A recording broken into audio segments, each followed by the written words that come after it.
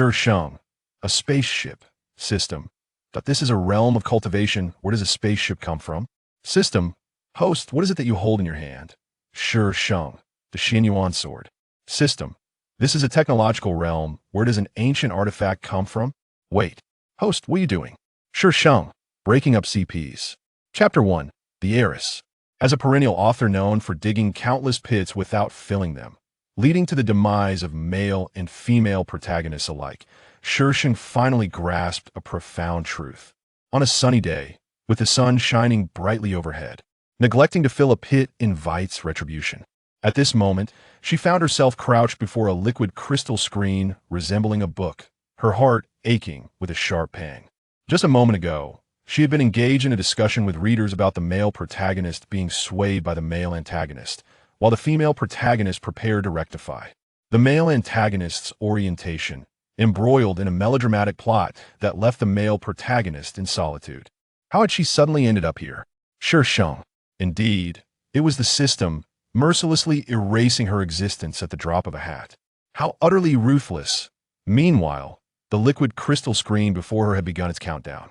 5, 4. In a desperate bid for survival, Shi Sheng immediately surrendered, devoid of any semblance of dignity. Sob. After all, she was a stepmother. As an author, she was exceedingly familiar with system narratives she had once. Cough. That particular story seemed to have been abandoned. Yet, she was well acquainted with the procedures. At that moment, the countdown on the screen ceased, revealing 2 lines of data. Name: Shi Sheng. Character value: 1,000,000 points. 0. What? Is it really this simple? What about intellect, strength, spirit, and appearance? This does not align with the typical narrative style of system novels. Furthermore, why is my character's virtue value at 100,000? Reflecting on it, she realized she hadn't committed any heinous acts. How could her virtue plummet to such depths? The author is divine. They bestow characters with form, life, qualities, and create a world that grants the protagonist extraordinary fortune. Yet, not all protagonists crafted by authors possess a spirit befitting their fortune, resulting in the demise of supporting characters, an accumulation of resentment, and the potential collapse of the world. The host's mission is to traverse various realms and fulfill the unfulfilled wishes of wronged supporting characters, thus dispelling their grievances. In simpler terms, her character had fallen apart. When the host's virtue value drops below 200,000, the host will be erased. What? There's a lower limit? This is absolutely outrageous. Teleportation commencing. Damn, why does this system defy all logic? Doesn't it inform her of task rewards? No beginner's gift pack? No employment guidance? No golden finger or cheat? Shi Sheng barely had time to utter a curse before darkness engulfed her. Miss, we have arrived. A melodious voice rang in Shi Sheng's ears. Shi Sheng abruptly opened her eyes, discovering she was seated in a car. The door beside her had been opened, and a woman was standing outside, bending down to look at her. Shi Sheng. That wretched system threw her out without any proper explanation. What a disgrace. Calm. It seems that this dear one is currently inhabiting another's body. The woman's words granted Shi Sheng the opportunity to assimilate the plot and the memories of this form. Would you like to accept the plot and memories? Yes, no. The system's cold electronic voice incessantly echoed within Shi Sheng's mind. Taking a deep breath, she finally responded affirmatively in her thoughts. Transmitting plot. She clenched her teeth, stifling any sound to avoid attracting the attention of the individuals ahead. The original owner was named Xuanyuan, a pampered heiress. Her family adored her immensely, and upon entering university, Xuanyuan became engaged to Nangong Jing. The Su family's wealth, however, paled in comparison to that of the Nangong family. Her engagement to Nangong Jing was primarily due to an arrangement made by their elders. Yet, Nangong Jing harbored no affection for his fiancée, treating Xuanyuan with cold indifference. Nevertheless, Xuanyuan genuinely cherished Nangong Jing. Even after being rebuffed numerous times, she remained undeterred, concealing her pride and reserve as a wealthy young law. In the presence of this man, she meticulously remembered every preference and word of his. Xuanyuan believed that one day, Nangong Jing would be moved by her sincerity, But it was not until Su Yi appeared that Nan Gongjing remained unmoved. In front of her, Nan Gongjing always displayed a frigid demeanor, yet he was gentle and considerate toward Su Yi. Su Chunyue felt resentful, appearing before Su Yi as the fiancée, warning her to keep her distance from Nan Gongjing. Upon learning of Nan Gongjing's engagement, Su Yi truly maintained her distance from him. Nan Gongjing was aware that Su Chunyue had sought out Su Yi, which had caused Su Yi to harbor resentment towards him, prompting him to directly sever his engagement with Su Che. Jiayu. Naturally, Su Chunyue vehemently opposed this decision, crying and causing a scene, yet her emotional outburst could not sway Nan Gongjing's resolve to annul their engagement. However, after all was said, no tangible resolution emerged. Rather, the two continued to flaunt their affection for one another more brazenly. In a moment of exasperation, Su Chunyue exposed Su Yi to Nan Gongjing's parents, knowing well that Su Yi hailed from a modest, working-class family, and thus, Nan Gongjing's parents would certainly disapprove. Nan Gongjing had reached his limit with Su Chenjiu's incessant interference, and in retaliation for her exposing Su Yi to his parents, he took decisive action against the Su family. Why? The Su family faced impending bankruptcy under Nan Gongjing's influence. No one dared to extend a helping hand, and some even took the opportunity to deepen their misfortune. In a tragic turn of events, both Zu's father and mother perished in a car accident, leaving the shattered remnants of the Su family in Su Chenjiu's hands. As a sheltered young lady, unaccustomed to hardship, she found it nearly impossible to uphold the crumbling Su family in such a short span of time. Desperate, Su Chunyue sought assistance from Nan Gongjing, yet she was unable to even catch a glimpse of him, and instead encountered Su Yi. Overcome with sorrow, she lost her footing and collided with Su Yi, which tragically resulted in Su Yi's miscarriage, unbeknownst to her that she was with child. Nan Gongjing's fury erupted, leaving no remnants of compassion. The Su family fell into utter ruin, and Su Chunyue met her demise at the hands of creditors who came to reclaim their debts, enduring unspeakable humiliation in the process. Only upon death did Su Chunyue realize that her downfall was a consequence of her infatuation with Nan Gongjing. Had she extricated herself sooner, the Su family would not have faced bankruptcy, her parents would not have suffered a tragic accident, and she would not have found herself in such dire straits. Chapter 2. The Heir of a Wealthy Family.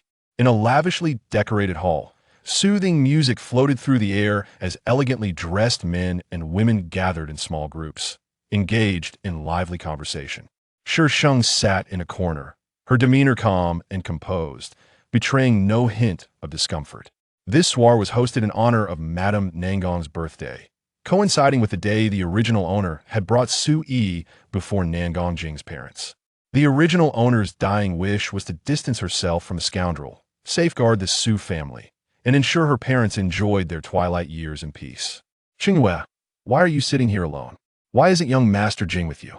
A vibrant figure settled beside Shi Sheng, her long, cascading curls framing a cherubic face that exuded dead charm. Shi Sheng recalled the details of this newcomer in her mind. Lan Shui, a friend whom the original owner believed to be close, though this sentiment was hardly mutual. When the Su family fell from grace, Su Chunyue had sought Lan Shui's assistance, but rather than offering help, Lan Shui had instead mocked her, delivering a stinging rebuke. The original owner had learned of Nan Gongjing's passionate affair with Su Yi through Lan Shui's words. Steer clear of scheming vixens. Keep your distance from the White Lotus. Lan Shui regarded her with a hint of suspicion, yet made no further inquiries, attributing her demeanor to a foul mood. After all, who could remain unscathed upon witnessing their fiancé in the embrace of another? While riding the moon, I just spotted Su Yi, Lan Shui said, her tone laced with concern, though her expression betrayed none of it. Jing Xiao is your fiancé. You must not allow that woman to steal the limelight. As Nan Gongjing's father had yet to retire, he continued to be referred to as Jing Xiao within this circle. Shi Sheng cast a sidelong glance at her. Lan Shui often lacked subtlety. Just how blind had the original owner been not to perceive that Lan Shui's friendliness was but a fad? The phrase that female antagonists in novels are perpetually devoid of intelligence rang painfully true. How did she get in? Shi Sheng inquired casually, not wishing to confront Lan Shui at this moment. Of course, she was well aware of how the heroine had gained entry in every novel. Aside from the male lead, there were numerous other prominent male characters with deep affections and unwavering loyalty. Su Yi had entered alongside the primary male counterpart, Ling Hao. Just as Shi Sheng was about to speak, a deep, magnetic voice interrupted her, tinged with a hint of impatience upon closer inspection. "What are you doing here?" Jing Xiao. Lan Shui immediately stood, her heart racing, silently hoping that her earlier words had not reached his ears. Nan Gongjing acknowledged Lan Shui with a curt nod, and she discreetly exchanged glances with Shi Sheng before retreating to another area, allowing the two some privacy. Shi Sheng raised her gaze to him as the male lead. He was a paragon of both beauty and charisma, far beyond the reach of others. Shi Sheng clicked her tongue inwardly, maintaining her composure and showing no intention of rising. "I am unwell and wish to rest." It was still the familiar voice, yet it lacked the usual cloying quality, replaced instead by a profound, unending tranquility. Had he taken the wrong medication? "My mother is calling for you." Nan Gongjing recalled the purpose of his visit. In the past, there was no need for him to seek her out wherever he was. She would be nearby, easily Cybele with a mere glance. Yet today, not only was her presence absent, but he was also tasked with searching for her, which stirred a simmering frustration within him. The sight of Su Yi and Ling Hao together, their postures intimately close, ignited a fire of jealousy within him. The more he pondered this, the sharper his gaze became as it fixed upon Shi Sheng. "Why are you looking at me like that? I haven't provoked you today, have I?" Shi Sheng felt uncomfortable under Nan Gongjing's piercing stare. So the male protagonist thinks highly of himself? Does he believe he can be with someone else while being engaged? Even if he harbors no affection for his betrothed, he should first dissolve the engagement before pursuing his true desires, for the sake of his own integrity as well as that of his fiancée. "You would do well to behave yourself today," Nan Gongjing warned in a low voice. Does this little one appear to be so utterly bored?" "This little one is quite busy indeed." Nan Gongjing led Shi Sheng to the second floor, where she remained silent throughout the journey, neither speaking nor making any advances towards him, as if she had transformed it. An entirely different person. Nan Gongjing dismissed her behavior as a mere ploy of seduction, not taking it to heart the one he cherished would never resort to such tactics. Meanwhile, Shi Sheng contemplated how to break off the engagement with Nan Gongjing, oblivious to her surroundings, until he suddenly halted, causing her to collide with him and bleed back 2 steps due to the unexpected impact. "You have a flaw. Is this what one would call a fateful encounter?" Su Yi and Ling Hao stand facing each other. They're even holding hands. The female protagonist possesses the charm of a delicate beauty, adorned in a meticulously tailored white gown that embraces her slender waist, her visage graced with a subtle touch of makeup, exuding an aura of pure innocence. Upon spotting Nan Gongjing, Su Yi momentarily froze, her eyes resembling that of a startled fawn, but upon noticing Shi Sheng, who stood just a step behind Nan Gongjing, a flicker of hurt crossed her countenance. Shi Sheng gently pressed her lips together and briskly maneuvered past Nan Gongjing, declaring, "I shall go to Aunt myself." "Miss Su, please do not misunderstand," Su Yi implored, her expression one of helplessness, as if genuinely fearing that Shi Sheng might misinterpret the situation. Shi Sheng paused slightly, having just halted before Su Yi. She turned her head ever so slightly, inquiring, "Miss Su, what do you wish for me to misunderstand?" "I have said nothing prior, dear protagonist. What is your intention in presenting yourself so openly?" Su Yi stammered, clearly flustered by Shi Sheng's demeanor. "Xuanyuan, do not overstep," Nan Gongjing reprimanded from behind. "What on earth have I done? You truly cannot differentiate right from wrong." Shi Sheng suppressed her irritation, stating, "I am in a good mood and will not hold this against you." "Host, please refrain from attempting to eliminate the male protagonist." The system's icy voice extinguished the thoughts swirling within Shi Sheng's mind. With a huff, Shi Sheng proceeded toward Madame Nangong's chamber. Nan Gongjing observed her retreating figure, a peculiar sensation stirring within him today. Xuanyuan was decidedly out of sorts. "Ensure you take good care of her," Nan Gongjing instructed Ling Hao. Without your words, I shall naturally take good care of the little white rabbit, Ling Hao remarked. The sarcasm in his eyes dispelled Nangong Jing's doubts regarding Su Xuanyuan. He shot a glare at Ling Hao before gently patting Su Yi's head, assuring her, I will resolve this, ma. Tur swiftly, so do not fret. Sue bit her lip and nodded in response. The corridor fell silent once more when suddenly a door swung open and two tall bodyguards emerged, standing respectfully on either side. A few moments later, a man stepped out from the room, clad not in a suit but rather in a crisp white shirt, with the cuffs slightly rolled up to reveal an exquisite, luxurious watch. He exuded an air of nonchalance. As he surveyed the empty corridor, a faint smile graced his lips before he proceeded to walk away. Chapter 3. The daughter of a noble family. As the banquet commenced, Shi Sheng and Madame Nangong made their way down together. Nangong Jing had departed early, presumably anxious about Sui. Shi Sheng harbored a disdain for social engagements, yet within this circle, such interactions were indispensable. Miss Su blossomed into a striking beauty. And young Master Jing was indeed fortunate, unlike our young man, who remains unanchored. A dignified lady observed Madame Nangong with envy, prompting a chorus of agreement from the women nearby. Thus, a virtuous daughter-in-law ought to be secured early. Alas, that too depends on fortune. Look at the Lin family. Wasn't it an arranged marriage? What ensued? A household in disarray. Oh, I'm not referring to Miss Su. She should not take offense. Such veiled remarks, does one think they go unnoticed? Shi Sheng forced a smile, her eyes brimming with impatience.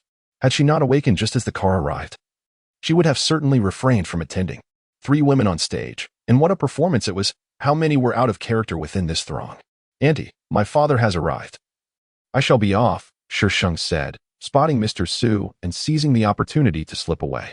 These affluent individuals possessed everything, yet their sole entertainment lay in comparison, pitting fathers against fathers, husbands against husbands, children against children, as if victory in such contests elevated one's status. Father. Shi Sheng approached Mr. Su, her demeanor gentle as she greeted him. My dear girl, why are you here so early? Did you not arrive with Jing? Mr. Su surveyed the room, noting the absence of Nangong Jing, his brow furrowing in curiosity. He had matters to attend to. The smile on Shi Sheng's face bore a touch more sincerity. Why hasn't Mom come? There was an unexpected matter at the company, so she went to the branch. When did you start to care for us old folks? I thought your heart only belonged to your beloved. Su Fu jested, his face brimming with delight, revealing the deep affection he held for the original owner. People do grow up, Shi Sheng blinked. All right, our little girl has matured. She's certainly changed her core. Hence the difference. One of the original owner's wishes was to honor her parents dutifully. Su Fu led Shi Sheng to toast the birthday celebrant for the evening, then guided her through the crowd, ensuring she met all those she needed to know. As he observed his daughter behaving so well today, his heart swelled with contentment. She had indeed grown up. After consuming a bit of alcohol, Shi Sheng felt a slight dizziness and excused herself to the garden for a moment of clarity. The Nangong family garden was expansive, and Shi Sheng found a spot to sit. The cool night breeze refreshed her mind considerably. What were you doing with him just now? A voice laced with suppressed anger jolted the drowsy Shi Sheng awake. Rubbing her face, she leaned back to glance behind her, where several trees stood, and she could faintly make out 2 figures lurking behind them. That voice must belong to Nangong Jing, she thought. I wasn't he. She would never mistake that voice. Sui. What were these 2 doing? She had witnessed it with her own eyes. Nangong Jing appeared quite agitated. Sui, I am striving for our future. What are you doing? Seducing men?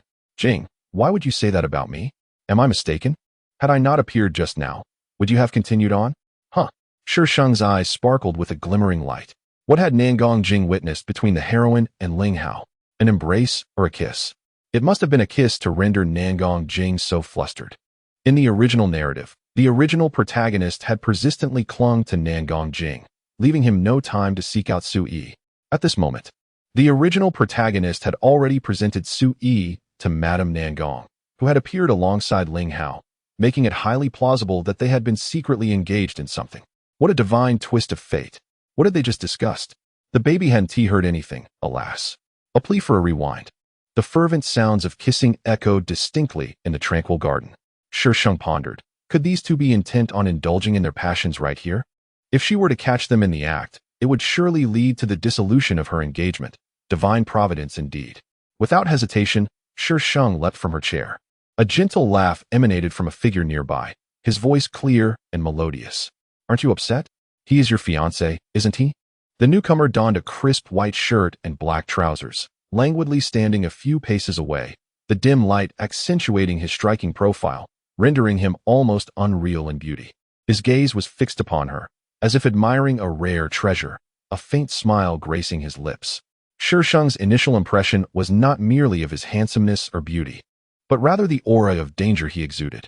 Despite possessing a deceptively attractive appearance, there lingered an unsettling essence about him, as if he could lead many into the abyss. This individual was perilous. In the original storyline, it seemed such a character had not existed. Hidden task activated, default acceptance. What is this? What is the hidden plot? What does it mean to accept by default? Is the system attempting to engage in coercive practices? Are you aware that this is illegal? Hidden task. When the true love of Chu Tang. Chu Tang. Is this person really Chu Tang? Are you joking? In the original narrative, Chu Tang himself never appeared, though his name was mentioned and considered a legend in the business world. The companies under Chu Tang once pressured Nangong Jing, albeit for a brief period, causing some losses to the Nangong family.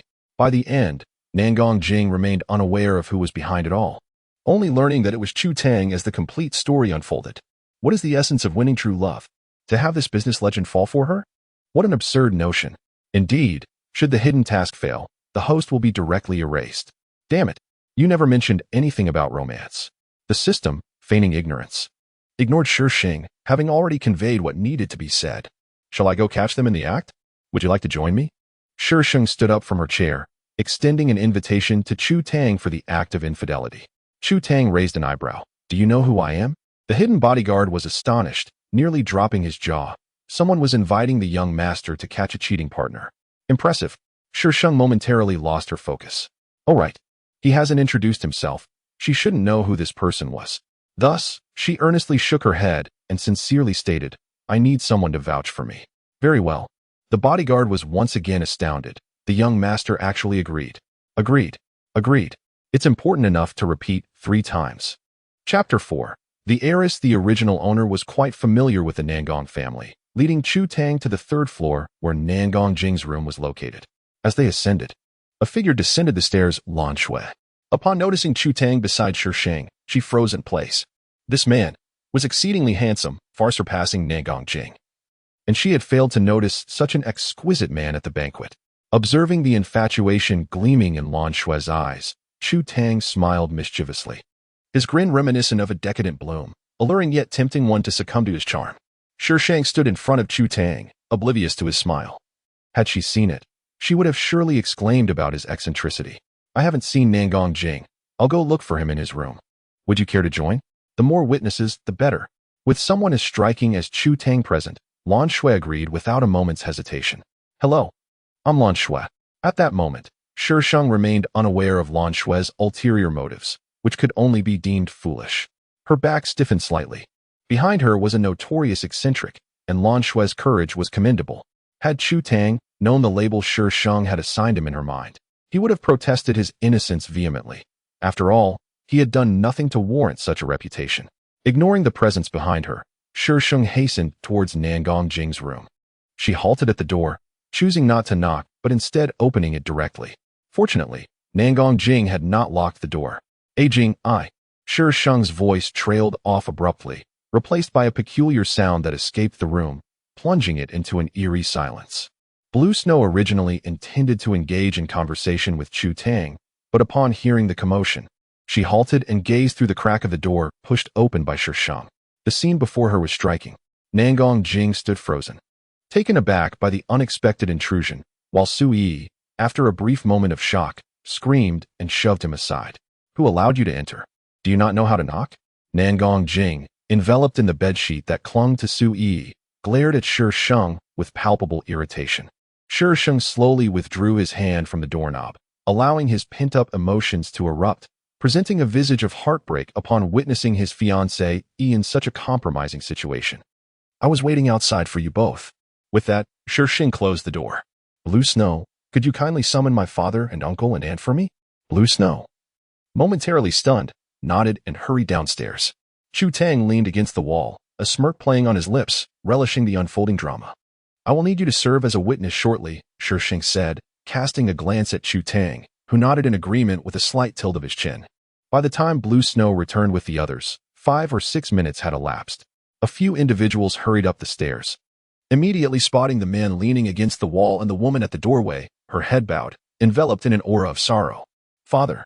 Upon seeing Su Fu, Shi Sheng promptly launched into an emotional display, throwing himself into Su Fu's embrace. Mr. Chu, what brings you here? Nangong Zheng's heart skipped a beat at the sight of Chu Tang, addressing someone of his son's generation with such respect, a testament to Chu Tang's formidable presence. Although Lan Shui did not explicitly state what had transpired, the gathered individuals, all seasoned in their experiences, swiftly deduced the underlying issue. At this moment, Shi Sheng's demeanor served as a confirmation. The crux of the matter lay in the question, why was Chu Tang present here? Chu Tang remained silent, merely directing her gaze towards Shi Sheng, while Nangong Zheng could only anxiously fix his eyes on the distraught Shi Sheng, who was weeping profusely. Xinyu, what has happened?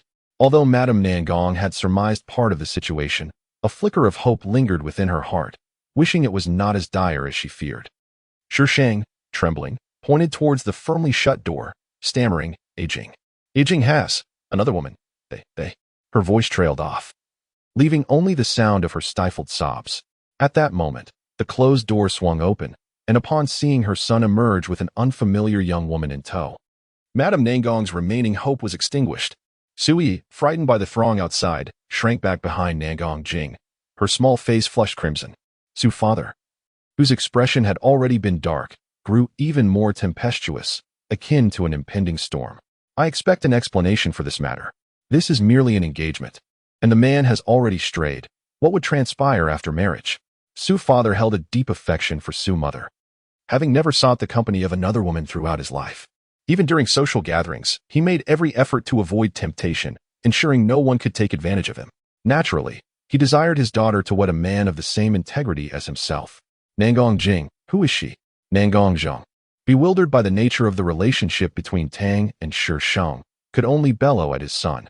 Nangong Jing embraced Su Yi tightly, declaring as if making a solemn vow, "It is Yi whom I cherish. Aside from her, I shall never wed another." You foolish boy, have you lost your senses? Madame Nangong interjected, attempting to counsel him. However, Nangong Jing cut her off, saying, "Mother, if I cannot even choose the one I love, what meaning does life hold?" Jing. Su Yi tugged at Nangong Jing's hand, shaking her head vigorously, her expression one of poignant distress. "Do not fear. I shall take full responsibility for you," Nangong Jing assured, pulling her even closer. Mr. Su remained silent, his demeanor stern. He felt the need to heed his daughter's wishes. But Nangong Jing had already secured a place on his blacklist. At that moment, Shi Sheng looked up and happened to witness the scene unfold. She hesitantly spoke, "Father, uncle. Since Jing has someone he loves, let us annul the engagement. It would be for the best, for everyone." Everyone present, save for Chu Tang, who had been merely an observer, wore expressions of astonishment. They were well aware of Su Qingyue's deep affection for Nangong Jing. How could she so easily declare her disinterest? Nangong Jing was taken aback. He had not even broached the subject of annulling their engagement, yet she had done so herself. Madame Nangong quickly regained her composure and comforted Shi Sheng, saying, "Qingwei, do not speak recklessly. Your aunt will not allow this young man to act so thoughtlessly. And an unreciprocated affection bears no sweetness. If Jing's heart is not mine, the burden of sorrow will fall solely upon me. I had hoped to move him over the years, but the reality has proven my error. If a heart remains steadfastly impenetrable for years, it signifies that he shall never come to love me." The original protagonist had harbored feelings for Nangong Jing long before their engagement.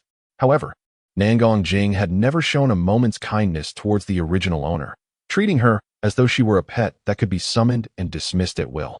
It is truly not worth wasting one's vibrant youth on such a scoundrel. "My dear, you."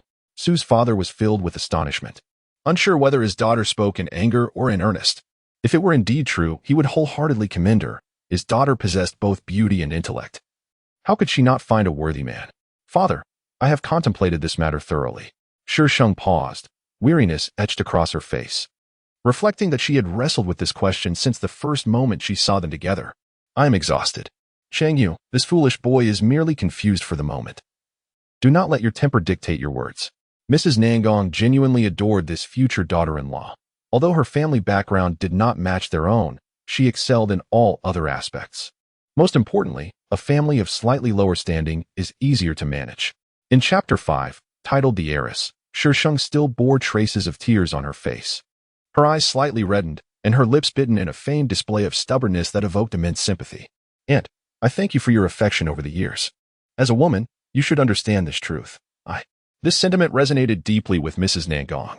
Nangong Zheng was not as devoted as Su's father. He had several women outside, yet he maintained clarity, ensuring none bored his children or caused disturbances before her, thus she could only turn a blind eye. Such is the reality of high society. However, upon witnessing a young girl, one whom she held dear, poised to follow in her footsteps, Lady Nangong found herself gripped by an undeniable sense of reluctance. She parted her lips, yet ultimately refrained from uttering a single word. "Have you truly considered your decision, my dear?" Father Su inquired with utmost seriousness. Shi Sheng nodded, affirming her resolve. She lifted her gaze towards Nangong Jing, whose countenance bore a weight of sorrow. Yet in her eyes, he perceived an unsettling tranquility. Despite the tears glimmering at the corners of her eyes, her depths remained serene, like a placid sea. Nangong Jing felt a peculiar disquiet, as if her demeanor was inappropriate. Yet, the prospect of dissolving the engagement quelled his unease. And he met Shi Sheng's gaze with cold resolve.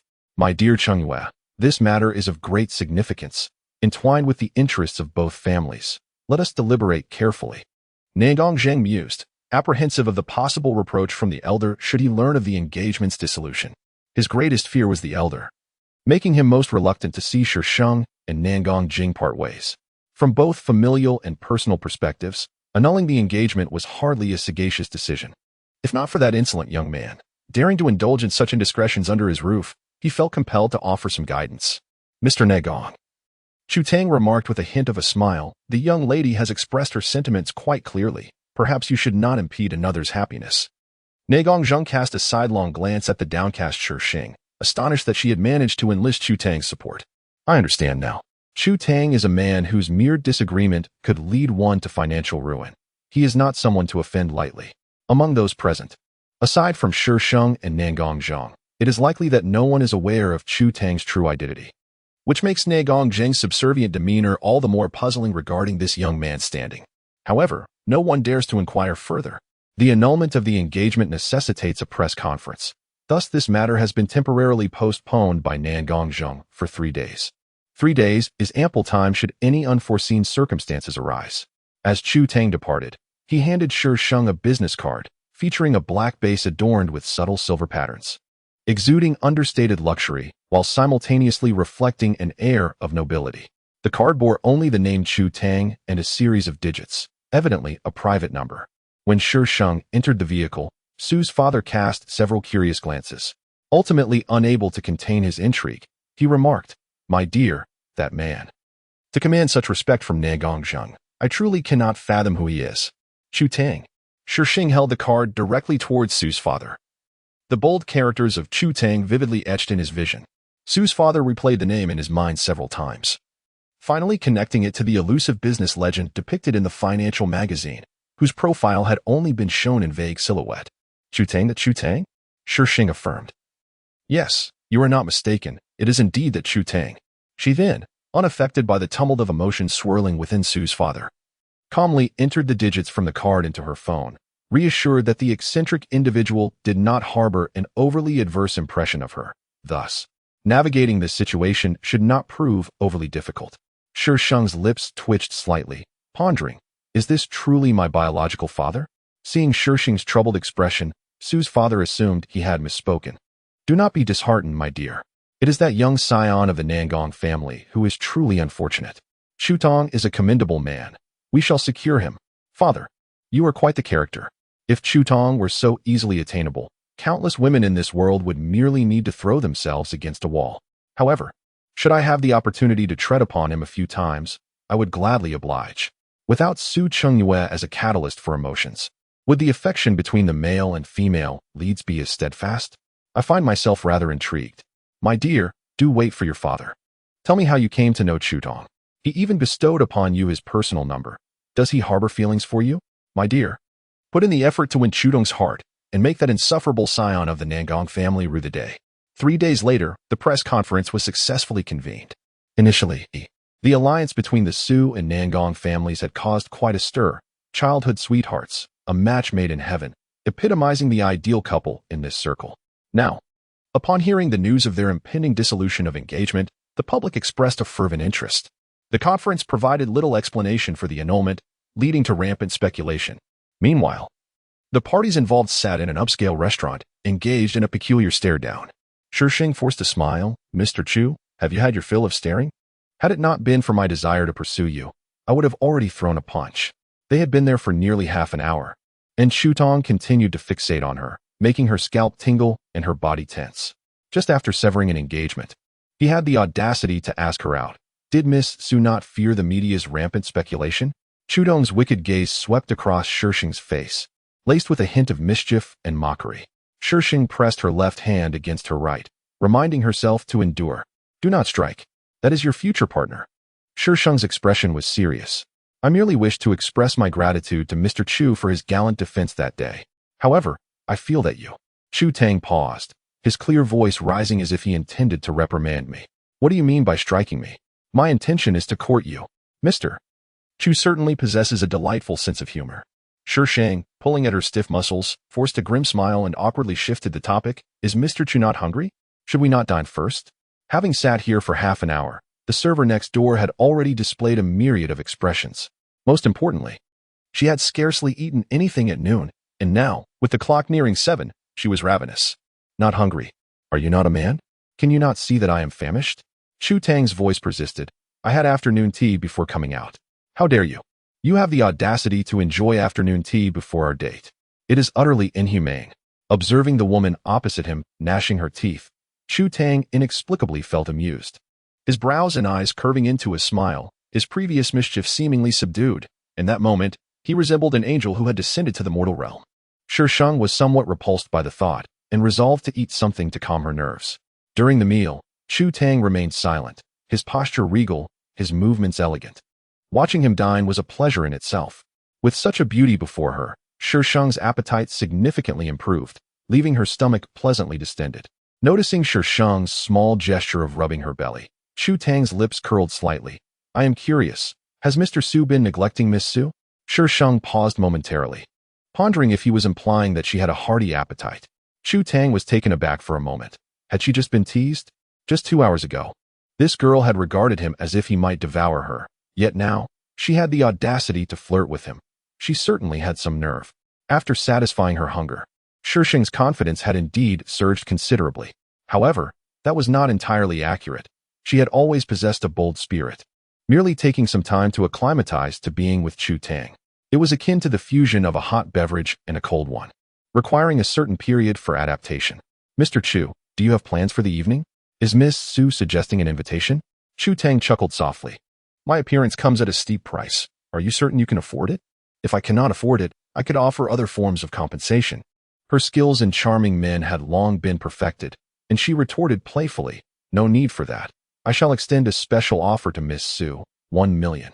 Chu Tang's fingers lightly tapped the table, exuding an air of once the payment is settled, the evening is yours. After a few moments of silence, Shi Sheng hesitantly inquired, "You can't possibly be serious about wanting my money, can you?" Chu Tang raised his chin, nodding in a haughty manner. Shi Sheng exclaimed, "Oh dear, someone. Drag this weirdo away." After contemplating for a moment, she retrieved a check from her bag, one that her father had given her the liberty to use, and swiftly wrote out 10 million, slamming it down before Chu Tang with a flourish. "I guarantee you 10 days. Chu Tang delicately pinched the slender check between his fingers, glancing at the elegant script, a glint of mischief flickering in his eyes. "Miss Su, to lavish such wealth upon me. How could I possibly refuse?" After finishing his words, Chu Tang placed the check into his pocket, stood up, and gentlemanly extended his hand towards Shi Sheng. "Miss Su, for the next 10 days, I shall be at your service, dining, drinking, and even sharing a bed, if you so desire."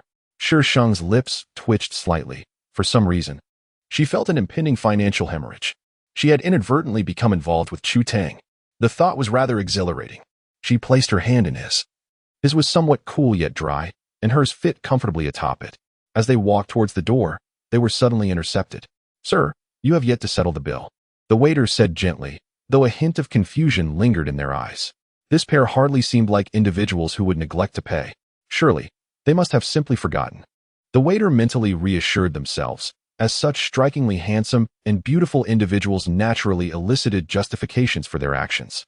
Shi Sheng tightened her grip on Chu Tang's hand, mortified. How embarrassing. Chu Tang stood nonchalantly, his gaze slightly averted, landing squarely on Shi Sheng. Resigned, she produced her card and handed it to the waiter. I apologize, I forgot. The waiter felt a surge of delight. They had indeed forgotten. Such attractive individuals could hardly be expected to evade their financial obligations. Once outside, Shi Sheng abruptly released Chu Tang's hand, gesturing animatedly at his chest, taking several breaths before ultimately saying nothing. This scoundrel had undoubtedly done so on purpose, intentionally neglecting to remind her to pay. Given her intentions to pursue him, she would let it slide this time, but he better not make another mistake. The two stood at the entrance, gazing at each other, an ostensibly romantic tableau. Romantic? Hardly. Mr. Chu, where's your car? Are you merely standing here for others to gawk at? Shi Sheng remarked. So how are they supposed to leave now? When she came out, she was directly driven by Mr. Su's chauffeur. She didn't even drive herself. How is it that a prominent figure in the business world adapts so well to being supported by others? Director, have you given the wrong script? Shi Sheng had no cash on her, and neither did Chu Tang, who didn't carry any money at all. They were unable to use cards. And there were no ATMs nearby. No way. Chu Tang stuffed his hands into his pockets, but if Miss Su were to pay, I could certainly lend my services. Now I understand why you are so wealthy. You are a cunning businessman. Shi Sheng silently swallowed her frustration and resolved to take Chu Tang on a bus to experience the hardships of ordinary people. Money? Oh, she planned to use facial recognition. As it turned out, the facial recognition was effective. The bus driver, a young lad, was easily charmed by Shi Sheng's words. She led Chu Tang to the rear of the bus. Though the bus was not crowded, there were no seats available. Just as Shi Sheng steadied herself, she noticed a young woman beside Chu Tang blushing as she stood up, offering her seat. And then she watched in astonishment as Chu Tang sat down as if it were his rightful place. Despite the rather incongruous bus seat, he managed to exude an air of luxury, drawing gasps from those around them. My goodness. Chu Tang, what about your decorum? She is a lady. How can you be so brazen as to take her seat? Is no one going to put a stop to this behavior? Shi Sheng glanced around, noticing the evident irritation among the young women nearby. Their annoyance stemmed not from the fact that a seat had been offered to a man, but rather from their own lack of opportunity to do the same. Such is the reality of a superficial society. As more passengers boarded the bus, the once spacious area quickly became quite cramped. Some audacious young ladies, captivated by the strikingly handsome Chu Tang, began to converge upon him, vying for his attention. A few even inquired about his WeChat ID and phone number, among other details. Chu Tang's expression shifted from calm composure to a slight frown, ultimately culminating in visible impatience. Witnessing this, Shi Sheng felt a sense of satisfaction. Had he become overly pretentious? Host, a friendly reminder. Chu Tang is your target, an icy voice interrupted her amusement. Startled, Shi Sheng rubbed her cheeks and maneuvered through the throng of girls to stand directly before Chu Tang, effectively shielding him from their predatory gazes. Hey, do you not understand the concept of queuing? Kindly step back and do not obstruct my idol. One girl immediately expressed her discontent, reaching out to grasp Shi Sheng. Release me. Shi Sheng's gaze turned cold, imbued with a hint of sharpness. The girl instinctively loosened her grip. Satisfied, Shi Sheng smoothed out her wrinkled clothing. Her voice neither too loud nor too soft, but sufficient for the surrounding women to hear. This man is under my protection. You may admire him from a distance, but do not dare to disrespect him. Understood? Riding the bus was undoubtedly a novel experience for Chu Tang. Upon alighting, he felt an overwhelming discomfort. Yet, in a bid to maintain his composure, the young master forced himself to uphold an air of superiority. Shi Sheng did not mock him, but neither did she extend any sympathy, for after all, he was the one who had summoned the driver away. It was not surprising that tensions had escalated. The system had already anticipated the failure of the hidden task. Returning home? Shi Sheng's lips twitched. Was there something amiss in Chu Tang's reasoning? Only after raising his voice did he finally recognize the man's features. Ah, was this not the gentleman from that day? Chu Tang. Mr. Su's eyes lit up with excitement, rendering him somewhat flustered. Mr. Chu? Chu Tang offered a slight smile. Mr. Su, I apologize for the intrusion. No need to apologize. Mr. Chu's visit truly graces my humble abode, he insisted warmly. Please, take a seat. My dear, why are you standing there? Hurry and prepare some tea. Shi Sheng, momentarily taken aback, complied. By the time she returned with the tea, Mr. Su and Chu Tang were already engrossed in conversation. As Shi Sheng ascended to change her attire, Su's father ceased addressing Mr. Chu and instead referred to him as Little Chu. Strangely enough, Little Chu, how absurd, was indeed acknowledged by Chu Tang. What transpired during the brief interlude of her changing clothes? Had the camaraderie between the two reached a profound elevation? The hour grew late, and Su's father hesitated to engage Chu Tang in prolonged conversation, instead urging Shi Sheng to prepare a room for her. It seemed he was eager to usher her into the comforts of Chu Tang's embrace, even if he possessed a robust stature. Such overt displays of paternal ambition were unnecessary. Go for it, my girl, I have faith in you. Su's father signaled encouragement to Shi Sheng. Shi Sheng followed Chu Tang into the guest room, and with a hint of embarrassment, she remarked, Please disregard my father's somewhat impudent remarks, should he have offended you. I apologize on his behalf. She was utterly oblivious to the nature of their exchange, yet an unsettling intuition lingered within her. Miss Su, you are overthinking, Chu Tang replied. Deftly unbuttoning her shirt with an air of seriousness, she inquired, Are you not leaving, or do you wish for my company in slumber? Accompany you in slumber? Preposterous. Shi Sheng retorted, retreating from the room and slamming the door behind her with a resounding bang. A smirk played upon Chu Tang's lips as her slender fingers deftly continued to unfasten the buttons of her shirt, revealing a firm chest beneath. My girl, my girl. Su's father stood at the corner, spotting Shi Sheng as she emerged, and he waved fervently, as if they were conspiring like thieves. Dad, are you not yet asleep? She asked. Oh dear, how could I possibly sleep? What is your relationship with Little Chu? Su's father exclaimed, his excitement akin to that of an athlete ready to sprint 5,000 meters. Who was Chu Tang? A legend in the business realm. He seldom accepted invitations from the media, let alone agree to partake in such intimate matters at someone else's home. Yet now, Chu Tang was sleeping under their roof, which was exhilarating to contemplate. Shi Sheng remained silent for a moment before earnestly stating the relationship of being supported and supporting. She had spent 10 million, a considerable sum, and had even given a heads up to Su's father. Hello, dear father, is this the attitude you should have? I have taken him under my wing. Shi Sheng weakly waved her hand. Dad, you should get some rest. This is a long story. I'll fill you in when I have the time. Rest assured, I will win over Chu Tang. She concluded by reassuring Su's father to prevent him from clinging to her. The next morning, when she awoke, she found a check wedged in the door. Having a spendthrift father was certainly a peculiar experience.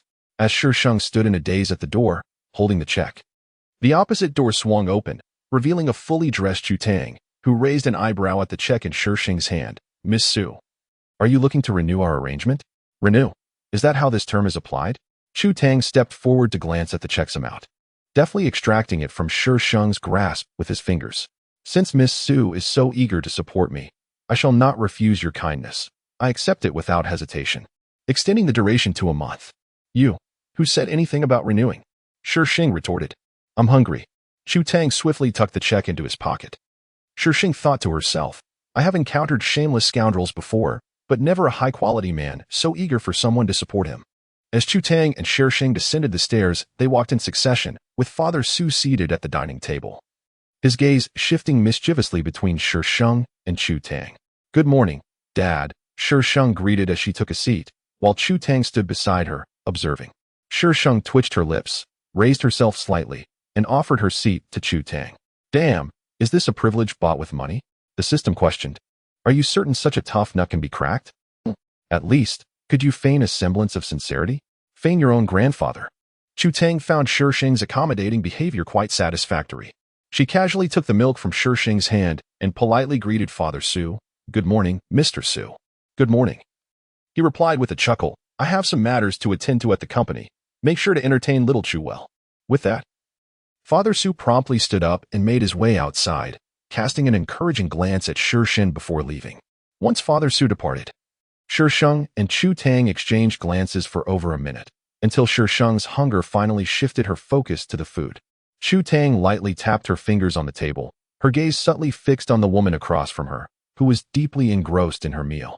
The morning light poured through the window, enveloping her in a luminous glow that rendered her breathtakingly pure and serene, as if untouched by the world's impurities. Yet, he was acutely aware that this was but an illusion. The woman seated before him had never been so innocent. She bore the familiar aura he recognized, a mingling of darkness and malice. Perhaps this was a special resonance between kindred spirits, akin to how Shi Sheng could see through him at a glance. Chu Tang did not linger for long. Shortly after Father Su's departure, his assistant arrived to escort him away. As they exited the Su family residence, the assistant dutifully inquired, "Young master, shall we investigate the Su family's background?" The assistant inquires due to the necessity of thoroughly investigating the lineage of anyone previously associated with Chu Tang. There's no need for that. Chapter 8. The heiress. As Chu Tang departed, she left behind the 2 checks. Shi Sheng, holding the checks, mused that she had essentially sponsored Chu Tang for an entire day with nothing in hand. What a profitable venture this was. Shi Sheng had never genuinely considered the prospect of supporting Chu Tang, for the latter's wealth was beyond her reach, even if she were to exhaust her own resources. However, she held Chu Tang's fickleness in disdain. In an effort to portray a semblance of concern, as dictated by the system, Shi Sheng routinely sent Chu Tang caring messages. "Don't be reckless." Yes, those succinct 3 words sufficed. Mr. Su severed ties with the Nangong family, possibly out of a sense of compensation. Interestingly, the Nangong family remained silent, not even demanding a penalty for breach of contract. Without the original owner's reckless actions, Nangong Jing had no reason to act against the Su family. Consequently, Shi Sheng felt no urgency, for she would not let Nangong Jing escape unscathed. Mrs. Su was a formidable woman, yet before Mr. Su, she transformed into the archetypal devoted wife and mother, revealing none of her assertiveness. Shi Sheng relished their time together. It felt just like a family. However, both Mr. and Mrs. Su unanimously supported Shi Sheng's endeavor to support Chu Tang. Shi Sheng felt exhausted. Given their modest family fortune, it was hardly sufficient for such a venture. Soon enough, she noticed her parents were working diligently to earn more, as Mr. Su possessed considerable capability. However, his aspiration was to maintain harmony within the family, with Mrs. Su and their daughter occupying his heart. Thus most of his thoughts were devoted to home life.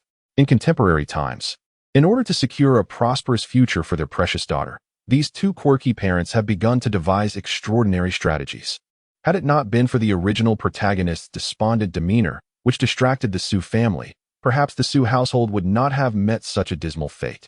Consequently, those within their circle have observed that the Su group has recently been invigorated, as if energized by an elixir, with profits soaring and the entire company reveling in delight. The original protagonist is still in her 3rd year of university, and as the semester commences, Shi Sheng reluctantly gathers her belongings to return to campus.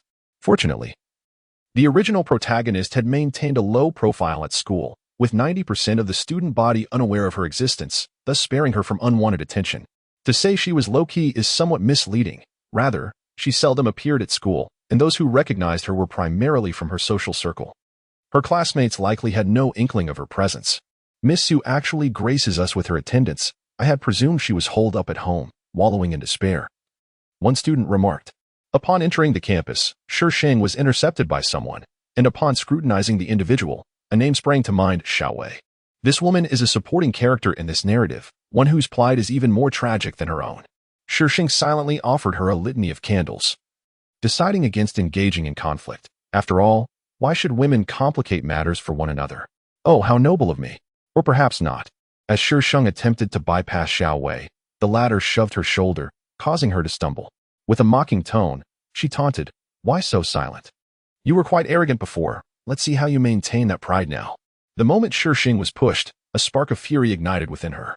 "Are you out of your mind? If you fancy Nangong Jing, why not pursue him instead of picking a fight with me? Is this your way of flaunting superiority? You have not even touched Nangong Jing's delicate hand, yet you dare to flaunt your superiority before me. After all, I was the one who ended things with Nangong Jing. How audacious of you to insult me." This woman actually has the gall to berate her. Wait, did she just claim she rejected Nangong Jing? A cold smirk crept across Xiaowei's face. Xuanyuan, could it be that you were the one cast aside by young Master Jing, and are now feeling the sting of that rejection? You used to pursue him relentlessly. How could you possibly have the audacity to sever ties with him without fearing ridicule? When the 2 families annulled their engagement, no further explanations were provided, leaving the public unaware of who instigated the split or the reasons behind it. Yet, People tend to project their desired outcomes onto situations. Individuals like Xiao Wei naturally filled in the gaps, convinced that Nan Gongjing was the one who ended things with Shi Sheng, rather than the reverse. Whether you believe it or not is your concern. But do not trouble me. Your romantic rival is now Sui. Sui? The Sui from your department?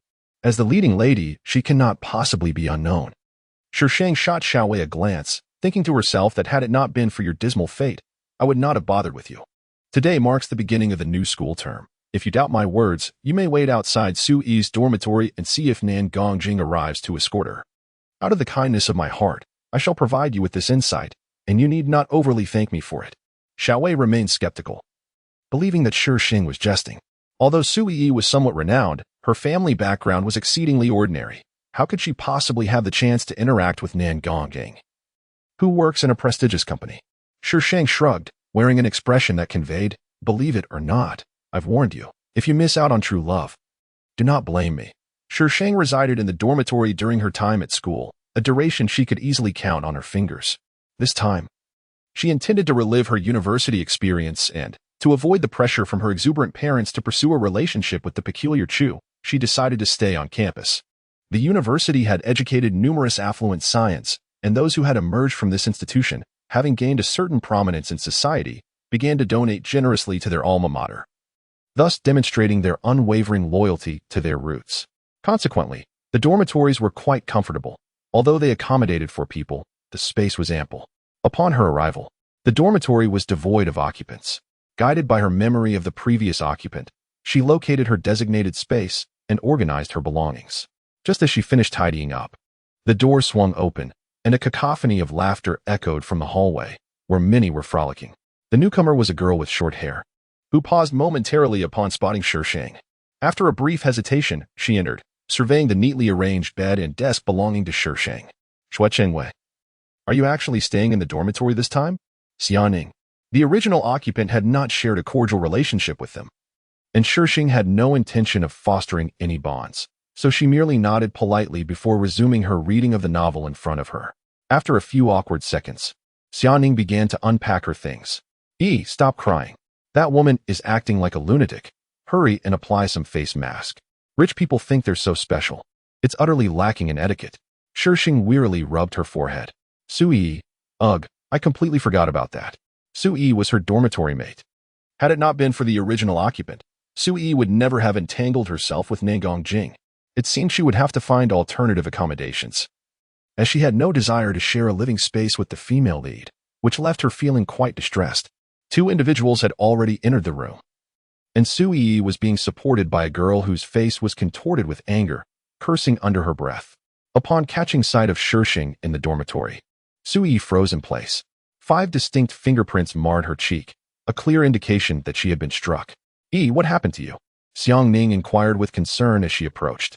The girl assisting Sui immediately spoke up, revealing that it was none other than Xiao Wei who had inexplicably emerged to slap across the face. The girl recounted the incident with righteous indignation.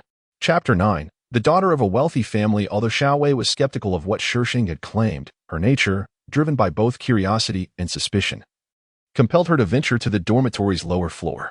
By chance, she witnessed Sui disembarking from Nan Gongjing's vehicle, igniting her latent propensity for self-destruction. Once Nan Gongjing departed, Xiao Wei approached and delivered a slap to Sui. Who does she think she is? Just because she has a bit of money, she believes she can bully others. Xiang Ning seethed with fury. In this dormitory, apart from Shi Sheng, the other 3 occupants hailed from ordinary families. It was well known that Xiao Wei was the belle of the arts department, her affluent background no secret. Yet, Sui was in no mood to heed the protests of those beside her. Her mind was occupied with inquiries about Su Qingyue's presence in the dormitory. Given her demeanor, was she planning to reside here? Did she seek revenge against her? As Sui spiraled into a whirlpool of anxious thoughts, Shi Sheng's phone rang. Upon seeing the name Chu Tang, her expression darkened. After several seconds of ringing, she finally answered. Downstairs, she uttered lazily, followed by the sound of a busy line. You bastard! Shi Sheng exclaimed in frustration. She rose and glanced out the window, and indeed, a Porsche was parked below. Shi Sheng would not mistake it. This was Chu Tang's car. Resigned to her insignificant hidden task, Shi Sheng grabbed her bag and headed out of the dormitory. Little did she know, she had been there since her arrival. Xiaoning shrugged. "Inan, how can you say that about Chengyu?" Su Yi whispered. "I didn't say anything wrong. Just look at her arrogant demeanor. Who does she look down upon?" Xiaoning dashed to the window and peered down, just in time to see Shi Sheng standing in front of the car. Tapping on the window. "Look, that car is indeed a Porsche, right?" Inan and Su Yi joined her by the window, immediately spotting the eye-catching vehicle below. It seemed Shi Sheng was saying something to the person inside the car before she opened the door and climbed in. "See, I wasn't mistaken. She is indeed being supported by someone." Inan scoffed, though a hint of envy flickered in her eyes. After all, a Porsche was no ordinary possession, and one could only surmise the stature of its owner. Su Yi forced a smile, suggesting, "Let's not meddle in others' affairs." They were simply unable to penetrate the upper echelons of society. Even if they occasionally overheard conversations, they were merely referred to as Miss Su, rarely by name. Moreover, Su Qingyue's time at school was fleeting. Shi Sheng was taken by Chu Tang to attend an upscale gala, filled exclusively with successful individuals, the kind one could only see on financial channels. She truly could not fathom why Chu Tang had chosen her as a companion. "Mr. Chu, what about my appearance fee?" Shi Sheng extended her hand toward Chu Tang. The scrutinizing gazes of the attendees pierced her, leaving her heart racing with trepidation. Chu Tang lowered his gaze upon the small hand extended towards him and gently clasped it. "Shaking hands with me is quite a privilege, Miss Su," he remarked with a subtle smile that played upon his lips. The dim light within the car accentuated his contours, casting an almost surreal allure, reminiscent of a seducer lurking in the shadows. Shi Sheng trembled slightly, her pupils constricting. What a perverse individual. She swiftly opened the door, exited the vehicle, and with a decisive slam, closed the door behind her, her high heels echoing as she made her way into the dormitory. Upon entering, Shi Sheng found her three roommates still awake. "Inan," Su Yi called out, her face a mask of regret as she glanced at Shi Sheng. "Inan meant no harm." Shi Sheng cast a cold glance in her direction, wordlessly grabbing her clothes and retreating to the bathroom for a shower. What an attitude. Inan's voice was notably loud, easily audible even through the door. When Shi Sheng emerged, Su Yi happened to be waiting at the bathroom door. Lowering her voice, she asked, "Why have you decided to stay in the dormitory?" "Why shouldn't I?" Shi Sheng replied with a bemused expression. "Is this school owned by your family?" "No, that's not what I meant," Su Yi stammered, twisting the hem of her clothing, her face a portrait of grievance. "I never anticipated things would escalate like that. I truly didn't intend for it to happen." Yet, upon closer inspection, a subtle glimmer of satisfaction could be discerned in her eyes. "Step aside." Having indulged in a bit of alcohol earlier, Shi Sheng now felt the effects kicking in and only wished to rest. Devoid of any desire to engage in this charade with Su Yi. "I apologize. I never anticipated that events would unfold in such a manner. I am fully aware that the pain I have inflicted upon you is irreparable." Shi Sheng rubbed her forehead and, with a gentle push, attempted to move her aside. It was a light gesture, merely enough to make her shift. However, Su Yi stumbled and fell to the ground with a loud thud, instantly drawing the attention of the other two individuals. From their perspective, it appeared as though Shi Sheng had forcefully shoved Su Yi to the floor. "Xuanyuan, what are you doing pushing Yi?" Inan exclaimed, leaping off the bed in a fit of rage directed at Shi Sheng. Gritting her teeth, Shi Sheng thought to herself, "Oh, dear protagonist, why must you act this way?" She resolved to engage in a new game of dismantling couples. The original owner's wishes did not encompass such antics. Yet since Su Yi insisted on rushing into the fray, perhaps she should reluctantly oblige. "You're obstructing my path," Shi Sheng offered in a broad, sarcastic smile. "You, woman, Inan, I'm fine." She didn't do it on purpose. Su Yi gently pulled Inan back from her impending fury, attempting to soothe her friend. "Xuanyuan, how could you push Yi?" Xiaoning approached, her tone considerably gentler, though her expression bore a hint of disdain. "If you intend to reside here, it is best for everyone to coexist peacefully. Yi is kind-hearted, so do not bully her." "Cerning, I truly am fine." Su Yi stood up from the floor, her face a picture of grievance as she shook her head at Xiaoning. Yet, this expression, in Xiaoning's eyes, only reinforced the notion that Su Yi was fearful of Shi Sheng and unwilling to speak the truth, consequently harboring increasing disdain for Shi Sheng. Su Yi's expression shifted, her heart brimming with confusion. She could not fathom why Su Chuanyuan had suddenly become so elusive.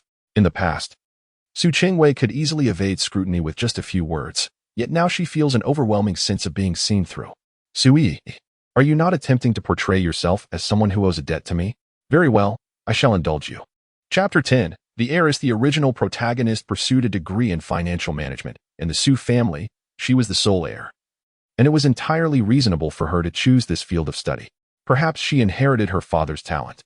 For despite spending much of her time in the company of Nangong Jing, her academic performance never faltered. Consequently, with little else to occupy her time, Shi Sheng resorted to immersing herself in books, leading those who knew her to believe that her newfound diligence was a response to her broken engagement with Nangong Jing. However, only Shi Sheng herself was aware that she was engrossed in the escapades of two men in rather risque literature. Since that fateful evening, Xuanyuan and Enin had increasingly ostracized Shi Sheng, and under Sui's subtle manipulation, she had unwittingly transformed into a gold-digging woman, purportedly supported by someone else. "Oh, Senior Ling has invited me," Sui said, smiling and nodding. Although Ling Hao had already entered the workforce, he was merely an intern and spent most of his time at the university. After all, the female protagonist was present and is her devoted supporter. It would be rather inappropriate for him to distance himself too much from her. Each academic year featured 2 evening events, one open to all and the other requiring an invitation. To put it plainly, one was designed for the general student body, akin to a welcome party at university, while the other catered to the elite, necessitating a formal invitation from the student council to attend. Those in possession of an invitation were permitted to bring a guest. "So, you will be attending the West Hall event, instead of joining me and Ning Ning?" In Enin's eyes, there was a palpable sense of envy, even jealousy. Both she and Xia Ning could only attend the South Auditorium. Sui, feeling a bit bashful, smiled softly, explaining that Senior Ling had invited her, and it would be impolite to decline. Enin waved her hand dismissively, remarking that someone as wonderful as Senior Ling was not to be taken lightly. You must seize this opportunity, for I have heard that his family is quite well off." Sui's cheeks flushed a deeper shade of crimson as she stammered softly. "Dear protagonist, why are you blushing? Do you not recall that your true love is the male lead?" Shi Sheng silently turned the page of her little yellow book. Your package has arrived." Xianing entered the dormitory, placing a large box onto Sui's bed. "What did you buy that is so big?" Sui innocently shook her head. "I didn't order anything. Let us open it and see," Enin urged, pushing Sui forward. Reluctantly, Sui complied and began to unwrap the box in front of them. "Oh my, what a stunning dress!" Enin exclaimed, swiftly extracting the gown from the box. Its primary hue was white, tailored to cinch at the waist, adorned with striking red embroidery on the hem, truly eye-catching. "This must be a gift from Senior Ling, right? No wonder everyone is clamoring to marry him.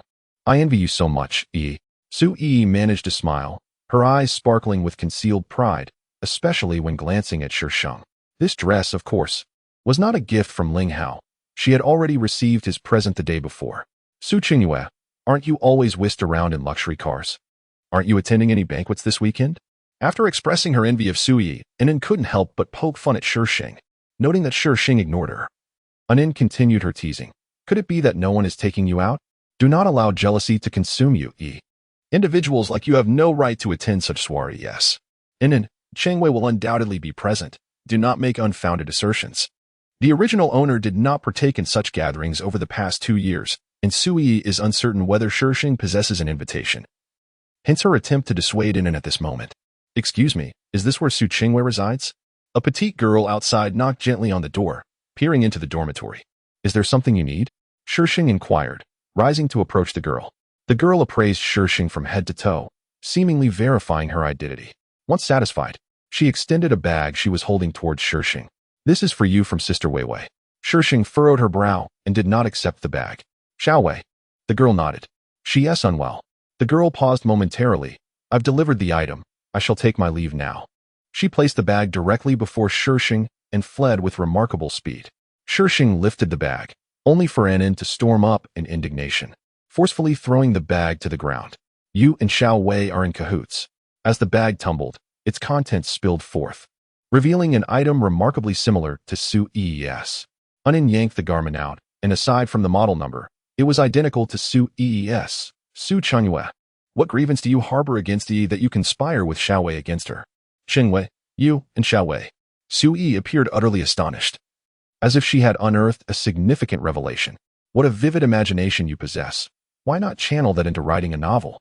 Xiaowei likely learned about Sui's exquisite dress from some source, prompting her to deliberately present it to Sui, perhaps as a means of intimidation. It all hinges on the extent of Su Yi's imagination.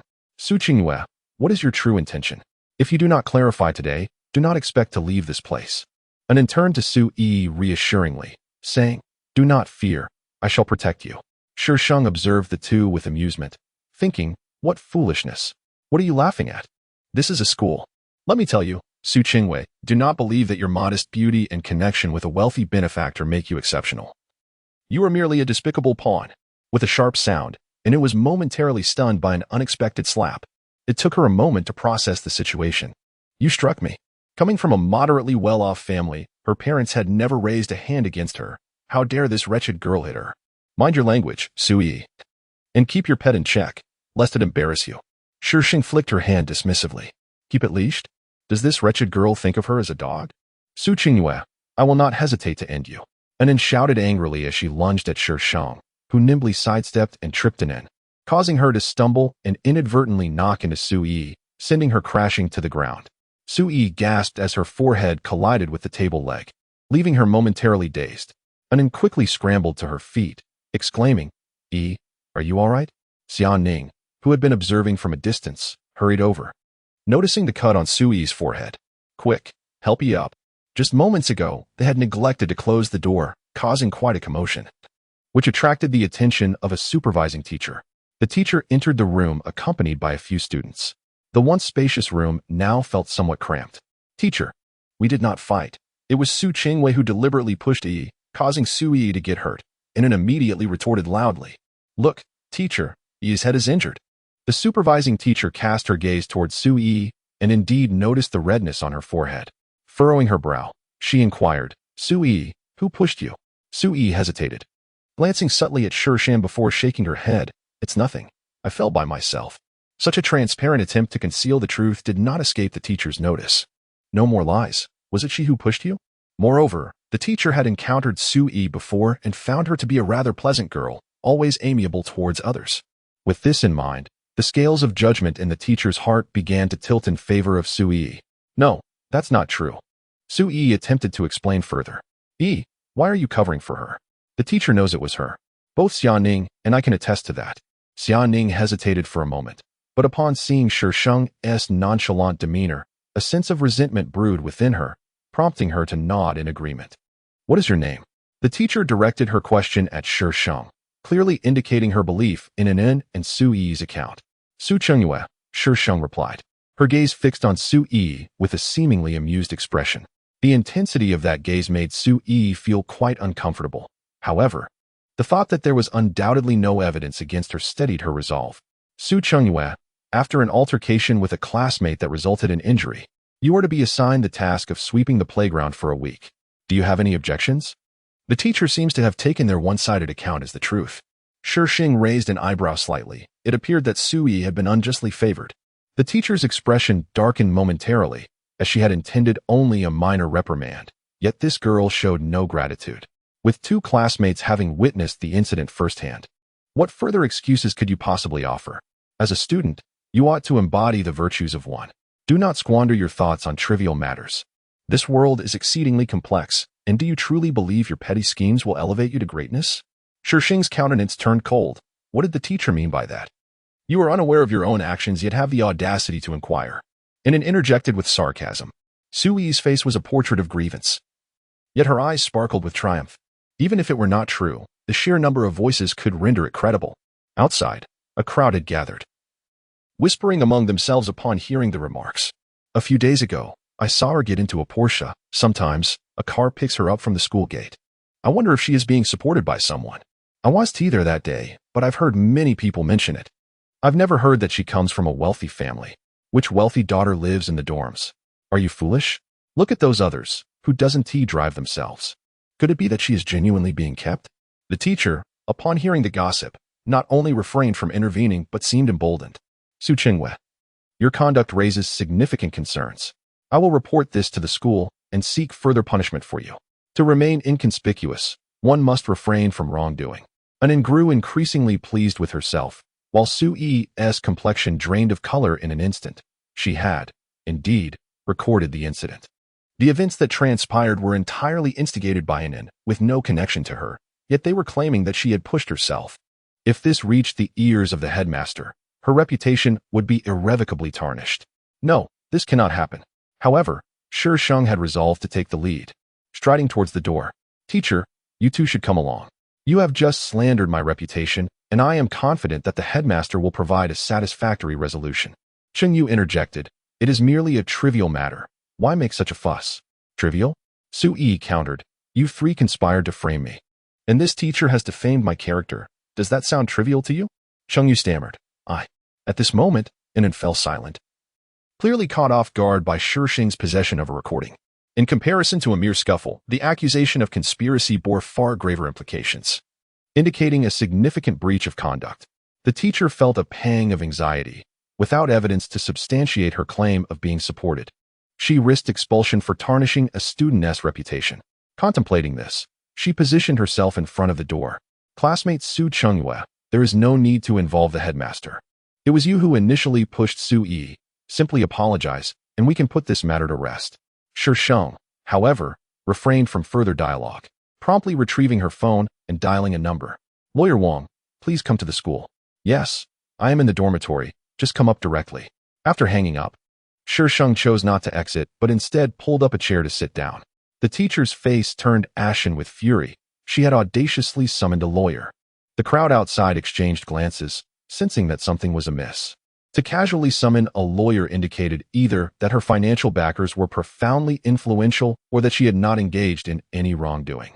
Lawyer Wang arrived swiftly, maneuvering through a throng of girls, feeling a twinge of embarrassment.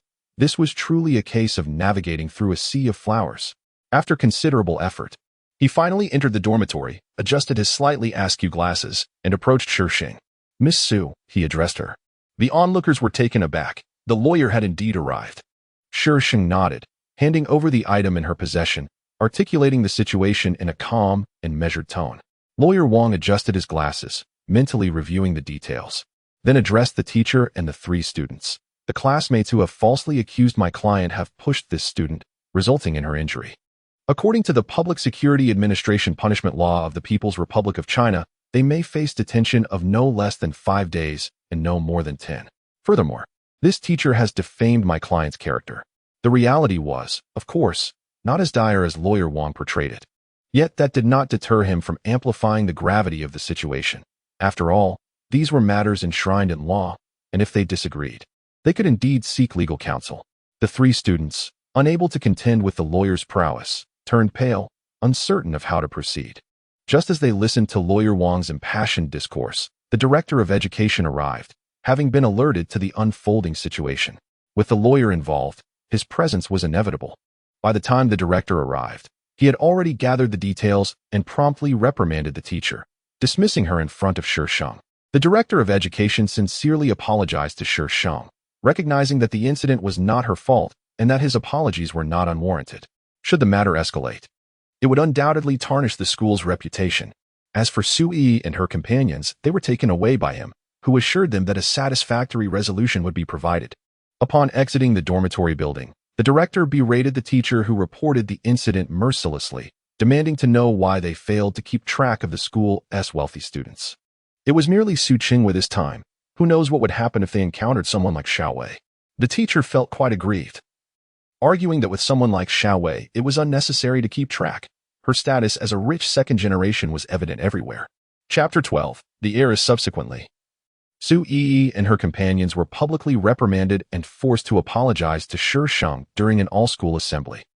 Yi was infuriated, feeling it was merely a matter of not daring to offend Xuanyuan, who consistently bullied those without wealth or influence. The incident had been witnessed by many, leading to whispers and rumors about Yi, tarnishing her reputation. As she walked through the halls, she felt the weight of judgmental stares upon her, fueling her resentment towards Shi Sheng. Her proximity to Ling Hao had already sparked jealousy among other girls, and now, with Ling Hao absent and Nangong Jing on a business trip abroad, Yi found herself enduring a particularly difficult time. As for Shi Sheng's background, rumors of her being supported by a wealthy benefactor had circulated, leading everyone to believe that her financial backer held significant power. And Xianyuan, feeling aggrieved by the recent punishment, harbored even greater resentment towards Shi Sheng, yet they dared only to express their disdain verbally. They were reluctant to invoke the wrath of the lawyers summoned by this formidable woman. Preoccupied with searching for a new residence, Shi Sheng paid them little mind. She contemplated the nauseating prospect of continuing to live with Sui. Upon completing the payment for her apartment and descending from the building, she unexpectedly encountered two individuals she wished to avoid. Nangong Jing was entwined with Sui, and their paths crossed with Shi Sheng. Frustration gnawed at her insides. What were the odds of this encounter? It seemed the narrative was determined to spare no effort in torturing the supporting characters. Xuanyuan, must you persistently haunt me? Nangong Jing regarded the woman blocking their way with a cold stare, his chin held high, exuding an air of haughty dominance. Persistently haunting, are you? Shi Sheng scoffed inwardly. She glanced at Sui, who clung to Nangong Jing like a delicate bird, her every glance radiating arrogance. Yet, when she spoke, she adopted an air of fragility, as if deeply aggrieved. Miss Su, regarding the incident last time, I sincerely apologize. I did not intend for that to happen. I was slightly dazed from the collision and was unaware they would speak of you in such a manner. I later apologized publicly, so please forgive me. Such eloquence. She had deftly extricated herself from blame. Kudos to you. Upon hearing Sui bring up the matter, Nangong Jing's expression grew even colder, his impatience palpable. Xuanyuan, move out of the dormitory. Nangong Jing, have you been watching too many mindless dramas? This school is not your personal domain where you can dictate terms. Nangong Jing's brow furrowed with agitation. He warned, do not test my patience. I do not wish to test your patience, however. It is certain that Miss Sui will challenge your endurance. Shi Sheng smirked maliciously. Initially, Sui did not comprehend the remark, but upon realization, her face flushed crimson. Whether from shame or anger, one can hardly tell. Xuanyuan, how can you be so shameless? Is this how Uncle Su has raised you all these years? Nangong Jing was furious, having never anticipated that the woman who had once followed him in fear would utter such words. I believe I am far superior to you. Shi Sheng feigned innocence, saying, look, I did not engage in any illicit activities before my fiancée, did I? At that moment, I should have summoned everyone present to witness. Nangong Jing. Miss Su, your behavior is utterly excessive. With tears glistening in her eyes, Sui looked up. I know that my relationship with Jing unsettles you, but feelings cannot be forced. What must I do for you to leave me be? Excessive? If you had not acted as you did, could I possibly be deemed excessive? Damn it, it is clearly you who refused to let her go. Sui was momentarily speechless, her misty eyes gazing at Nangong Jing with a sense of injustice, stirring his protective instincts. Enough, Nangong Jing admonished in a low voice. Xuanyuan, I warn you for the last time, I will never have feelings for you. Abandon any hopes you have of troubling me. I will not let you off the hook.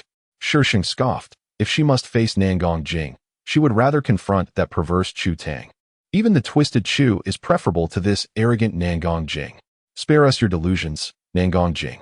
Shi Sheng paused momentarily, her scornful gaze fixed upon Sui. Your taste truly leaves much to be desired. I must confess, I was blind to have once taken a liking to you. Fear not, for my vision has been restored. I shall not cast another glance your way, lest I suffer from ocular afflictions.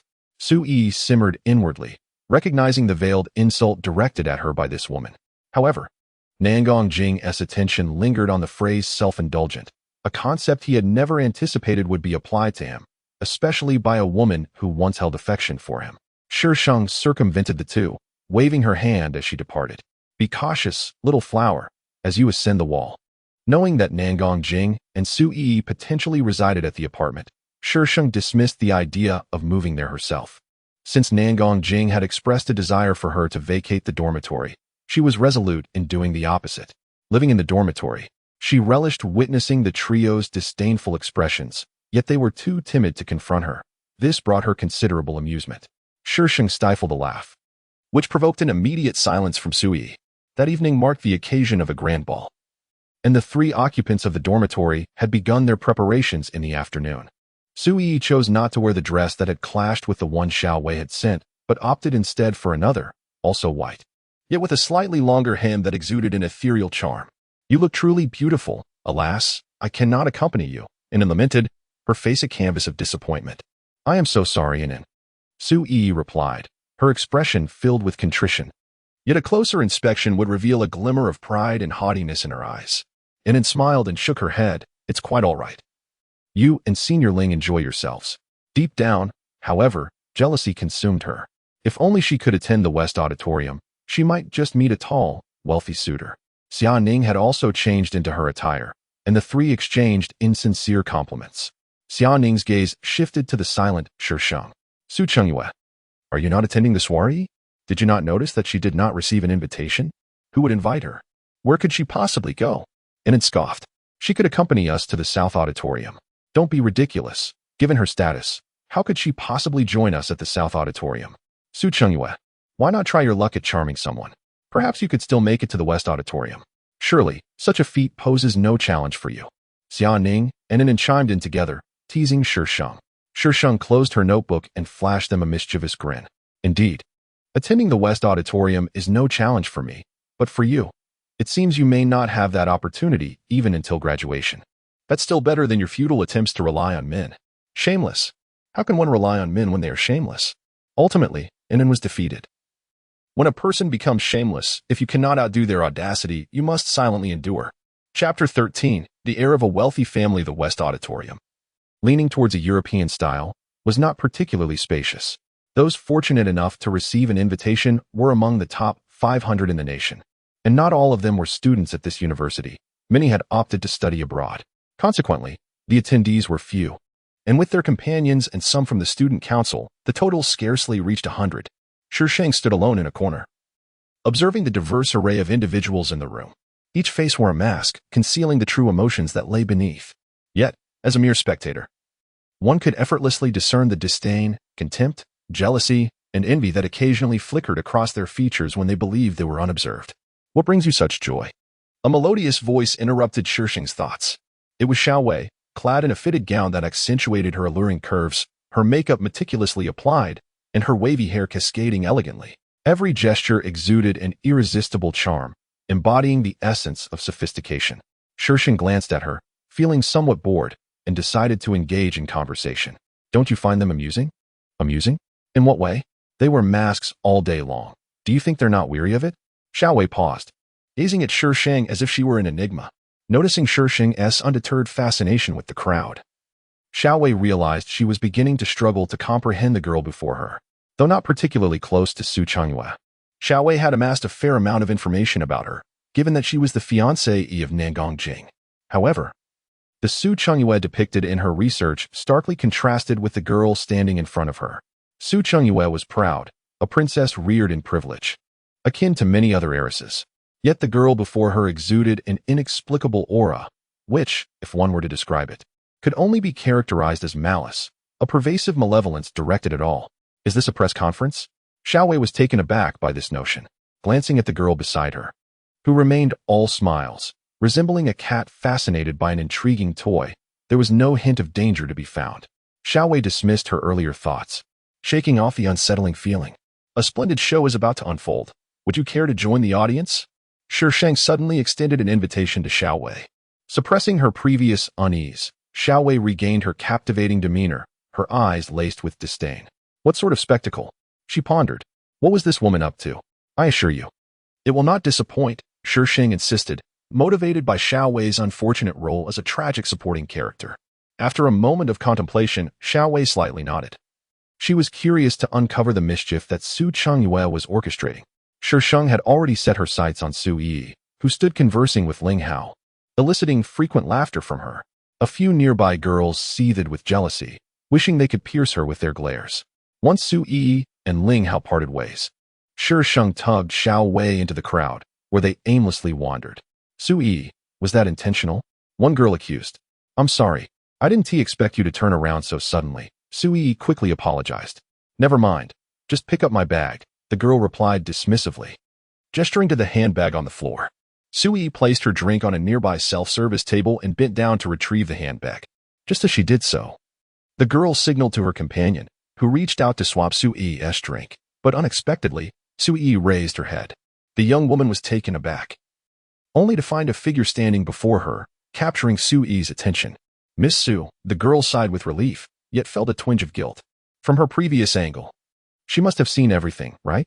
Shi Sheng nodded slightly, smiling sweetly as she said, could you please hand me a glass of juice? The girl hurriedly handed her a glass of juice, while Shi Sheng cast not a single glance at Su Yi before turning and blending into the crowd. The girl, along with another companion, confirmed the drink had been switched, then bent down to retrieve her handbag and departed. Xiaowei, oblivious to the beverage switch involving Su Yi, looked on in confusion as Shi Sheng fetched a glass of juice, utterly perplexed.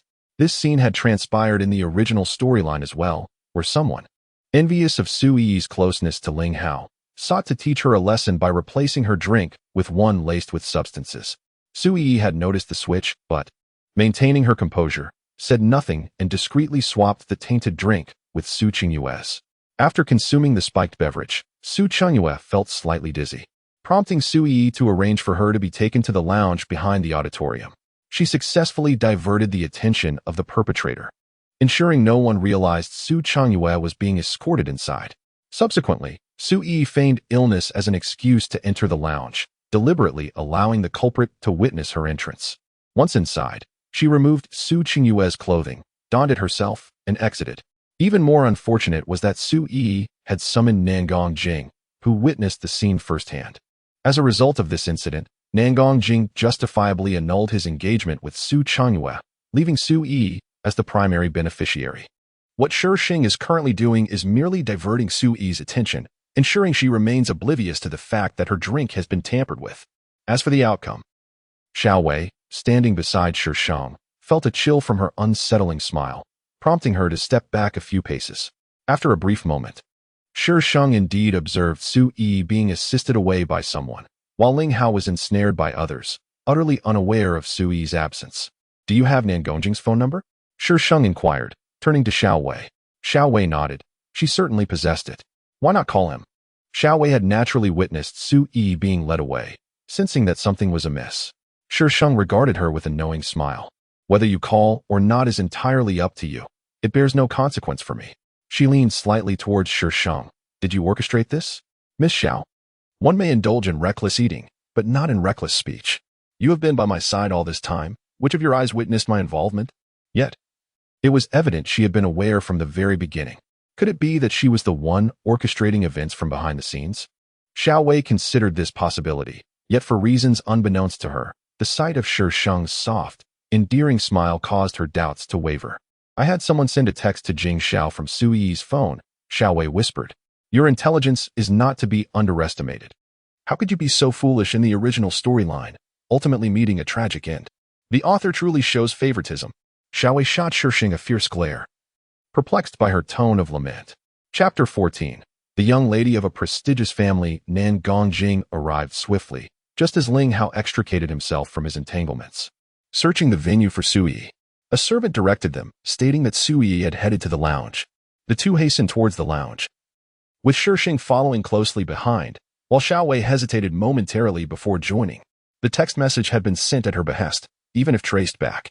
She could easily claim concern for Su Yi, asserting that the entire affair bore no connection to her. As Shi Sheng and Xiaowei pursued, the girl who had administered the drug feigned inebriation, allowing others to support her, inciting a throng to follow in curiosity. The establishment boasted multiple lounges, where some, weary from revelry, opted to take respite. The message received by Nangong Jing merely indicated lounge, without specifying which one, compelling him to search each in succession. The striking visages of Nangong Jing and Ling Hao naturally drew considerable attention. Perhaps by design, Su Yi had been led to the last lounge, while the occupants of the other lounges had been lured away.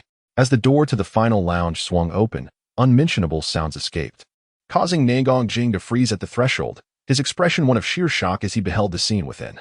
The individuals inside remained oblivious to the door's opening. Ling Hao, alerted by the commotion from another lounge, stormed in, and upon witnessing the tableau, his fury erupted. He forcefully pushed Nangong Jing aside and toppled the male figure. Ling Hao, at a loss, cradled Su Yi in his arms, hastily attempting to cover her with scattered garments strewn about the floor. A chill coursed through Su Yi's body, prompting her to shiver slightly as her awareness sharpened. "Senior, I did not intend for this to happen. I do not understand why it occurred." Nangong Jing seemed jolted by her words, abruptly charging into the room and slamming the door shut with a resounding thud. A cacophony of sounds erupted from within, revealing the impressive soundproofing of the lounge. Such volume indicated the fervor of those inside. Leaning against the wall, Shi Sheng pondered whether these two individuals were engaged in some sort of revelry.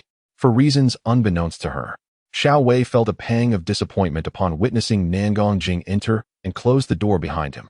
Sometimes, the affection for another can ignite in an instant. And so too can disappointment. Who is inside? Someone queried. I don't know, but that man seemed to be young Master Jing. Seemed. He is young Master Jing. Senior Ling has also entered. Who is the girl inside?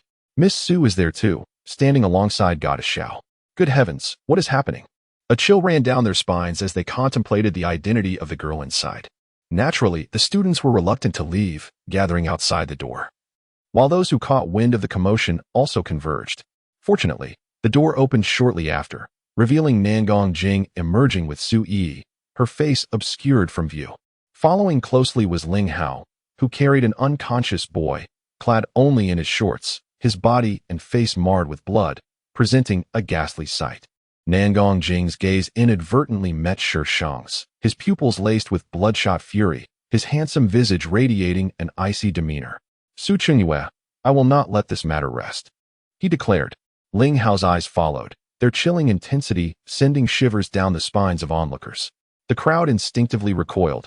These two were truly formidable. The truth about Shi Sheng and Xiao Wei was fully unveiled. Xiao Wei contemplated retreating, yet, for reasons unknown, she found herself unwilling to step back in the face of Nangong Jing's furious demeanor. Shi Sheng straightened her posture and took several steps toward Nangong Jing, questioning him. Are you attempting to frame me? Dare you claim that it was not you who did this? If it were not for him holding on to Su Yi, he would have relished the opportunity to strangle that woman. How could she be so malicious? Why should I jeopardize my promising future for a woman of little significance? It seems, according to young Master Jing, that it was indeed Miss Su's doing. But who is it that young Master Jing is holding? The figure remains entirely obscured. That gown. It appears to belong to Su Yi. It was indeed worn by her. A voice from the crowd uttered a realization, instantly stirring a tempest of speculation. Su Yi? Could it be Miss Su, young Master Jing, Su Yi, and young Master Ling? What convoluted connections are at play here? Standing beside Miss Su is the goddess Xiao Wei. It is no secret that Xiao Wei harbors feelings for young Master Jing. Yet, here she stands alongside his former fiancée. Could they be conspiring together? Nangong Jing's sharp gaze swept the surroundings, warning all present that should anyone dare to spread rumors about today's events, they would face his wrath. The crowd fell silent, as those who dared to oppose the Nangong family were likely limited to the Xiao and Ling families. Su Chengwei, this matter is far from over. Concerned for Su Yi's well-being, Nangong Jing felt compelled to leave swiftly. He could seek retribution for Yi at any moment. Ling Hao shot a warning glare at Shi Sheng, closely trailing behind Nangong Jing as they departed. Shi Sheng silently raised her middle finger in response. Fool. Xiao Wei felt a flush of embarrassment. It seemed that her former rival in love was behaving quite oddly. The onlookers shared her sentiment, pondering how someone could sleep soundly while others were restless. At the Ling Hao villa, the sound of water echoed from the bathroom, accompanied by faint, muffled sobs. Nangong Jing and Ling Hao stood outside the bathroom, each positioned on opposite sides, their expressions grim as they fixated on the translucent door. Yi, you've been in there for an hour. Please come out, Ling Hao urged, unable to restrain himself from knocking on the door. Yet, no matter how persistently he knocked, Su Yi remained unyielding. Ling Hao exchanged a glance with Nangong Jing, both men's eyes ablaze with suppressed fury, their faces slightly contorted in distress. Su Chengwei. Nangong Jing gritted his teeth and slammed his fist against the adjacent wall, blood instantly staining the pristine wallpaper. Su Yi stood at the bathroom door. Her exposed skin tinged an unnatural red, a clear indication of her distress. Her damp hair clung to her cheeks, and her eyes were swollen from crying, giving her an exceedingly pitiable appearance. Nangong Jing reached out, yearning to embrace Su Yi, but hesitated, recalling her soft, delicate voice echoing in the lounge. For reasons unknown, he remembered the cautionary words of Shi Sheng, beware of the little white flower climbing the wall. Detecting Nangong Jing's hesitation, Su Yi's tears streamed down her face, a dull ache blossoming within her heart, filled with both resentment and frustration. Ling Hao shot him a cold glare before lifting Su Yi and carrying her to the bed in the bedroom. Chapter 15. The daughter of a wealthy family. Despite Nangong Jing's warnings, rumors still managed to spread. With so many people present, including hired staff, it was nearly impossible to identify the source of the leak. Su Yi's reputation, already tarnished, was irrevocably destroyed by this incident. When Nangong Jing confronted Shi Sheng, she had anticipated his visit, though she never expected him to resort to kidnapping her. "Nangong Jing, you have truly lost your mind," she remarked, sitting calmly between two imposing figures. Her expression remained serene, with the corners of her lips curving slightly in what seemed like mockery. Opposite her, Nangong Jing appeared weary, as though he had aged several years. He found no trace of fear, panic, or even affection in the woman before him. All he perceived was an unsettling tranquility. Frustration surged within him. Su Qingwei should not be so composed. He loathed the calm demeanor of the woman across from him, who seemed to regard him with disdain. He longed to see her on her knees, begging for mercy and apologizing to Yi. "What does it have to do with me? Damn you, idiot. Do you dare to claim you had no part in this?" He had already traced the source of the drugging, yet he could not believe that Xuanyuan was uninvolved. Her animosity towards Yi was palpable, as if she wished to ruin her entirely.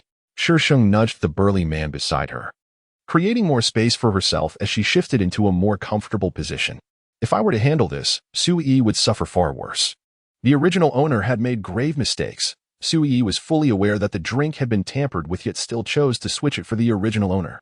Finally, she summoned Nangong Jing, merely returning to her what she had once done to the original owner. She had yet to take any action.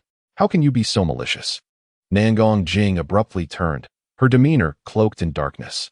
"Thank you for the compliment. You are not the first to utter such words about me. Unreasonable. I shall not engage with you now. There will come a time for your tears." Perhaps due to her lack of aggression, Nangong Jing did not bind her. The vehicle traversed for quite some time, growing increasingly bumpy until it finally entered the mountains. They halted before a villa nestled within the hills, and Shi Sheng was roughly yanked out. Nangong Jing ordered her confinement in a room on the second floor, this time ensuring she was bound. "Host, why do you persist in provoking Nangong Jing?" Shi Sheng twisted her body, deftly loosening her restraints. "It seems this skill has not been activated for you." This provided me with ample justification to deal with him harshly. Shi Sheng discarded the rope onto the floor and rubbed her arms, which had been painfully bound. "Your mission does not involve undermining the main characters. As it is the inaugural world, the system deliberately chose a simpler scenario to allow the host to acclimate to her role. For Shi Sheng, these individuals were merely intelligent NPCs. She was but a player, free to engage as she pleased. By the time the system recognized this issue, it was already too late. Yet, that is a tale for another time. The room featured a window, and Shi Sheng glanced down to observe two sentinels in the courtyard. She contemplated how to make her escape with flair. Just as she was pondering, a familiar vehicle appeared before the villa. "What on earth? Why is Chu here?" Chu Tang sat in the car, his gaze penetrating through the darkened window towards the second-floor window. Shi Sheng felt a sudden jolt, despite the obscurity of the tinted glass. She sensed Chu Tang's scrutiny upon her. The vehicle did not linger, proceeding past her. From Shi Sheng's vantage point, the distant villa came into view, suggesting that this was a retreat nestled in a mountainous area, occasionally utilized for negotiations, a plausible reason for Chu Tang's presence here. Noticing this, Shi Sheng exhaled a subtle sigh of relief, reassuring herself that it was merely a coincidence. The car glided into a nearby white villa, and as it entered, several bodyguards emerged from within, standing respectfully at either side of the vehicle. An assistant exited first to open the door for Chu Tang. He stepped out, maintaining his aristocratic demeanor, hands tucked into his pockets, an action that, though seemingly unbecoming, exuded an air of elegance in his execution. "Sir, we have located Miss Su's position," the assistant reported, receiving a tablet from one of the bodyguards. The screen displayed a three-dimensional layout of the Nangong Jing villa, highlighting a room on the second floor with a red dot. Chu Tang merely cast a fleeting glance, a smirk playing at the corners of his mouth. No need to alarm them. Ensure her safety from the periphery. The assistant was engulfed in confusion. Shouldn't they storm in to rescue her? Wouldn't Miss Su then express her heartfelt gratitude and offer her undying loyalty? Chu Tang's recent demeanor had grown increasingly inscrutable. In this haze of uncertainty, the assistant had no choice but to adhere strictly to Chu Tang's orders, arranging for personnel to secure Miss Su's safety from the outside. After all, it was a rare occurrence for Chu Tang to take an interest in someone. He could not allow her to slip away so easily. The assistant, fearing any unforeseen circumstances, decided to personally oversee the situation. As dusk fell, he observed a vehicle entering the villa of Nangong Jing, from which disembarked a man and a woman. The male figure seemed familiar, He was the young master of the Ling family. How unfortunate it was to meddle with something belonging to young Master Chu. No, to meddle with someone of young Master Chu's stature. This Ling family scion might well be in peril. The assistant instructed a nearby bodyguard to investigate the identity of the woman. He tapped on his tablet, and a clear image materialized on the screen, revealing the room occupied by Shi Sheng. She appeared to sense his gaze, staring intently at him through the screen. At that moment, the door swung open. Upon seeing Shi Sheng standing with her arms crossed, Nangong Jing delivered a swift kick to the side of a burly man, exclaiming, "You had one job, to bind her. And look at the mess you've made." The man, bewildered yet feeling wronged, protested that he had indeed tied her up. Su Yi emerged from behind Nangong Jing, her face dark with anger as she glared at Shi Sheng, blaming her for all her misfortunes. She yearned to make her suffer beyond measure. Perhaps fearing that Nangong Jing and Ling Hao might witness the fury etched upon her face, she stifled her resentment. "Bind her," Nangong Jing commanded again, delivering another kick to the hapless man. Reluctantly, he approached Shi Sheng, his mind racing with doubt. He had truly bound her. Shi Sheng stood unfazed, her hand emerging from her pocket. Upon catching sight of what she held, the man froze in place. His bulk obstructed the view of those behind him, leaving them unaware of why he had suddenly halted. Nangong Jing, growing increasingly impatient, urged him to act, yet the man remained motionless. If one were to step in front of him, they would find him drenched in cold sweat, his eyes filled with terror. Chapter 16. The Heiress.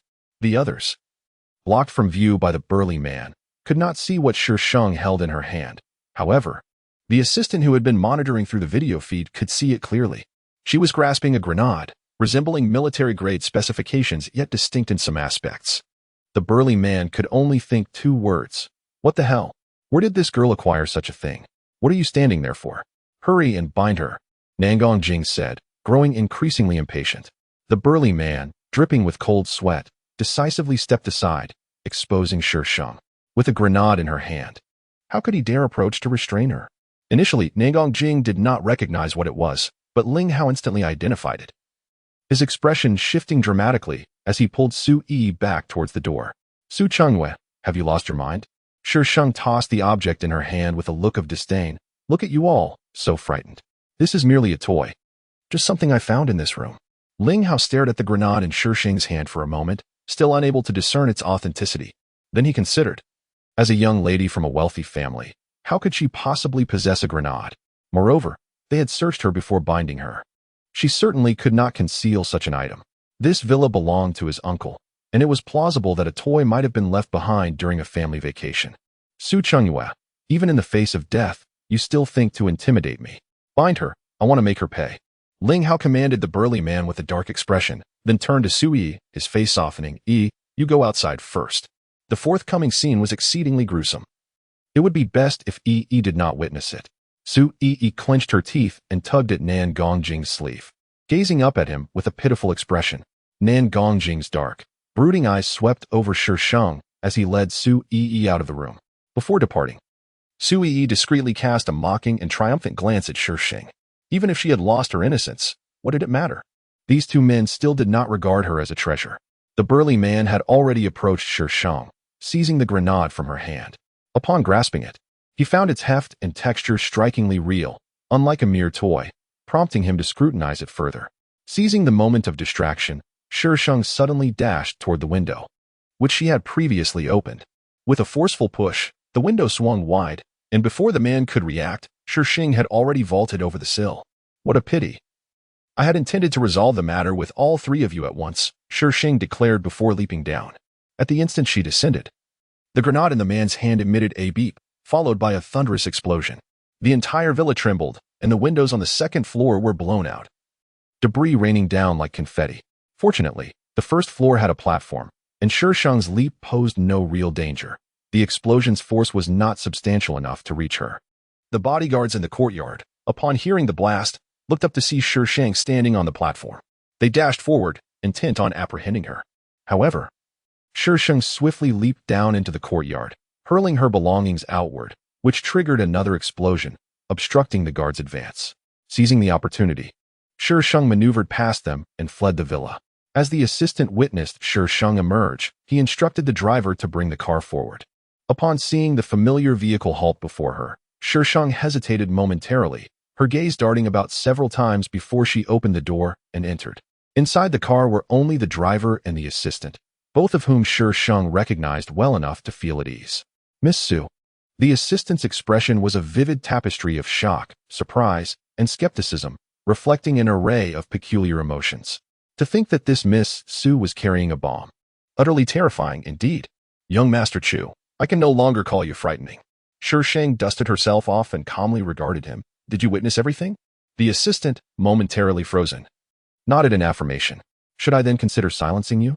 The assistant swallowed hard, sensing an alarming resemblance between Miss Su's demeanor and that of young Master Chu when he dealt with those who had offended him.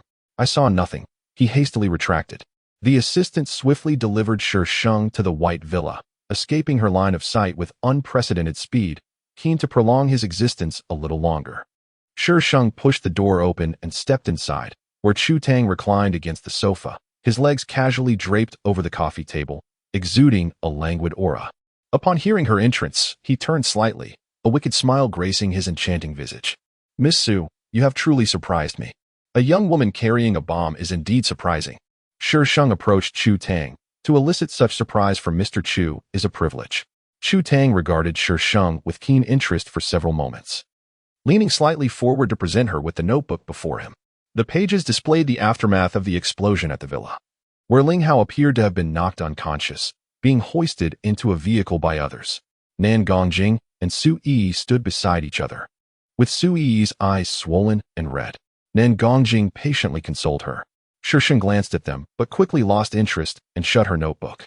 Chu Tang's gaze darkened slightly.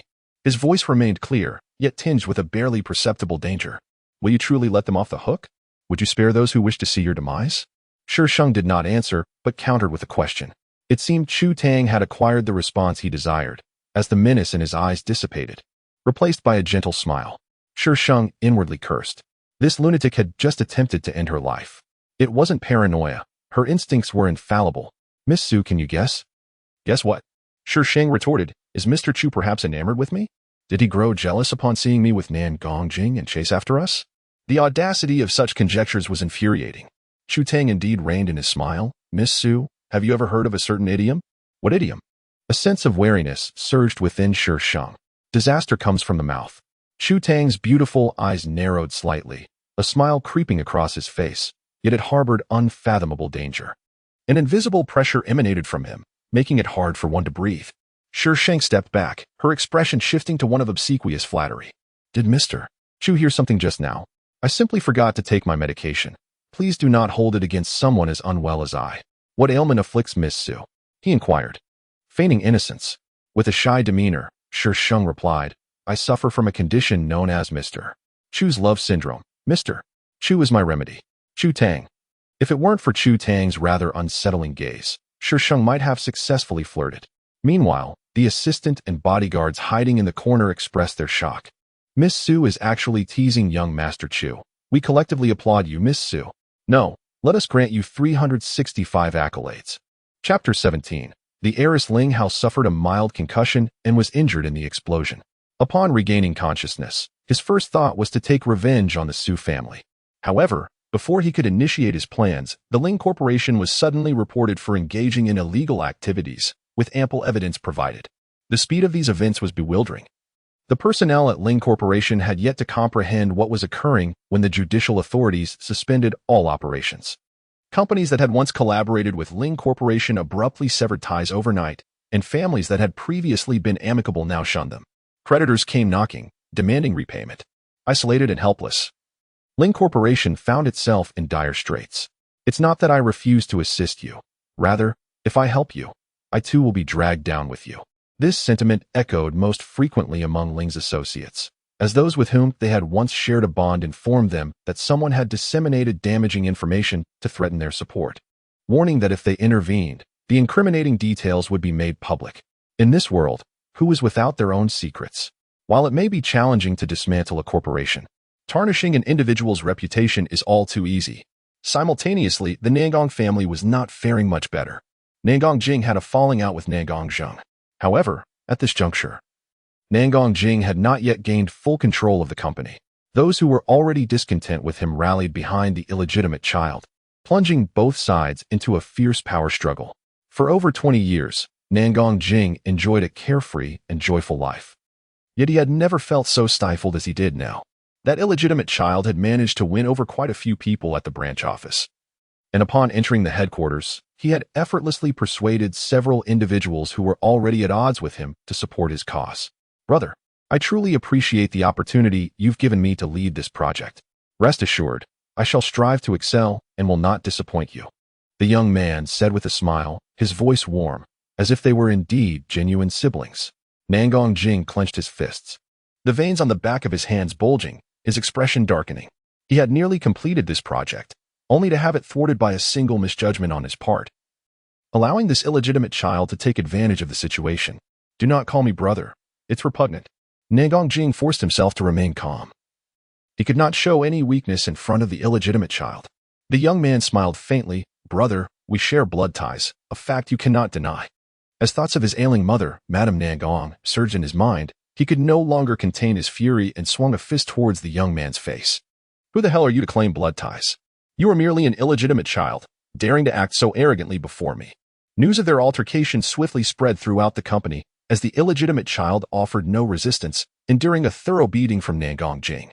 Public sentiment within the company swiftly shifted in favor of the illegitimate child. Moreover, the previously veiled incident regarding the dissolution of an engagement was unearthed. Nangong Jing had been caught in bed with another woman by his former fiancée, the esteemed Miss Su, who, unable to bear the humiliation, had initiated the annulment of their engagement. Had it not been for the scandal involving his illegitimate child, this matter would have been of little consequence. However, now that it has been unearthed and embellished by those with ulterior motives, the nature of the situation has transformed entirely. The identity of Nangong Jing's extramarital partner has also come to light, revealing how she leveraged her connections with Miss Su and Nangong Jing, as well as her ambiguous relationship with the young master of the Ling family. The incident at the banquet, where she was taken advantage of, cannot be overlooked. The way others regard Nangong Jing resembles the gaze cast upon a fool, one who cherishes a woman tainted by another man's touch. He strides towards Sui, forcefully pinning her against the table, causing the utensils to clatter to the ground. Jing, you're hurting me, Sui protests, oblivious to the shift in Nangong Jing's demeanor, instead adopting a coy tone. Deep within, a feral beast stirs in Nangong Jing, his eyes ablaze with a crimson hue as he tears away Sui's clothing. A sharp intake of breath escapes Sui as pain courses through her, finally realizing something is amiss with Nangong Jing, prompting her to struggle desperately. Jing, what is wrong with you? Stop, Jing, let me go, release me. With her hands bound by Nangong Jing, she finds herself helplessly sprawled across the dining table, unable to move. Unlike the gentle Nangong Jing she once knew, she has never experienced such treatment from him, and fear begins to engulf her. After their tumultuous encounter, Sui, adorned with bruises, curls up in a corner of the sofa, her tear-streaked face a portrait of terror. Meanwhile, Nangong Jing incessantly apologizes, explaining the turmoil he faced at work, claiming he was driven to madness and pleading for Sui's forgiveness. I promise I will never treat you this way again. I was wrong. Please forgive me. Nangong Jing humbly apologized, although Sui felt a twinge of fear. The thought of Nangong Jing's current predicament tugged at her heartstrings, and she choked out, You truly frightened me. It won't happen again. Nangong Jing held Sui tightly in his embrace, repeatedly uttering these words. The two remained in each other's arms for a while before rolling together once more. This time, Nangong Jing was considerably gentler, allowing Sui to completely relax. In Jinmenlu, the city's grandest den of indulgence, the opulently decorated private room was enveloped in dim lighting. Those who frequented this establishment sought relaxation and amusement. However, the man seated within the room appeared exceedingly anxious, frequently glancing around as if he were being watched. Just as his nerves reached a breaking point, the door to the private room swung open. The darkness obscured his view, but he could make out the silhouette of a woman at the entrance, tall and graceful, her well-tailored gown accentuating her alluring figure. Suddenly, the lights in the room brightened, and the woman stepped inside, closing the door behind her. She approached the man with measured steps, her exquisite features framed by a youthful smile. Every movement exuded an air of elegance and nobility. Her eyes remained remarkably calm, betraying no ripple of emotion despite her beaming expression. The newcomer was none other than Shi Sheng. You have arrived, The man stammered, rising to his feet, clearly intimidated by Shi Sheng. Is everything in order? Shi Sheng gestured for him to sit, and he complied, his face etched with apprehension and tension. Everything is taken care of, as per your instructions. The Ling family will face increasing troubles ahead. Had Ling Hao not participated in her abduction, she would not have taken action against the Ling family.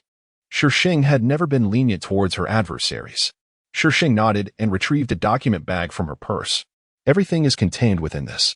Remember, I can uncover your secrets once, and naturally, I can do so a second time. You must weigh the consequences of betrayal carefully. Chapter 18. The daughter of a wealthy family. The man eagerly took the document bag, inspecting its contents thoroughly. Once assured of its integrity, he cautiously flattered, Miss Su. Rest assured, this matter will remain strictly confidential. Shi Sheng inclined her head. Let us proceed. The man, as if granted a pardon, hurriedly exited the private room. Just as he opened the door, a lingering voice echoed from behind, refrain from committing any unscrupulous acts. As soon as he departed, the composed facade Shi Sheng had maintained crumbled, leaving her as delicate as a kitten. The Ling family harbored a plethora of dark secrets with her initial interventions. There was no need for her further involvement, as many would seek the downfall of the Ling family. Host, based on data analysis, you possess no hacking skills. Nor does this body possess such abilities. Can you elucidate the origin of your skills? The host had fabricated all those dark secrets using hacking techniques. The system was bewildered upon realization. Its points marketplace had yet to be activated. Where had the host acquired such hacking skills? This host deviated from the norm. Is it not innate? Then how do you explain the bomb incident? The host has become increasingly audacious of late. After successfully silencing the system, Shi Sheng straightened her attire and exited the private booth. This establishment had been chosen by that man, reputed for its remarkable privacy. However, in some dimly lit corners, the atmosphere was rife with debauchery. Shi Sheng cast a glance but quickly turned her gaze away, having no interest in such lascivious spectacles. She proceeded down the corridor towards the staircase, and as she reached the doorway of a room, it was suddenly flung open. A tall figure stumbled forth, reeking of alcohol, prompting her to instinctively sidestep. The figure crashed against the railing, collapsing in a rather pitiable manner. Jing Xiao, allow me to assist you. A heavily adorned woman emerged from the room, clad in scanty attire.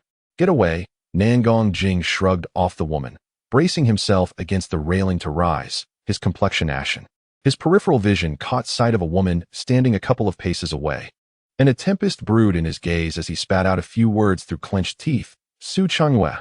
He had been inside, drinking like a subordinate, only to emerge and find himself confronted by a beautifully dressed woman. A tide of hatred surged within him, inexplicably directed at her. His former fiancée. Shi Sheng feigned surprise at recognizing the person before her, exclaiming how serendipitous it was to encounter her here. Gazing at that familiar smile, Nangong Jing's animosity swelled. How dare she exhibit such pride? You still have the audacity to appear before me, he ground out, recalling how she had eluded him last time. Why wouldn't I dare? It wasn't I who committed the abduction. I haven't even held you accountable, which speaks to my magnanimity. If anyone should be hesitant to show their face, it would indeed be you. The reason she refrained from reporting to the authorities was quite simple, even if she did. Given the capabilities of the Nangong family at that time, they could easily brush it aside with a few words. Why should she expend her energy and waste time on such futile efforts, especially when allowing him to remain outside was a profoundly painful ordeal? Nangong Jing found the woman across from him utterly detestable, her smile infuriating him to no end. Under the influence of alcohol, he impulsively raised his hand to strike Shi Sheng. Instinctively, Shi Sheng recoiled, only to find her back pressed against a warm chest. An arm reached over her head, the long, delicate fingers seizing Nangong Jing's wrist with precision. Crack! Nangong Jing's face instantly drained of color, his wrist falling limply as the owner of the hand disdainfully released him, retrieving a clean handkerchief to wipe away the remnants of the encounter. Nangong Jing, you still have time to bully women here. It seems your family matters have been resolved. Chu Tang's voice remained almost unchanged from usual, yet it sent an inexplicable chill down the spines of those who heard it. You. Nangong Jing felt slightly dazed, but recognized the man before him. Chu Tang, the legendary figure in the business realm, was somehow connected to Xuanyuan. Those two must have been entangled together back at his family's residence. Putting on a facade of great grievance, this woman was indeed a master of deception. She had even managed to deceive him. With a fierce glare directed at Shi Sheng, He signaled for the woman who had been standing beside him to assist him into the room. He couldn't afford to provoke her further. Could he not also evade her? Shi Sheng, uninterested in Nangong Jing's plight, took a step aside, increasing the distance between herself and Chu Tang. How is it that I encounter you everywhere? This is truly a persistent specter. Ah, did Miss Su not claim she intended to pursue me? Chu Tang cast a sidelong glance at Shi Sheng, scrutinizing the expression on her face. At that moment, she resembled a pet reluctant to consume an unpalatable dish, her visage clearly conveying her displeasure at his presence. Back at the villa, this very woman had articulated her desire to chase him, word for word. Forgetting that, Shi Sheng's demeanor shifted abruptly, asserting that her fate with Mr. Chu was preordained, that they could encounter each other anywhere, and suggesting that perhaps Mr. Chu might acquiesce to her pursuit. Amused internally, Chu Tang wagered all his assets that she harbored no genuine affection for him. It was indeed puzzling why this woman insisted on feigning a fondness for him. Miss Su, could you not exhibit a modicum of sincerity? The notion of being pursued by a woman of his own ilk was one Chu Tang felt he ought to savor. Shi Sheng, on the verge of slapping Chu Tang, was compelled to force a smile. What would Mr. Chu consider sincere? You perverse fiend. I am practically throwing myself at you, yet you find it insincere? Why not ascend to the heavens? I shall offer Miss Su a chance. If within 3 years, her worth can reach 1/10 of mine, I shall concede to her pursuit. Is it truly that simple? Chu Tang smiled faintly, remaining silent. The bodyguard nearby was nearly beside himself. Do you have any idea of our young master's worth? Do you know what 1/10 amounts to? In 3 years. Unless the Su family is sold, who could possibly amass such wealth? Miss Su, from whence do you derive such confidence to utter those for seemingly simple words? Very well. It's a deal. In her mind, Shi Sheng swiftly searched for the worth of Chu Tang, with an additional condition in mind. Are you done yet? Shi Sheng fumed. Do you want to pursue me? She admonished herself internally. Damn it, endure it. Mr. Chu, please proceed. Miss Su, for the next 3 years. You must pursue me in a manner befitting an ordinary person. By what right? The system. Are you certain this fellow isn't here to cause chaos? Damn it. With such a perverse individual, I shall never be able to catch up. Chapter 19. The heir of a wealthy family. A year can be both long and short. Ling Hao's parents were incarcerated, and his company was taken over by his uncle. He was cast out into the streets. Ling Hao suffered leg injuries from an explosion, and due to insufficient funds for subsequent treatment, he began to experience difficulties in walking. Initially, he sought to find Su Yi, but Nangong Jing forbade him from seeing her. As his money dwindled, he realized he was no longer that exalted young master, nor did he have the inclination to seek out Su Yi. Eventually, Ling Hao vanished without a trace. Meanwhile, the conflict between Nangong Jing and the illegitimate son escalated. With that illegitimate son present, Nangong Jing would never have it easy. However, the illegitimate son's appearance came sooner than anticipated, and Nangong Jing lacked the capability to contend, especially with Nangong Jing covertly aiding him in their rivalry. The victor might not be Nangong Jing after all. Of course, the premature emergence of the illegitimate son was orchestrated by Shi Sheng. With so many in the company supporting him, Shi Sheng had gathered some incriminating evidence, compelling them to assist him. After all, as a newcomer, what justification did he have for such support? As for what lies ahead, whether he can manage those individuals is no longer within Shi Sheng's concern. Initially, Nangong Jing would offer apologies after the incidents. Yet when Su Yi attempted to distance herself from him, Nangong Jing was consumed by rage, imprisoning her within the confines of his villa. Su Yi had never envisioned herself as a captive.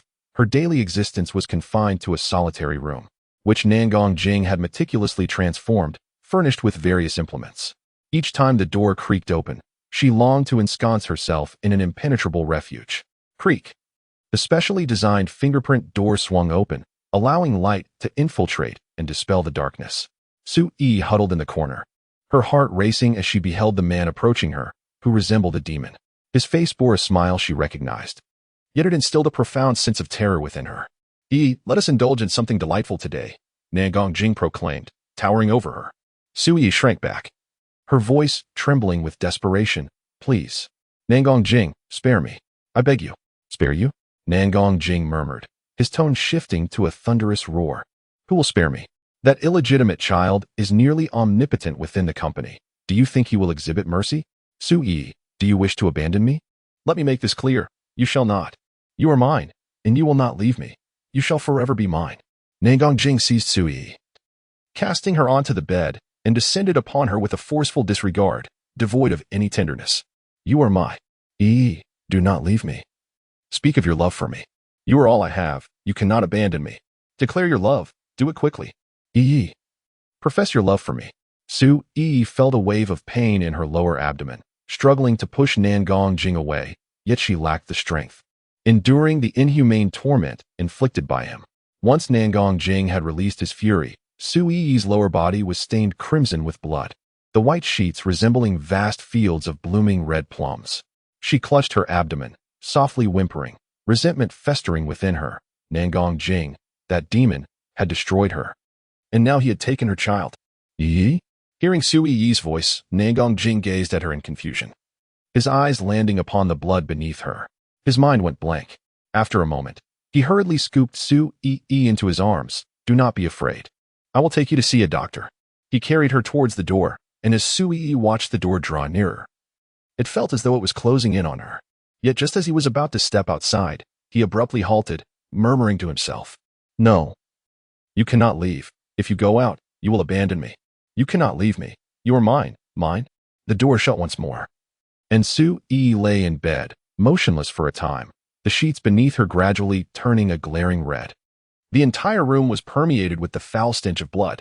After a long while, Su Yi suddenly stirred.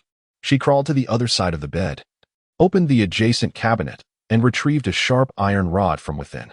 Her eyes were hollow, akin to a soulless puppet. The sharp iron spike pressed against her wrist, and with the slightest exertion, she could easily sever it. 1 minute, 2 minutes. On the day of her graduation, Shi Sheng received the news of Su Yi's demise. After wounding Nangong Jing, she took her own life. Who would have thought that Nangong Jing, against all odds, survived the ordeal, albeit with a fractured mind, and was reportedly sent to a psychiatric hospital. The downfall of both Nangong Jing and Su Yi was beyond Shi Sheng's expectations. Such is the darkness that accompanies profound love. After taking graduation photos, Shi Sheng looked up to see Chu Tang standing not far away, as captivating as the first encounter.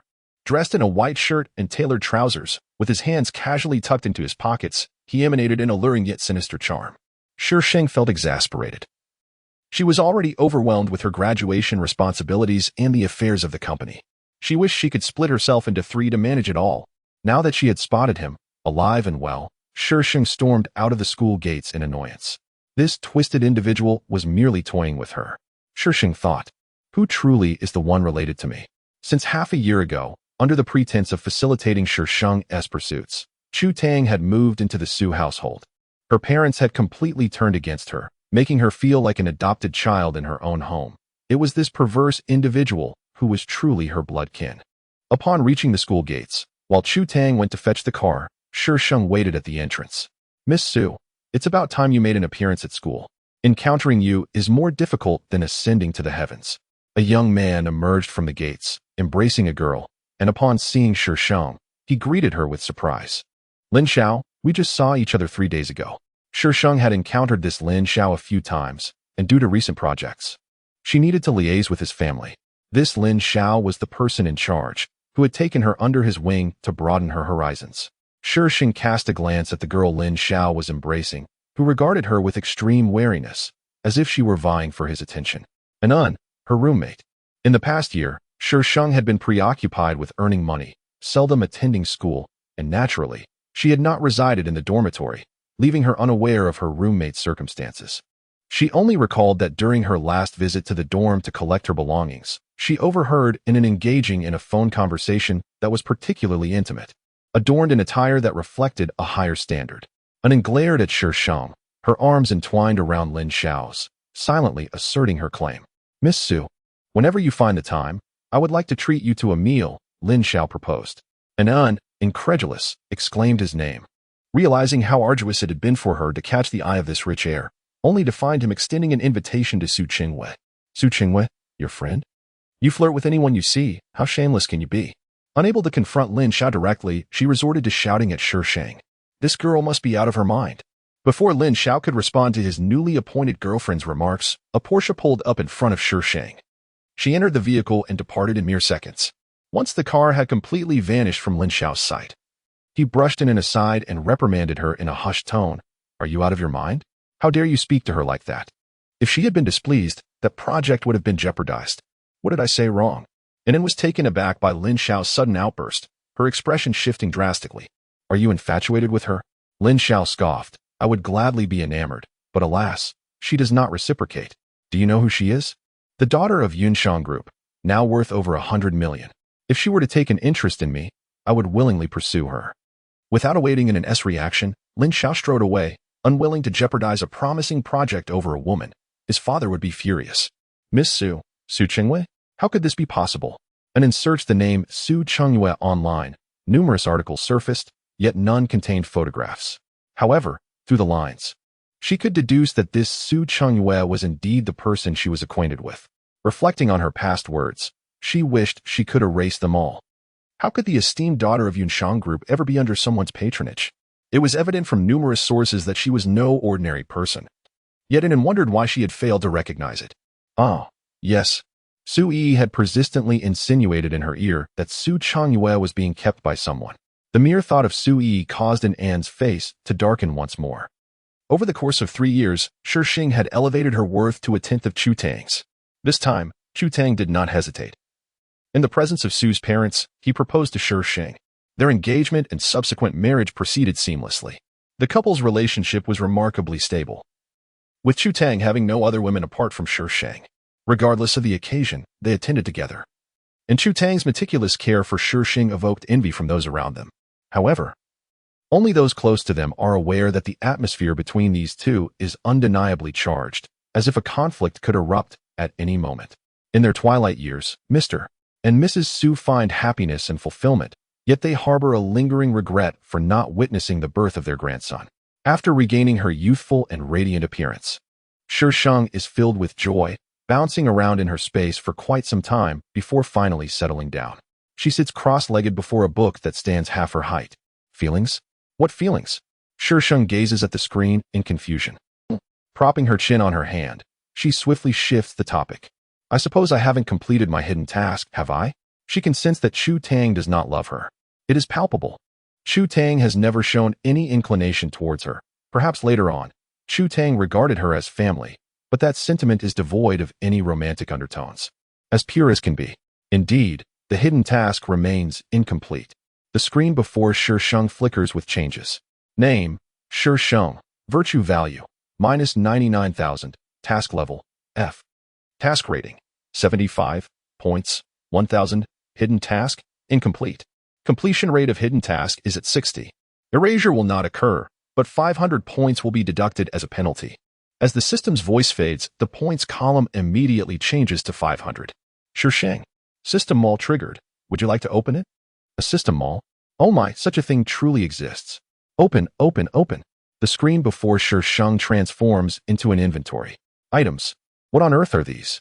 From the minutiae of daily necessities such as rice, oil, and salt, to the grandiose realms of supernatural abilities, illusions, and interstellar warships. Not to mention permits and locksmithing. The array is as comprehensive as it is diverse. As Shi Sheng gazed upon the icon of the interstellar warship, she was struck by the exorbitant number of points required, far too many to count. With decisive resolve, she shut down the marketplace, deeming it excessively expensive and unattainable. Host. Due to a glitch in your previous mission, a scan is now required. Please refrain from resisting. A glitch. It must pertain to her hacking skills and those 2 bombs, thought the foolish system. Shi Sheng rolled her eyes. What could possibly be gleaned from this scan? Ultimately, the system uncovered nothing of significance. The data yielded was identical to the initial scan, still devoid of any indication of the host's hacking capabilities. The system was perplexed. This was not right. Shall we proceed to the next mission? Transport commencing. Damn it, this must be an act of retribution. Slap. As Shi Sheng regained her senses, a sudden slap struck her face, causing her to stagger and fall towards the ground. Snap. Who told you to sit down? Why are you sitting? Do you think you are Lin Dayu? How many times has this happened? Look at the performance you are giving. Shi Sheng was momentarily dazed by the amplified voice bellowing through the loudspeaker. Shaking her head to clear her thoughts, she finally discerned her surroundings. A room steeped in antiquity stood before her, with a classical beauty confronting her. Of course, the beauty would have been even more enchanting had she not regarded Shi Sheng with such disdainful and contemptuous eyes. Surveying the room, The confusion in Shi Sheng's eyes swiftly dissipated. Filming, the entertainment industry, celebrities, these terms surged into her mind with remarkable clarity. She took a deep breath, rose from the ground, and cast a glance at the woman standing before her, the very one who had struck her moments ago. The force behind that blow was undoubtedly intentional. Shi Sheng was unaware of the grievances between this body and the individual before her, so she suppressed her thoughts for the time being and bowed apologetically to the director, expressing her regret. The director, a portly man, still brimming with irritation, found it difficult to chastise a young girl who had offered a sincere apology. With a vexed wave of his hand, he declared a break, instructing the crew to disperse momentarily. As the director spoke, the staff promptly began to scatter. The woman who had been standing before Shi Sheng let out a disdainful huff, raising her regal head and lifting her trailing gown, striding away like a proud queen. Shi Sheng touched her slightly aching cheek, her gaze lingering on the woman's graceful silhouette as she departed. Chapter 21. The Benefactor's Deception. The original character, Xuanyuan, hailed from a second-tier city. At the tender age of 10, she lost both parents in a tragic accident and was taken in by her uncle's family.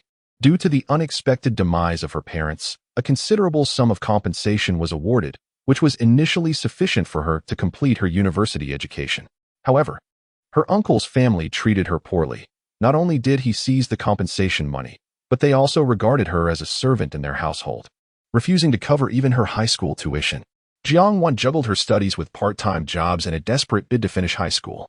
Yet, in her senior year, her uncle sought to marry her off to a man in his 40s.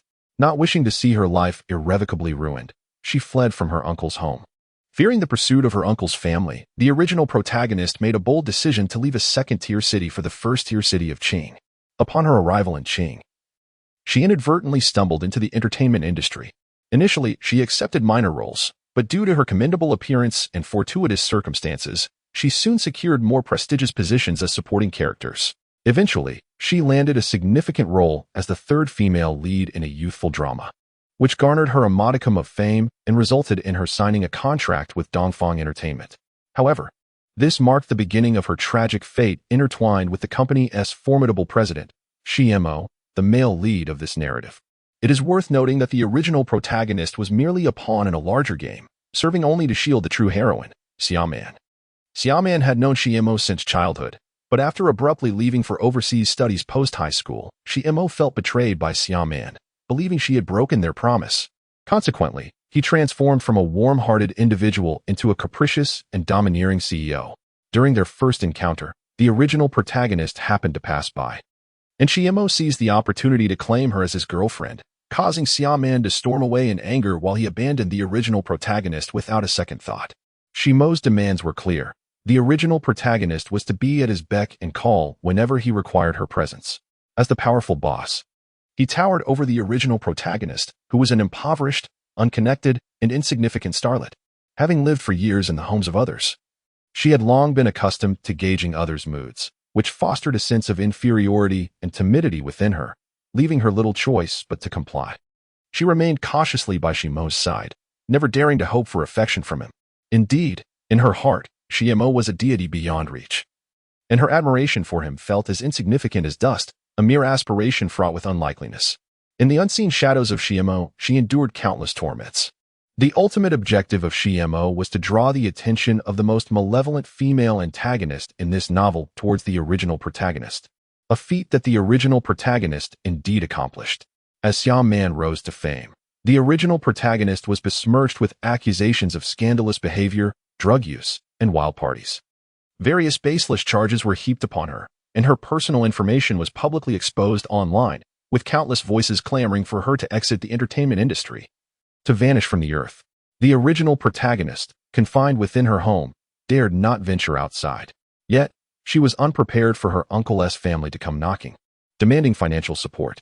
She was compelled to fund her own lessons in acting, physical training, and cosmetics, expenses she could ill afford, refusing to part with her money. Her uncle's family escalated their online slander, attributing actions she had never committed to her, driving her relentlessly towards despair. The sole moment of defiance for the original protagonist came at her demise. She collapsed before the media, leaving behind a chilling final remark: "The most venomous entity in this world is the human heart, capable of elevating you to heaven in a single night." or casting you into hell just as swiftly. The original protagonist harbored 3 final wishes. First, that her uncle's family be punished. Second, that the female antagonist experience the same suffering she endured. And third, that she ascend to the pinnacle of the entertainment industry. Notably absent from her wishes were any considerations regarding the male and female leads.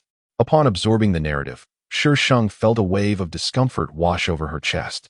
Taking a moment to adjust, this body seemed somewhat foolish. This was her initial reaction to the original protagonist's state. Following that was a second realization. This body appeared to have been poorly crafted by the author. As a secondary female character, this body bears no blemishes. She is merely somewhat self-effacing and timid, burdened by a cadre of despicable relatives, yet she harbors dreams. Such a characterization seems more akin to that of the protagonist's confidant. The expected narrative trajectory would involve the protagonist aiding the secondary character in overcoming her wretched relatives, thereby transforming her disposition and subsequently embarking on a journey of success together. However, the author has forcefully utilized this setup to accentuate the male lead's protective affection for the female lead, creating an overwhelming sense of dissonance. A mother's influence can indeed be formidable. Shi Sheng tidied herself and exited the restroom, as the staff began to gradually make their way to their respective positions. The timing of her arrival was not excessively tardy. She had just been sheltered by Xuanyuan. The scene being filmed today was assigned to her by the agent Xuanyuan had designated, portraying the second female lead. This production, adapted from a novel, received mediocre responses upon release, with a cliché plot that lacked any highlights. Additionally, due to the difficulties posed by the theater staff, the original character's performance was subpar, and this production subsequently became a stain on her reputation, with accusations that her involvement led to its downfall. Disregarding the director's furious outburst, Shi Sheng requested the makeup artist to touch up her makeup, concealing the redness on her face. The insipidness of certain individuals can be quite exasperating. Shi Sheng lifted her gaze towards the speaker, the very woman who had struck her earlier, Lin Shanshan. This woman held a significant role in a million-word novel.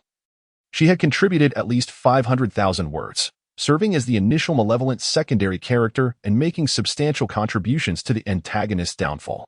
Lin Shanshan. I shall remember this slap. Shi Sheng indicated towards her already concealed face, her eyes glinting with malice. For reasons unbeknownst to her, Lin Shanshan felt an unsettling chill creeping along her back. Her once timid and self-doubting eyes now gleamed with a predatory intensity, akin to that of a wolf lurking in the shadows, rendering others hesitant to meet her gaze. Lin Shanshan placed a hand over her heart, perplexed by the unnerving stare of that little wretch. Humph, does she think a mere glance can intimidate me? Does she take Lin Shanshan for a pushover? The makeup artist, oblivious to Lin Shanshan's remarks, continued tidying her belongings and prepared to leave. Chapter 22. The financial backer's intrusion. While filming, Lin Shanshan had intended to strike. Yet all her attempts were deftly evaded by Shi Sheng. After several missed opportunities, the director's wrath erupted anew, chastising not only Shi Sheng, but also Lin Shanshan. Shi Sheng, unperturbed by the scolding, dismissed the director's tirade as mere bluster. Do you even want to continue filming? At this rate, we want to finish by tomorrow.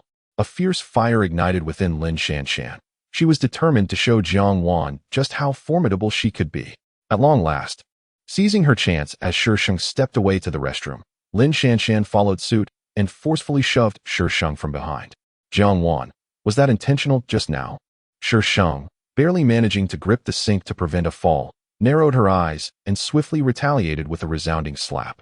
Consider this payback. Momentarily stunned by the slap, Lin Shanshan quickly regained her composure and lunged to grab Shi Sheng's hair. Anticipating her move, Shi Sheng adeptly dodged, maneuvering behind her to give her a shove forward before swiftly exiting the restroom.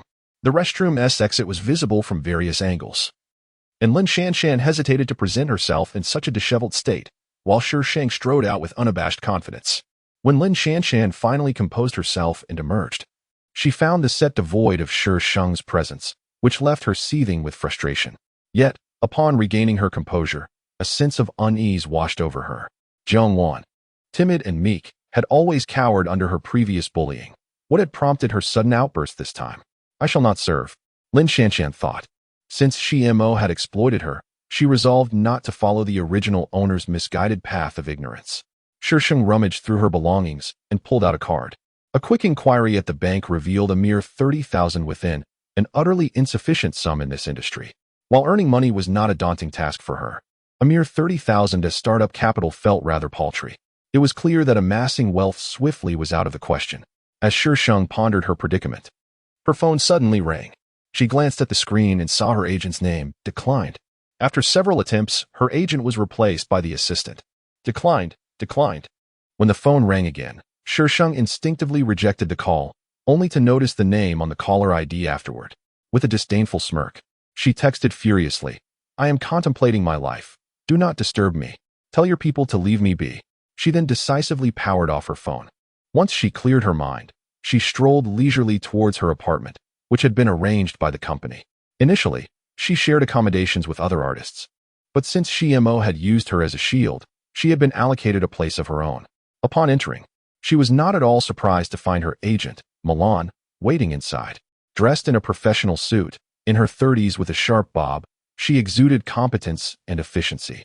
"Oh, and then," Shi Sheng responded with a hint of indifference. "The agent is undoubtedly capable, yet she does not genuinely care for her client. In fact, she seems to harbor a certain disdain for her. Otherwise, she would not have assigned her such a subpar project. Take today, for instance, when her assistant, who should have awaited her, was instead sent to assist another artist under her management." Milan was momentarily taken aback by Shi Sheng's retort, pondering the peculiar behavior of Xuanyuan. The first thought that crossed Milan's mind was that something was amiss with Xuanyuan. She scrutinized Shi Sheng closely, her brow furrowing. As an agent, reading people is essential. In the past, although Xuanyuan possessed a certain beauty, her character was marred by an overwhelming sense of inferiority and timidity, exuding an air of caution that came across as somewhat petty. However, the Xuanyuan now reclining on the sofa radiated an innate nobility. There was no trace of self-doubt or hesitation in her eyes, only tranquility.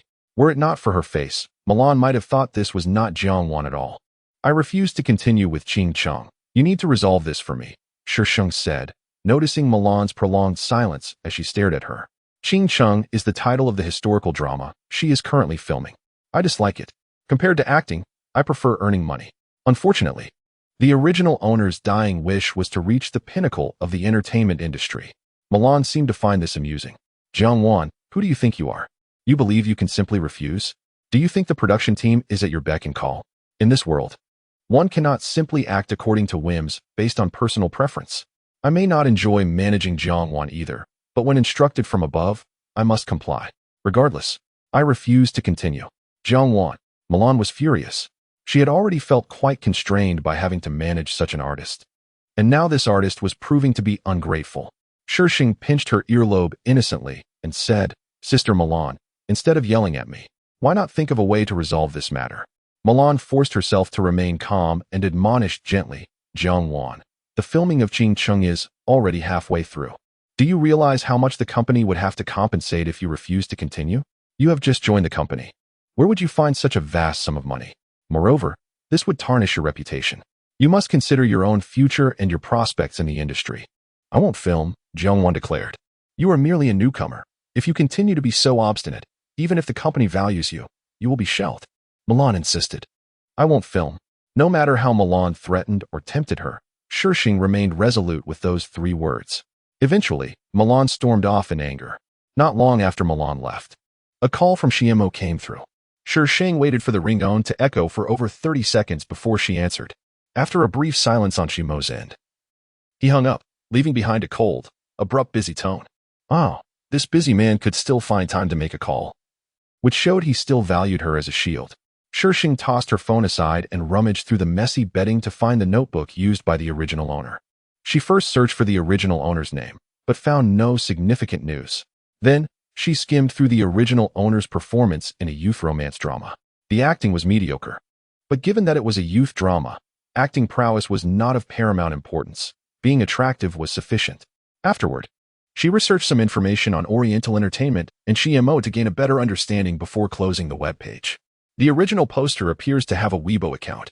Shi Sheng retrieved the Weibo ID from her memory and logged in. Upon entering, she was greeted by a flurry of notification sounds, and the page stuttered for several seconds before settling down. Thousands of posts tagged her, and the number was continuously on the rise. Chapter 23. The gold sponsor scheme. The initial post on Weibo was made by a user named The Sleepy Cat, featuring a succinct message that juxtaposed an out-of-context scene with an in-context scenario. Accompanied by a shocked emoji, it also included a short video captured on a mobile device. The video depicted Shi Sheng in the restroom confronting Lin Shanshan, with the beginning and end cut out. Several influential accounts shared the post, and some netizens quickly uncovered the television series the two were filming together, matching it with released stills in the original novel, leading to the emergence of a self-proclaimed truth. Countless netizens began to tag her on Weibo, launching righteous condemnations.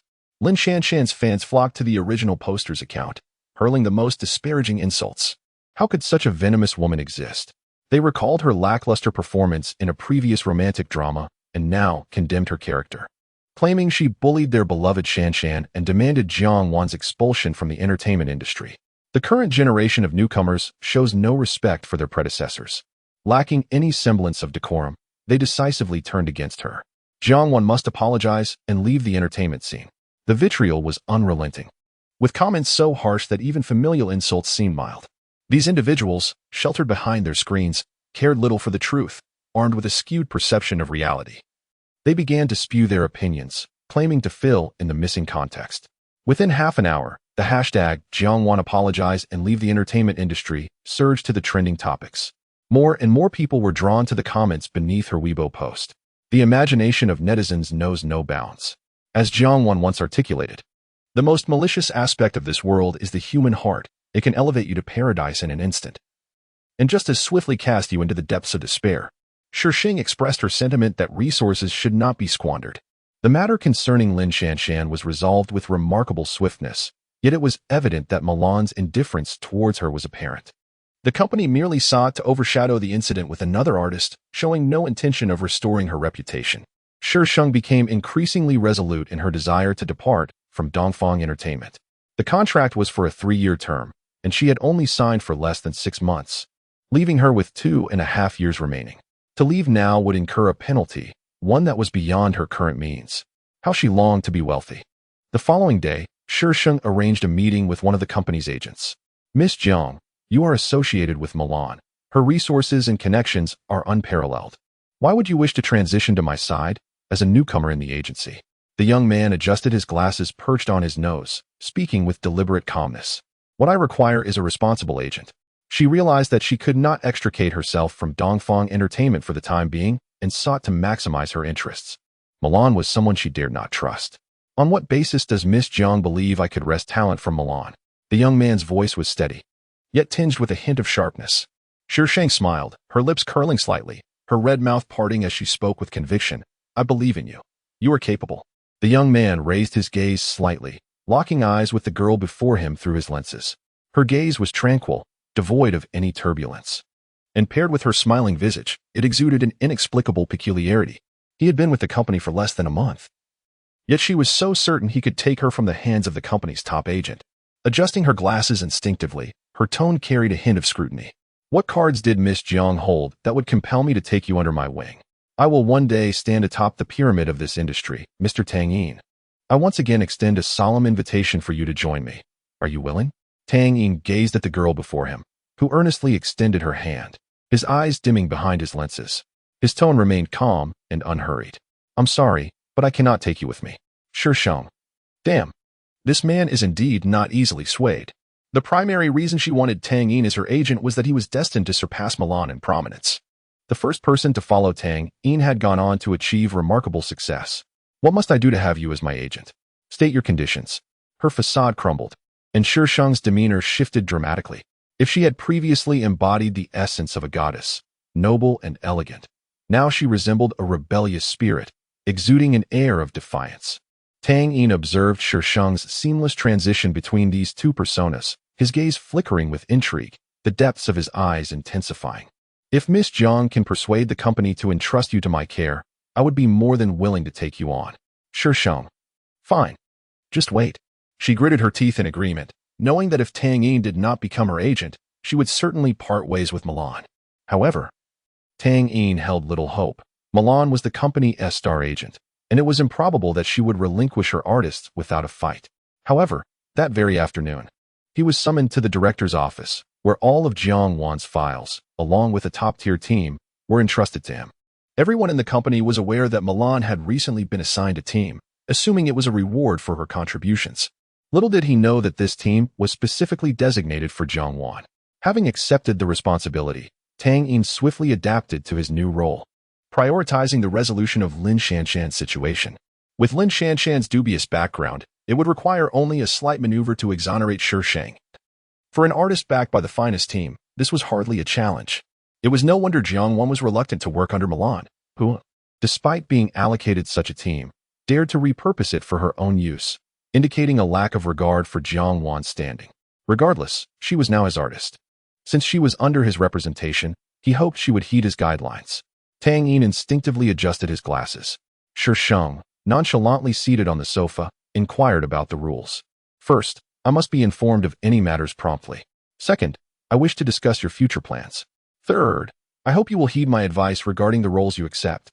Aside from the first stipulation, Tang Yin's other two requests were not as stringent. Clearly, he regarded the first as paramount. As a manager, having immediate insight into his artist's movements was imperative. Otherwise, when issues arose, how could he address them preemptively if he was unaware of the circumstances? To speak more sternly, there are occasions when artists must report to their agents, even when sharing a hotel room. Shi Sheng responded without a hint of sincerity. And Tang Yin noticed her lack of earnestness, yet he refrained from commenting. Chapter 24. The Sponsor's Intrusion 4. The production team of Qing Chung has already addressed the company's concerns, but the breach of contract penalty will be deducted from your remuneration. Tang Yin paused, a hint of confusion in his expression. This script is truly subpar. Why did you accept it in the first place? Shi Sheng shrugged, stating that it was arranged by Milan, and as a minor celebrity far beyond the 18th tier, she had no standing to challenge a top-tier agent. Upon hearing this, Tang Yin grew increasingly intrigued by this self-recommending artist. Since he took her on, the company had granted him a private office, and even the best resources were diverted to him. For someone who had yet to manage an artist, this seemed like a stroke of luck. For reasons unknown, he felt a vague sense of being deceived. Suppressing his unease, Tang Yin handed 3 scripts to Shi Sheng, saying, "These are the scripts I have selected. Please choose one." Shi Sheng glanced at the titles and promptly selected one. This one. Tang Yin made no objections. All 3 scripts were his choices, and regardless of her selection, none would be significantly lacking. The script she chose was a fantasy drama, recounting the tale of Xuanyuan, the last surviving disciple of the Xin sect, which had been annihilated. He was saved by a peach blossom tree that had transformed into a spirit, and together, they embarked on a journey to uncover the truth behind the destruction of the Xin sect. This was an adaptation of a web novel and had gained considerable acclaim in recent years within the fantasy genre. Shi Sheng is not auditioning for the leading role of the peach blossom demon, but rather for the supporting role of the third female character, who hails from a distinguished background, though her fate is rather unfortunate. Are you confident? Tang Yin asked with uncertainty. He had seen her performances and found her acting skills lacking. However, in this drama, the third female character plays a crucial role. In the beginning, she is lively and playful, but later, she undergoes a transformation, becoming cold and ruthless. Portraying such a dichotomous character is no easy feat. He had set his sights on the second female character's role, although, given her qualifications, it might be unattainable. Who would have guessed she would choose the third female character? Shi Sheng closed the script, revealing a bright smile. We'll find out through the audition. Tang Yin cast her a lingering gaze, escorting her to the audition floor.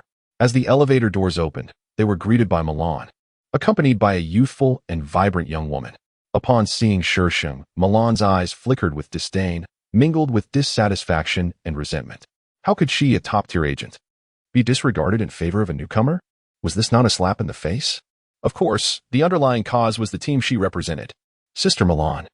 Tang Yin greeted casually, his peripheral vision catching the young woman's presence, his expression darkening slightly. Milan nodded slightly, offering a practiced smile. Sometimes, appearances must be maintained. Before Milan could speak, the young woman beside her interjected with a tone laced with sarcasm. Is Xuanyuan here to audition as well? I wonder which role she aims for. Should I ask Sister Milan to provide some guidance? We wouldn't want to jeopardize your future. With her words, she cast a pointed look at Tang Yin.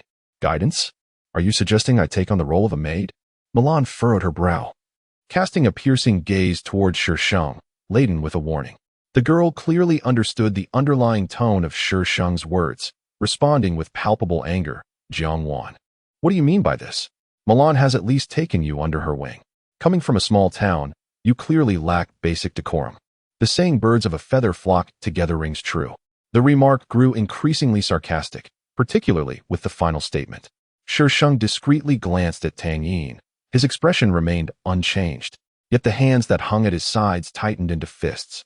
Indeed, it was thanks to Milan's care that she had fared well in her previous association with her.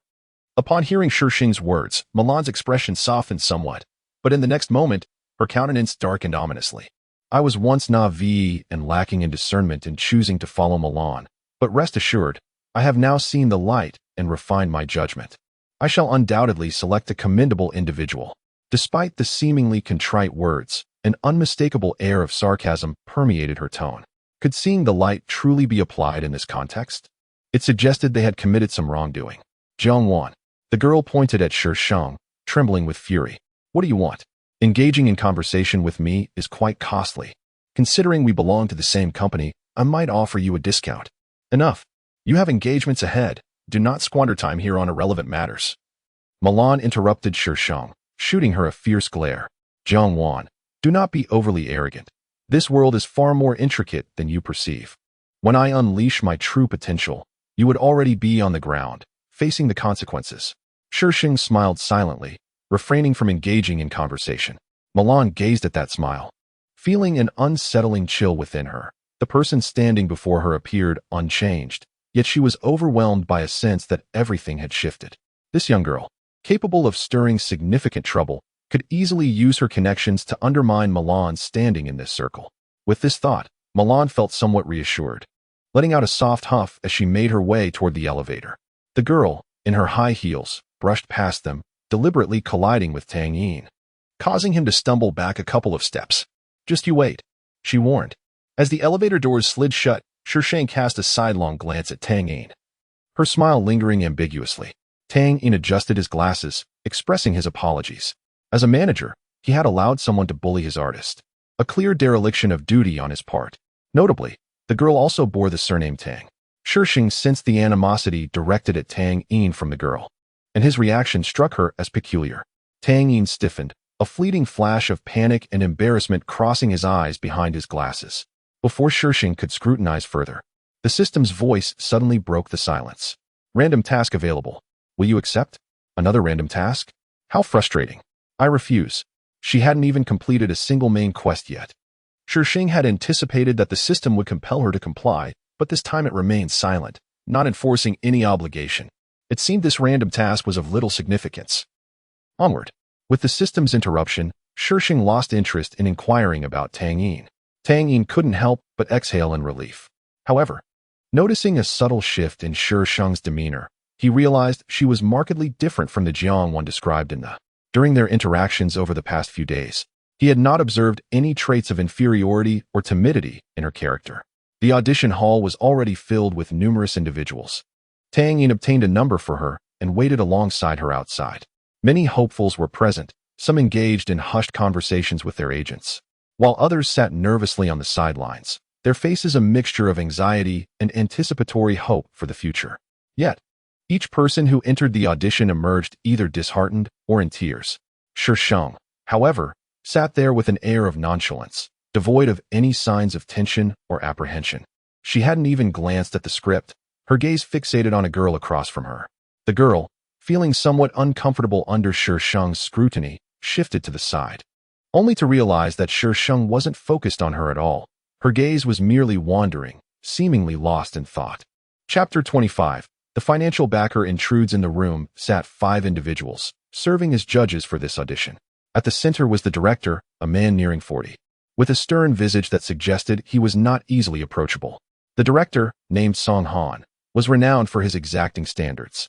It was said that one actor had flubbed a single scene over 100 times under his discerning eye. However, this remained merely a rumor, the truth of which was uncertain.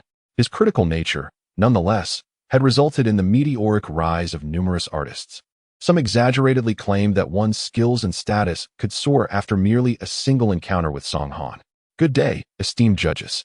I am Xuanyuan, Shi Sheng announced, her voice neither too loud nor too soft. perfectly pitched to ensure that all present could hear her without it sounding abrasive. Several judges perused Xuanyuan's profile, whispering amongst themselves, one of whom openly displayed a lack of optimism. With a stern expression, Song Han declared the commencement of the performance. Shi Sheng nodded, disregarding the other four, as she immersed herself in the emotional preparation for her portrayal. She was tasked with embodying the character by Wan in a pivotal scene, where her descent into darkness was paramount. The original actress's skills were lacking, offering little for Shi Sheng to draw upon. Thus, she resorted to her own imagination, channeling Bai Wan's despair and isolation, as she grappled with being misunderstood and doubted by all. Her world brimmed with hopelessness and sorrow, ultimately relegating her to the role of the antagonist's pawn due to unrequited love. The audience fixated on the woman on stage, seemingly witnessing the epitome of despair. The tragic fall into darkness that was Bai Wan. Once Shi Sheng concluded her performance, an oppressive silence enveloped the room. The other four exchanged glances, silently affirming their decision. This particular judge had remained silent except for the initial call to begin. Observing this, the others offered a few platitudes, their demeanor markedly more favorable than before. Following protocol, Shi Sheng exited the room, and Tang Yin immediately approached her, refraining from inquiring about the outcome, instead guiding her away. Only when they were out of sight did he leisurely ask, what was the result? Awaiting notification, Shi Sheng shrugged, her expression nonchalant. She was aware that if Song Han spoke, the role was almost assured, yet until the contract was signed, she remained composed to avoid any unforeseen complications. Tang Yin had not harbored high hopes. Upon hearing her response, he displayed no signs of disappointment. Do you have something on your mind? He inquired, subtly acknowledging Shi Sheng's words. Attend to your matters, for I wish to savor the simplicity of life before the flames of fame engulf me. How confident is this young lady to believe she is destined for greatness? Shi Sheng cast him a meaningful glance, her smile enigmatic as she remarked, I do not concern myself with your affairs, yet I hope you manage them well. I would not wish to be embroiled in your troubles in the future. Do you understand? Tang Yin's heart raced as he met her calm, unwavering gaze, feeling an awkward sense of being seen through. After a moment of silence, he replied, Then do take care. Call me if anything arises. Shi Sheng found herself seated in a CAF when an inexplicable voice from the system interrupted her thoughts. Damn it. Have they even bypassed the pretense of inquiry and gone straight to enforcement? The hidden task was non-negotiable. What audacity! Shi Sheng fumed internally, cursing the investors and the development team behind that wretched system before her temper began to cool. What does spending lavishly entail? Spending lavishly caused Lu Qingyan to expend over $1 billion US dollars on the host. Who? Lu Qingyun. Shi Sheng. What sort of hidden task is this? Why must I entice Lu Qingyun and have him squander his fortune on me? Who is Lu Qingyun? In this narrative, he is the most formidable antagonist, wealthy, handsome, and undoubtedly a winner in life. Yet, he is also an exceedingly perilous individual. Unlike the triviality associated with Chu Tang, Lu Qingyun truly confronted the male president, Mo Zhang, leading to a tumultuous upheaval in the entertainment industry. In the latter stages, he relinquished his opposition against Shi Mo due to his feelings for Xuanyuan and chose to leave the country. The author, however, left ambiguous whether Lu Qingyun harbored any affection for Xuanyuan. As for the reasons behind his rivalry with Shi Mo, the narrative does not elaborate extensively, though it subtly alludes to a connection with a certain individual, the gender of whom remains unclear. Is the system urging her to entangle herself with such a person? The target individual is located at the host's 9 o'clock position. Please seize the opportunity. The system uttered this phrase before falling silent. Seize the opportunity? What opportunity am I supposed to grasp? If you have something to clarify, then be gone.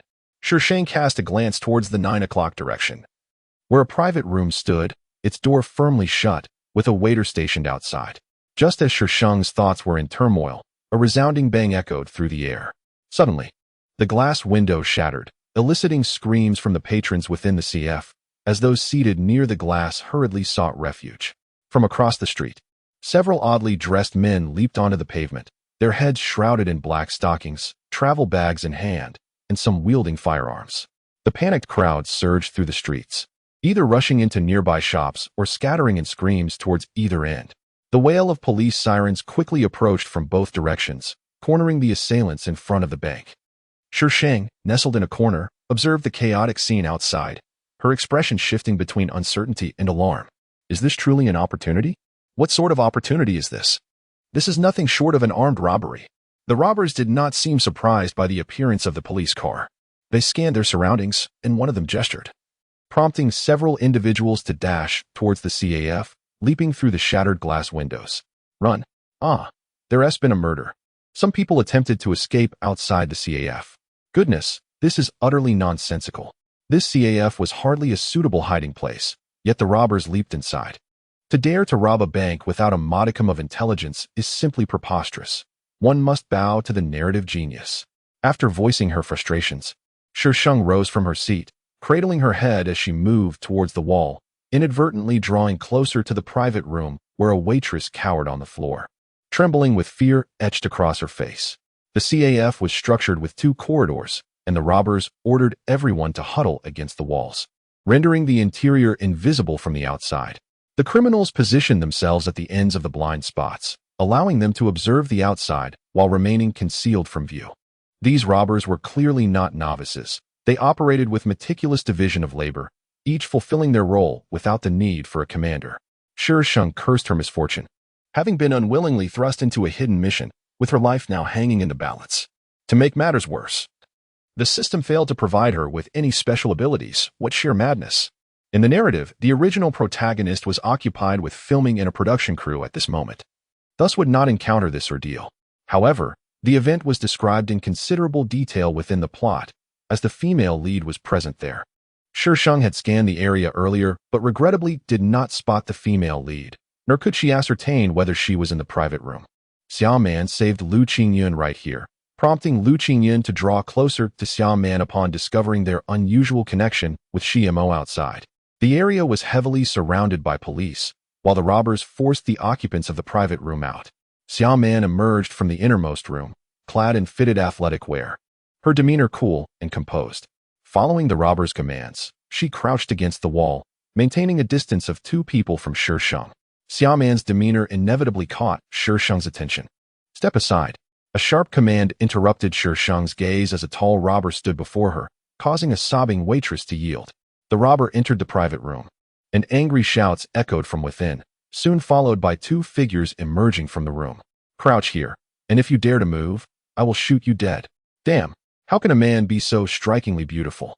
Shi Sheng felt someone crouch beside her, and turned slightly to behold the man's exquisitely pale profile. His lips gently pressed, and his eyes lowered, his expression unchanged. Even in a crouched position, he exuded an elegance that contrasted starkly with the surrounding chaos, creating an illusion of being in 2 disparate worlds. Perhaps sensing Shi Sheng's gaze, he turned his head towards her, his entire face coming into view, a visage that defied description.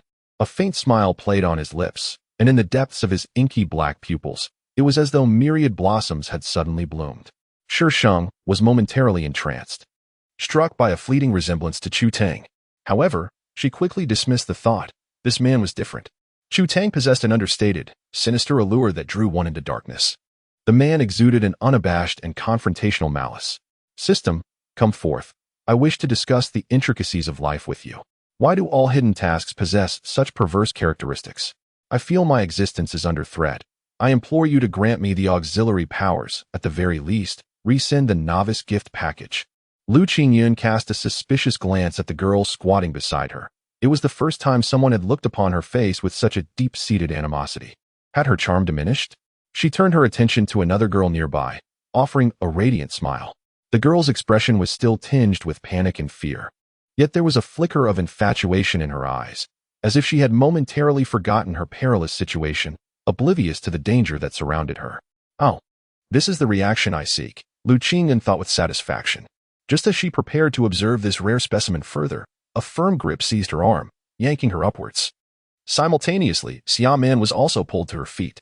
Move forward and stand straight, the robber commanded, gesturing towards the window devoid of glass, shoving both women into a visible area outside. Shi Sheng, quick-witted and agile, seized the robber's arm. The robber turned, the dark muzzle of his weapon aimed at Shi Sheng, and bellowed, "What do you want? Seeking death?" Shi Sheng smiled with a playful glint in her eyes, pointing towards Xuanyuan. "I'm accompanying her." The robber's eyes widened in disbelief, clearly unaccustomed to hostages so eager to court danger, especially one as aesthetically pleasing as Shi Sheng. After a moment of astonishment, he shook his weapon threateningly. "Less chatter. If you dare to move, I will end you. In a situation where a group of burly men were trembling in fear, a young girl, with a cheerful demeanor, boldly volunteered to be cannon fodder. Was she not blatantly indicating the presence of danger? Did he truly believe her to be foolish? Shi Sheng's face fell, and with a pitiful expression, she implored, "But he is my boyfriend. We promised to face life and death together. How could I allow him to confront such peril alone? Please, let me join him. Look at me, a fragile woman, utterly harmless to your cause." The newly appointed boyfriend, Xuanyuan, could only respond with silence. Meanwhile, Xuanyuan, who had been observing Shi Sheng, felt her lips twitch in disbelief. Wasn't she the woman of Xiamo? How had she suddenly transformed into this man's girlfriend?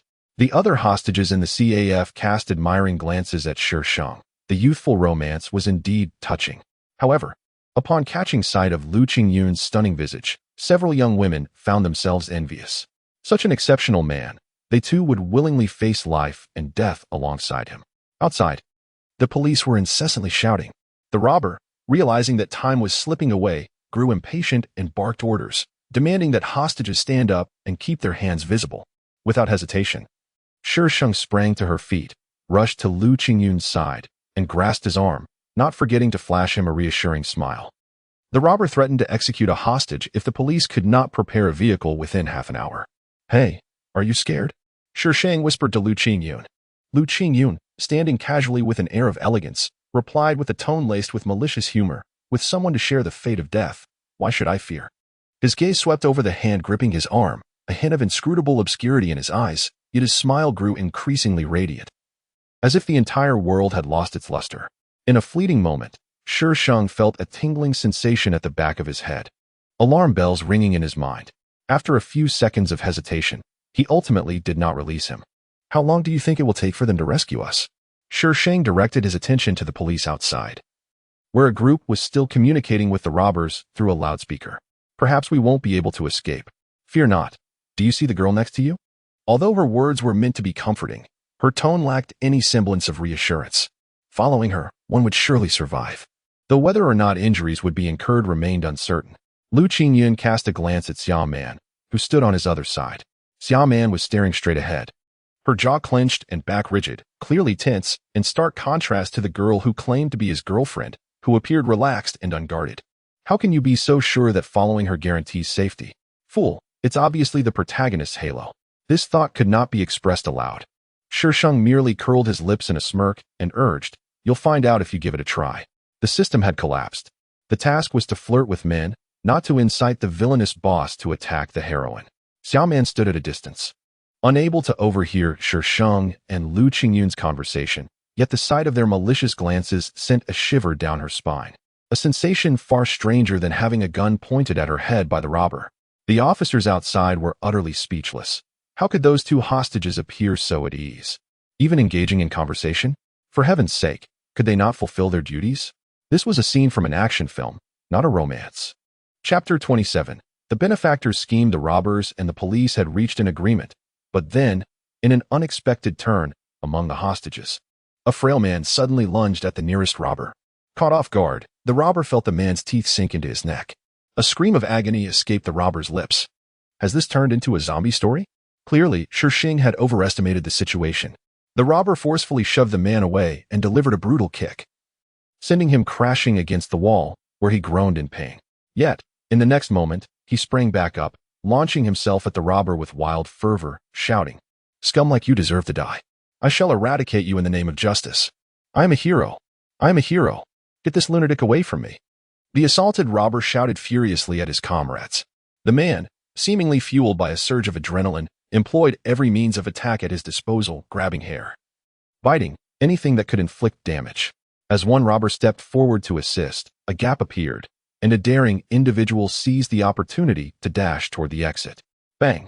The gunfire erupted violently, and the frantic man seemed to freeze, his eyes wide in shock as he fell backward, blood pooling beneath him. For a brief moment, time stood still. "Who the hell ordered you to fire?" roared a robber from the other end. Someone's been killed. Help! Help! I do not wish to die.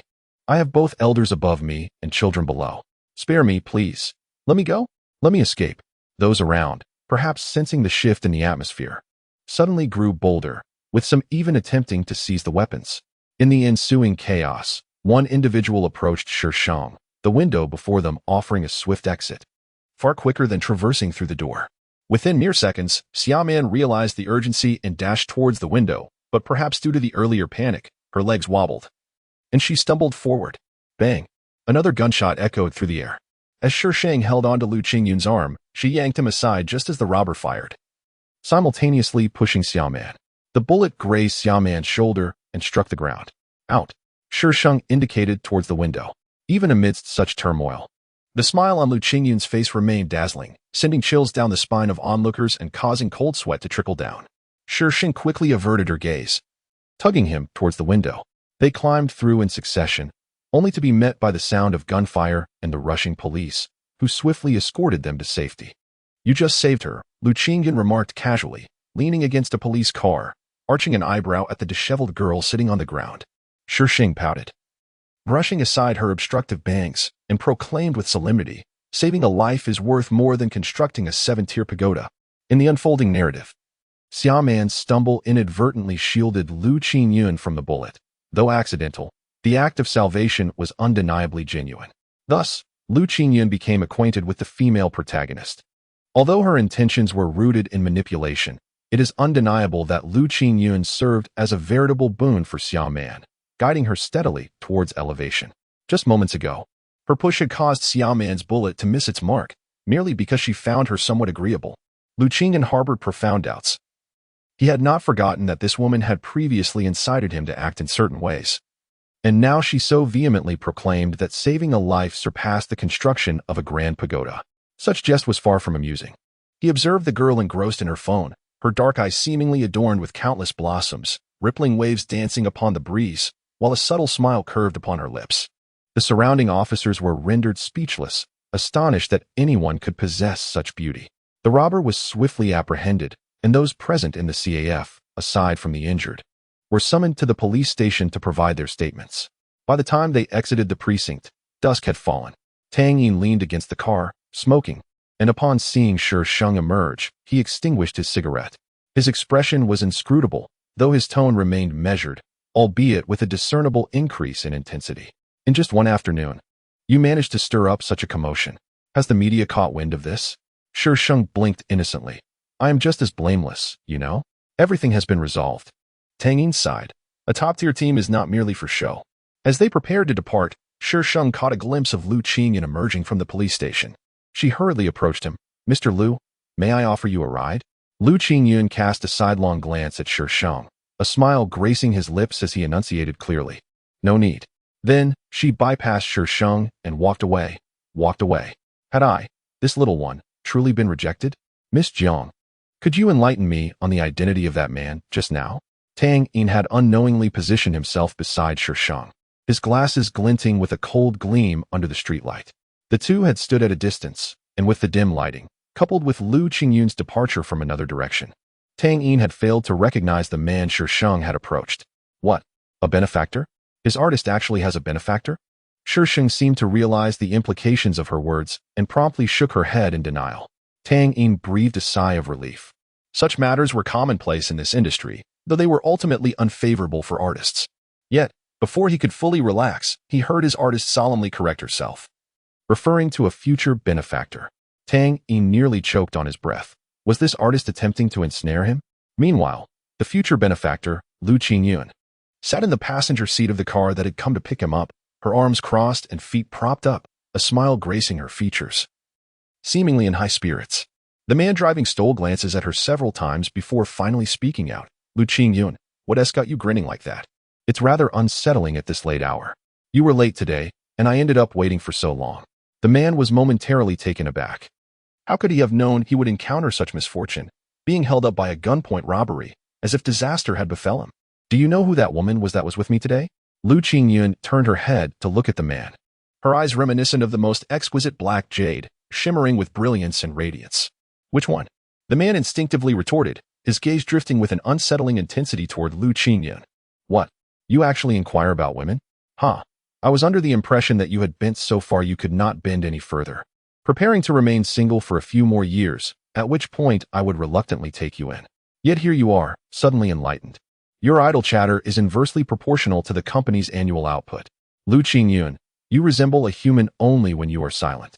The man gritted his teeth, glaring at him, lamenting the waste of such a handsome visage. When you speak, you resemble a deity. Lu Qingyun paused momentarily, feeling unsettled. The man, seething with pent-up rage, questioned why he even bothered to pick him up from the police station. Would it not be better for him to reflect on his actions there? Damn it! What a foolish impulse. Chapter 28. My benefactor is a hidden danger regarding the robbery at the CAF. No media dared to report extensively on the matter. Much like the events in the narrative, this was precisely why Shi Sheng felt little concern. With the antagonist shielding her, what was there to fear? Tragically, Shi Sheng's audition for the fantasy drama had remained stagnant. It was only when Tang Yin called to inquire that she discovered the role had already been filled. This outcome caught Shi Sheng off guard, considering that Song Han had seemed quite pleased with her at the time. Aside from the third female lead, what other roles remained? This fantasy drama was destined for great success, and it would be illogical, both emotionally and rationally, for her to let such a splendid opportunity slip by. Tang Yin had already inquired with the staff over there and received a definitive shake of the head. There were none left. All roles had been assigned. Song Han's television dramas were always in high demand. It was likely that the moment the new project was hinted at, others had already begun surreptitiously securing roles through backdoor channels. Who is the third female lead? In the storyline, the third female lead is a newcomer who subsequently rose to prominence through this drama, swiftly ascending to a third-tier status. Lin Shanshan. Oh my. Isn't Lin Shanshan currently embroiled in scandal? How does she still find time to vie for a role as the third female lead? Tang Yin adjusted his glasses and replied calmly, she is targeting you. Her backer holds considerable influence. What kind of influence? If we were to assess it, Lin Shanshan bears no significant grudge against her, yet the current situation appears to be a life-and-death struggle. Tang Yin cast a glance at her. Lu Dapeng, a tycoon in the real estate sector, and his wife's family has connections to the political realm. Can one not expect a bit of clout? Don't dwell on it too much. There are abundant resources available recently. I will show you more tomorrow. By the way, there is a gala tonight, and the company requires your attendance. They even sent a gown. Tang Yin handed a bag to Shi Sheng. The company arranges for artists to attend galas and provides gowns. Shi Sheng's eyes sparkled with confusion. Sometimes the company prepares for it. When the gala begins, there will be a vehicle to pick you up. The agent cannot accompany you inside. Be sharp at that moment. I will wait for you outside. Call me if anything arises. Tang Yin dutifully conveyed the precautions to Shi Sheng, his voice unhurried and soothing, like a gentle breeze that would not irritate. Rarely did Shi Sheng refrain from interrupting him. These matters were never communicated to the original owner by Milan. No wonder the company provided her with a gown, yet failed to arrange a male companion. This must have been instructed by Xiamo. Taking advantage of the moment when no one had noticed her departure, Shi Sheng swiftly slipped away from the banquet. Unwilling to serve as a shield for Xiamo, she navigated through the less crowded areas, nearing the exit, when Lin Shanshan entered, arm in arm with a man. And they collided. The instant Lin Shanshan caught sight of Shi Sheng, a fleeting glimmer of animosity flickered in her eyes, quickly vanishing. She and her companion obstructed Shi Sheng's path, her lips curling into a smile. Oh, isn't this Miss Jiang? The soiree has only just commenced. Where might you be headed, Miss Jiang? Shi Sheng furrowed her brow slightly, casting a glance at the man Lin Shanshan was with. He was reasonably handsome, albeit somewhat older, to the extent that one could easily mistake them for father and daughter. Where I go is none of your concern, given that the facade had already been shattered. She saw no need to offer Lin Shanshan any semblance of civility. Lin Shanshan's expression shifted subtly as she regarded Shi Sheng, then with a mocking smirk, she taunted. Miss Jiang isn't perhaps without a partner, is she? How pitiable to be all alone. She then turned to her companion, Mr. Lu. Might you find a partner for Miss Jiang? As she spoke, Lin Shanshan leaned closer to Lu Dapeng, who, charmed by her actions, playfully squeezed her waist and grinned. What kind of partner does Miss Jiang desire? I, Lu, may not possess great wealth, but I do have acquaintances. He regarded Xuanyuan, finding her rather appealing, yet he preferred someone more mature, someone who knew how to indulge in the pleasures of the night. Oh, I wonder if Mr. Lu's friends are exceptionally handsome. You know, us young people tend to favor good looks. If someone is too unattractive, it might dampen our appetite. Ignoring the slowly descending expression on Lu Dapeng's face, Shi Sheng flashed a bright smile, revealing her pearly whites, and said, if you know such a person, Mr. Lu, you might as well introduce me. Lu Daping, no fool himself, quickly discerned the veiled insult. She was indirectly calling him old and unattractive. Miss Jiang, do not mistake my hospitality for weakness, he replied, suppressing his ire. In Qing City, when I, Lu Daping, speak, you shall find it difficult to navigate this circle. Lin Shanshan stood nearby, gleefully mocking Shi Sheng. Initially, she had thought this woman would refrain from confronting Lu Daping directly, planning instead to stoke the flames from the sidelines. Who would have thought that she would be so foolish as to offend Lu Daping with a single remark? Everyone knew he loathed being called ugly or old. Lin Shanshan was curious to see how Shi Sheng would manage in this industry after such a blunder. Did she not understand her own standing in this world? Toast. When has Mr. Lu ever toasted me? If he were to do so, I would certainly not refuse, Shi Sheng responded with a tone both sincere and earnest. But Mr. Lu did not toast me, so isn't that an unjust accusation? You mustn't bully me simply because I am a young girl. Ah, you clever little tongue. Lu Daping chuckled, though his amusement was tinged with irritation. When the time comes for you to seek my favor, we shall settle the score then. He could not believe that he would be bested by a mere girl. These young, impetuous newcomers truly believed this industry was easy to navigate. Who does Uncle Lu intend to settle scores with? A clear, cheerful voice rang out from behind Lu Daping. Lu Daping's body stiffened momentarily, his expression shifting rapidly. Did he just hear that familiar voice? Impossible, wasn't he abroad? Yet, who else could invoke such a palpable aura of menace while addressing Uncle Lu? Shi Sheng, positioned directly opposite the entrance, immediately spotted the figure emerging behind Lu Daping. The light cast upon his features enveloped him in a radiant glow. As if he had stepped forth from a scroll of artistry, his eyes as dark as ink, enchanting all who dared to gaze into their depths. Clad not in formal attire, but in casual wear, he stood out amidst the sea of suits and lavish gowns without appearing out of place. Each step he took seemed to tread lightly upon the hearts of those present, as if he occupied a throne of reverence. Like a luminary, he commanded attention effortlessly. Without uttering a single word, Lu Daping discerned the identity of the newcomer, extinguishing the last flicker of hope within him. Chapter 29. The Patron's Intrigue. Young Master. I didn't mean it that way, Lu Daping stammered in fright, hastily denying. I merely intended to say, if young master could inform me, I would gladly arrange a warm welcome. That won't be necessary, Lu Xuanyuan replied, his gaze settling upon Shi Sheng. Shi Sheng immediately brightened with a smile. The patron, indeed. The future benefactor must not be offended. Lin Shanshan, already captivated, mused that within this circle, it would be challenging to find a man more handsome than the one before her. Given Lu Daping's address, his status was evidently even more exalted. If only she could forge a connection with such a figure. However, as this thought crossed her mind, she swiftly dismissed it, and the infatuation in her eyes gradually faded. This man is evidently not someone easy to deal with. To have someone like Lu Daping bowing down to him indicates he is not someone she can provoke. It would be wiser for her to keep a watchful eye on Lu Daping, lest she suffers more than she gains. Lin Shanshan is undoubtedly self-aware. However, upon glancing up, she sees Shi Sheng smiling at that man, who unexpectedly strides toward her. This sight only fuels Lin Shanshan's resentment toward Shi Sheng. What right does she have? Oh, Mr. Lu. Shi Sheng greets with a bright smile. Lu Daping is taken aback when he notices Lu Xuanyuan nodding at Shi Sheng, leaving him utterly startled. Wasn't Xuanyuan said to be just an ordinary person? How could she know this formidable figure? Uncle Lu still has matters to attend to? Lu Xuanyuan stands beside Shi Sheng, casting a sidelong glance at the frozen Lu Daping. He trembles, shaking his head repeatedly. No, no, that young master. I shall take my leave. With that, Lu Daping seizes Lin Shanshan and hastily retreats toward the exit, opting to forego the banquet entirely. The presence of this formidable figure is enough to make him reconsider his choices. Wait, Lu Daping halts, turning back with a mix of respect and anxiety. Does the young master have any further instructions? Apologize. Apologize? Lu Daping is utterly dismayed. What connection does Xuanyuan have with this formidable figure that compels him to speak?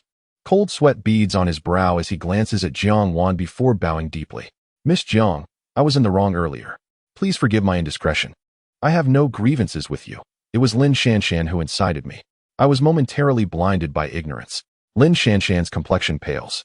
She never anticipated that Lu Daping would so readily betray her. Lu Daping, what do you mean by this? He fears this man. Thus he seeks to place all the blame upon her. Silence. Lu Daping admonished Lin Shanshan with a fierce expression. Were it not for her, he would not have deigned to acknowledge Xuanyuan, nor would he have incurred the wrath of this formidable adversary. Surely, you know what to do, do you not? Yes. Yes, rest assured, young master, I will handle it well. A flicker of ruthlessness crossed Lu Dapeng's eyes. Lin Shanshan had nearly caused him to offend that dangerous figure. And with no outlet for his frustration, he could only unleash it upon her. Do not bring shame upon the Lu family. Lu Qingyuan waved her hand, and Lu Dapeng, as if granted a reprieve, strode out the door, pulling the pale Lin Shanshan along with him. You are quite imposing. Shi Sheng feigned an expression of admiration. After all, Lu Zong is a prominent figure in this circle, and he refers to you as young master. You are truly remarkable. Lu Qingyuan gazed into Shi Sheng's tranquil pupils, detecting no hint of sincerity. This woman clearly had no intention of praising him. Her performance lacked any genuine sentiment, merely a facade of indifference. Lu Dapeng found himself questioning his own allure once more. Why did his charm have no effect on this woman? If you do not wish to praise me, is it not a burden on your conscience to feign admiration? You speak of insincerity and flattery. At least put on a show to conceal your true feelings. Do not let it be so apparent. This girl does not even attempt to disguise it. What does she mean by that? Not at all uncomfortable. Simply expressing praise for you is already a stretch. Do you expect me to wholeheartedly extol your virtues? How naive. Lu Qingyuan. This was the first time Lu Dapeng found himself at a loss for words. This level of candor is rather excessive, is it not? Ah, Lu Qingyuan. Where did you find this girl? I merely paused my car, and you abandoned me. After all my efforts to pick you up, do you still possess any humanity? Captured? Such a choice of words is truly. Shi Sheng glanced at the newcomer, who was dressed formally and possessed a rather attractive appearance. Shi Sheng thought to herself, this person truly understands Lu Qingyuan. Merely witnessing Lu Dapeng's anger, they could surmise what Lu Qingyuan had done to him. In this narrative, there exists but one character fitting this description, Su Ishio, Lu Qingyuan's dear friend and reliable ally. This was indeed the young lady whom Lu Dapeng had inquired about previously.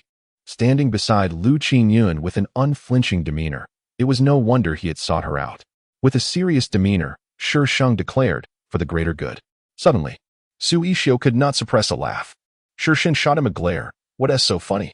I am Xuanyuan, a future benefactor. It's best to disregard me. Su Ishio's face lit up with surprise, his tone elevated. So you are Miss Jiang. I am Su Ishio, childhood friend and caretaker of Lu Qingyuan. Shi Sheng's lips twitched. Childhood friend and caretaker. What a curious arrangement. The villain's mindset is beyond my comprehension. I must express my gratitude for your assistance last time. Had it not been for you, Lu Qingyuan might have faced dire consequences. You see, he excels at everything, except for his stamina. Back in middle school. Quiet down. You were quite the handsome lad. Lu Qingyuan interrupted Su Ishio. I remain a handsome lad, even when I'm not quiet, Su Ishio retorted. Choosing not to continue the previous topic, Shi Sheng remarked, how utterly ridiculous. In the realm of antagonists, there exists such a naive and endearing individual.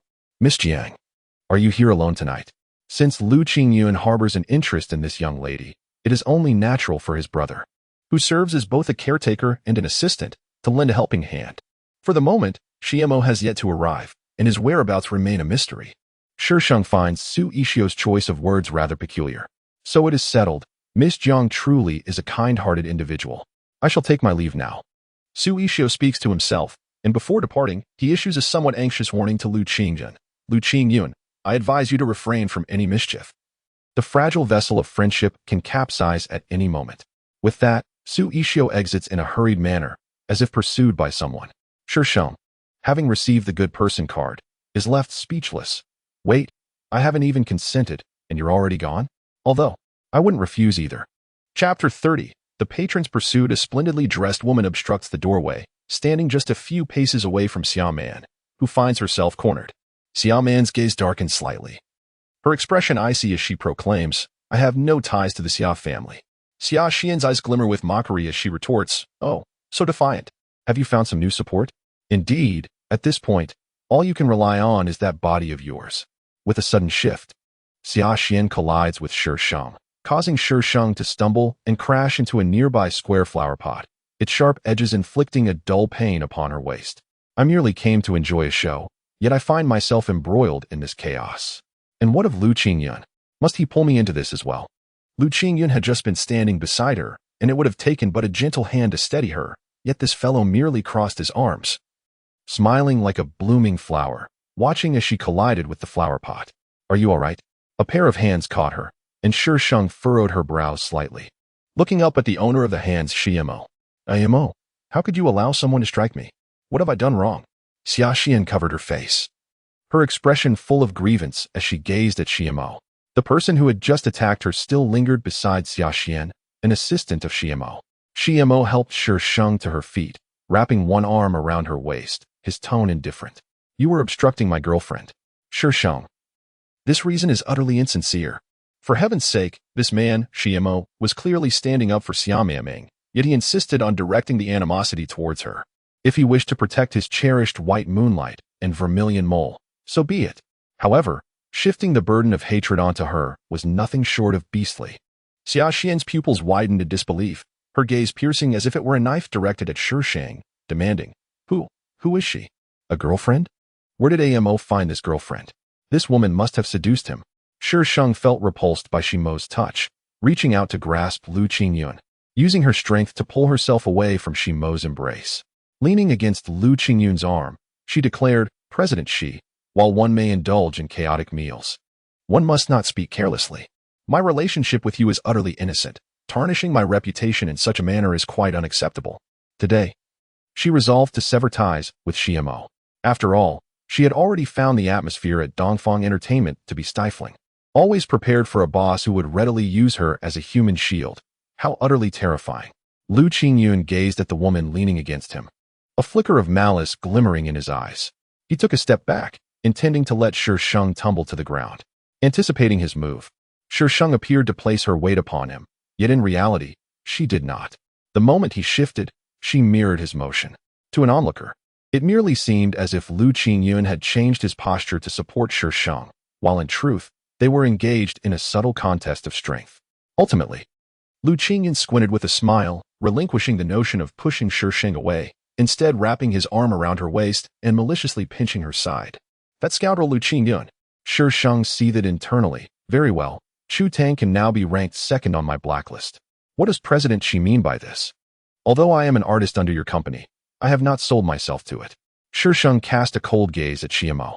You, standing behind the villainous female antagonist, I would be insane to approach.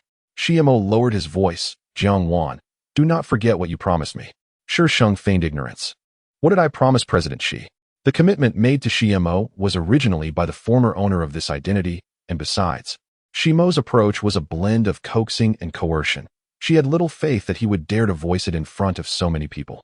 Warner, I was late today due to matters at the company. Do not be upset. Shimo suddenly softened his tone, urging her to come over, warning her not to jeopardize her future out of spite. How dare he threaten me? Shimo's cold-heartedness is no exaggeration, apart from Xiaoman. He could likely exploit anyone in this world. No, he could even use Xiaoman, albeit in a rather superficial manner. Taking a deep breath, Shi Sheng smiled and remarked, My relationship with President Shi is merely that of employer and employee. The reasons for his tardiness would be better explained to your fiancée. President Shi's fiancée was none other than the woman who had just been assaulted, Xia Xian. She was the daughter of Xia Fu's ex-wife and the half-sister of Xia Man, who was the intended target of the revenge plot. With the Xia family backing her, Xia Xian flourished in the entertainment industry, establishing herself as a prominent star. Upon hearing Shi Sheng mention Xia Xian, Shimo smirked coldly, interpreting her words as a deliberate attempt to provoke him due to her awareness of his engagement. This thought softened his stern countenance slightly. I am bound to her by the promises of our forebears, yet my heart belongs solely to you. Warner, please, come closer. President Shi, I believe I have articulated my thoughts clearly enough. As a distinguished CEO, why must you make things difficult for a mere artist like me? Shimo nearly ground his silver tooth in frustration. She was aware of his status as the CEO, yet dared to defy him? Previously, he had thought her to possess self-awareness, but it now appeared she was simply insatiable. Xuanyuan, very well, he said, his expression darkening as he ceased to feign civility. He had already afforded her ample respect, and she had proven herself ungrateful. With President Shi's good wishes, Shimo clenched his fists, his gaze ominous. I can elevate you, but I can just as easily ruin you. I shall wait to see you on your knees, begging for my mercy. Noticing the growing attention from onlookers, he recognized that this was not an appropriate setting for such a conversation. With a disdainful snort, he turned and strode into the gathering, forgetting Xuanyuan entirely. "Amo, wait for me." Shi Sheng lifted her skirt and chased after them, not forgetting to cast a fierce glare at Shi Sheng. She had etched this woman into her memory. Shi Sheng was at a loss for words. Despite being so openly disdainful towards her, Shi Sheng still pursued her. What a masochist! Xuanyuan stood at the back, transitioning from initial bitterness to confusion, ultimately left in a state of bewilderment. What was happening? Was Shimo being scorned? Looking at Xuanyuan's face, Xuanyuan suddenly realized that Shimo's disdain did not seem particularly surprising. Shi Sheng raised an eyebrow at Xuanyuan, noting that this female lead was quite normal. Xuanyuan remarked, "You're the one who likes men. Your whole family prefers men. Xuanyuan, what have you done besides framing and sabotaging me all these years?" Xuanyuan replied, "What about you?" Xuanyuan retorted, "Shi Sheng, quickly drag this scoundrel out and beat him to a pulp." Shi Sheng responded, "I'm waiting for him to make a move on me. I can't hit him." Xuanyuan sighed. "I choose to perish." Chapter 31. The Benefactor's Secret Pursuit. "Mr. Liu, do you wish to pursue me?" Shi Sheng leaned against Xuanyuan, her voice neither loud nor soft. As Xuanyuan walked past her, she overheard the conversation and almost stumbled, feeling a strange sense of disbelief towards the woman seemingly nestled in the man's embrace. This Xuanyuan, how peculiar. Papaya? Shi Sheng glanced down at her chest, her expression suddenly darkening. This wretched woman actually criticized her for having a small chest? She was furious. Xuanyuan pushed Shi Sheng away, threatening with a beaming smile, "Don't follow me, or I'll make your end quite unpleasant." "No. Xuanyuan entrusted you to me. I must fulfill my promise." With quick reflexes, Shi Sheng grabbed him, wondering where she could find someone to confront. Even so, he would not harbor any affection for you. His inclinations lie towards men. Fondness for men? I never anticipated that Xuanyuan could possess such inclinations. But why should it matter if he likes him? Shi Sheng's mind was momentarily bewildered, and by the time she regained her composure, Xuanyuan had already extricated himself and proceeded towards the crowd. With a darkened expression, Shi Sheng hastened to catch up. "Xuanyuan, do consider my worth. I possess numerous skills. I can trade stocks, establish companies, generate wealth, and outmaneuver others. By engaging with me, you would essentially be marrying a veritable champion of life. Individuals like me are as rare as a lantern in search of light. Once this opportunity passes, it shall not return." In response to Shi Sheng's self-advertisement, the affluent Liu maintained an air of indifference, yet he did not dismiss her. A playful glimmer resided in his eyes, hinting at some mischievous intent. Although Shi Sheng felt a tinge of wariness, the prospect of extravagant expenditures compelled her to muster her courage. Convincing Xuanyuan to spend lavishly on her seemed a more formidable challenge than earning money to spend on him. As they traversed the hotel corridor, Xuanyuan's amusement grew with each sound emanating from behind. "Xuanyuan, although my chest may be somewhat modest, it shall grow, even if it does not. It is still quite satisfactory." Shi Sheng retorted, "You are hardly impoverished. As the most formidable antagonist, your connections are robust beyond measure. How can you claim otherwise?" "Bah. To speak of poverty." Just as Shi Sheng prepared to articulate her thoughts and admonish the wealthy for their pretense of modesty, an act so unjust, Xuanyuan abruptly halted, grasping her hand and steering her into a secluded passageway. "Liu, you utter a single word, and even if it meant the demise of Xuanyuan, I would never betray you." Xuanyuan, caught in the crossfire, exclaimed, "What does it have to do with him?" Shi Sheng weighed her options and obediently closed her mouth, glancing out through the door of the safety passage. Just a short distance ahead stood two figures, Shimo and Xuanyuan. It appeared Xuanyuan intended to leave, but Shimo restrained him. Their voices were low and muffled by the door, rendering their conversation inaudible. Soon, however, Xuanyuan broke free and fled, leaving Shimo to angrily strike the wall in frustration before storming off, seething with rage. Shi Sheng had almost forgotten this incident, as there was still a captivating performance to witness that evening. "Do you harbor a grudge against Shimo?" Shi Sheng inquired, feigning ignorance as she poked Xuanyuan. With a radiant smile, Xuanyuan stepped through the door. "He is not your boss. Do you wish to assist your employer in gathering intelligence on his adversaries?" "I would never dare to have a boss like him." Shi Sheng scoffed, rolling her eyes. "Why not have Mr. Liu recruit me instead?" "Recruit you for what purpose?" "Merely to be a decorative ornament would be an affront to my eyes." Shi Sheng retorted. "Why is this person so insufferable?" "I don't care. If you do not recruit me, I shall inform Xuanyuan that you slept with me without compensation." For a fleeting moment, Lu Qingyun's smile faltered. Shi Sheng, seizing the opportunity, proudly lifted her chin, realizing that in dealing with insufferable individuals, one must be even more cunning. Very well, I shall recruit you. Lu Qingyun's eyes sparkled with mirth, yet Shi Sheng felt an unsettling sense of caution. Fortunately, she was able to depart from the clutches of Oriental entertainment. Shimo would undoubtedly seek to retaliate against her, yet with the support of Lu Qingyun and Yujian Entertainment, her safety was assured. As for subsequent matters, they could be addressed in due course. Once Shi Sheng regained her composure, she realized that Lu Qingyun had vanished without a trace. She searched high and low, yet found not a single strand of hair. How infuriating! It was entirely plausible that Lu Qingyun, with her duplicitous nature, would deny any involvement. Shi Sheng's gaze shifted as she made her way towards Xuanyuan. Upon noticing Shi Sheng's approach, Xuanyuan momentarily froze, involuntarily recalling the scene where the young woman had been entangled with that man. Miss Xia, Shi Sheng greeted, standing before Xuanyuan with a radiant smile, though her eyes remained as tranquil as ever, creating an oddly disconcerting atmosphere. Had it not been for her gentle push, Xuanyuan mused, she might have been caught in a perilous situation. Whether she could stand here now was uncertain. I had no intention of saving you, Shi Sheng remarked with a mischievous grin, but I merely nudged you in the right direction towards Lu Qingyun. Consider yourself fortunate, otherwise your fate could have been rather grim. Xuanyuan stood there, frozen, perplexed by the peculiarities of this individual. Was she expressing gratitude? Shall we strike a deal? Shi Sheng inquired, disregarding Xuanyuan's stiff demeanor. She turned to stand beside her, aligning her gaze towards Shimo. Do you believe this is an appropriate venue for a conversation, Miss Xia?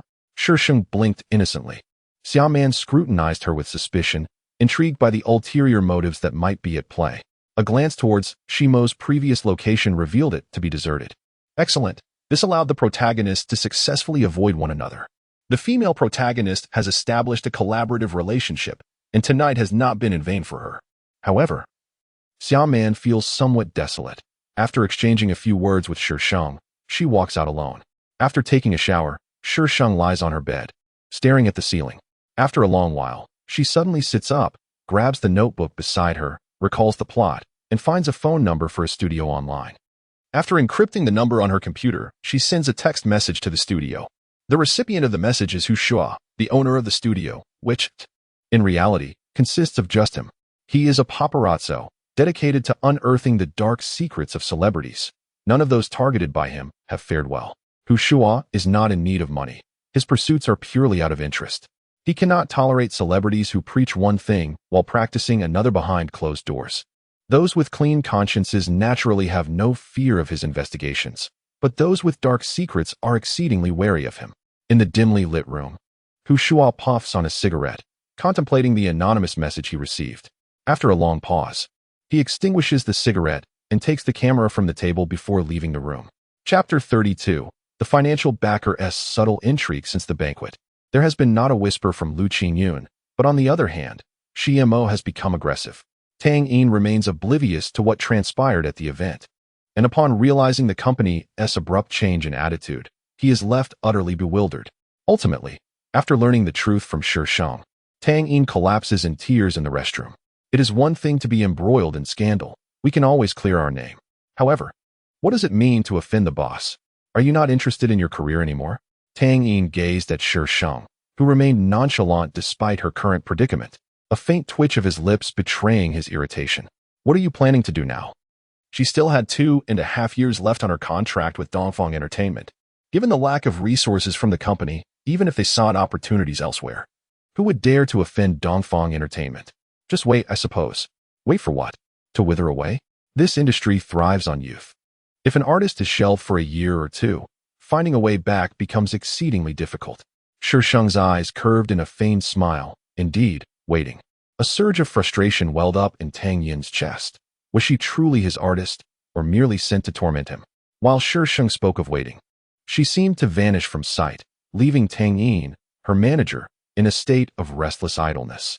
A month later, upon entering the company, Shi Sheng overheard numerous conversations about Tang Yin. As she made her way upstairs, snippets of gossip reached her ears. How unfortunate it was for Tang Yin during her absence. To her surprise, he was revealed to be an illegitimate child of the Tang family, his appearance bearing no resemblance to his kin. Which Tang family? Surely, it could only be the Tang family. If one wished to hear the gossip, they ought to enter rather than eavesdrop from the outside. Shi Sheng flashed a sardonic smile at the gossipmongers before pushing the door open. What arrogance! Just an artist buried by the company, now stuck with such a manager. It seemed unlikely he would ever rise again.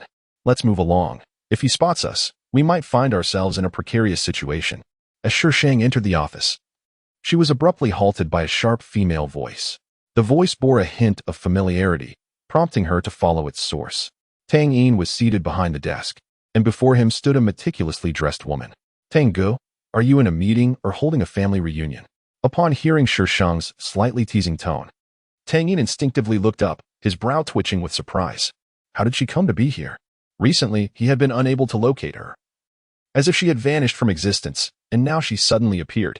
This woman was none other than Tang Yin, the one Shi Sheng had encountered during her audition. Entering my manager's office, do you knock, or do you understand the rules? What does it concern you? Shi Sheng cast a sidelong glance at her, a smile dancing on her lips. Tang Yin, why are you raising your voice at my manager? A bastard child like me has the fortune to converse with him.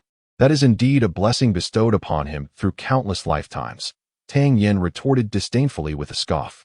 Tang Yin's fist tightened, a glint of cold fury flickering behind his glasses. His origins were not a choice he could make. If given the option, who would wish to be an illegitimate child? Xuanyuan, you are barely managing your own affairs, yet you still have the audacity to meddle in others' business? Tang Yin smirked triumphantly. Xuanyuan, Tang Yin began, aware of her precarious situation. If she were to offend Tang Yin now. Shi Sheng interrupted him, her brow arching, a gentle smile gracing her lips. Because I am quite idle, how could I possibly lack the inclination to meddle? Tang Yin regarded her as though she were a simpleton, casting several incredulous glances her way. Was this woman out of her mind? She could not believe that Shi Sheng was unaware of her own standing. How could she dare to approach? Unafraid of jeopardizing her own prospects in this industry?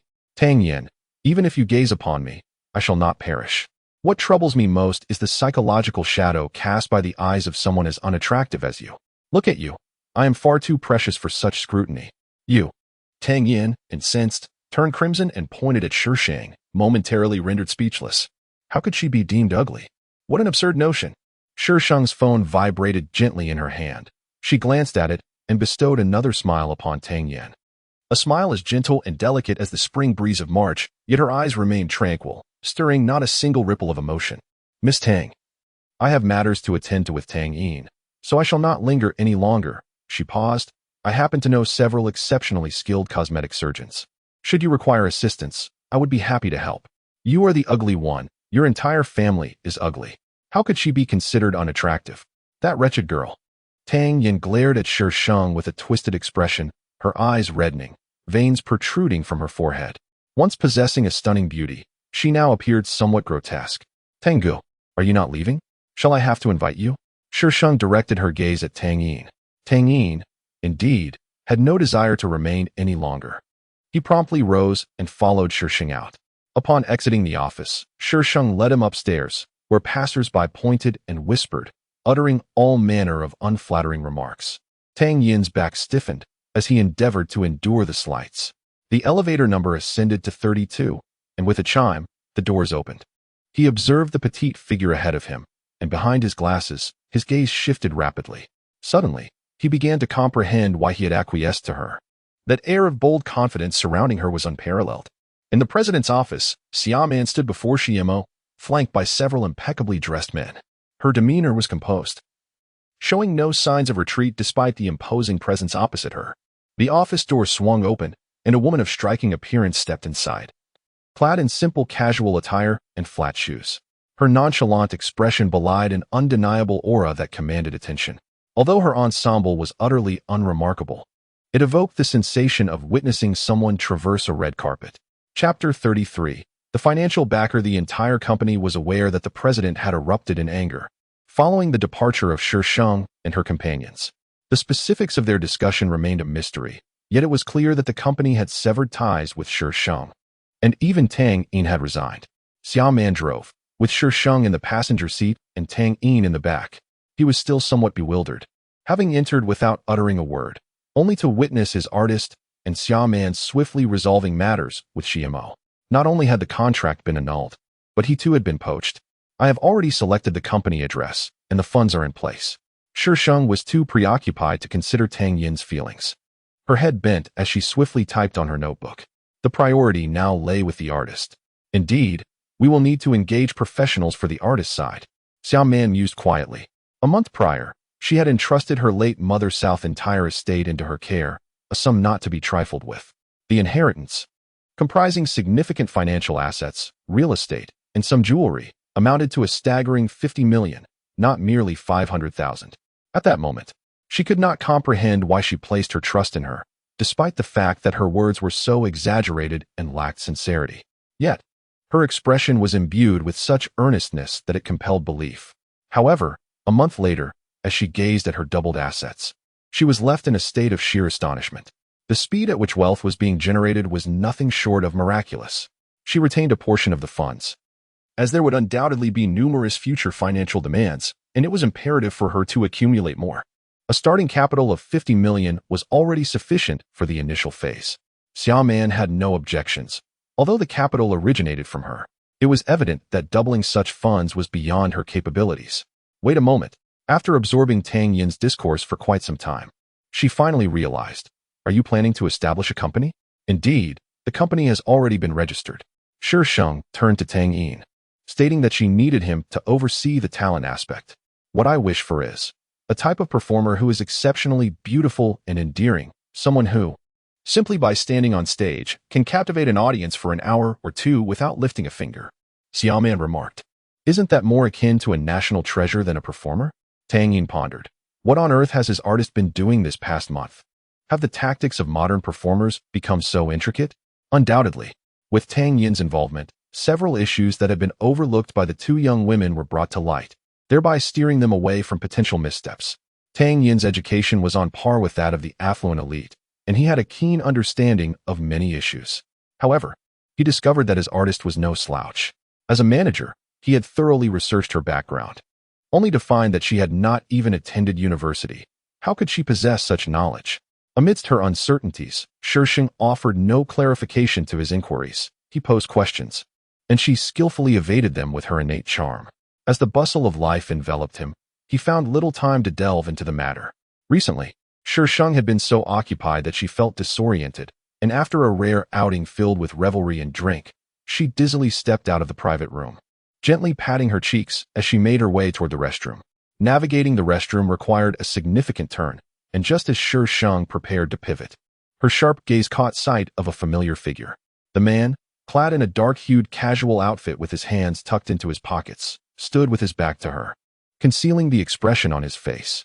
Before him stood a woman, her figure accentuated by a form-fitting dress that exuded allure. Her fair neck and shoulders exposed to the air as she gazed up at the man, her countenance brimming with adoration. Shi Sheng chose not to intrude, but leaned against the wall, observing the duo. "Why should I go over?" Xuanyuan's radiant smile rendered his features even more captivating. His ink-black eyes sparkled with flecks of light. Though he embodied the elegance of a refined gentleman, there lingered an undercurrent of malice. "We," Tang Yin stammered, ultimately mustering the resolve to assert, "We are betrothed." "Betrothed?" Xuanyuan's crystalline voice resonated with striking clarity in the hushed corridor. "If memory serves, you were the one who denied it at the outset. Why the sudden desire to cling to me now?" Tang Yan's complexion paled, her pupils constricting, but she quickly regained her composure. "Qingyun Gij, I can explain." "No need," Xuanyuan replied, his eyes crinkling with mirth as his lips parted slightly. "It is unnecessary." Tang Yin appeared as though someone had pressed the pause button on her. Despite her makeup, her complexion remained pallid. She stared vacantly at Xuanyuan, her eyes reflecting a tumult of emotions, regret, resentment, and infatuation, all intricately intertwined. Xuanyuan, indifferent to her presence, turned and walked towards Shi Sheng. He noted that Shi Sheng was not at all surprised, as if he had anticipated her arrival long before. Leaning casually against the wall, Shi Sheng's posture was relaxed. Upon seeing him, a perfunctory smile instantly adorned his face. "Mr. Liu, what a coincidence. It seems fate has brought us together from afar. Perhaps you might consider a little unspoken arrangement with me?" Xuanyuan's gaze, still laced with a smile, drifted from her face down to her chest, a hint of disdain flickering in her expressive eyes. Following her gaze, Shi Sheng's expression darkened. Was she truly looking down upon his physique? Surely, he had at least a B cup. How dare she, a lecher, gaze upon me so brazenly? Qingyun Gij. Tang Yin caught up from behind. Upon seeing Shi Sheng, she paused momentarily, her eyes igniting with a flicker of jealousy. Xuanyuan, what are you doing here? Had she just been conversing with Qingyun Gij? How could he possibly know her? In mere seconds, Tang Yan's mind raced through a whirlwind of thoughts. Shi Sheng cast her a glance and thought, my whereabouts are my own affair. This woman, it seemed, had a connection with Lu Qingyun that had not been indicated in the narrative. Wait, in the storyline, Tang Yin had scarcely made an appearance. Had I inadvertently unlocked a side quest? Tang Yin seemed intent on scolding Shi Sheng, yet constrained by Lu Qingyun's presence. She could only issue an agitated warning. Xuanyuan, I must tell you, do not cling to Brother Qingyun. He is not someone of your ilk who can be fancied. Oh, I harbor no such ambitions, Shi Sheng replied earnestly. I merely wish for him to engage in a clandestine arrangement with me, nothing more. How could I be so superficial? For someone like Lu Qingyun, a scoundrel. Suddenly, a chill enveloped her, shattering her inner monologue. Upon raising her gaze, she met Lu Qingyun's smiling eyes, which, while appearing gentle, were rife with malice. Had she not said anything inappropriate? You. Tang Yin pointed at Shi Sheng, her cheeks flushed, whether from anger or embarrassment was uncertain. How can you be so shameless? You've already allowed Brother Qingyun to engage with you in such a manner. Is that not a form of infatuation? You dare to look at him, you wretched harlot. She must pay a price for this. A flicker of madness flashed through Tang Yan's eyes. Brother Qingyun belonged to her, and no one could take him away. Chapter 34. The benefactor's proposal. Lu Qingyun paid no heed to the brewing tension between the two women and simply turned to leave. Mr. Lu, you are always welcome to pursue me. Shi Sheng called out to Lu Qingyun with unflinching calm. Lu Qingyun halted for a brief moment before resuming his stride, disappearing from their sight. Once Lu Qingyun was gone, Tang Yin dropped her pretense. Are you after Brother Qingyun's wealth? Let me enlighten you. He would never take an interest in someone like you. With your background, you are unworthy even to carry his shoes. Before Shi Sheng could respond, Tang Yin shot her a fierce glare and hastened after Lu Qingyun. Shi Sheng rubbed her temples. Indeed, raising the favorability of a villain was a thankless endeavor. After much effort, she finally managed to squeeze into the scene, only to be met with utter chaos, spilled soup, shattered porcelain, and debris scattered all around. Xuanyuan sat on the ground, a single hand clutching her head, blood oozing through her fingers, dripping steadily onto the floor. I'm so sorry, Xuanyuan, it was unintentional, Shi Sheng said, reaching out to assist her, her face awash with remorse. I didn't expect you to lose your balance. You're bleeding, let me take you to the hospital. It's all my fault. Xuanyuan coldly brushed her hand away, her voice low and raspy. Shi Sheng, when you've had enough of your act, just leave. Hey, how ungrateful can she be? I saw her pushing that girl just now. Who would have thought she would lose her footing and fall, only to blame others afterward? Isn't that Shi Sheng? Shi Sheng? Who is she? You really don't know? She's the national goddess. My goodness, we're actually seeing the national goddess. She is so gentle. Who is that woman? How dare she speak to the goddess like that and make her feel so wronged? The onlookers pointed at Xuanyuan, expressing their indignation while simultaneously feeling exhilarated at the sight of the goddess.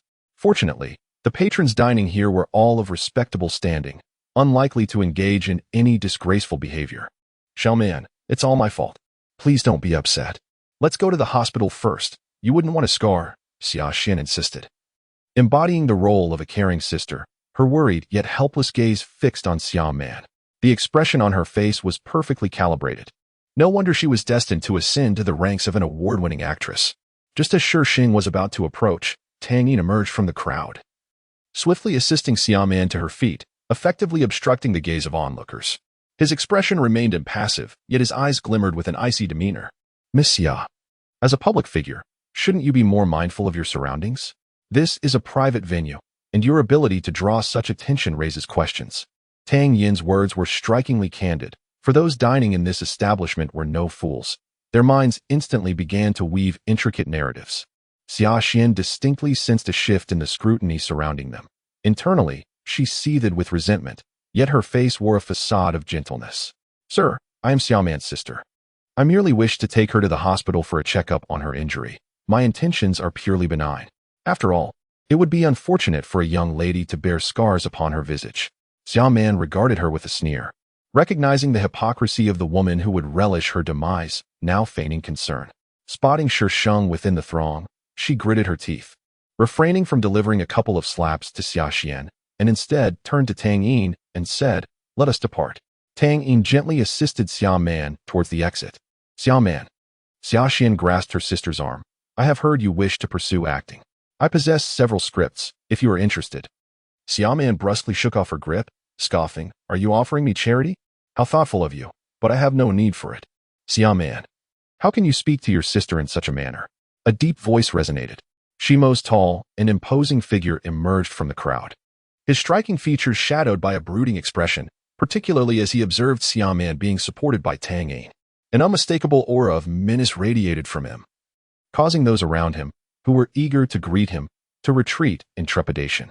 Upon spotting Shimo, Xuanyuan's already pale complexion turned ashen, yet she defiantly held his gaze, as if conceding defeat to the one who faltered first. "Apologize to your sister," Shimo spoke with a stern countenance. "Apologize? On what grounds?" Xuanyuan's voice trembled with fragility. "Imo, it's nothing. She is my sister," Shi Sheng interjected, stepping forward to link her arm with Shimo's, her demeanor exuding an air of magnanimity. However, her words subtly implied that Xuanyuan was in the wrong, while she, as the elder sister, graciously tolerated her siblings' unruliness, showcasing her own supposed generosity. Such indulgence only leaves her oblivious to her own limitations. Shimo's frosty gaze shifted toward Tang Yin, realizing that he had underestimated this man, who had dared to entangle himself with Xuanyuan. Tang Yin, meanwhile, felt a flicker of concern. Their company had yet to establish itself, and offending Shimo could jeopardize their standing in Qing City. "Imo, she is my only sister. If I do not indulge her, who will?" Shi Sheng feigned a pout, secretly delighted, as she mused, "Xuanyuan, what do you have left to contest with her? Once I reclaim the shares in her possession, she will be utterly beneath my heel." Shimo understood Shi Sheng's intentions towards Xuanyuan all too well, yet Xuanyuan had provoked his ire. He had no qualms about playing along with Shi Sheng, viewing it as a fitting punishment for Xuanyuan. "Your good intentions may not be reciprocated." Shi Sheng looked at Xuanyuan with a sense of grievance. "Xuanyuan, let us go to the hospital. You are a young woman, and I cannot be at ease with you alone in the company of a stranger." This statement implicitly suggested that Xuanyuan's relationship with a stranger was questionable. Indeed, upon hearing this, Shimo's gaze towards Tang Yin turned even colder. "Tang Yin, do you wish to witness Xuanyuan bleed to death?" Shi Sheng interrupted, directing her words sharply at Tang Yin. The attention of the group was immediately captured by Shi Sheng. Shi Sheng recalled the previous incident. This woman was utterly oblivious to her own shortcomings and was now allied with the despicable Xuanyuan. He had always been ruthless towards those who betrayed him. Initially, he had planned to teach her a lesson, but now that she had severed ties with the entertainment industry, he found himself at a loss for how to proceed. "Are you just going to stand here like a decorative vase? Even if you desire to, no one is going to pay you," Shi Sheng urged as she noticed the two remain motionless. Xuanyuan understood that Shi Sheng meant no harm and chose not to hold a grudge. She tugged at Tang Yin and moved toward her, while Shi Sheng attempted to block their path. "Miss Xia, your sister is on the verge of bleeding to death. And you still wish to impede her? It seems you want her demise," Shi Sheng interjected. The onlookers were left in disbelief. "Are you truly allies? Why does your tone sound so insufferable?" Xuanyuan was left with no choice but to watch the three depart, filled with resentment. It was that woman again. How infuriating. Shimo observed in silence, lost in thought. Chapter 35. The Benefactor's Hidden Intentions. "Mr. Shi, we have discovered that Miss Xuanyuan has recently been involved with the company, and that Tang Yin and Xuanyuan are associated with it." Shimo's assistant reported the findings to him. "The company?" A cold light flickered in Shimo's eyes. "Where did she acquire the funds?" "They were left to her by Miss Xuanyuan's mother, and moreover, humph, she certainly possesses audacity. After all these years, she remains so naive and reckless. Does she believe that establishing a company is a trivial endeavor? I do not wish to see her company. Do you understand what must be done?" He intended to make Xuanyuan understand that only he could protect her. The assistant's expression turned peculiar as he hesitantly spoke. "President Shi, Miss Xuanyuan's company is registered in the capital." Shimo's gaze, sharp as a blade, pierced through the assistant, who immediately shuddered, his complexion paling, cold sweat trickling down. He had never anticipated that Xuanyuan would establish her company in the capital. The Shi family wielded considerable influence in Qing City. Yet in the capital, their authority was significantly diminished. The capital was a realm where true aristocracy abounded, a place that devoured the unwary without a trace. Just how bold was Xuanyuan to dare to set up her company there? The assistant, gazing at the sinister smile of his boss, felt a chill run down his spine, his heart trembling with trepidation. The company's location in the capital was known only to Xuanyuan and Shi Sheng, which emboldened them to disregard Shi Sheng and Mo. Both families could only be considered as affluent in Qing City, yet in the capital, they were merely a third-rate family at best, barely scraping the second tier. Xuanyuan had initially disagreed, but was swayed by Shi Sheng's persuasion. By the time she realized it, she had already acquiesced. Since Shi Sheng handled the company's registration and location, Xuanyuan was unaware of where it was situated. Tangyin, their company is actually in the capital. Miss, even if earning money comes easily to you, there is no need for such extravagance, is there? Once again, chaos ensued, but the company has finally commenced its official operations. The endeavor of discovering talent primarily rests upon Tangyin, while Shi Sheng and Xuanyuan have ventured into the entertainment industry together, for Shi Sheng aspires to become the reigning queen of entertainment. During each meeting, Shi Sheng's singular task is to allocate funds. Money, money, money. The professional CEO is astonished. Working for such a boss is indeed the epitome of happiness.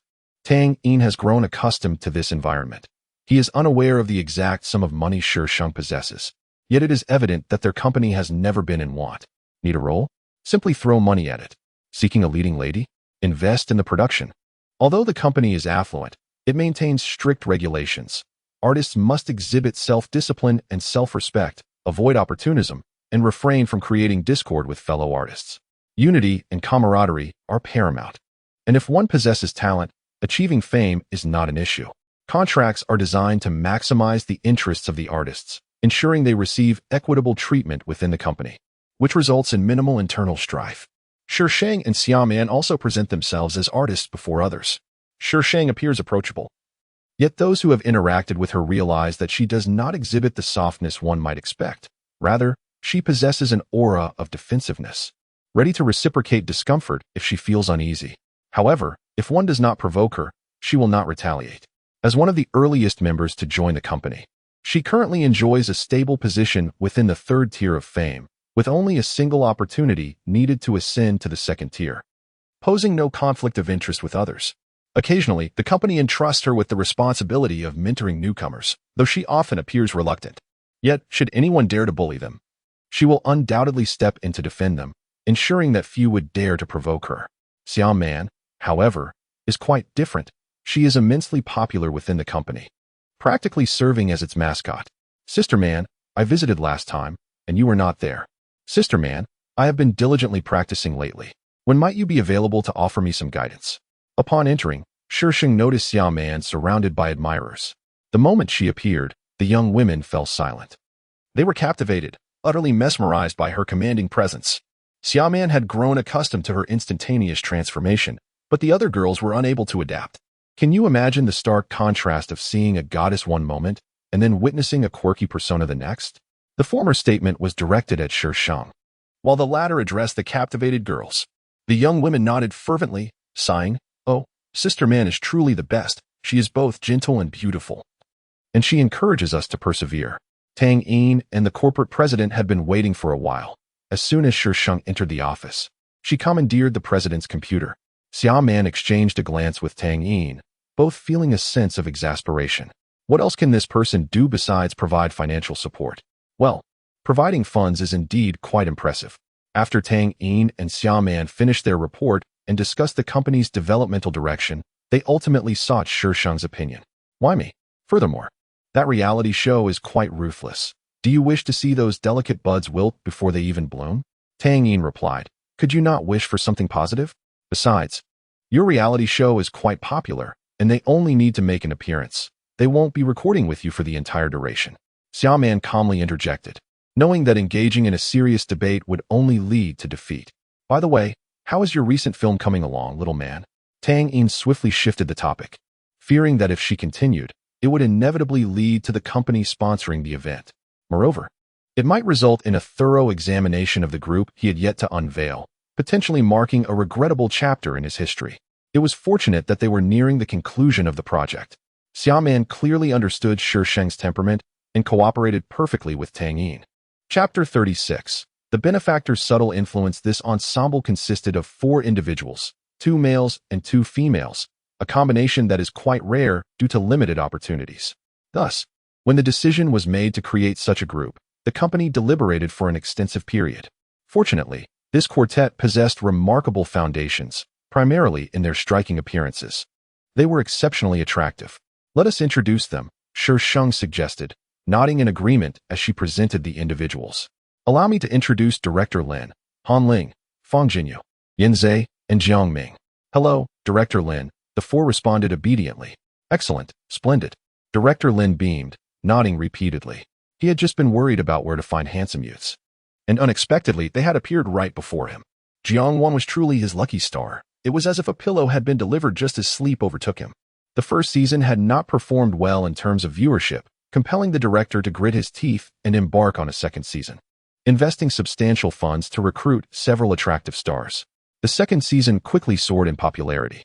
Now in the third season, having already recorded 2 episodes, they were preparing for the third. Although arrangements had been made, the sudden absence of participants posed a dilemma. With time running short, where could he find suitable replacements? Even if time allowed for further searches, locating individuals who met the criteria would prove to be a significant challenge. Although Shi Sheng brought 4 with him, he merely needed to make some adjustments to the script, and those 2 young ladies were indeed quite lovely. Our filming destination this time is Nanshan, and we shall set off once everyone has arrived. Director Lin gazed at the 4 behind Shi Sheng with a beaming smile, his satisfaction evident as his mustache nearly curled with delight. He arranged a vehicle for Shi Sheng and the 4, then hurriedly departed. The other 3 looked at Shi Sheng with anxious expressions. Naturally, it would be challenging. Shi Sheng nodded in acknowledgement. The 4 instantly fell despondent. Did that mean they were destined to embarrass themselves? What are you worried about? You are merely characters in the task, not participants in a competition. Don't overthink it. The 4 fell silent, sitting quietly in the vehicle, while outside, there was still no sign of movement. Shi Sheng grew increasingly impatient, tapping on the glass of the driver's cabin. Why hadn't they left yet? Wasn't it agreed to gather at 10? I arrived here quite early. And yet some people are still missing. Xiaoxian, Xiaoming, where are your snacks? Contribute a bit. I need to calm my nerves. You frighten me to death. Jiang Ming sighed heavily. Sister Wan, could you refrain from calling me Xiaoming? That name is associated with countless characters in textbooks, while I am clearly much brighter. All right. Xiaoming, Jiang Ming. Receiving sympathetic glances from the 3 companions beside him, Jiang Ming felt utterly defeated. He quietly passed his snacks to Shi Sheng and retreated to the side, deciding to remain as a mere backdrop. The entire carriage was filled with the crisp sound of potato chips being devoured. Eventually, it transformed into a circle of 5 individuals sharing chips. Fortunately, Jiang Ming was a true foodie and had brought an abundance of snacks. They had only crossed paths with Shi Sheng a few times. Aware that she was an artist personally mentored by Director Tang, holding a prominent status within the company, rumors circulated that she was somewhat difficult to interact with. However, as they spent time together, they found that aside from her somewhat blunt manner of speaking, she was actually far more approachable than many other artists. In just this brief interlude of snacking, the 4 felt a growing closeness to Shi Sheng. Director Lin made a visit, observing the group engaged in their snacks and playing cards, appearing rather unconcerned. He left, feeling quite relieved. By then, several others had already begun to stir up commotion, and it was indeed this particular artist who alleviated his worries. When Xiaoxian arrived, it was nearly noon, and she attracted a throng of reporters. This delay meant their departure would be well past 1 o'clock. The Weibo post titled Best Actress Xiaoxian Joins Extreme World quickly gained traction. Han Ling glanced over in discontent, remarking, Sister Wan, it's one thing for Xiaoxian to be late herself, but now the entire crew revolves around her. Isn't that excessive? Fang Jinyu nodded in agreement, while Jiang Ming and Yin Zhe exchanged glances but refrained from commenting. What is the clever move? Shi Sheng replied with a mysterious smile, stepping towards the foot of the mountain, as a gesture of goodwill for the wait. Director Lin had informed Shi Sheng of the day's filming schedule. The plan for the day involved the artists climbing from the base of the southern mountain to the summit. The first to reach the top would have the privilege of selecting their accommodation and enjoying a sumptuous dinner. As other artists awaited Xiaoxian's arrival, Shi Sheng had already commenced her ascent up the mountain. The accompanying cameraman, noticing her approach, promptly set to work. Director Lin was not in violation of any rules, as all necessary protocols were outlined in the handbook distributed to the artists at the outset. Those who perused it would be aware that filming would commence upon reaching the destination, and those who seized the opportunity first would secure the best resources. However, very few took the time to read it thoroughly. "Hey, are you tired?" Shi Sheng inquired playfully, glancing back at the cameraman while walking slightly ahead of him, her smile bright against the lens. The cameraman, unable to respond verbally, merely shook his head. "As long as you're not tired," she continued. The cameraman looked at her in bemusement. "Then I shall begin to run. If I lose you, it will not be my responsibility," she teased. The cameraman thought to protest. "You can't expect me to carry this heavy equipment and run up the mountain." But before he could voice his objections, Shi Sheng had already bolted up the slope. Her speed remarkable, as if she had vanished in the blink of an eye. Alas, it turned out her colleagues had not been deceiving him. This artist was indeed a master of mischief. Could he possibly request a rewind? Chapter 37. The financial backer is intrigued. Shi Sheng successfully outpaced the cameraman, leisurely making her way up the mountain path. After all, the footage captured thus far would suffice, and they could record a bit more upon reaching the summit. Xuanyuan. "Wait, just a moment. Can you not speak so much? After all, you are my elder. Hey, slow down. I came all this way for you." "Miss Jiang." The voice of Xuanyuan, once filled with complaints, transformed into an exuberant exclamation. "Miss Jiang, Miss Jiang, over here." Following the sound, Shi Sheng turned her gaze to a narrow path where Xuanyuan, clad in a suit, was excitedly waving at her, an amusing sight indeed. Accompanying him was none other than the long-lost target of her mission, Xuanyuan. "Oh dear, I had nearly forgotten about this." Shi Sheng leaped directly down the slope, leaving Xuanyuan utterly astonished, his jaw nearly dropping to the ground. This girl possesses remarkable athleticism. Indeed. She and Xuanyuan complement each other perfectly, one a sports novice and the other a sports elite. The way Xuanyuan looked at Jiang resembled a father-in-law gazing at his future daughter-in-law, even making the unabashed Shi Sheng feel a tad uneasy. "Mr. Su, Mr. Liu, it has been a while," she exclaimed. "Ha ha ha, not at all. I see you on television every day," Xuanyuan replied, attempting to release Xuanyuan but fearing he might flee, thus pulling him closer to Shi Sheng. "What brings Miss Jiang here?" Xuanyuan cast a sidelong glance at Shi Sheng, an enigmatic smile dancing in his eyes.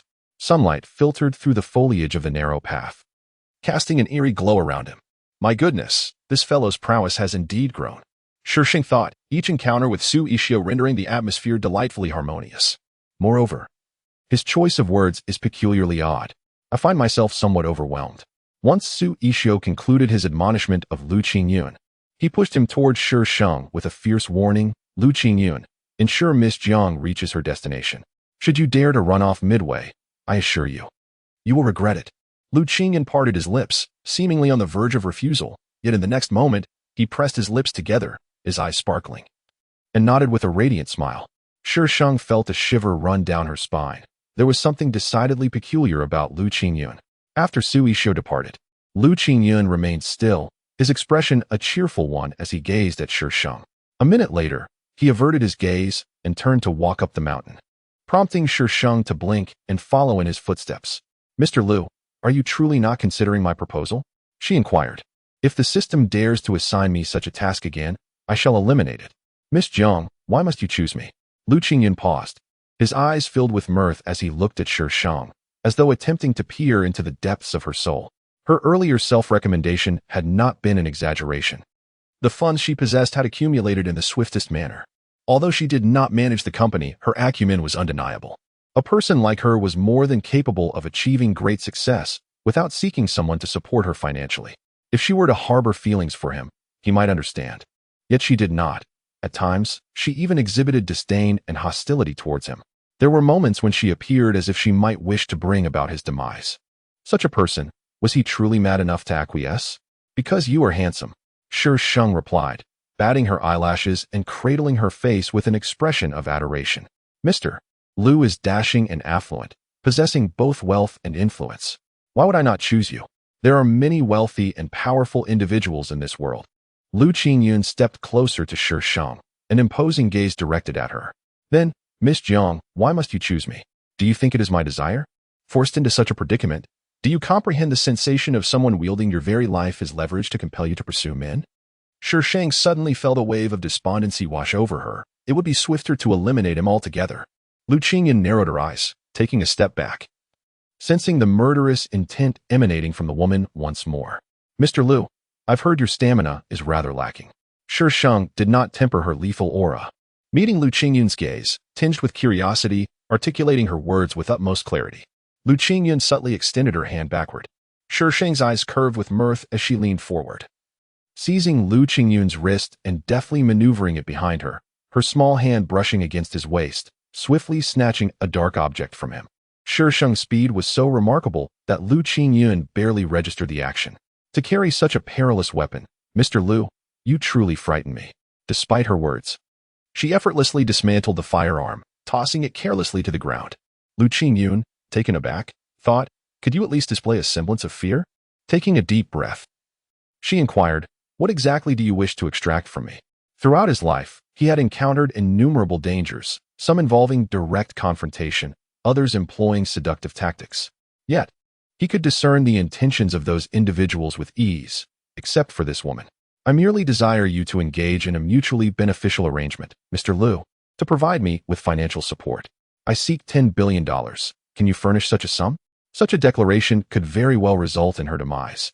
Yet she posed the question with simplicity. Is there an alternative? Retorted, pausing momentarily, and let out a malicious chuckle. Mr. Lu, do you truly believe someone has sent me to deal with you? Is this man suffering from paranoia? The system wished to remind her. Have you ever encountered such a flirtatious individual? If you can attract men like this, it will live stream itself devouring a keyboard. Lu Qingyan lowered his eyelashes, his tousled hair obscuring his gaze. After a long moment, he raised his head. Since Miss Jiang desires it, I shall acquiesce. Shi Sheng looked at Lu Qingyan in astonishment. Why have you suddenly agreed? Shouldn't you be resisting fiercely? Then, this little one could engage in a tumultuous romance of life and death. No opportunity for performance? This warrants a poor review. She was aware she was a girl. Have you ever seen a girl so deftly dismantle a firearm?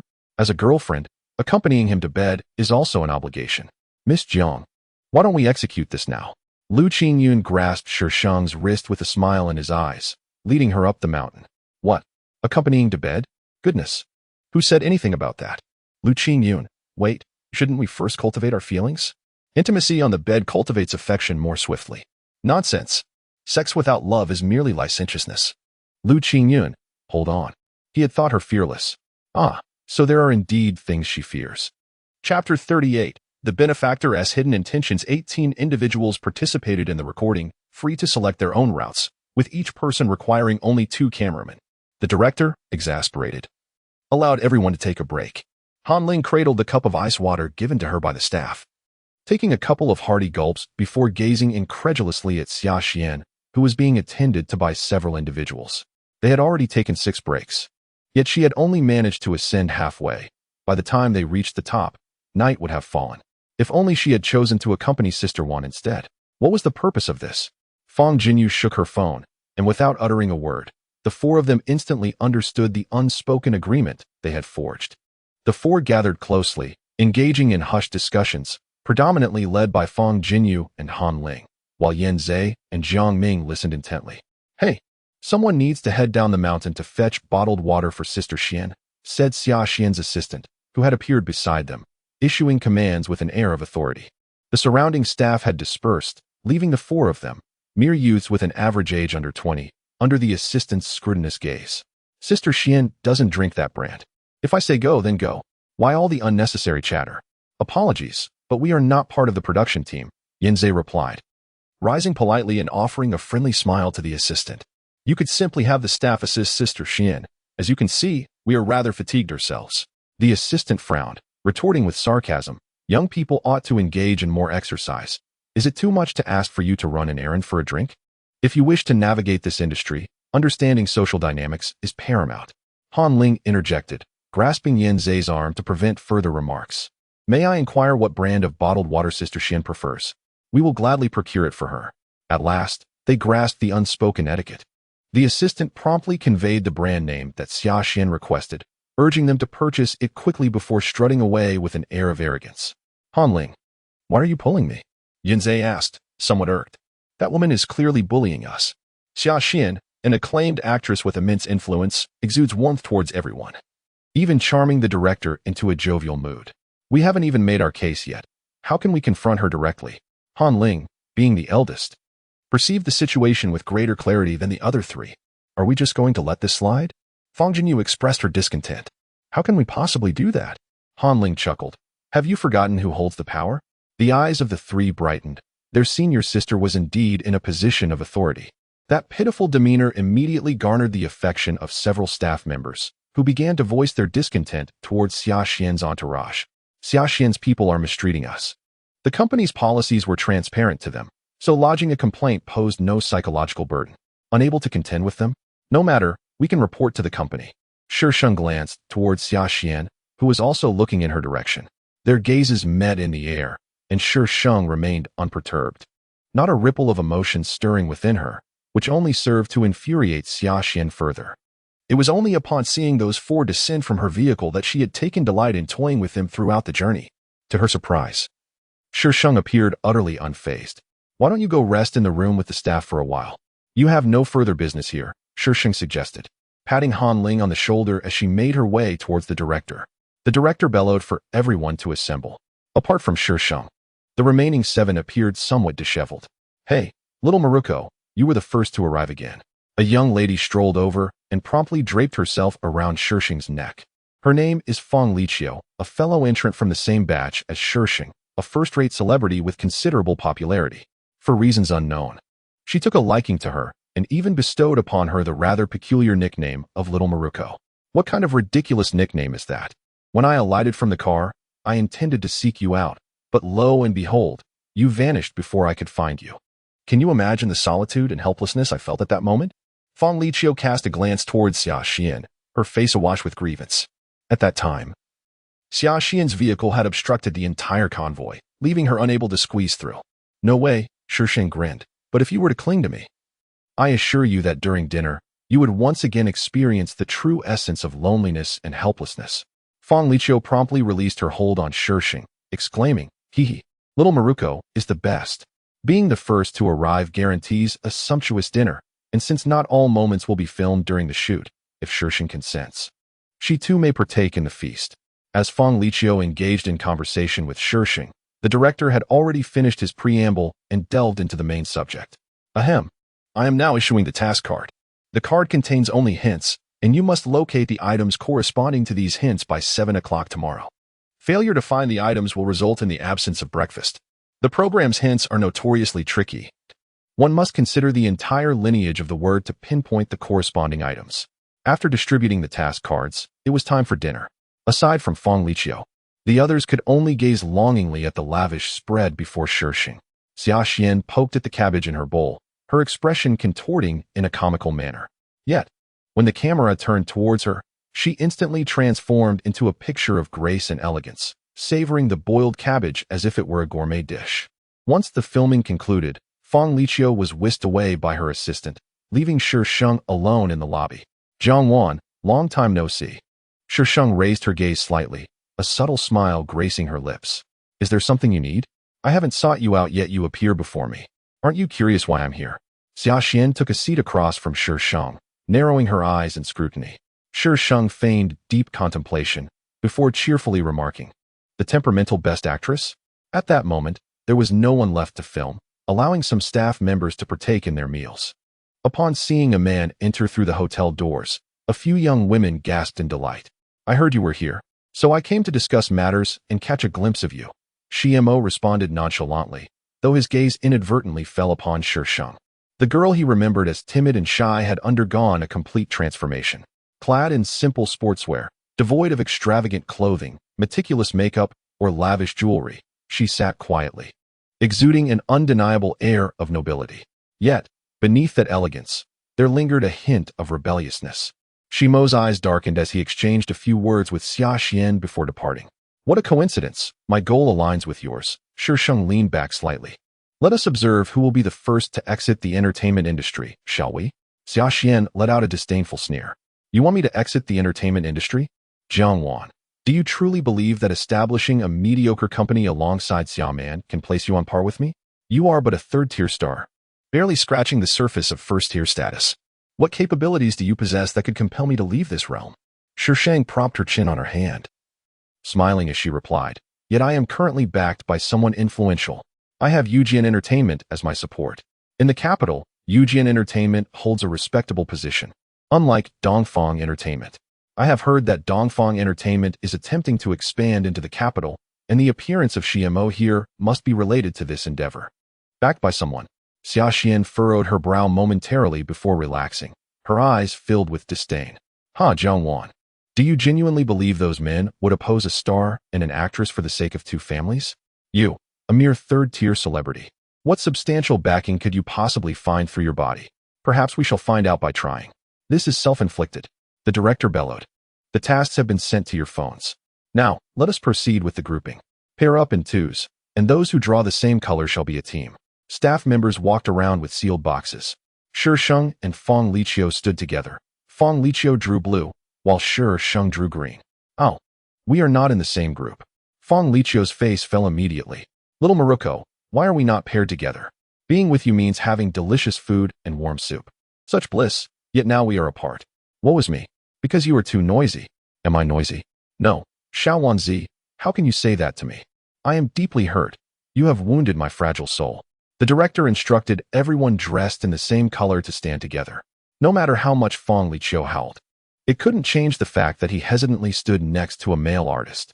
Meanwhile, Shi Sheng glanced at Xuanyuan, who was also holding a green ball, and his lips twitched slightly.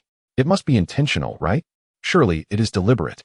This episode's theme is the Kingdom of Fairies, and today's task is to find the water fairy and obtain the water of life. The 8 participants are divided into 4 teams, each receiving a clue to search for the next hint. The first team to find the water fairy will be rewarded with the water spirit pearl, rumored to be a significant prop for the upcoming challenges. Shi Sheng's clue leads him to a viewing platform at the villa. The two walked in silence, one behind the other, creating an awkward atmosphere even for the cameraman.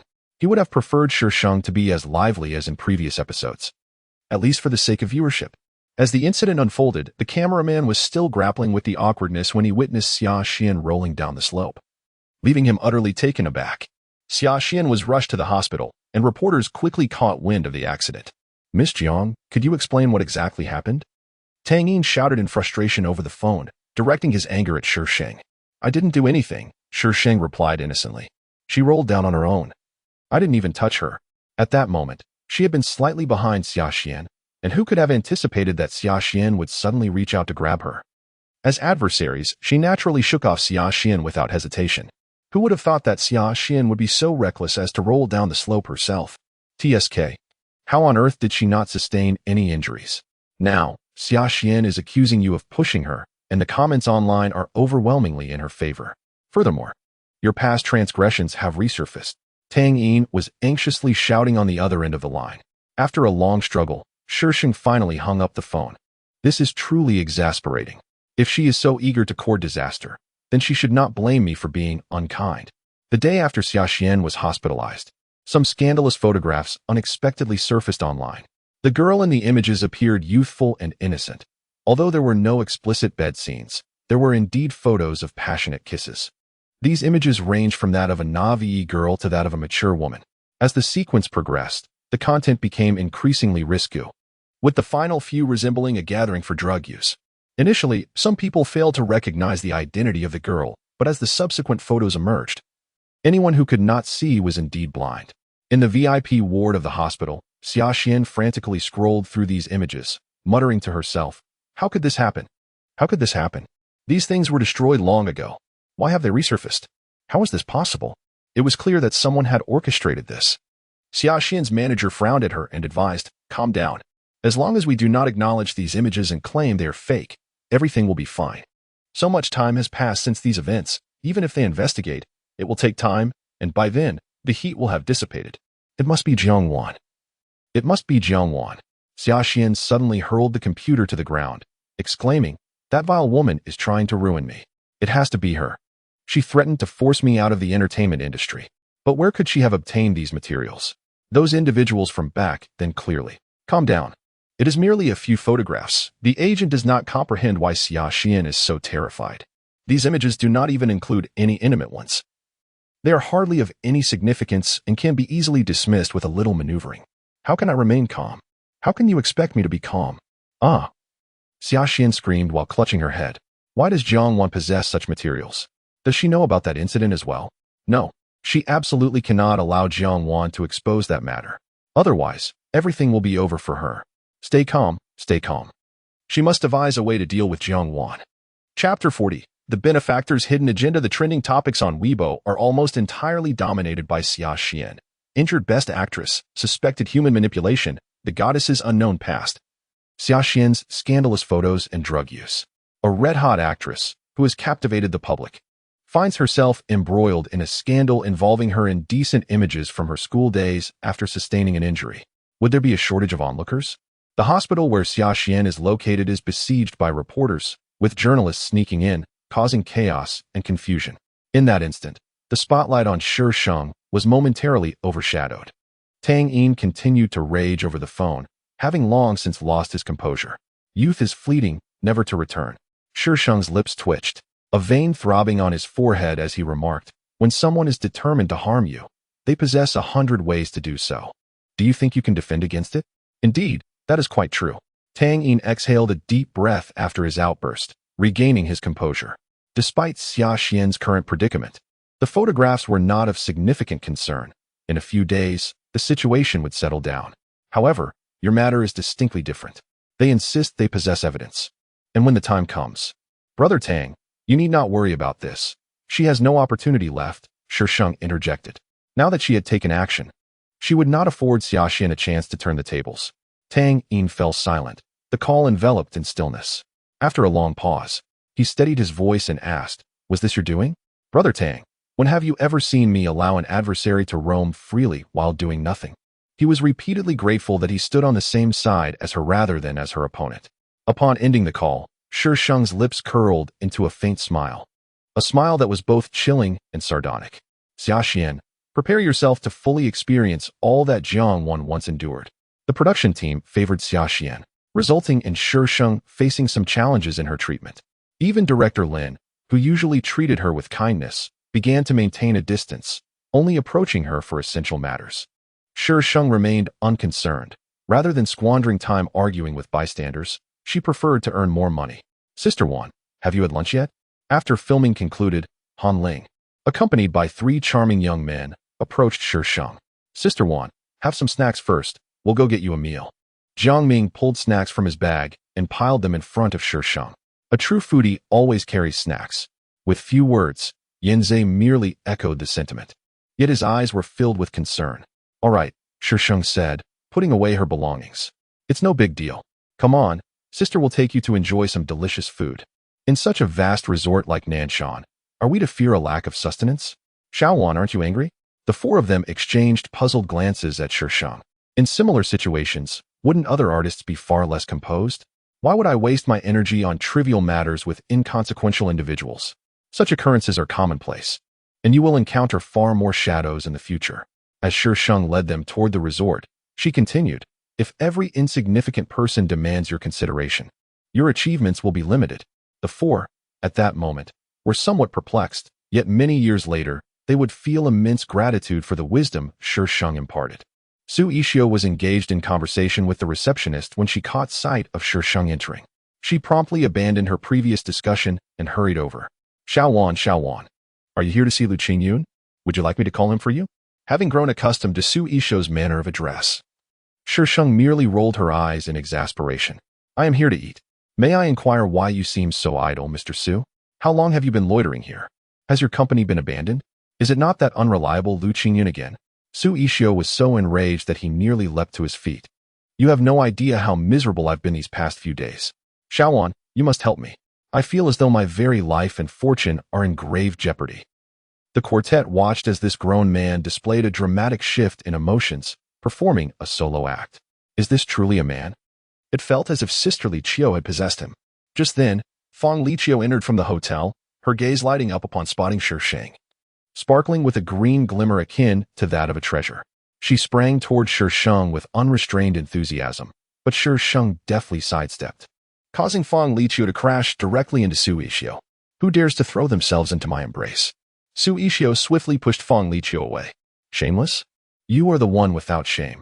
The conversation abruptly halted as Fang Liqiu scrutinized the man before her with suspicion. Moments later, a sinister smile crept across her face. Su Ishio, what a fortuitous encounter this is. Fang Liqiu? Su Ishio's voice trembled. Did you just accuse me of being shameless? Fang Liqiu, channeling her inner domineering CEO, grasped Su Ishio's collar and pulled him closer. Look at me.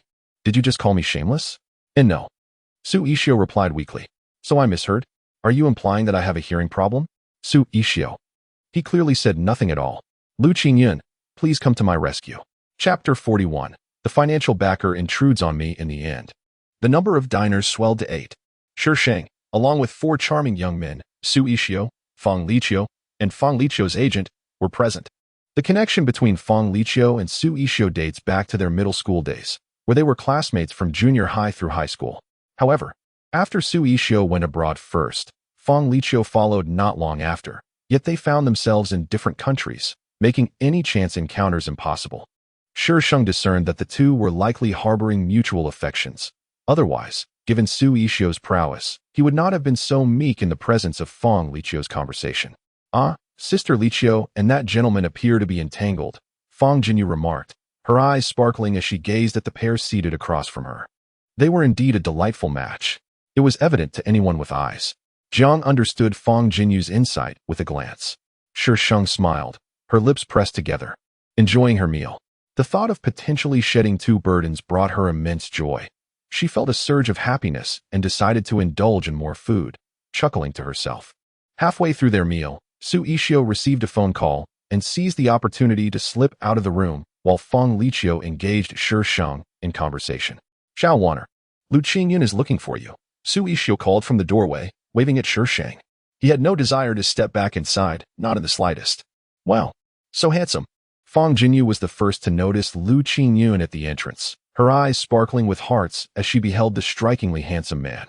Xuanyuan, how could you seek wild romance behind my back? Fang Liqiu reacted most dramatically, nearly leaping to confront Shi Sheng. To find someone so exceptionally attractive. It seems he must bear the responsibility for looks, while you, Xuanyuan, are left to earn a living? No, please, don't lose hope, Xuanyuan. I certainly do not wish to lose hope either. Excessive words bring forth naught but tears. Shi Sheng rose and approached the beaming Xuanyuan. Is there something you need? I am taking you to meet someone. Little did Shi Sheng anticipate that the individual Xuanyuan wished to introduce was none other than the esteemed elder, Lu. Uncomfortable. She settled onto the sofa opposite an elderly gentleman, his silver hair framing a kind visage clad in loose-fitting traditional attire. Yet, his piercing gaze seemed capable of discerning all truths. Xuanyuan casually occupied the seat beside her, a faint smile gracing her lips, showing no inclination to speak. Goodness gracious! Am I truly meeting the parents? Yet, why do I feel as if I am poised before a mountain of blades and a sea of flames? Surely, it must be mere illusion. Miss Jiang is an actress? The elder inquired, his voice resonant and steady, an invisible pressure seemingly emanating towards Shi Sheng in that moment. Cursed old fox. Shi Sheng silently cursed, her disdain for Xuanyuan deepening, yet she maintained a composed smile. Acting is merely a side occupation. Oh, does Miss Jiang have a primary vocation? The elder mused, a hint of satisfaction flickering within him. This young lady is quite remarkable. Were it someone else, they would likely find their words tangled in their throat. Reflecting on this, the elder felt a twinge of contentment. I am currently embarking on my own entrepreneurial venture, albeit in partnership with others. In comparison to Grandfather Lu, it is but a trifling matter. Very well then, Xuanyuan has work to attend to, correct? Little rascal, make haste and escort Xuanyuan. The earlier amiability gave way to a more stern demeanor. Once they had departed, an elder entered from outside. The esteemed elder stroked his chin. What is your impression of that young lady? The elder contemplated for a moment, recognizing that the child was remarkably intelligent. With a pristine background, an unflappable demeanor, and an extraordinary eloquence, not resembling a mere young girl. She exuded the essence of someone who had weathered considerable storms. Yet, how could a youthful girl have possibly encountered such tumult? The elder found this notion somewhat absurd, thus refraining from expressing it aloud. However, could a man like old Master Lu, who had navigated the business world for a lifetime, truly be oblivious? Had her details been uncovered? Some information had indeed been procured. She owned an entertainment company, and her personal finances were likely substantial, albeit the exact figures remained elusive. The funds were not directly registered in her name. Even with the Liu family's capabilities, they could only ascertain that she possessed a considerable amount of wealth, without determining the precise amount. Old Master Liu appeared unfazed by this, chuckling as he remarked, "Let the young ones stir things up as they please." He did not suspect any ulterior motives from a girl who could amass such wealth. If she desired, she could effortlessly double those funds. Upon exiting Old Master Liu's residence, Shi Sheng promptly seized Xuanyuan, dragging him to a secluded spot and glaring at him fiercely. "Xuanyuan, should you not have informed me beforehand that I was to meet your grandfather?" Xuanyuan deftly removed Shi Sheng's grip, leisurely smoothing out the wrinkles in his attire that she had crumpled. "You handled yourself remarkably well. The old master is quite pleased with you." As Shi Sheng let out a soft hum, puffing her cheeks, she declared, "No way. I've been frightened, and you owe me compensation. I want to buy clothes, handbags, luxury cars, and a villa. If my mental fortitude were any weaker, I would have been terrified to death by now. Just the presence of Old Master Liu is overwhelming. Even speaking to him feels like an immense pressure. Yet this fellow silently took me over there." Suddenly, Xuanyuan reached out and ruffled her hair, narrowing his eyes with a smile. "If you can persuade the old man to go abroad and keep him from meddling in my affairs, I will buy you whatever you desire." "Is my head meant for your petting?" Just as Shi Sheng was about to swat away Xuanyuan's hand, she heard his next words, which instantly brightened her expression. "Really? I can buy anything I want. I can spend as much as I please." The phrase buy echoed endlessly in her mind. It was only much later that Xuanyuan realized that the decision made today would be the one he would regret the most in his lifetime, without exception. The only one capable of accompanying Su Ishio was that individual from the Liu family. Director Lin felt fortunate that he had not previously acted against Shi Sheng. Chapter 42. The benefactor's hidden intent. Shi Sheng estimated that the necklace was worth at least 50 million. To casually gift such a sum was extravagance at its finest. "I must cling to Old Master Liu." As Xuanyuan observed Shi Sheng playing with the necklace, his gaze momentarily froze. After a pause, he added, "Don't lose it. That item." Xuanyuan parted his lips, his expression somewhat inscrutable, but his voice was barely audible. "What did you say?"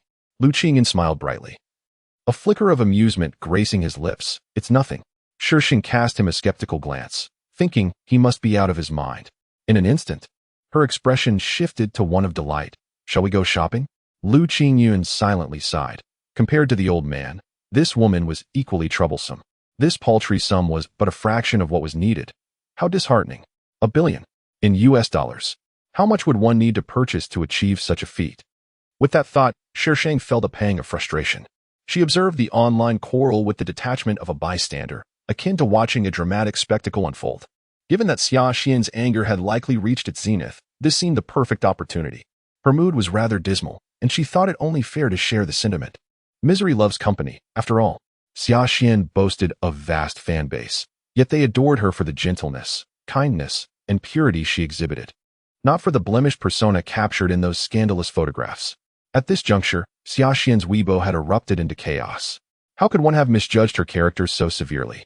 She maintained an aloof facade, yet it seemed she was quite the opposite in private. Many had chosen to unfollow her, declaring they had been blind to her true nature. How could she be a goddess? Who knows how many men she has been with? Let us be civil. Our Xia Xian is certainly not that kind of person. Those photos must be edited. Don't be afraid, we stand by you. Edited? Have you not seen the verification from numerous influencers? Deceiving oneself only serves to amplify the absurdity. Even if the images were genuine, what of it? Everyone has a past. Xia Xian has done nothing reprehensible. Why must you attack her so harshly? Xian, do not be disheartened. You still have us, and we shall never abandon you. Countless quarrels of this nature ensued, and Xia Xian wished to ignore those comments, yet she found herself unable to resist. She yearned to find someone to erase those photographs. But no matter how many individuals she approached, none could assist her in their removal. Clenching the mouse tightly, the veins on the back of her hand bulged prominently. In a sudden fit of rage, she hurled the mouse across the room, where it smashed against the wall with a resounding crack, shattering into several pieces that scattered on the floor. At that moment, the computer screen abruptly went black. Bold crimson letters emerged slowly, to atone for the souls of the departed. Are you prepared? The deceased, atonement. Ah! Xia Xian screamed as she pushed the computer off the bed, which emitted a few fizzing sounds before succumbing to complete darkness. "My darling, what is the matter?" The door swung open, and Xia's mother rushed in, enveloping the shrieking Xia Xin in her embrace. "Sweetheart, did you have a nightmare?" "It's all right. It's all right. Mama is here." "Mom." Xia Xin grasped the woman's hand, her expression contorted with anguish. "Mom, someone knows about that incident. They have come looking for me." "But you said you had resolved it. Why does anyone still know?" Xin, what are you saying?" Xia's mother replied, her brow furrowed in concern as she gazed at her daughter. Xin, please remain calm and tell me what has happened." With her mother's soothing words, Xia Xin gradually regained her composure, yet her eyes were bloodshot, and her grip on her mother's hand was so tight it turned pale, her long nails digging into the skin. However, fearing that she might further distress Xia Xin, her mother bore the pain in silence. "Mother, someone has learned about that incident from years ago, and they intend to ruin me." Xia Xin glared at the void, her teeth clenched in frustration. Xia's mother's expression shifted dramatically. "Impossible. I handled that matter with utmost discretion. No, those individuals are still alive. So many were involved back then. They all know. They all know. Why didn't you eliminate them? Why?" Xia Xin abruptly shoved aside her mother. "If you had dealt with them back then, would I be facing threats now? Why didn't you kill them? Why?" Xia Xin collapsed onto the bed, weeping helplessly. Xin, rest assured. I will resolve this matter for you. You are my only daughter, and I will not allow any harm to come to you." A hint of ferocity emerged on Xia's mother's well-maintained visage. Despite her mother's assurances, Xia Xin still felt insecure and hastened to Xiao's residence that very night. Upon seeing Xia Xin, who was tightly wrapped in her clothing, Xiao frowned slightly, a hint of displeasure evident. "What brings you here?" Given her current scandalous predicament, her presence could only invite trouble for him. "Imo, save me." Xia Xin threw herself into Xiao's embrace, holding him tightly. She had applied makeup before leaving home, and now she appeared somewhat pitiful, a testament to the wonders of cosmetics. "Imo, someone wants to destroy me, and those photos cannot be erased." Xia Xin whispered softly as she clung to Xiao. "They not only wish to ruin me, but they also aim to drag Dongfang Entertainment down with me. Imo, aiding me is also aiding yourself. You must help me."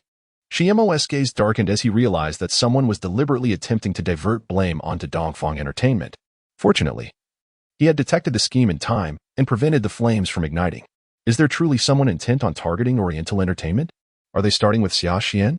Unbeknownst to her, Xia Xin merely spoke carelessly, hoping to solicit assistance from Xiao. It must be said that fortune favored her. Her offhand remarks inadvertently struck a chord. The Xia family's influence does not extend into the entertainment industry. Their voice carries little weight, and they can only offer financial backing, with no other means at their disposal. Only Xiao, possessing Oriental Entertainment, is capable of aiding her. "Stop crying. Go wash up first," Xiao urged, pushing Xia Xin away with a hint of impatience. At that moment, Xia Xin exhibited a degree of wisdom, refraining from clinging to Xiao and instead complying with his suggestion to take a shower. Chapter 43. The benefactor's intrusion. Before Xiao could ascertain the full details of the situation, the previously leaking studio began to disseminate information once more. This time, they revealed evidence of Xia Xin's diva behavior on set, complete with photographs and videos. The Xia Xin presented to the public appeared to be a stark contrast to the one depicted in those images and clips, seemingly two different individuals, with prior groundwork laid.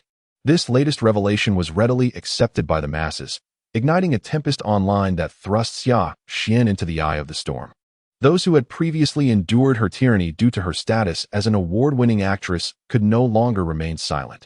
Seizing the opportunity, they hired online influencers, determined to dethrone Xia Xin from her pedestal. "President Shi, that studio has only one person. We cannot locate anyone else," Xiao's assistant said anxiously, glancing at his boss. "Trace the IP." But even that yielded no results. The assistant's legs felt weak, his words faltering. "No results?" Xiao's voice rose slightly. "How could you not find it? If you cannot locate it, simply enlist someone to assist you. Is this not a straightforward task that needs my guidance?" The assistant hurriedly exited to find someone to investigate the IP.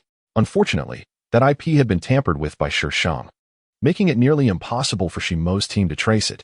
In stark contrast to the incessant criticism directed at Xia Xin, Shi Sheng's newly launched drama was rapidly gaining popularity, and her fanbase was swelling accordingly.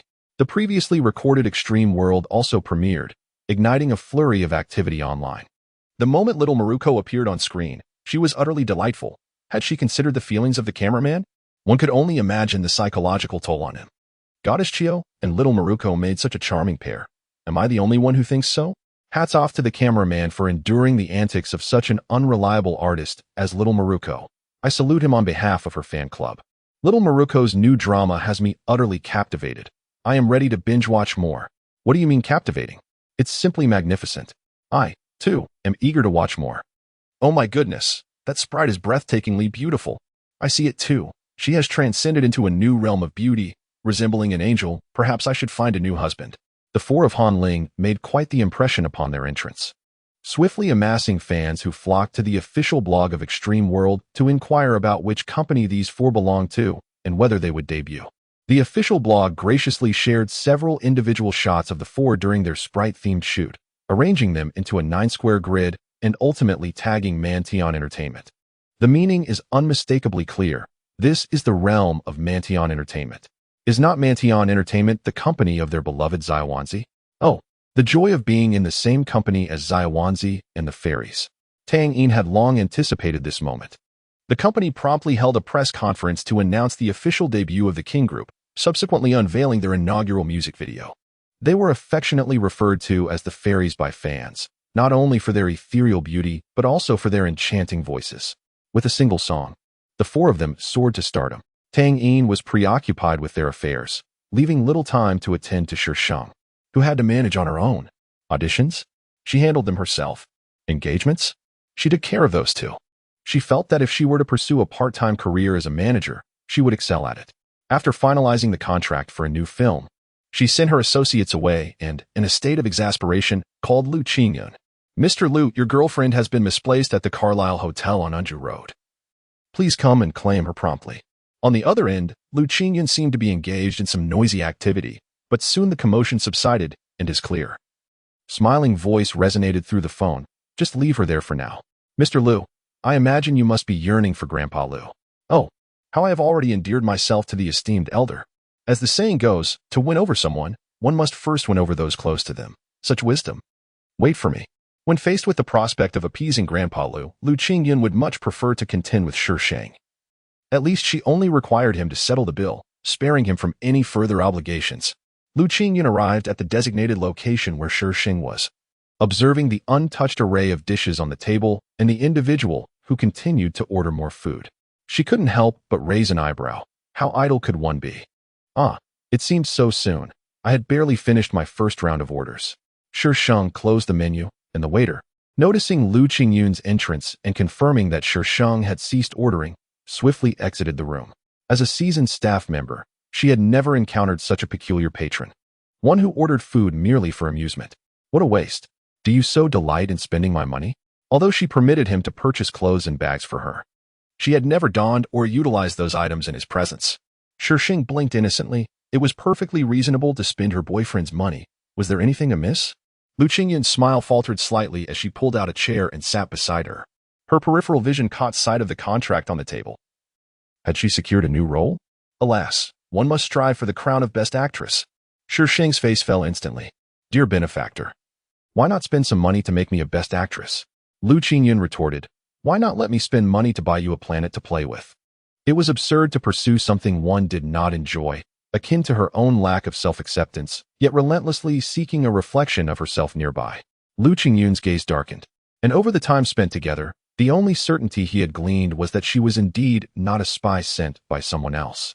As for her motives, he had only unlocked the fact that she was intent on spending his money.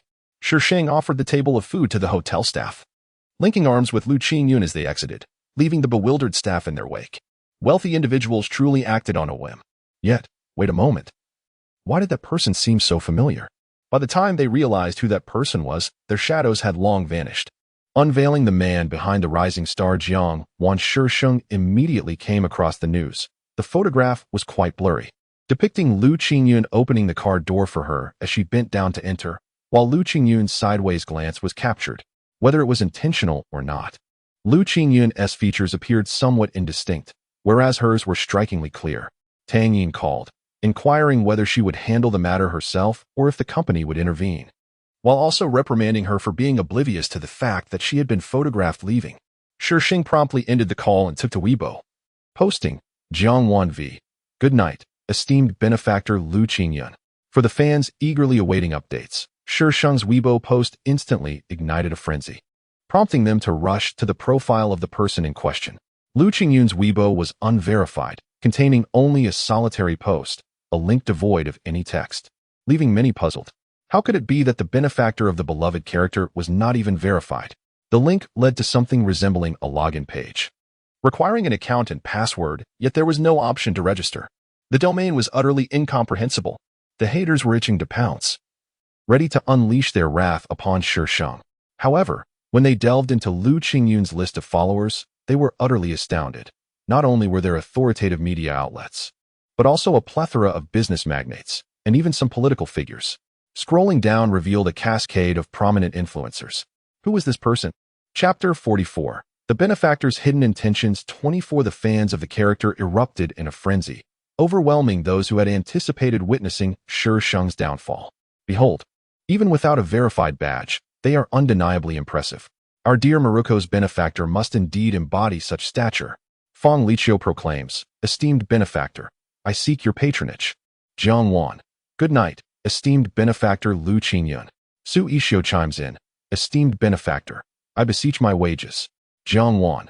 Good night, esteemed benefactor Lu Qingyun. These two retweets instantaneously stirred a tempest. Feng Liqiu boasts a vast fan base. To witness her goddess audaciously soliciting patronage on Weibo is quite the spectacle. Though she may be a tad exuberant, might she exercise some restraint? And as for Su Yishio, is he not the boss of a certain entertainment enterprise? His call for wages implies he is, indeed, the boss of all bosses. Goodness, what is happening in this world? Who is Lu Qingyun? Someone, please enlighten us. Some are eager to clarify, yet they find themselves at an impasse. With such an elusive name and scant details, even a phone number eludes them. Even if one were to uncover information, it would not transpire swiftly. Consequently, speculation arose, suggesting this might be a self-scripted performance, with the follower lists undoubtedly fabricated.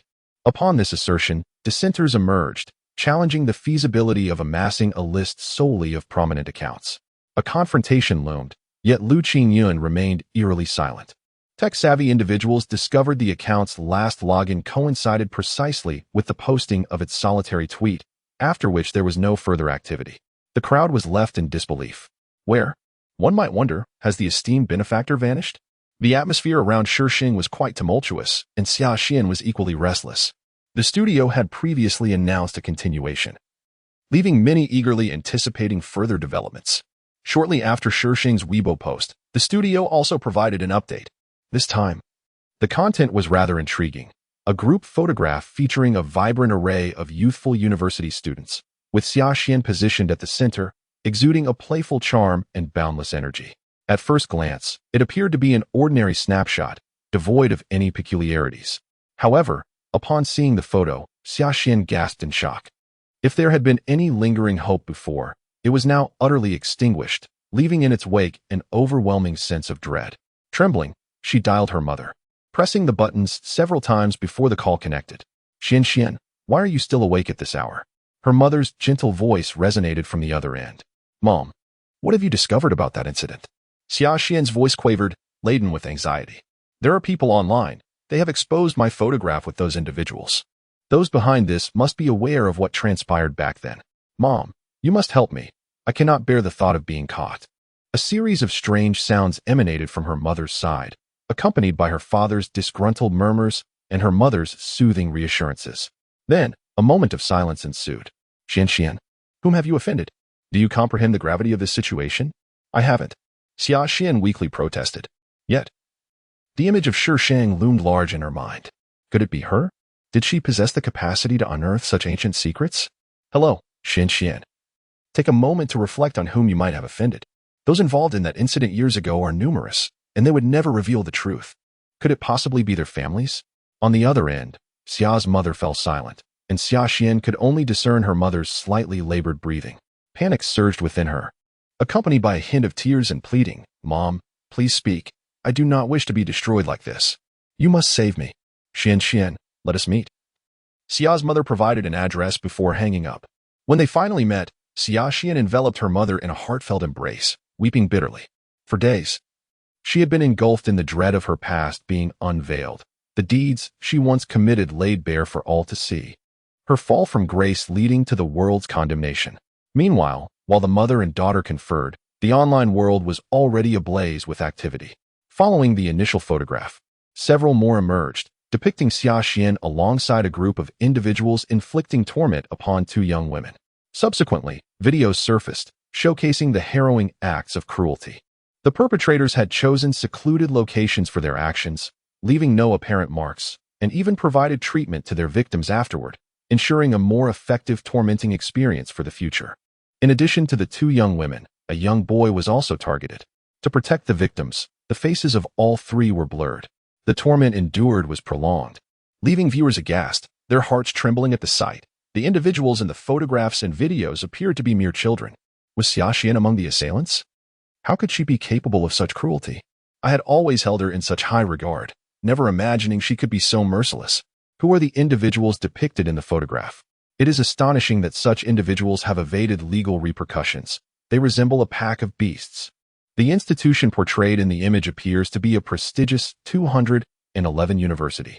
I am reminded of a notorious incident that transpired at this very university, where a man and a woman were brutally dismembered in an abandoned classroom building, a case that remains unsolved to this day.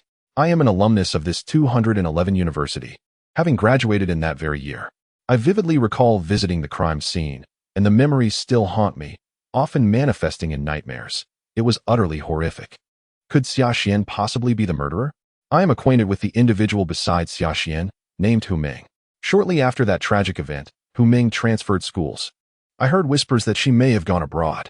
You lack evidence, so refrain from making baseless accusations. Xiaxian is certainly not such a person.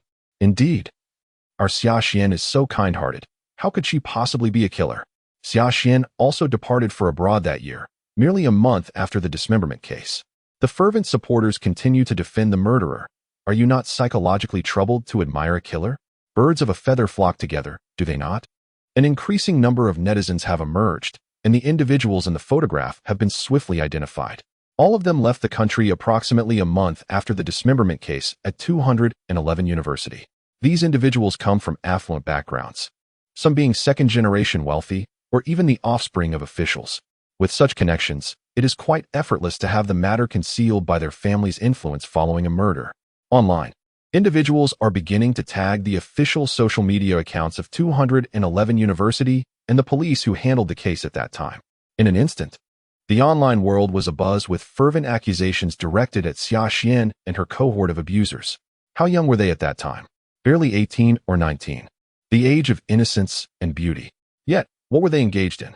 They were inflicting cruelty upon their classmates, with the potential to kill and dismember, a perilous reality for individuals who have now become public figures.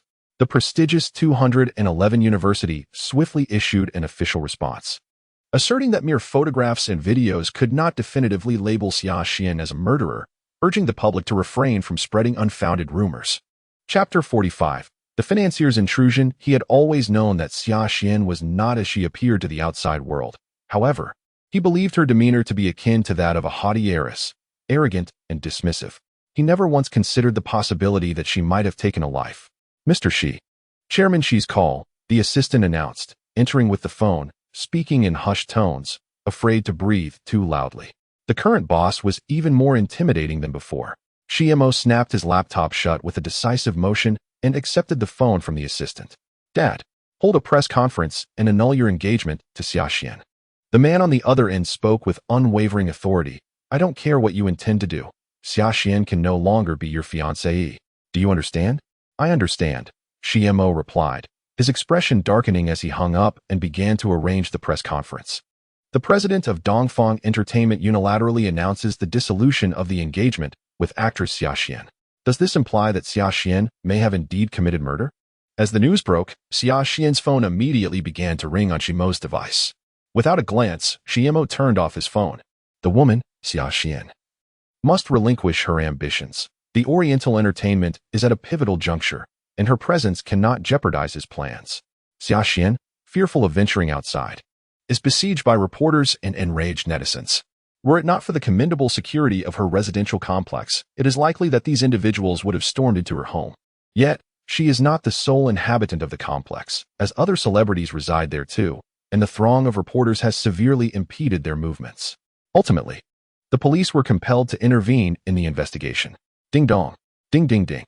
The doorbell rang urgently, and the officers in uniform exchanged glances, prompting someone to summon the property management to unlock the door. Upon the door's opening, a wave of a metallic scent overwhelmed them. On the living room sofa, Shi Sheng was clad only in a camisole nightdress, one hand dangling limply in the air, a long wound marred her wrist. With blood dripping steadily from her fingertips onto the woolen carpet, staining its white fibers red. Officer, may I inquire if Shi Sheng's actions are indicative of a suicide driven by guilt? As the medical personnel emerged, reporters swiftly surrounded them. Was Shi Sheng a victim of homicide or had she taken her own life? Is she truly the perpetrator of the infamous 211 dismemberment case? Officer, could you share a few words? Apologies, it is inconvenient to disclose information at this time. Please make way. The police separated the reporters and escorted Shi Sheng onto the ambulance. The trending topic was overwhelmingly dominated by the 211 dismemberment case. Those who have wronged you indeed evoke pity. Xuanyuan's gaze swept across Shi Sheng's phone, her smile bearing an unsettling quality, rendering her face a mask of malevolence. There is a saying that those who elicit pity often possess traits that are equally detestable. Shi Sheng tucked her phone away, squinting at the man beside her, Mr. Liu. Hearing the word pitiful escape his lips was truly ironic. Xuanyuan's smile was radiant, her inky pupils resembling an endless sea of stars, brimming with resplendent light. I am merely an ordinary person. Huh. Is there such a breathtakingly beautiful ordinary person destined for greatness? An ordinary person, so extravagantly wealthy as to ascend to divinity? Never mind. He is the benefactor. His word is law. I shall not contest him. Why are you taking me to the airport? Shi Sheng inquired, gazing at the buildings outside, her expression filled with confusion. To pick up the old master. Oh, Grandfather Liu is coming? Shi Sheng blinked, then turned serious. My schedule is so packed, and you only provide me with such meager support each month. I demand an increase. Xuanyuan. Even if he is wealthy, it is not so easy to extort from him. The frequency of their meetings was directly proportional to her demands for a raise. As the airport drew nearer, to avoid troubling the old master, Xuanyuan decided to purchase tranquility with his wealth. However, Xuanyuan suddenly leaned closer to Shi Sheng, the unique scent of masculinity enveloping her. So, as my girlfriend, shouldn't you offer me some benefits? As Shi Sheng pondered his proximity, his request for benefits caused her expression to darken. Mr. Liu, I sell my talent, not my body. Xuanyuan, what talent are you selling? All you do is spend money. Spend money. Spend money. As if aware of Xuanyuan's thoughts, Shi Sheng spoke with utmost sincerity. Spending money is also an art. Recently, all the expenses I have incurred are thanks to your earnings. Xuanyuan silently straightened her posture. She was a woman endowed with the skill to attract wealth, utterly devoid of any leverage for threats. A poor critique. The airport bustled with people, and Shi Sheng, already a renowned artist, displayed a complete lack of self-awareness typical of celebrities, confidently linking arms with Xuanyuan as they made their way to the VIP passage to greet Old Master Liu. The two young women standing beside Shi Sheng could not take their eyes off him. Is that Xuanyuan? One whispered. How could it be? Xuanyuan, as an artist, would never appear so casually at the airport. Despite their skepticism, it was evident that even the girls speaking felt that the person beside them was indeed their beloved Xuanyuan. Should we go ask? Well, all right. Taking a deep breath, the two girls moved closer to Shi Sheng and Xuanyuan. One of them, blushing, tugged at Shi Sheng's sleeve and asked, "Excuse me, are you Xuanyuan?" Huh? Shi Sheng was momentarily taken aback before nodding. Yes, I am. The girls' eyes sparkled with excitement as they gleefully clutched each other, thrilled to have encountered the real Xuanyuan. Stay composed, they reminded themselves, for as devoted fans, they prided themselves on their decorum, calmly suppressing their inner excitement. They gazed at Shi Sheng with starry-eyed adoration. We are your fans. Would it be possible for Xuanyuan to give us an autograph? It is my honor to sign for such delightful fans, Shi Sheng replied graciously. As Shi Sheng spoke, she deftly retrieved the pen that Xuanyuan always carried with her, inquiring where to sign. The girl, utterly enchanted, instinctively pulled out a notebook from her backpack and handed it over, her gaze fixed dreamily on Shi Sheng. Little Maruko is so adorable and so dashing. Oh dear, we wish to marry little Maruko. They expressed heartfelt concern for his well-being, urging him not to overexert himself while filming, for their hearts would ache at the thought. You portrayed the female general in the Emperor's book so magnificently. Will you take on such roles in the future? The Emperor's Book is the television drama currently captivating audiences, where she plays the second female lead, a valiant and striking female general. Her appearances leave the audience breathless, with every entry accompanied by a particularly heroic soundtrack. She undeniably outshines both the male lead and the female lead. Perhaps I will. Shi Sheng replied with a mischievous raise of her eyebrow. The two girls nearly burst into joyous cries. Yet they were acutely aware that such a display might attract more fans, thereby competing for little Maruko's attention. They were not foolish like other fans, who would scream upon meeting their idol, thus squandering the rare opportunity for close interaction. The two girls cleverly positioned themselves to shield Shi Sheng, with Xuanyuan standing beside them, effectively obscuring her from view in the bustling corridor. Such cunning strategies among fans are truly formidable. Chapter 46. The benefactor's secret encounter. Shi Sheng enjoyed a delightful conversation with the two girls, even exchanging phone numbers by the end of it. It was only when Xuanyuan was summoned by Old Master Lu, escorted away by several bodyguards, that many began to notice Shi Sheng, causing a lively stir at the airport. Fortunately, Lord Lu's bodyguard was sufficiently formidable, allowing the group to depart the airport without incident. Many fans expressed their dismay, lamenting, "How could I be at the same airport as Xuanyuan and not see her? Xuanyuan and her benefactor are publicly displaying their affection. I prefer my dog food to be of the chicken flavor. The signature from the esteemed one is simply too handsome. I feel myself bending." The latter sentiment garnered the most attention, featuring not only close-up photographs, but also group pictures and autographs. Numerous fans expressed feelings of envy and jealousy, questioning how they had failed to notice their idol. While the online community was suffering from this emotional turmoil, Shi Sheng and Xuanyuan were dining with Lord Lu. "Xuanyuan, you've been dating this rascal for quite some time. When shall you hold a wedding?" Lord Lu inquired kindly, gazing at Shi Sheng. Startled, she fumbled with her spoon and chuckled nervously. "Grandfather Lu, we are still quite young." "What do you mean by young?" "When I was your age." His father was already out and about. Lord Lu exclaimed, "Grandfather is growing old and wishes to see a great-grandson while still alive." Shi Sheng discreetly kicked Xuanyuan under the table, but he merely cast her a sidelong glance before turning to Lord Lu, saying, "Grandfather, please choose a date. Both Xuanyuan and I will abide by your wishes." "What?" Xuanyuan and Old Master Lu simultaneously turned their gazes towards Shi Sheng, who hurriedly covered her mouth. I just feel it's happening too quickly. I believe that I and Xuanyuan should cultivate our feelings a bit more." "Yes. Cultivate them a bit more." As she spoke, Shi Sheng nodded emphatically. "No. Xuanyuan, are there any other family members you can discuss this with? It would help me make arrangements." "I am not getting married." The old man exclaimed, "You little rascal, you must prepare for the wedding meticulously. Do not let Xuanyuan be wronged, or I shall not spare you." "Rest assured, Grandpa," Shi Sheng protested, "can I at least have a say in this? I haven't even agreed yet. Is it really all right for you both to have this conversation without me?" Thus, Shi Sheng found herself unwittingly engaged. Once Old Master Lu departed, she confronted Xuanyuan, who swiftly waved a check in his hand, the string of zeros on it effortlessly swaying her resolve. "Marry me, and what else mine will be yours." Shi Sheng blinked, acknowledging the logic in his words. "But I am not married to you yet. Do not change the subject." Xuanyuan pondered. "I suddenly regret this. Is it too late to tell Grandpa to cancel the wedding?" Recently, Shi Sheng had been busy showcasing their affection in front of Old Master Lu.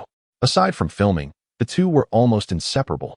News about them proliferated online, and finally, Xuanyuan's identity was unveiled. He was the largest boss in the entertainment industry, the heir of the Lu Corporation. This revelation dazzled many, leaving them astounded. Did Xuanyuan save the galaxy in her past life? Shi Sheng was so busy that she nearly forgot the location of her own company.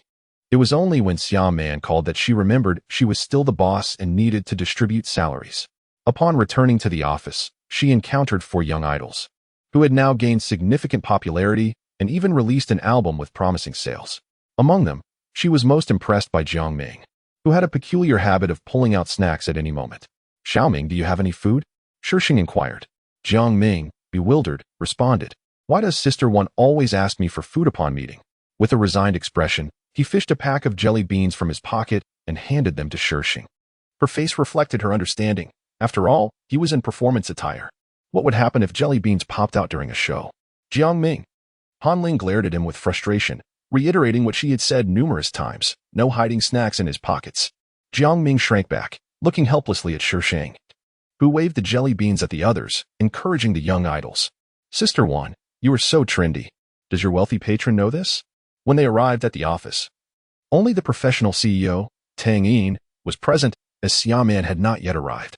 The CEO was quite taken by the boss, who seemed only to know how to dispense funds. Shi Sheng gestured for him to ignore her, settling into the sofa to watch the antics of the fairies. It was only when Shi Sheng grew impatient that Tang Yin and Xuanyuan finally arrived. Xuanyuan appeared somewhat troubled, and Tang Yin bore visible signs of a scuffle. What on earth happened to you two? What are you thinking? Tang Yin shot a glare at Shi Sheng, revealing that Xuanyuan had encountered Shimo. Why should I take the blame for your troubles? Xuanyuan sat beside Shi Sheng, her head bowed, looking somewhat disheveled. It is rare to find a three-legged toad, yet men with two legs abound. Summer, what are you so conflicted about? Shi Sheng playfully whistled at Tang Yin, who was exuding a cold demeanor. Tang Yin adjusted his glasses, disregarding Shi Sheng's levity. Xuanyuan offered a wry smile. After all, how could one simply stop liking someone they had cherished for so long? But what did he say about her? Then go abroad to heal, he suggested. Xuanyuan looked at Shi Sheng in confusion. Tang Yin, isn't there a Hollywood film currently seeking Asian faces? Take Xuanyuan to audition, Shi Sheng proposed, patting her shoulder before suddenly asking, do you still wish to reconcile with Shimo? Xuanyuan paused for a moment, then resolutely shook her head. Very well. Another successful dismantling of a couple. My achievements continue to accumulate, Shi Sheng mused. Xuanyuan departed, accompanying Tang Yin. Temporarily, Shi Sheng assumed the role of artistic director. The consequence of appointing Shi Sheng as the artistic director was an influx of exceptionally attractive newcomers. In a company like Mant Entertainment, one dared not show their face without good looks, even for a mere janitorial position. Where could one find artists to uphold the company's image? The professional CEO felt a pang of frustration. Was this an entertainment company, or did it resemble a brothel? And was he not the madam? No. The true madam was the owner. He could only be likened to a mere turtle. Reflecting on this, he felt an overwhelming desire to resign. For the company that embodies the beauty of the entire entertainment industry, please recognize the renowned brand, Mant Entertainment. There is no other branch. Chapter 47. The benefactor who plotted against me. 27. Shi Sheng was not a victim of suicide. She was a victim of murder. The perpetrator is Zhou Yi, the offspring of a government official. The photographs and videos that Shi Sheng manipulated were all extracted from this individual's computer. Following that incident years ago, Zhou Yi fled the country with those materials and remained abroad. Yet, at his core, he is inherently that kind of person, unable to suppress the malevolent and dark thoughts swirling in his mind. Initially, he merely viewed those images and videos to satiate his desires. However, as time passed, those items ceased to provide him with any significant gratification, compelling him to act. After his first successful endeavor, he relished the taste of his actions, further plunging into that endless abyss. Over the years, he had never been discovered, even finding a few like-minded companions. But just recently, he inexplicably received a barrage of derogatory messages, and amidst the fragments of those words, he discerned the name Shi Sheng. A search online revealed a grave situation. He could not fathom why he felt compelled to murder Shi Sheng. It was as though a voice incessantly echoed in his mind, urging him to commit the act. Upon Zhou Yi's arrest, he divulged the events of that fateful day, revealing that he possessed gruesome footage of the dismemberment. He recounted that everyone involved had been under the influence of drugs, and they discovered the couple in an old classroom building. Emboldened by their numbers, they intended to inflict cruelty upon them. However, the couple fiercely resisted. The female was inadvertently pushed, striking her head against a sharp object on the ground, resulting in her immediate death. The male, witnessing this, fought back even more vigorously, while the group, in a state of intoxication, remained oblivious to the fatality and instead tormented the male, leading to his eventual demise. Zhou Yi could not recall who initially suggested the idea of dismemberment. Video evidence is abundant, and Shi Sheng has been incarcerated. All participants at the scene have been apprehended by the police. The incident has escalated to such magnitude that even those with substantial influence at home dare not act brazenly, resorting instead to legal counsel to navigate the proceedings. Under the directives of their respective families, Each individual claims to have been under the influence of drugs, asserting a state of diminished capacity that led to unintentional manslaughter. However, the police, upon reviewing the footage, discerned that their cognitive faculties were intact and their minds clear. After dismembering the victim, they even took measures to obliterate evidence, leading the authorities to classify the act as intentional homicide. The police also located several individuals who had suffered abuse at the hands of the accused, persuading them to testify. Yet, out of fear of retribution, only one dared to step forward. Shortly after the verdict, both Shi Sheng and Shoei were transferred to a psychiatric facility. Shi Sheng, upon reading the report, smiled quietly, pondering whether they believed that confinement in a mental institution would grant them an escape. In such places, one must feign illness even in the absence of true affliction. How long could Shi Sheng endure this charade? With Shi Sheng's chapter seemingly concluded, the matters concerning Shi Mo were entrusted to Xuanyuan. The next step was to ascend to the pinnacle of success. Ah yes, and there were those despicable relatives to contend with. Xuanyuan, not one to disappoint Shi Sheng, soon initiated actions against Shi Mo. The fortunes of Dongfang Entertainment, under Shi Mo's name, plummeted, while the other industries of the Shi family remained relatively unscathed. It appeared as though the assault was solely directed at Shi Mo. Dongfang Entertainment changed hands, becoming a sensational topic following the infamous 211 dismemberment case. Xuanyuan promptly transferred ownership of Dongfang Entertainment to Shi Sheng, presenting it as a wedding gift. Shi Sheng, in turn, resold Dongfang Entertainment, propelling it back into the headlines. In a brief span, it changed ownership consecutively.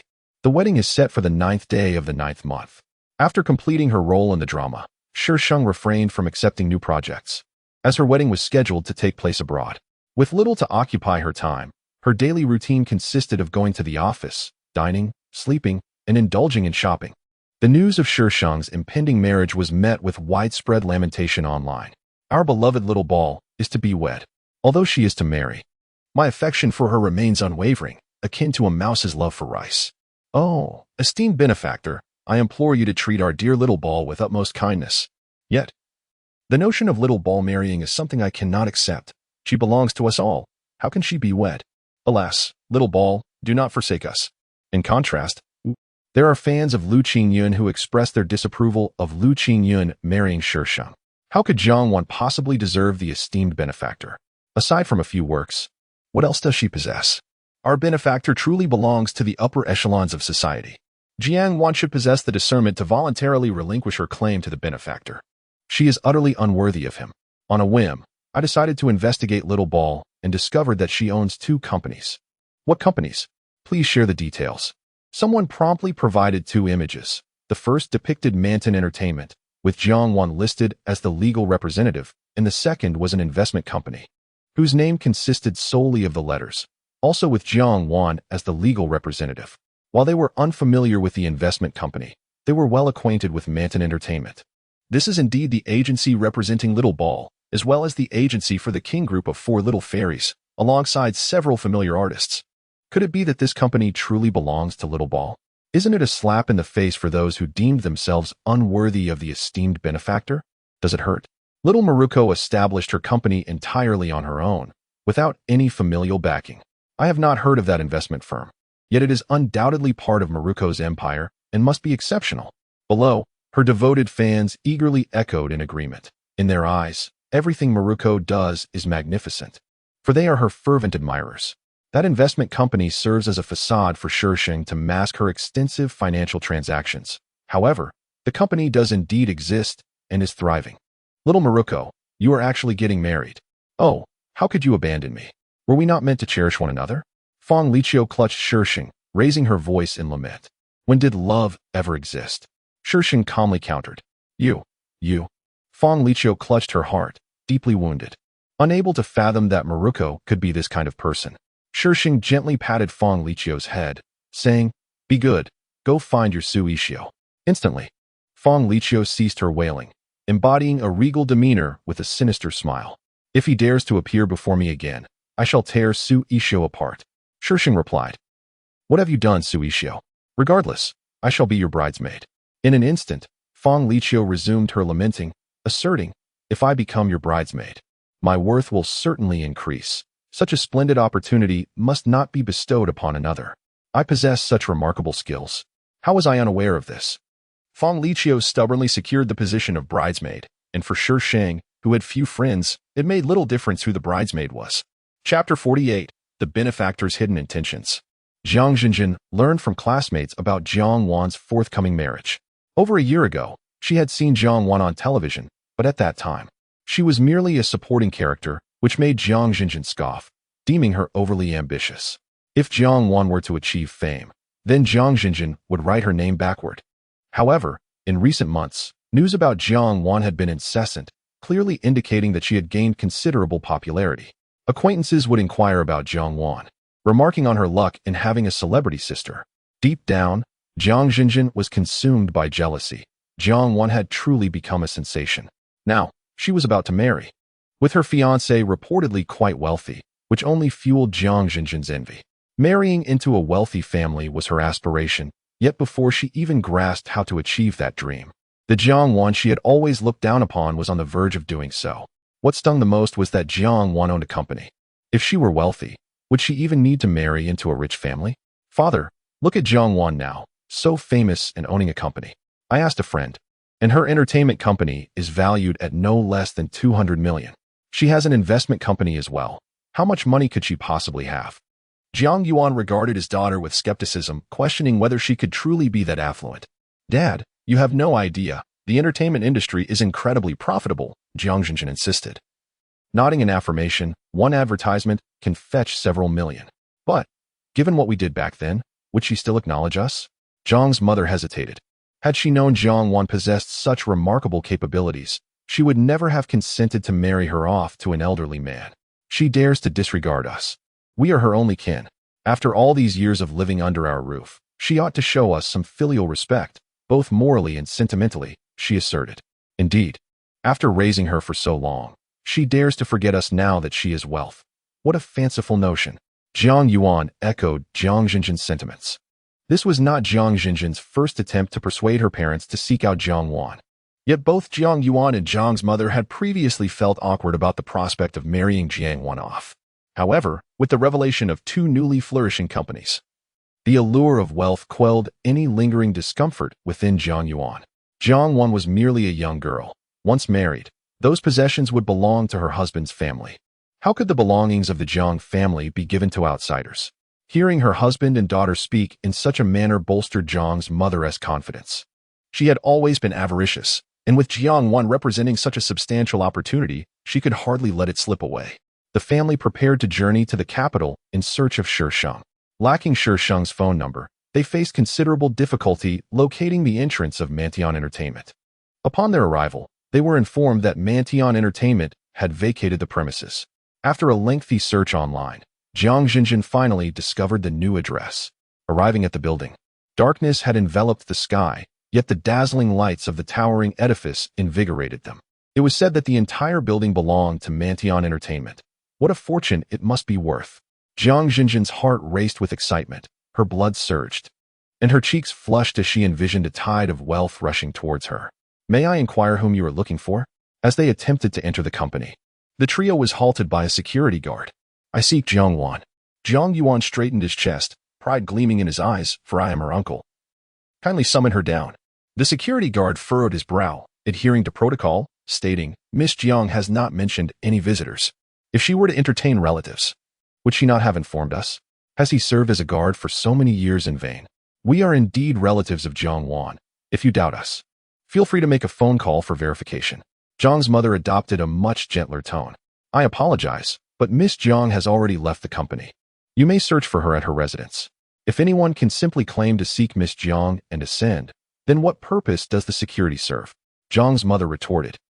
If she were aware, would she still come to the company? The guard did not dismiss them outright. He merely barred their entry. For he was merely performing his duties. Even if they were genuinely relatives of Miss Jiang, she would not hold it against him. The three argued fervently. But the guard remained impervious, ultimately inciting Jiang Yuan to unleash a torrent of curses, vowing that when he encountered Shi Sheng, he would ensure his expulsion. The guard, feeling quite embarrassed, noted that the commotion had attracted the attention of paparazzi stationed outside, who hastily gathered upon hearing Jiang Wan's name. Initially, Jiang Yuan felt a twinge of fear, but then realized that if these reporters were to disclose his relationship with Xuanyuan, she could not possibly deny it. He had heard quite a bit about the online discussions from Jiang Xinjin. Clearly, Jiang Xinjin shared this sentiment, as they each recounted how they had painstakingly raised Xuanyuan over the years, now coming to attend her wedding upon hearing of her impending marriage. Though they professed to be mere attendees of the wedding, their words subtly belittled Shi Sheng, accusing her of ingratitude. The security guard, sensing the situation escalating, promptly summoned the on-duty security captain. The captain ushered the trio into the company, thereby putting an end to their tirade. He felt compelled to report the incident to his superiors, anxious about the potential fallout should negative news emerge the following day. She had anticipated the arrival of these troublesome relatives, but was taken aback by their swift appearance. As Shi Sheng and Xuanyuan entered the company one after the other, the security guard gestured towards a room adjacent to the lobby. Concerned about the possibility of a disturbance, the captain invited them into his office. The Jiang family was already embroiled in a heated exchange with the security captain when the door was suddenly flung open, plunging the raucous office into silence. Jiang Xinjin's gaze immediately fixated on the man standing behind Shi Sheng, her eyes widening in awe. She had never encountered such a strikingly handsome individual. Miss Jiang, the security captain thought to himself, relieved. This family was indeed quite difficult. How could Miss Jiang be related to such individuals? They claimed to have raised her. Yet he found that utterly implausible.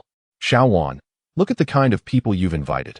They possess no sense of decorum whatsoever, Xuanyuan exclaimed with righteous indignation. How can such individuals remain in the company? They must be expelled immediately. The security captain nearly choked on his breath. Who, after all, was the one behaving unruly here? His expression brightened with gratitude towards Miss Jiang. It seemed he had acted correctly today. Xuanyuan, why are you still granting them bonuses? Have you not witnessed how they have treated us?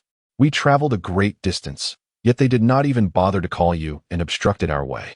Such thoughtlessness is regrettable. Offending us may be inconsequential, but what if they were to offend others? Mrs. Jiang also wore a disapproving expression.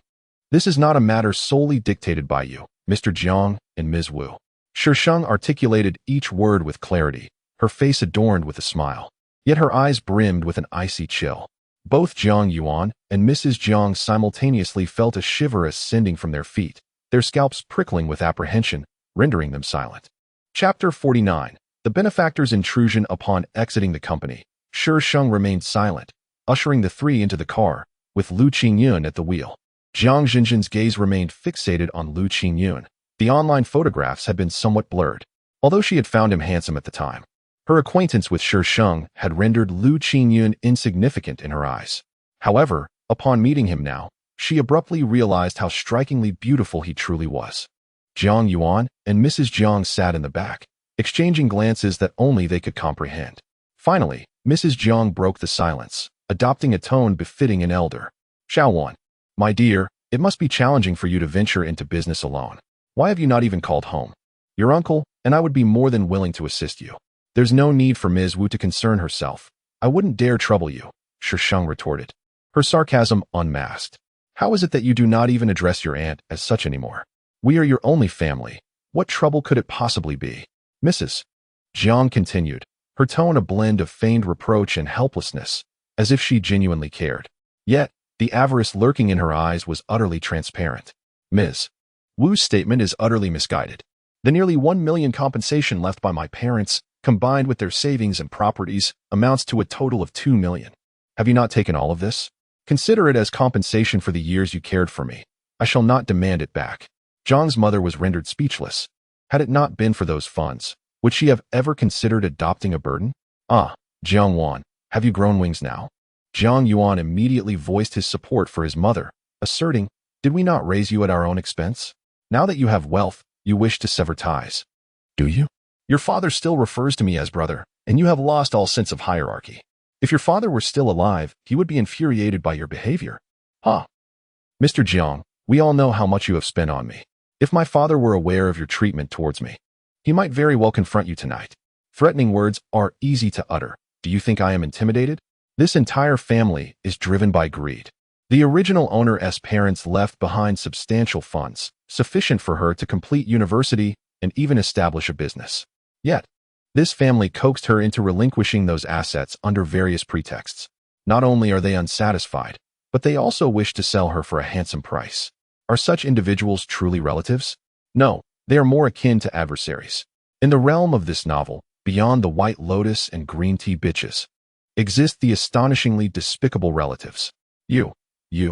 Xuanyuan was so enraged he could hardly articulate a response, perhaps feeling guilty and unsure how to counter Sheng's words. Shi Sheng let out a cold laugh and turned to Lu Qingyun, instructing, "Take us to the Carlisle Hotel."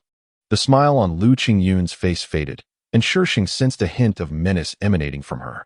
Silently, she lit a candle for Jiang Xinjin, thinking to herself, "Do you truly perceive this pervert as a leading man?" After arranging accommodations for the trio at the hotel, Shi Sheng issued a warning before departing. "If you wish to attend my wedding, stay obediently at the hotel." She was under no illusion that they would heed her words. But that was inconsequential. Their recklessness would undoubtedly determine their fate. Once outside the hotel, Shi Sheng clung to Lu Qingyun, her face a picture of distress. "Mr. Lu, could you spare some money to console me?" Lu Qingyun replied, "Why should I provide comfort for relatives who are nothing but scoundrels?" Denied, Shi Sheng feigned sorrow. "Mr. Lu, are you truly going to turn me down? Grandfather Lu is waiting for us. If I were to tell him that you are bullying me, do you think he would not take drastic measures against you? And then I might inherit the Lu family." That idea is rather appealing. "You think far too much," Lu Qingyun retorted as he ushered Shi Sheng into the car. "Do you really believe he could be easily dispatched? Besides, that is his own grandfather. How could he possibly harm him?" Meanwhile, due to Zhang Yuan's earlier remarks outside the company, Shi Sheng had taken measures to silence the matter, resulting in an oddly tranquil online atmosphere. The Jiang family, anticipating a scandal to erupt, grew increasingly restless. Wasn't it said that these paparazzi could turn a trivial incident into a sensational affair? What he said yesterday should surely be considered substantial news. Why then? Was there not a whisper of it online? "Xinjin, take another look," they urged. Zhang Yuan anxiously urged Jiang Xinjin. Jiang Xinjin searched once more, yet found no news. Instinctively, she clicked on Shi Sheng's Weibo, and at the very moment she refreshed the page, a new post appeared. "Jiang Wan V. How handsome the benefactor looks." The first two images showcased wedding photos. The first depicted a woman in a fiery red wedding gown, barefoot amidst a sea of stars, surrounded by a shimmering glow, resembling a captivating enchantress in the darkness. Opposite her stood a man in a black tailcoat, blending into the starry expanse while radiating brilliance that rendered him impossible to look away from. They gazed at each other from afar, as if separated by an entire galaxy, yet able to perceive one another's essence. The second image displayed a pure white wedding dress, with the woman running, the gown trailing gracefully behind her. The man stood in the distance, arms slightly outstretched, welcoming her arrival with a radiant smile and tender gaze. The final image, however, depicted RMB notes folded into a three-dimensional heart shape. Xiao Wanzi was flaunting her husband again. Nonetheless, the wedding photos were truly exquisite, evoking a cinematic sensation that made one want to savor the beauty. The husband-worshipping enthusiast, Xiao Wanzi, have you ever considered the feelings of the single souls? I beseech you to ponder the psychological shadows cast upon them. Husband, come and observe the single souls. There is a dog in the sky. The wedding gowns are breathtaking. The red gown is typically challenging for most to carry off, yet Xiao Wanzi handles it effortlessly. Oh my, Xiao Wanzi, I find myself increasingly enamored with you. What should I do? The upstairs is filled with despairing sentiments. Dear husband, come and observe the single soul's base number. The benefactor is so gentle. It must be acknowledged that the two are indeed well matched. I shall withdraw, little Maruko, and I entrust the benefactor to you. Alas, I am heartbroken. Why do I feel that the last image of the RMB should be somewhat larger? Is it merely my illusion? Is it? It is not your illusion. It is indeed larger. Thus, little Maruko is merely flaunting her wealth, while also showcasing her partner. The tricks of the affluent elude my understanding. Jiang Xinjin gazed at the continuous stream of congratulatory comments, her heart submerged in jealousy. She was but an orphan without parents. What right did she have to possess such treasures? That man, so perfect, was indeed Jiang Wan's. How could it be? Chapter 50. The benefactor's secret. Early in the morning, Shi Sheng was already wary of the Jiang family. Therefore, when they sought out the media, she was promptly informed. She instructed Hu Shua to meet with them, and without hesitation, he agreed. Following the incident with Xia Xian, Hu Shua's studio had gained considerable renown, and his market value had risen significantly. Typically, he would not take on ordinary clients. However, for Shi Sheng, the woman who had given him a golden opportunity to rise. He was more than willing to assist. Hu Sha managed to enlist numerous paparazzi, and with a grand entourage, they set out to confront Xuanyuan. Upon seeing such a multitude of media, Xuanyuan believed he could compel Xuanyuan to capitulate. After all, she was merely a woman. In a traditional society, disloyalty, ingratitude, and injustice are grave taboos that would render one the subject of scorn. Xuanyuan's reasoning was rather simplistic. He failed to consider how the entertainment industry operates, which is far more complex than his own neighborhood. Deep down, Jiang Jinjin felt an uneasy disquiet, sensing that this course of action was misguided. Yet she could not defy Xuanyuan. They awaited tomorrow's news, anticipating an apology from Shi Sheng. Yet, nothing transpired the following day. Well, not entirely devoid of events. Shi Sheng had updated her wedding photos, with the final image still showcasing RMB. The subsequent days remained remarkably tranquil, as Shi Sheng consistently shared snippets of her life, with the final pictures composed of various patterns formed from RMB notes. Fans had grown rather indifferent to Shi Sheng's ostentatious display of affection, although some vocal critics emerged. But their voices quickly faded amidst the adoration of her supporters. Just as Xuanyuan's patience began to wane, news finally surfaced online. Yet it diverged entirely from his expectations. The article detailed how a family had seized their brother's inheritance, mistreating their niece, and ultimately sought to claim a share of her success once she established her own company. Hu Shua's eloquence, coupled with his studio's reputation, lent credence to the claims. And soon, netizens unearthed information regarding Xuanyuan's family. The subtle hints within the article aligned perfectly with the known facts. Those familiar with the situation recalled that Xuanyuan had not lived comfortably, often wearing hand-me-downs from Jiang Jinjin, and throughout the year, she had scarcely donned new garments. There was no need for extensive digging. The family's unsavory habits were swiftly exposed. If Xuanyuan intended to wield the power of the internet against her, then she would return the favor. Online fans began to denounce Xuanyuan's family, with their hotel being revealed through Hu Shua's alternate account, leaving Xuanyuan's family effectively trapped within their accommodations. Wherein lies the grievance against Xuanyuan? The presidential suite at the Carlisle Hotel costs over 10,000 for a single night. What audacity do you possess to label Xuanyuan as ungrateful? Indeed, the world is vast, and it harbors all manner of creatures. Xuanyuan and you share merely a distant familial bond. Why, then, do you covet her inheritance? Do you possess no sense of shame, as if Xuanyuan is devoid of kin? I am not an ardent supporter of Xuanyuan, yet I must speak fairly. Xuanyuan is indeed magnanimous. Were I in her position, with relatives pilfering my wealth, I would ensure they returned every last cent. The Jiang family finds themselves utterly cornered, subjected to scorn and vitriol. Ah, Xuanyuan, that ungrateful wretch, dares to treat me thus. Xuanyuan seethed with fury. Father, what shall we do now? Jiang Jinjin inquired, her heart racing with trepidation. The crowd outside appeared terrifying. Was this the might of fandom? This thought ignited within her a blend of envy and admiration. Upon hearing Jiang Jinjin's question, Xuanyuan faltered. Ultimately, he was but an ordinary citizen, unacquainted with such matters, and at that moment, his mind was a blank slate, uncertain of the path forward.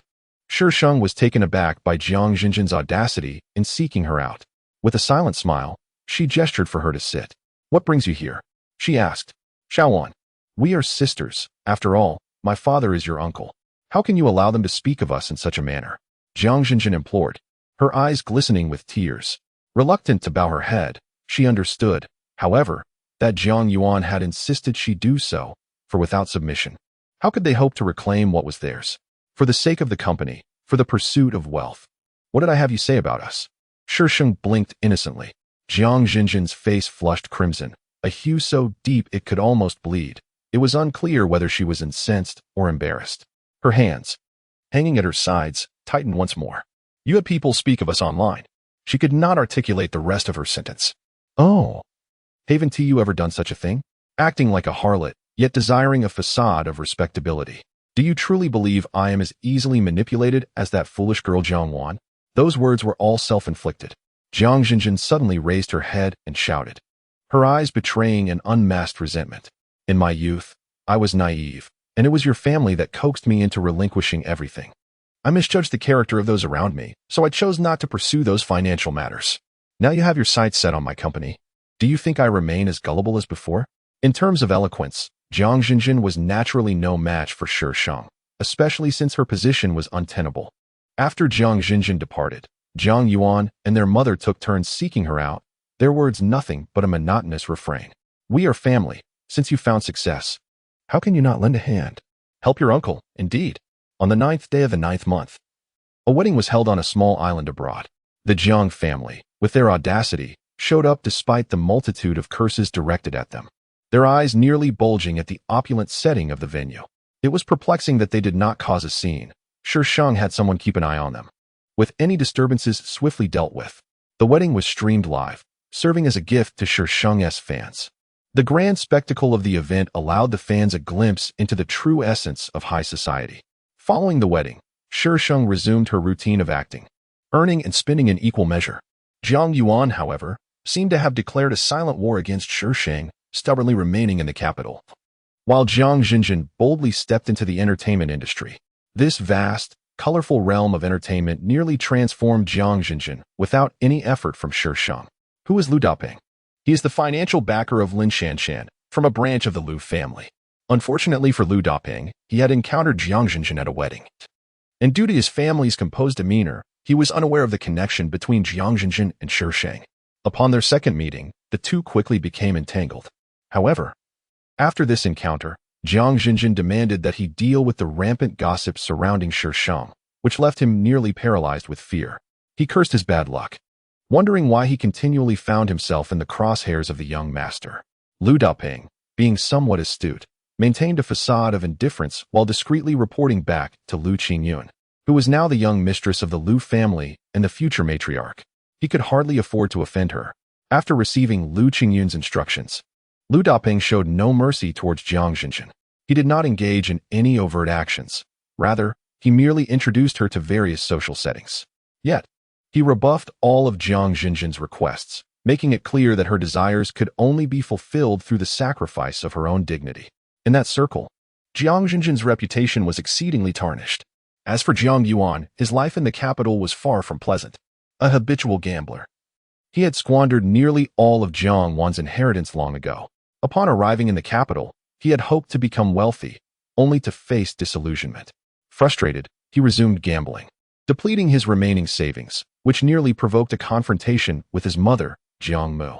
As the two individuals were embroiled in a heated confrontation, the hotel staff unexpectedly demanded that they vacate their premises.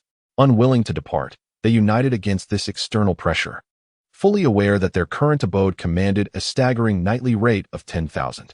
Cumulatively, their stay had extended to a month, amassing an astonishing total of 300,000. The hotel personnel, indifferent to their uproar, promptly summoned security to evict them. Confronted by the steadfast guards, Xuanyuan had no choice but to leave, all the while uttering curses directed at Shi Sheng. The outcome was undoubtedly unfavorable. Jiang Xinjin, possessing a modicum of funds, secured a rental residence for Xuanyuan and his mother.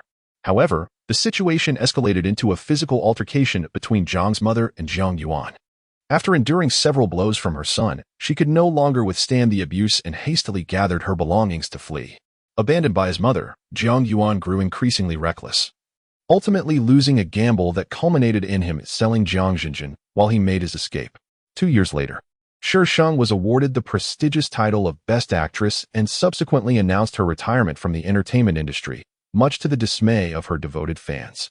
However, upon witnessing their beloved little onesie unabashedly flaunting her marital bliss, they found solace in the fact that, regardless of her withdrawal from show business, she would always remain their cherished little onesie.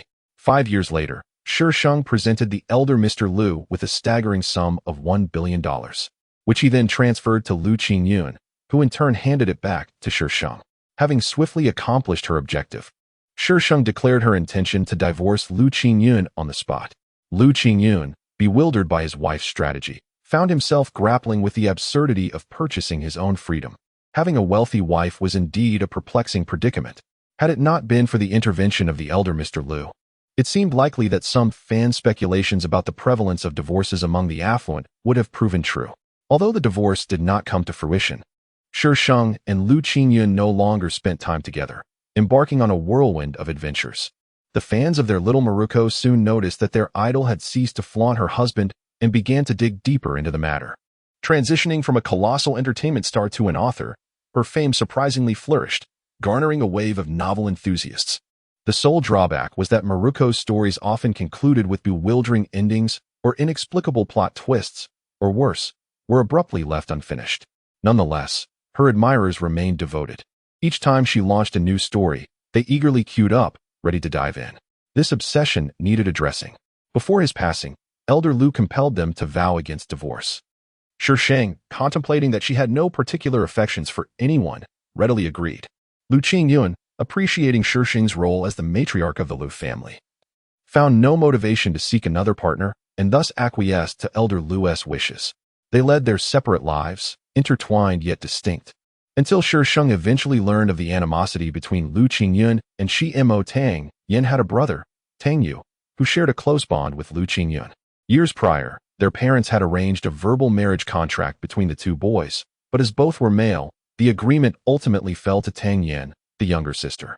Xuanyuan, diagnosed with a heart condition and given a grim prognosis, faced Tang Yin's reluctance to marry a dying man, prompting her to demand the dissolution of the engagement.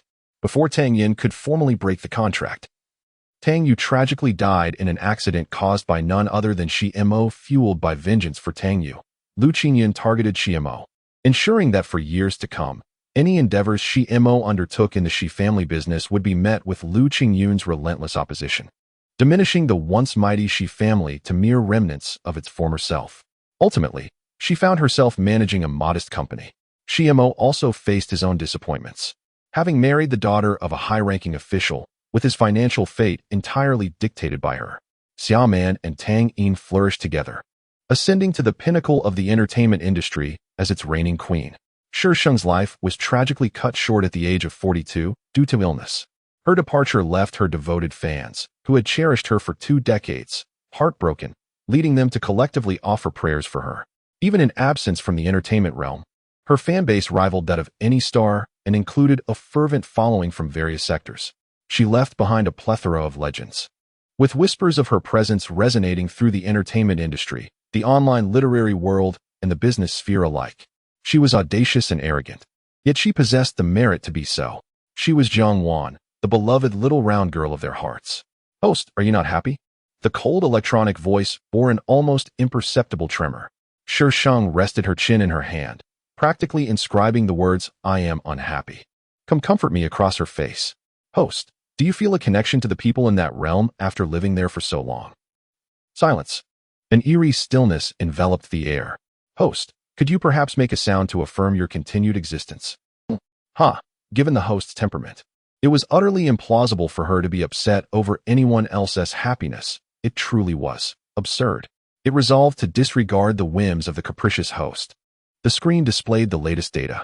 Name, Shi Sheng. Character value, -100,000. Task level, F. Task rating, 88. Points, 3,500. Hidden task, completed, due to the host's opportunistic strategies. The reward has been halved. Hidden task reward, 2,000 points. Special item time interstice, single-use item. Shi Sheng. What a clever trick. Damn. Isn't the money she earned still money? Host, you have opened a total of 28 novels in this realm, of which 22 are abandoned. One with a negative reputation of 100, rounding it up to a total negative reputation of 2,000. You have currently obtained 1,000 reputation points, which leaves you with a net negative of 1,000. Do you have any further inquiries, host? Shi Sheng. Slamming the table. You never mentioned that abandoning a story would incur a penalty on reputation. The host is allowed to review the plot after departure. What a waste of time. I won't look. Would you like to proceed to the next task? Teleportation commencing. Damn it. Must you always act on your own accord, system? This little one might just get angry. Chapter 52. Unconventional cultivation. The moment Shi Sheng opened her eyes, she was greeted by an endless expanse of flames. Standing amidst the inferno, her skin burned with intense heat, her throat parched, and her hair had already turned to ash. The garment she wore, made of unknown material, remained intact but offered no protection against the scorching temperature. Goodness, the timing of this selection is utterly dreadful. Is this meant to incinerate me? Shi Sheng scanned her surroundings in search of an exit. Yet, all she could see was an infinite sea of flames, with no end in sight and devoid of any objects. Waves of scorching air rolled in relentlessly, After only a short while, she could barely endure it. She even heard the sizzle of her exposed skin being roasted. What the hell is this place? System, come out. I wish to converse with you about life. Master, please awaken. Master, wake up. A sudden voice resonated throughout the space. Is someone there? Master, this is an illusion. You must awaken. Shi Sheng was momentarily taken aback, her brows knitting in confusion. An illusion? Had she somehow entered a fantastical novel? This was absurd. How could she be thrust into an illusion right from the outset? It defied logic. Gritting her teeth, Shi Sheng closed her eyes, allowing herself to center her thoughts. The sounds of crackling flames gradually receded, the temperature began to drop, and the pain enveloping her body dissipated, replaced by a refreshing coolness. With a sudden gasp, Shi Sheng opened her eyes, her chest rising and falling rapidly. Before her stood a rather endearing young girl, who looked at her with evident concern. Upon seeing her awaken, the girl visibly relaxed, exhaling in relief. Master, you frightened me to death, she exclaimed, her expression one of gratitude for survival. Shi Sheng discreetly assessed the girl. She wore a white robe, similar in style to the one she currently donned, albeit in a different hue. The robe adorning her own body was a deep blue. Direct disciple, a phrase surfaced in her mind. The plot and memories flooded in, causing Shi Sheng to feel lightheaded as darkness encroached upon her vision. She could hear the girl's anxious calls, yet her consciousness seemed to drift further away. This was a tale of cultivation, where the protagonist, Yi Qingqiu, a powerful being of the nascent soul stage, had been reborn as an uncherished daughter of the Yi family in the mundane world. The story chronicled her journey of cleansing her marrow and embarking anew on the path of immortality.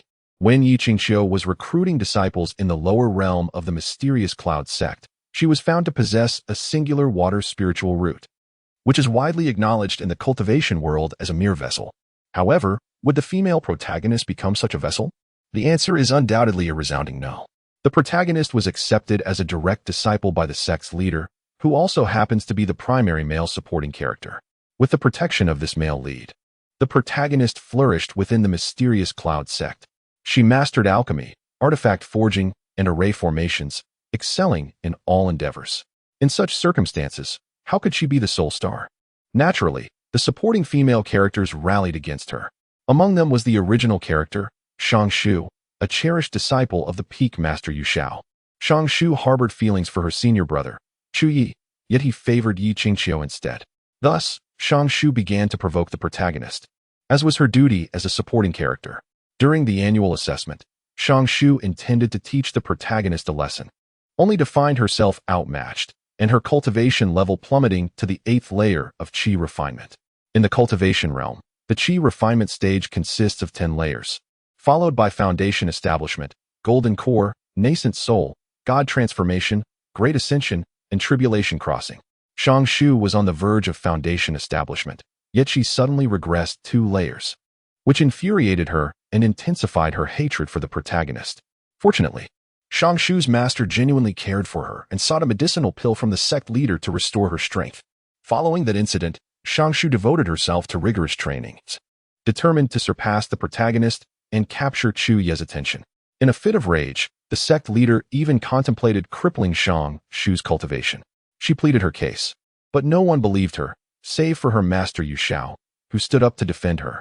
Yu Shao intercepted the furious sect leader, absorbing the brunt of his wrath. While this did not lead to Shang Shu's cultivation being entirely destroyed, she still faced severe consequences. Chu Yi harbored a profound disdain for the original protagonist. As a malicious supporting character, she certainly would not relent so easily. During a subsequent trial, Shang Shu once again courted disaster, inadvertently breaking the seal of the demon realm.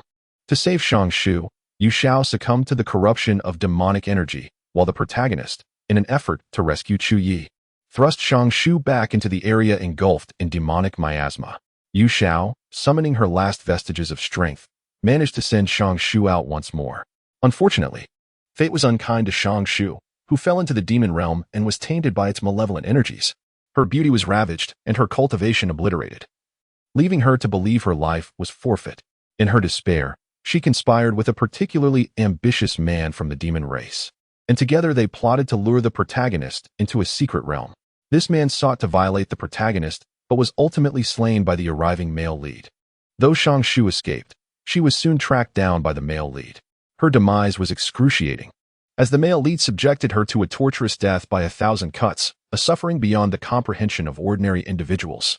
Consumed by hatred, she loathed Yu Qingqiu. But more than that, she was filled with regret. Her dying wish was for Yu Xiao to survive. If possible, she desired to remain by Yu Xiao's side for eternity. She yearned for vengeance. Is the junior sister still unconscious? Alas! As Shi Sheng regained consciousness, she heard a long sigh. Master, you are awake. The astonished voice of a girl erupted in Shi Sheng's ears. Master, please call the revered teacher. Shi Sheng felt a throbbing pain in her temples, a discomfort that took some time to subside. Standing by her bedside was the very girl she had seen earlier. Lin Yi, a disciple of Tianjin Peak, had always maintained a good relationship with the original owner. How long have I been asleep? Shi Sheng licked her parched lips, her voice hoarse. As if her throat were ablaze, swallowing felt arduous. It's been 3 days, Master Uncle. Please have some water. Master will arrive shortly. Lin Yi turned and poured a glass of water, carefully feeding it to Shi Sheng. The refreshing liquid soothed her throat, and Shi Sheng felt somewhat better. As she surveyed the sparse surroundings, her gaze fell, obscuring the flicker of light that lay beneath her eyelids. This was the scene from the original owner's decline in cultivation. Chapter 53. An unconventional path of cultivation. Yu Xiao arrived swiftly, his expression frigid, yet a hint of concern flickered in his eyes. He bypassed Lin Yi and sat beside Shi Sheng. Xiaoshu, you're awake. If you feel any discomfort, speak to Master. His voice was melodious, akin to pearls rolling on a plate, yet tinged with a certain stiffness and detachment, as if he were uncertain how to engage with her. Yu Xiao appeared youthful, strikingly handsome, with features that seemed to be painted, emanating an aura that commanded distance, a master of an ascetic nature. Was Xiangshu foolish? How could she ignore such an attractive master and instead pursue that Xu Yi? Truly, a pearl among pebbles. Shi Sheng averted her gaze, gently shaking her head. I feel no discomfort. That is good. Yu Xiao maintained his impassive demeanor. You have learned a lesson from this incident. Refrain from provoking Yi Qingqiu in the future. As a female antagonist, is it truly possible to avoid stirring trouble with the female lead? Disciples shall remember. Even if trouble arises with the female lead, I must ensure not to inform Yu Xiao. The rebellious disciple of my household suddenly displayed an unexpected obedience, which briefly astonished Yu Xiao, although she attributed it merely to a lesson learned this time, without delving deeper into the matter. Master, shall we simply let this go? Lin Yi protested. I witnessed Yi Qingqiu making the move that harmed our esteemed uncle. Yi, the young man standing beside Lin Yi interjected, halting her words. Master, why do you not allow her to speak? It was indeed Yi Qingqiu's actions that caused such harm to our uncle. The young man was Bai Lang, the senior brother of Shang Shu, while Lin Yi was Bai Lang's junior disciple, being of a younger generation. Do not disturb Xiao Shu's rest. Everyone, please leave. Yu Xiao said with an indifferent wave of her hand. As for the assessment, remember to refrain from discussing it outside. After Lin Yi and her master departed, Yu Xiao maintained her expressionless visage and exchanged a few perfunctory words with Shi Sheng before taking her leave. Shi Sheng exhaled heavily, reflecting on the previous 2 realms where the original character was merely a cannon fodder female supporting role, and in this realm, she had become a self-destructive supporting character. Would the subsequent realms only grow increasingly difficult? In this realm, the collapse of character archetypes was evidently centered around the female protagonist, Yi Qingqiu, who had once been a powerful figure in the Yuanying realm, betrayed and met her demise. This made it hard for her to trust others. Yet, as the author continued to write, the protagonist transformed into someone willing to sacrifice innocence for her own ambitions. Initially subtle, the trend became more pronounced as the original character met her demise. By the time the protagonist departed from the cultivation world to ascend to the celestial realm, the narrative had nearly shattered all moral constructs. In comparison to the likes of White Lotus or Green Tea Bitches, such ruthless female protagonists posed a far greater challenge. The original owner's wish was to accompany Yu Xiao for a lifetime. Alas, this is the realm of cultivation, with such prolonged lifespans. What if, by mere chance, he ascends? Would she then have to strive for ascension as well? The mere thought is daunting. True to the storyline, Yu Xiao indeed brought the elixir that would restore Shi Sheng. Initially reluctant to partake, she reconsidered. After all, the female protagonist possessed a remarkably potent advantage. If she failed to regain her strength and a confrontation ensued, it would be utterly embarrassing if she were unable to hold her own. Thus, Shi Sheng had no choice but to consume the elixir and enter seclusion to recuperate. This period of retreat lasted a year, during which she not only regained her cultivation, but also successfully established her foundation. The original owner possessed a mutated ice spirit root, prompting Shi Sheng to conjure a shard of ice. Unexpectedly, the door swung open, sending the ice shards hurtling outside. Oh no! A shrill scream from Lin Yi echoed from the doorway. Shi Sheng pondered. Hasn't Lin Yi also reached the 7th layer of qi refinement? And as a fire spirit root, what is she screeching about?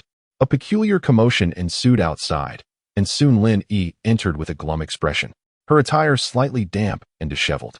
Master Uncle, why did you use ice shards on me upon entering? Coughing, Shi Sheng replied, I was merely testing their efficacy. All right. Lin Yi blinked in surprise, and then joyfully exclaimed, Master Uncle, you have successfully established your foundation. That is wonderful. I knew you were exceptional. Hey, what do you mean by talking to yourself? Shi Sheng retorted. And you, being at the 7th layer of qi refinement, how on earth did you deduce that I've established my foundation? Once Lin Yi's excitement subsided, Shi Sheng realized that her exuberance was purely based on conjecture. Astonishingly, she could derive joy from mere guessing. Indeed, Master has mentioned that you shall emerge today and seek him out. Lin Yi recalled her purpose for coming here. Since her arrival, she had only encountered Yu Xiao twice. The first time was upon her awakening, and the second when Yu Xiao delivered elixirs to her. Afterward, he had retreated into seclusion. This marked her 3rd meeting with Yu Xiao. He still embodied an austere, aloof demeanor, his gaze imbued with an air of coldness, as if the concern she once perceived in his eyes had merely been an illusion. Xiaoshu has formed her foundation? Yu Xiao discerned Shi Sheng's cultivation level at a glance. According to the memories of the original owner, this master had always maintained a frosty disposition. He was neither overly strict nor indulgent, which instilled a sense of fear in the original owner. A careless breakthrough. Indeed, it was quite accidental. She had cultivated according to Shangshu's memories, and perhaps the latter's innate talent was superior, facilitating a smooth foundation establishment. It appeared that the provisions prepared by her master would no longer be necessary. Yu Xiao nodded slightly, gathering the items on the table. In a few days, the sect would venture into the mundane world to recruit new disciples, with your senior brother leading the expedition. If you wish to join, simply inform Bailing. Shi Sheng observed Yu Xiao's actions, unable to suppress a smirk. This stoic master harbored a passionate heart beneath that exterior. Disciple understands. The mundane world. Wasn't Yi Qingshu likely to attend as well? And she would encounter the male lead there. TSK. It would be a disservice to her role as the wicked female counterpart if she did not partake in some mischief. Yu Xiao cast a suspicious glance at Shi Sheng, sensing an oddity in her demeanor. Yet upon closer inspection, that feeling dissipated. After several days of alchemy seclusion, have I become so fatigued as to experience illusions? Let us proceed. Although Yu Xiao ultimately manages to achieve a significant role for Shangshu, throughout the narrative observed, Yu Xiao has never exhibited romantic feelings toward Shangshu. Thus, either Yu Xiao is adept at concealing his emotions, or he genuinely regards Shangshu as a daughter. Shangshu merely states her intention to remain by Yu Xiao's side for a lifetime, without specifying her role. This leaves considerable room for interpretation. In the world of cultivation, disciples possessing spiritual roots either hail from esteemed cultivation families or are nurtured within the major sects, with all attempts to recruit new disciples necessitating forays into the mundane realm. Every 3 years, the Piaomiao sect dispatches disciples to the mortal world in search of those endowed with spiritual roots. Given their scarcity, one might wonder why these sects persistently venture into the mundane realm. The answer lies in the fact that many renowned figures within the cultivation community, even those who have ascended, are often products of the mortal world. The reasons behind the seemingly paradoxical emergence of geniuses from a realm deficient in spiritual energy remain elusive. Thus, even if a venture yields nothing, the major sects are still inclined to explore the mortal realm. Not only does it provide disciples with valuable experience, but it may also lead to the discovery of the next remarkable talent. As a seasoned reader of countless tales, of cultivation narratives, Shi Sheng can only remark, this is all a familiar trope. The protagonist's background must be tragic: parents deceased, family betrayed, a fall into an abyss, an encounter with an elderly sage, and the acquisition of a peculiar legacy, thus embarking on the path of cultivation, defeating monsters, leveling up, and delivering satisfying retorts. Therefore, the emergence of geniuses from the mundane realm is merely for the sake of delivering a resounding slap in the face. I, having emerged from the mundane realm, can indeed surpass all of you who consider yourselves to be of a superior lineage, brimming with an inflated sense of self-worth. Is it not impressive? Is it not exhilarating? At a glance, Shi Sheng spotted Yi Qingqiu, who stood elevated above the crowd, making it nearly impossible to overlook her presence. She lingered behind the sect leader, exuding an aura of aloof divinity, her disdainful demeanor suggesting that those below her were naught but ants. Shi Sheng thought to herself, why does this child perceive such an unsettling message? It appeared that Yi Qingqiu sensed Shi Sheng's gaze and cast a glance in her direction. That scornful look nearly caused Shi Sheng to leap in surprise. Goodness, this protagonist seems somewhat off. At this juncture, she ought to be composed. Suddenly, a melodious female voice broke the spell of Shi Sheng's observation of Yi Qingqiu. Turning her head, she recognized the girl beside her for a fleeting moment. Chu Ning? Accompanying Chu Ning was a man clad in a deep blue robe, exuding a sunny disposition, though his gaze held a hint of disdain. Could this be Chu Yi, the brother of Chu Ning? The very man whom the original owner once admired. TSK. In comparison to Yu Xiao, he was like the heavens to the earth. Indeed, this sister, Shang Shu, is quite naive. Is the master also going? Chu Ning's eyes reflected some hostility and caution. Yes, Shi Sheng casually nodded, glancing towards Bai Lang. My senior brother has called for me, so I shall take my leave. She had no desire to entangle herself with these two individuals. Ji Yu was tolerable, as he harbored affections for Yi Qingqiu. Though he had not attained the status of a male counterpart, he had nonetheless gained the position of a subordinate. Chu Ning was in a dire situation. She was infatuated with her brother. Due to Chu Ye's affection for Yi Qingqiu, she frequently troubled Yi Qingqiu, even before the wicked female antagonist could make her move. As Chu Yi gazed at Shi Sheng's retreating figure, his brow furrowed. What was this woman up to? In the past, she would leap at him with unbridled enthusiasm. Now, after a year apart, she regarded him as if he were a stranger. Transitioning from the realm of cultivation to the mundane world required traversing vast oceanic expanses, thus necessitating the use of flying artifacts. The spiritual tools commonly found in the cultivation realm were often public property of the sect, to be returned after use. Consequently, when Yi Qingqiu produced a personal flying artifact, envy ignited among many. Why were they not as fortunate to be chosen as direct disciples by the sect leader? How naive to think that such privilege was easily granted. This was a treasure of the protagonist herself. Yi Qingqiu brought along only a few acquaintances, while the rest had to crowd into the sect's communal flying artifacts. After observing Yi Qingqiu's display, Shi Sheng boarded a ship-shaped flying artifact with Bai Lang. As the leader, Bai Lang's final destination was the last stop, but Shi Sheng alighted midway. Bai Lang felt a twinge of concern. His master had entrusted him with the care of his junior sister. Only after Shi Sheng assured him repeatedly that she would not act recklessly did Bai Lang allow two disciples to accompany her. Once she disembarked, Shi Sheng promptly dismissed the two disciples and headed towards the ominously named Forest of Death. The name left much to be desired. It was utterly lackluster. Ironically, this was the very location where the male protagonist would make his first appearance. As for the female protagonist, who is thousands of miles away, her appearance here can only evoke admiration for the power of the narrative, even if one is in the Arctic and the other in the Antarctic. Love will surely bring them together. The Crimson Tree. Shi Sheng muttered as she walked. Is this tree experiencing its monthly cycle? It appears entirely drenched in blood. Suddenly, an oddly shaped creature leapt from the dense thicket, its massive form causing the ground to tremble upon landing. Standing before it, Shi Sheng felt as if she were a mere human before an elephant. To describe its appearance as peculiar would be an understatement. Have you ever seen a tiger adorned with scales? Or a tiger with horns upon its head? What on earth is this creature? The realm of cultivation is indeed terrifying, and the world crafted by the author is even more so. Roar. The tiger, with its blood-red eyes, exhibited a fierce demeanor as if it intended to devour Shi Sheng. Curse you, she exclaimed. The villain perishes from excessive chatter. Is that not the case? Shi Sheng raised her hand and swiftly unleashed a flurry of ice shards, pointed at both ends and polygonal, resembling an elongated shuttle. This skill, which she had recently mastered, had a rather extensive range of attack. After practicing a few times, she learned to maneuver some of the ice shards around corners, though her control was limited to only a few. Nevertheless, that was more than sufficient. With a sharp sound, two piercing strikes echoed through the air, and the tiger's eyes widened in astonishment. How could this feeble human inflict harm upon it? The creature's underbelly was pierced by an ice shard, crimson blood flowing like a stream down to the ground. The massive body collapsed with a thunderous crash, its gaze fixed on the human before it, panting heavily. Though covered in scales, its underbelly was vulnerable, easily pierced by the shard. What a pity. Shi Sheng shook her head, disappointment etched on her face. She had only managed to hit twice, indicating that further practice was necessary. The tiger lamented its misfortune. Having encountered a peculiar being. I have reiterated this numerous times, so I urge all dear readers to restrain the wild forces within and refrain from harsh words. The author is not divine and also requires sustenance.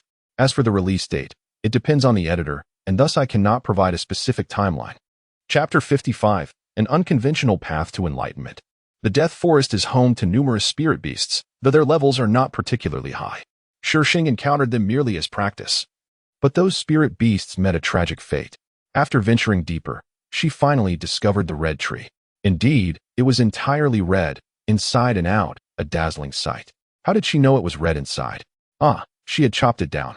Based on her experiences, this tree should have been a special item. However, even after she dismembered it, nothing unusual occurred. Could it be that I am not the protagonist? Lacking inherent plot armor? Have the tropes of items become this intricate? How terrifying. Tree, damn it, give me a chance to act. You cut it down before it even had a chance to react. After felling the tree, Shi Sheng sat upon the fallen trunk, gazing skyward while awaiting the male lead. She was aware that the female protagonist had encountered the male lead beneath this very tree. Yet the circumstances of his arrival remained a mystery known only to the author. As Shi Sheng waited, nearly turning into a stone of longing, she saw no sign of the male lead. Could it be that this forest of death harbored more than just this solitary red tree? Perhaps a stroll might be in order? Oh dear. Shi Sheng retrieved the longsword gifted to her by Yu Shao before her departure and, with a few strides, approached the individual before her, swiftly aiming to strike at his back. Stop! The two exclamations rang out simultaneously, the sound of the sword piercing flesh in the foreground and the icy reprimand of a woman in the background. Shi Sheng maintained her stabbing posture, tilting her head towards the source of the voice, her brows raised in surprise. Oh, is that not Sister Yi? Yi Qingqiu donned a purple Taoist robe, soiled and disheveled, yet her face remained pristine, strikingly beautiful, with a piercing coldness evident in her gaze. What are you doing? Yi Qingqiu questioned, her tone frosty. Why, I'm killing him, of course. Are you blind? Shi Sheng replied with an air of undeniable justification, her tone resolute. I have every reason to slay him. Before Yi Qingqiu, she withdrew her sword and struck down with fluid grace, a seamless motion. After all, this man was the killer of her previous life, the assassin Shang Shu. How could she be guilty of senselessly ending his life? It was a matter of cause and effect. He was the cause, and she, the consequence. Yi Qingqiu was utterly unprepared for Shi Sheng's sudden actions, helplessly witnessing the man, whose features she could not discern, suffer a grievous wound in his back. She could not fathom why, upon seeing him, an overwhelming instinct surged within her, a compelling urge to save him. As Shi Sheng prepared to strike again, Yi Qingqiu acted decisively, conjuring a formidable wall of water that surged towards Shi Sheng with fierce intent. With remarkable agility, Shi Sheng seized the man from the ground, using him as a shield. The water wall, unable to halt its momentum, swept through them, and Shi Sheng felt as if countless tiny vortices within the torrent threatened to tear her apart. In a swift response, she encased herself in a layer of solid ice, the water crashing against its surface with a cacophony of cracking sounds. Truly, as the protagonist, she wielded her water affinity with lethal precision. In such a perilous realm, it was quite disappointing that the system had not bestowed upon her a golden opportunity. As Shi Sheng silently lamented the system's shortcomings, the icy barrier began to yield to the relentless flow of water.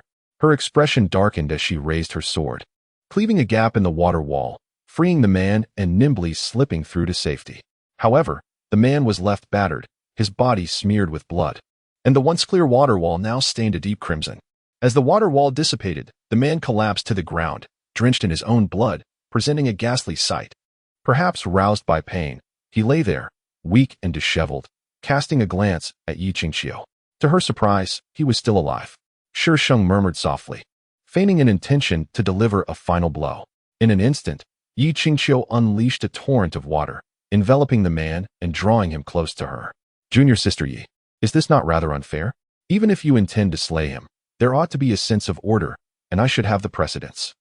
A glimmer of ferocity flickered in Shi Sheng's eyes.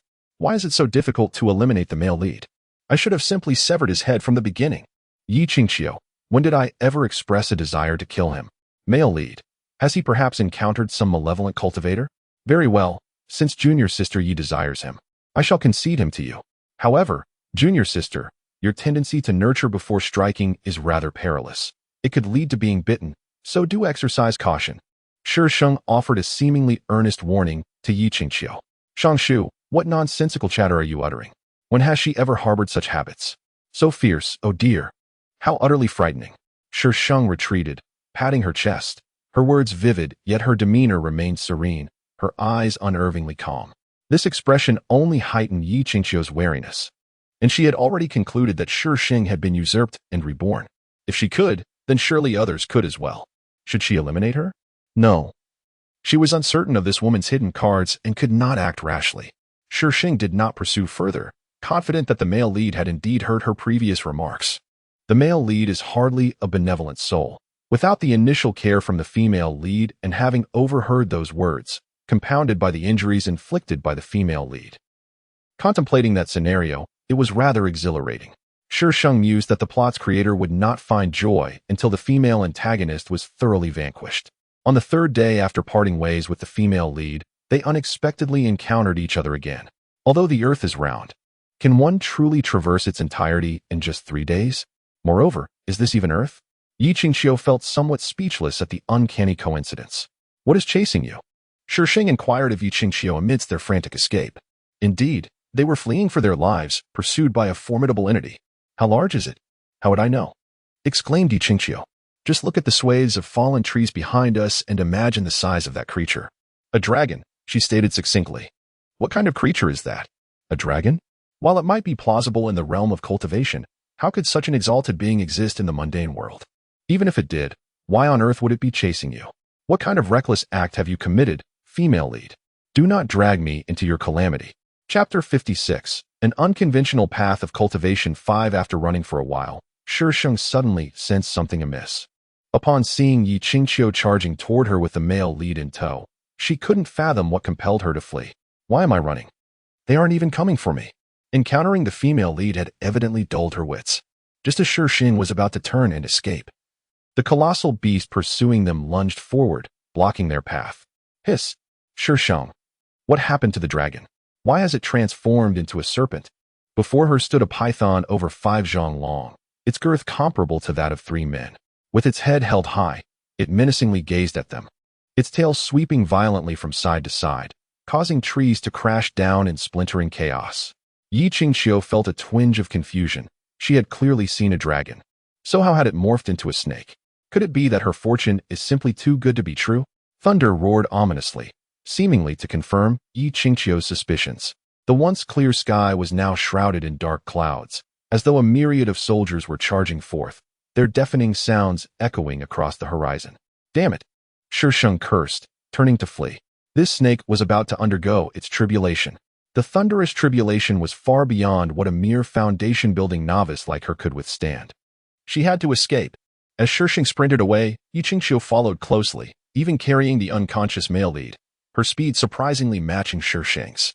Most importantly, that colossal snake preparing for its tribulation was right behind them. In the original narrative, although the protagonist participated in this venture, she had not been present for the ensuing chaos and thus never faced such a pursuit. Yet, in the storyline, the female lead merely rescued the male lead here and did not encounter a snake chase.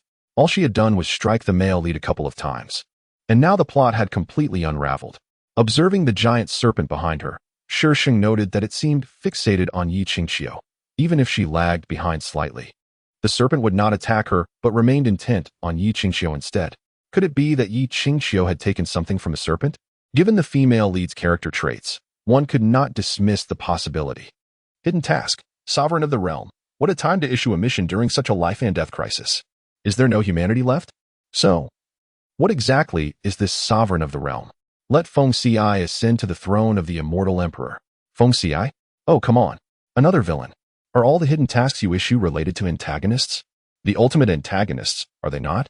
During the mission. The host must not engage in any underhanded tactics or conceptual substitutions. It is advised that the host refrains from self-destructive actions and takes the mission seriously. A friendly reminder: should the host directly cause the demise of the male and female leads, all tasks will be deemed failures, resulting in a deduction of the host's life points. Should life points reach 0, the host will face obliteration. Shi Sheng. Why does this rule seem so hastily devised? I cannot act directly, but indirectly is permissible, right? No, wait.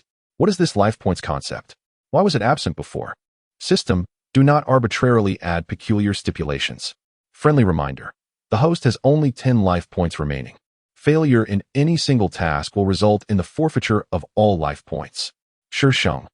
System, are you operating under some chaotic manufacturer?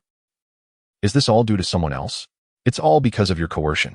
In her heart, Shi Sheng sent a swift and scathing greeting to the system's entire lineage. The system's hidden tasks follow a discernible pattern, ultimately revealing that the final boss is near her. This implies that Feng Xi is here.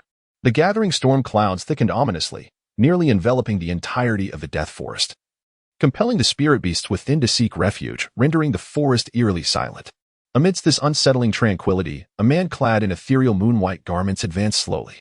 Wherever he tread, fierce yellow flames erupted. With each step, flames appeared, yet they could not consume the surrounding flora, an anomaly indeed. The flames he summoned stretched an impressive 10 meters. Beyond this length, the flames would gradually extinguish and vanish. The man slightly tilted his head, his dark red pupils reflecting the ominous clouds in the sky.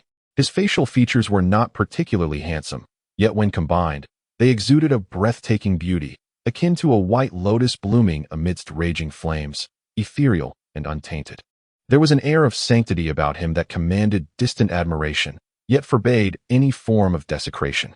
Suddenly, a resounding thud echoed as the man turned his gaze to a petite figure racing towards him, pursued by a serpent of immense size. It became evident that the one undergoing tribulation was indeed the serpent. The man stepped aside, clearing the path. Upon witnessing the flames that blazed with fervor, Shi Sheng instantly recognized the fiery spirit of Feng Xi. Without a moment's hesitation, she dashed forward, calling out, "Hey handsome, could you spare a flame?" Feng Xi's expression remained unchanged. He simply observed Shi Sheng as she approached, and then positioned herself within the circle of fire beside him. The serpent, sensing that the flames were beyond its capacity to endure, screeched to a halt, its tail inadvertently sweeping towards Shi Sheng and Feng Xi due to inertia. With a gentle lift of his hand, Feng Xi conjured a flame devoid of warmth, effortlessly deflecting the serpent's tail away. Shi Sheng thought to herself, "Goodness, he truly lives up to his reputation as a villain. With such formidable strength, he could easily eliminate the heroine." Yi Qingqiu approached from another direction, momentarily taken aback by Feng Xi's presence, before calmly averting his gaze. It was evident that the heroine held no attraction for the villain.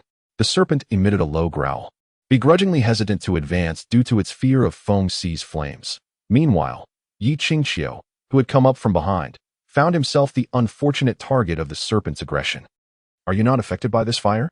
Feng Xi paid no heed to the scuffle between Yi Qingqiu and the serpent, instead focusing intently on Shi Sheng. His eyes were a deep crimson, illuminated by the flames around him, not appearing dull but rather vibrant and clear, akin to a ruby displayed in a shop window. Shimmering with brilliance, Shi Sheng cast a glance at her feet. The flames flickered quietly around her, yet she felt no warmth. However, she found little enjoyment in it. As she was of the ice spirit root, water and fire were inherently incompatible. Feng Xi extended his hand, cautiously brushing against Shi Sheng's cheek. As his fingers made contact, the flame surged unexpectedly, obscuring her vision. Yet, she still felt no heat from the fire. Even with the flames so close, she remained unscathed. A glimmer of amusement danced in Feng Xi's eyes. "You are quite unique. Join me henceforth." Shi Sheng. "What? I haven't even spoken yet." "But does this not conflict with the original owner's wishes? If she were to follow Feng Xi, what would become of Yu Xiao? That wretched system had declared that a single failed mission would spell her doom. Wait, among the original owner's desires, it seemed that accompanying Yu Xiao was a possibility. Thus, as long as she did not allow Yu Xiao to perish, she could deem the task accomplished. Chapter 57. An unconventional path of cultivation. 6 Feng Xi observed her movements, his eyelashes fluttering, lost in thought.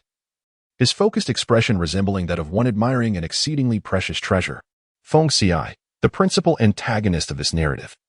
The ultimate stumbling block obstructing the heroine's ascent to greatness. He is the offspring of the Phoenix and Dragon clans, yet from the moment of his birth, he was engulfed in an intense flame. This fire bore no heat, yet it possessed the power to reduce living beings to mere ashes.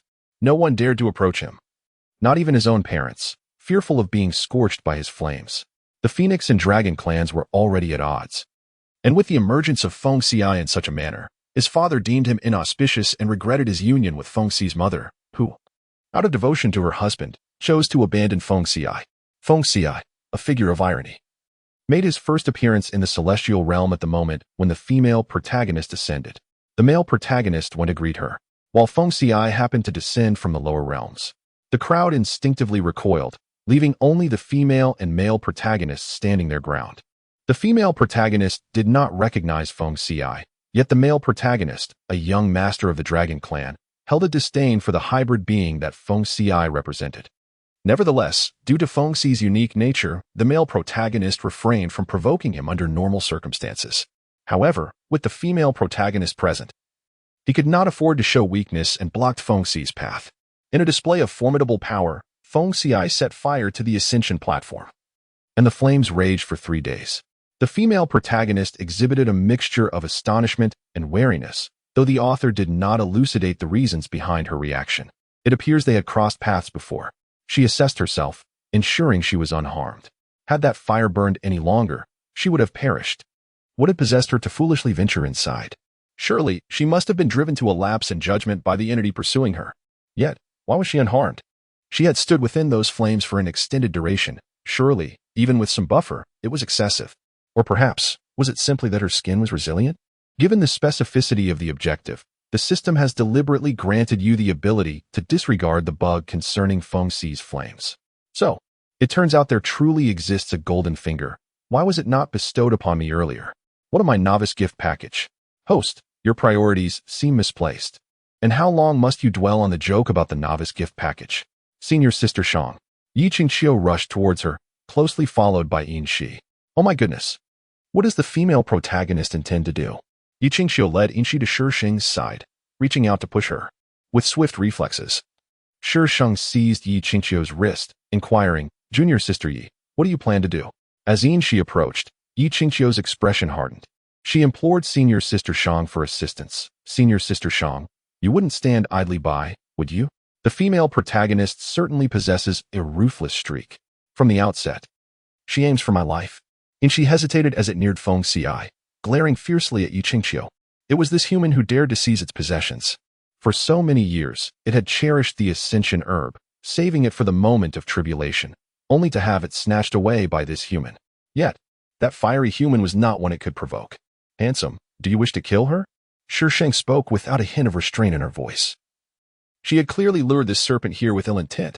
Feng Xiai blinked his radiant eyes, appearing somewhat adorably innocent. If you desire it, I shall eliminate her. Shi Sheng. Hey, how did you manage to flirt with her? Am I someone you can so easily flirt with? It should be. I like it. You should kill her. If you do, I shall follow you.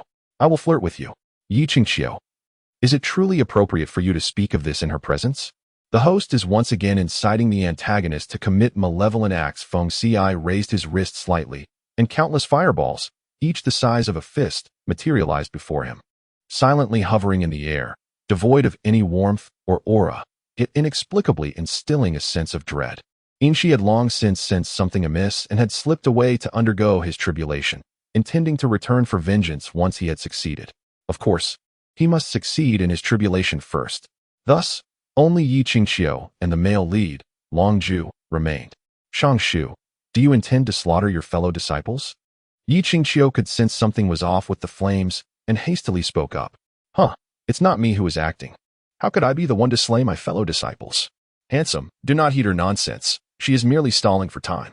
The female protagonist possesses a unique skill that guarantees a turning point as long as time is delayed. I am the direct disciple of the sect master of the Miao Miao sect. You, sir, must think this through carefully. Yi Qingqiu discreetly stepped back. Shang Shu, this woman, actually dares. Feng Xiai did not even lift his eyelids as the flames before him shot towards Yi Qingqiu with a whoosh. The conflated fireballs left her with no means of escape. Yi Qingqiu cried out in agony as one struck her arm. What are these flames that they are so terrifying? The surrounding fireballs converged towards Yi Qingqiu, seemingly intent on enveloping her. However, just as the fireballs began to gather, a fierce gust of wind arose from Yi Qingqiu's direction, causing the fireballs to sway precariously. A flash of displeasure crossed Feng Xi's eyes as a fire dragon erupted from his sleeve, hurtling towards Yi Qingqiu. Instinctively, she positioned the male lead behind her as a shield. Feng Xi, this is the mortal realm. Do you wish to attract the attention of the realm's guardians? A feeble voice suddenly echoed.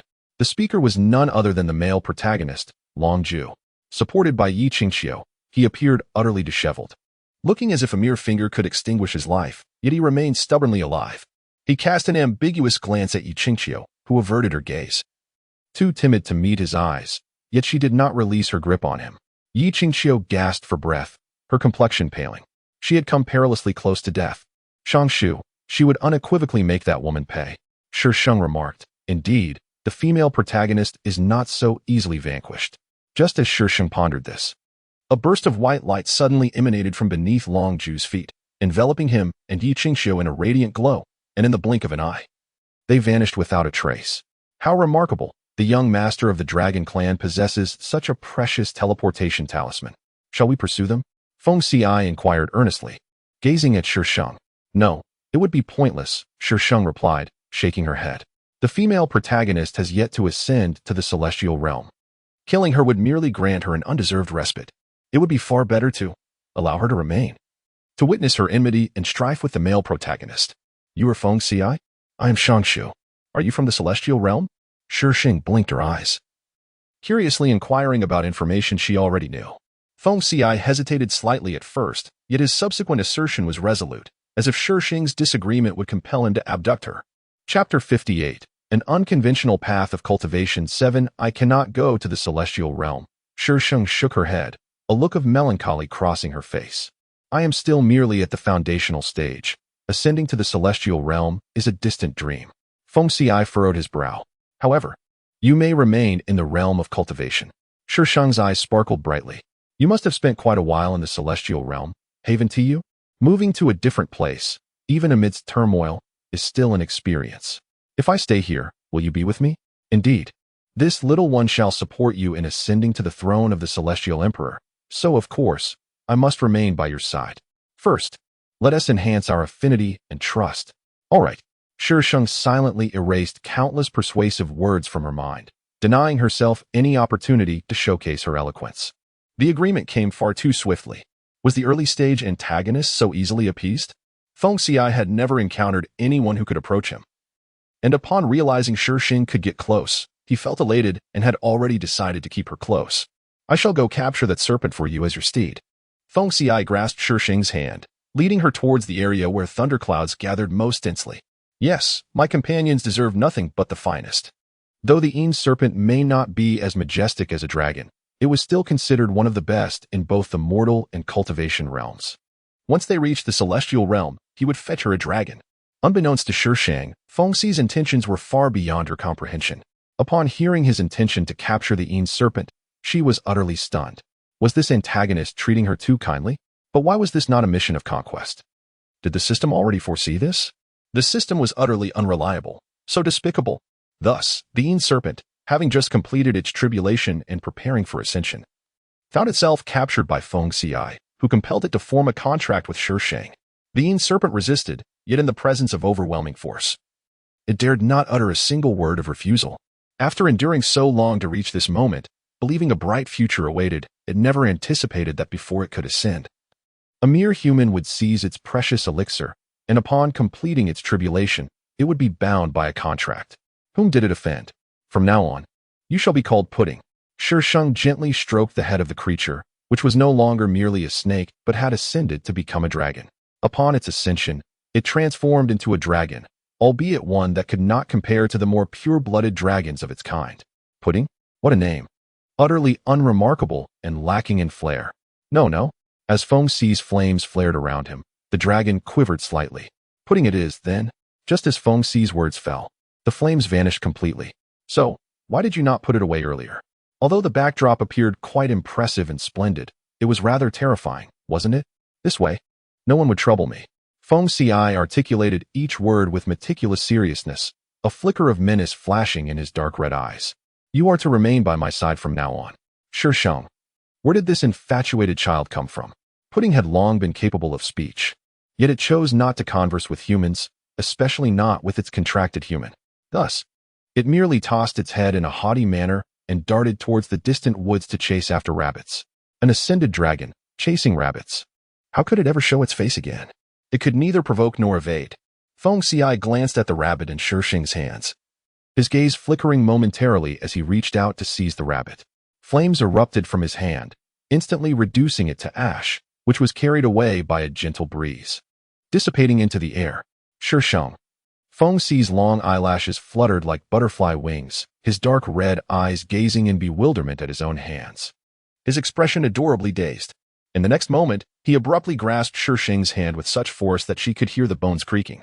It seemed as though he was seeking confirmation of something, as the confusion in his eyes gradually transformed into a smile. He spoke deliberately, "You belong to me. Let go." Shi Sheng glared at Feng Ci through gritted teeth. "My hand is about to break."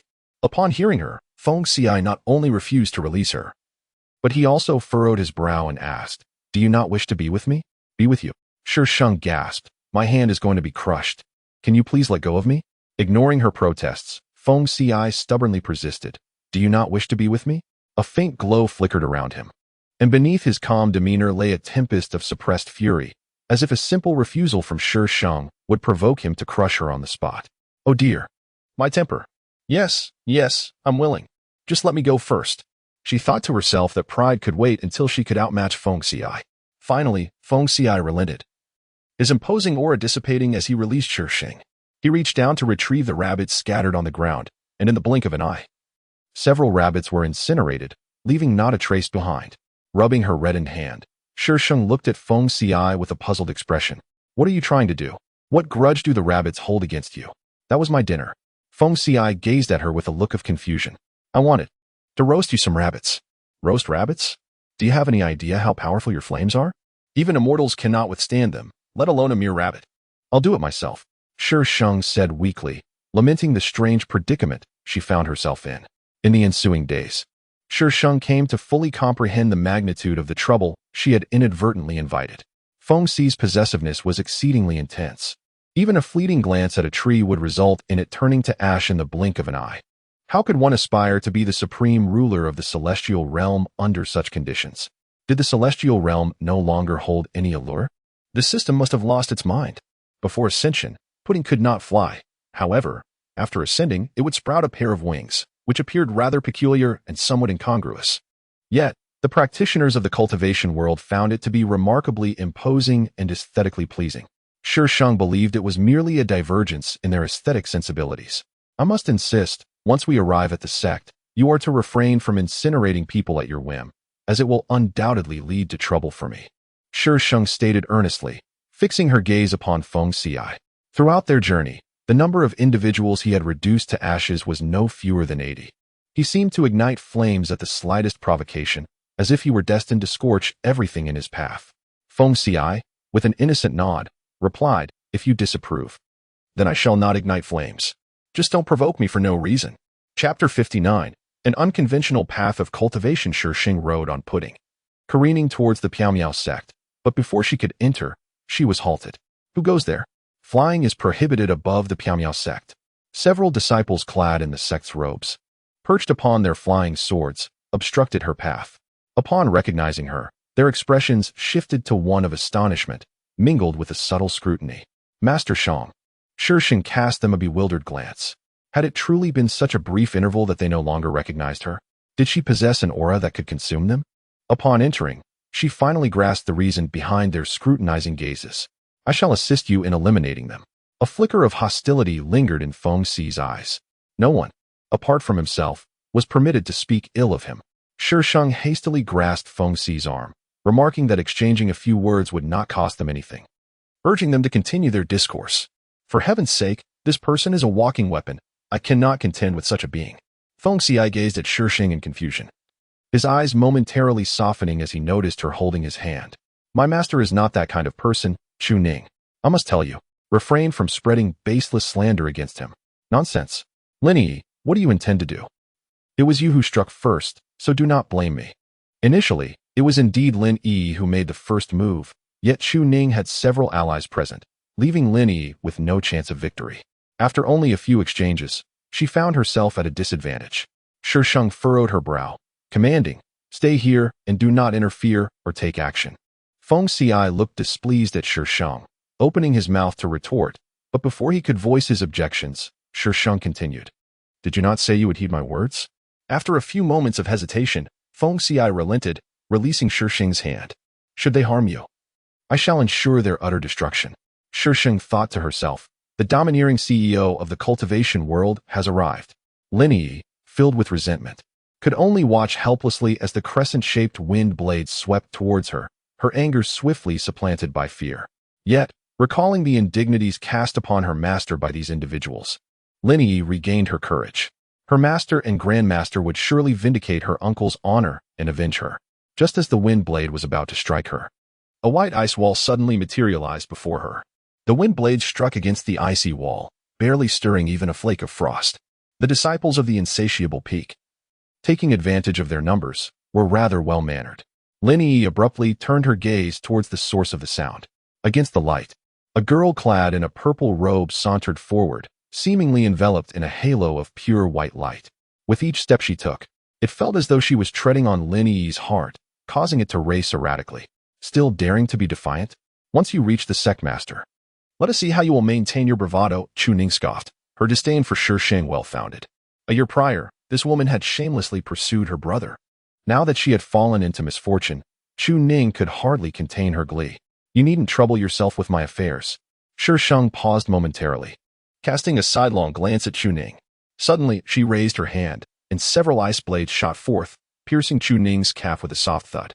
Chu Ning barely registered what had transpired before her legs buckled, sending her crashing towards the ground. Fortunately, a companion beside her reacted swiftly, preventing her from falling flat. Chu Ning's mind was blank. Shi Sheng's speed had been astonishing. When did Shangshu's cultivation improve so remarkably? "Shangshu, what are you doing?" One of the girls exclaimed in outrage as the realization struck her. "Just punishing a disciple who knows no respect for hierarchy." "What? Do you wish to experience it as well?" Shi Sheng fixed her gaze upon the girl, revealing a sinister smile, her white teeth glinting. In her fair hand, several ice blades materialized, poised to be hurled. The girl, taken aback, realized she had barely comprehended how the ice blades had appeared, and recognizing her own inadequacy, her bravado quickly dissipated. Chu Ning had an elder brother who was a direct disciple. She could afford to be willful, but they could not. Furthermore, even if Chu Yi were to arrive, she would still have to address her as Master Uncle. "Shangshu, I will not let you off easily." Chu Ning's face twisted in pain as she gritted her teeth and declared, "Just wait. This time, even Master Yu Xiao cannot protect you." "Very well, I shall await." Shi Sheng retorted coldly, supporting Lin Yi as they departed. "Should you dare to be insolent before me again, you may as well forfeit that leg of yours." Chu Ning trembled with rage, her body quaking several times without uttering a single word, merely watching as the two figures receded into the distance. Lin Yi, too intimidated to speak, allowed Shi Sheng to lead her out of the gaze of those few individuals. "Master Uncle, have I caused trouble?" In the Qiaomiao sect, fighting was prohibited in all areas except the arena. It was because of her that Master Uncle had resorted to violence against Chu Ning. A significant trouble had arisen. What was one more to consider? Shi Sheng, unfazed, remarked, "As for you, knowing full well you could not contend with them, why did you still engage? Have you lost your senses?" Lin Yi bit her lip, refraining from speaking, feeling a twinge of grievance within her heart. It was her indignation at their disrespect towards Master Uncle that had prompted her to act. When one is aware they cannot win, it is wise to endure. Must one truly sacrifice a piece of themselves to respond to their taunts? When the line has not yet been crossed, allow their arrogance. Find the right moment to pull them down when their pride is at its peak. That is when the true suffering begins. Lin Yi stared blankly at Shi Sheng, utterly incredulous that she would utter such words. "What are you staring at?" Lost in thought. "Let me tell you, if you do not temper your temper, you will suffer greatly in the future. In this world, those who achieve great things are invariably those who possess the ability to endure." Lin Yi protected her, which is why Shi Sheng offered a few words of advice. Whether or not Lin Yi can grasp them depends solely on her own understanding. I understand, Master Uncle. She has always been aware of her own tempestuous temper, yet she cannot help herself. Despite her master's frequent admonitions, she fails to retain them. The primary reason is that her master often speaks in profound and abstract terms, laden with grand philosophies that are beyond her comprehension. However, when Shi Sheng straightforwardly articulated the matter, enlightenment dawned upon her instantly. To feign superiority, one must first possess genuine strength. Lacking that, one should allow others to pretend while seizing the opportunity to undermine them when they are unsuspecting. In Chapter 60, An Unconventional Path to Cultivation, Shi Sheng brought Lin Yi before Feng Xi. Lin Yi was still contemplating Shi Sheng's words and failed to notice the sudden presence of another person until she was forcefully thrust aside, landing unceremoniously on the ground. She looked up in bewilderment. Feng Xi grasped Shi Sheng's hand, his expression dark as he fixed a penetrating gaze upon Lin Yi. The intensity of his stare sent shivers down her spine, a chill rushing to her forehead, leaving her weak and engulfed by a tide of fear. What are you doing? Shi Sheng rolled her eyes in exasperation. She is my disciple. Do you understand? Do not let her touch you. Feng Xi's voice was cold, causing Lin Yi's heart to quiver in trepidation. Master, help. There's a weirdo here. Shi Sheng furrowed her brow. Engaging in a debate with him would surely yield no fruitful outcome, and Lin Yi might suffer for it. Perhaps it was wiser to endure a little discomfort for Lin Yi's sake. After all, enduring a slight inconvenience might just preserve her life. Had this occurred previously, Lin Yi would have already been reduced to ashes.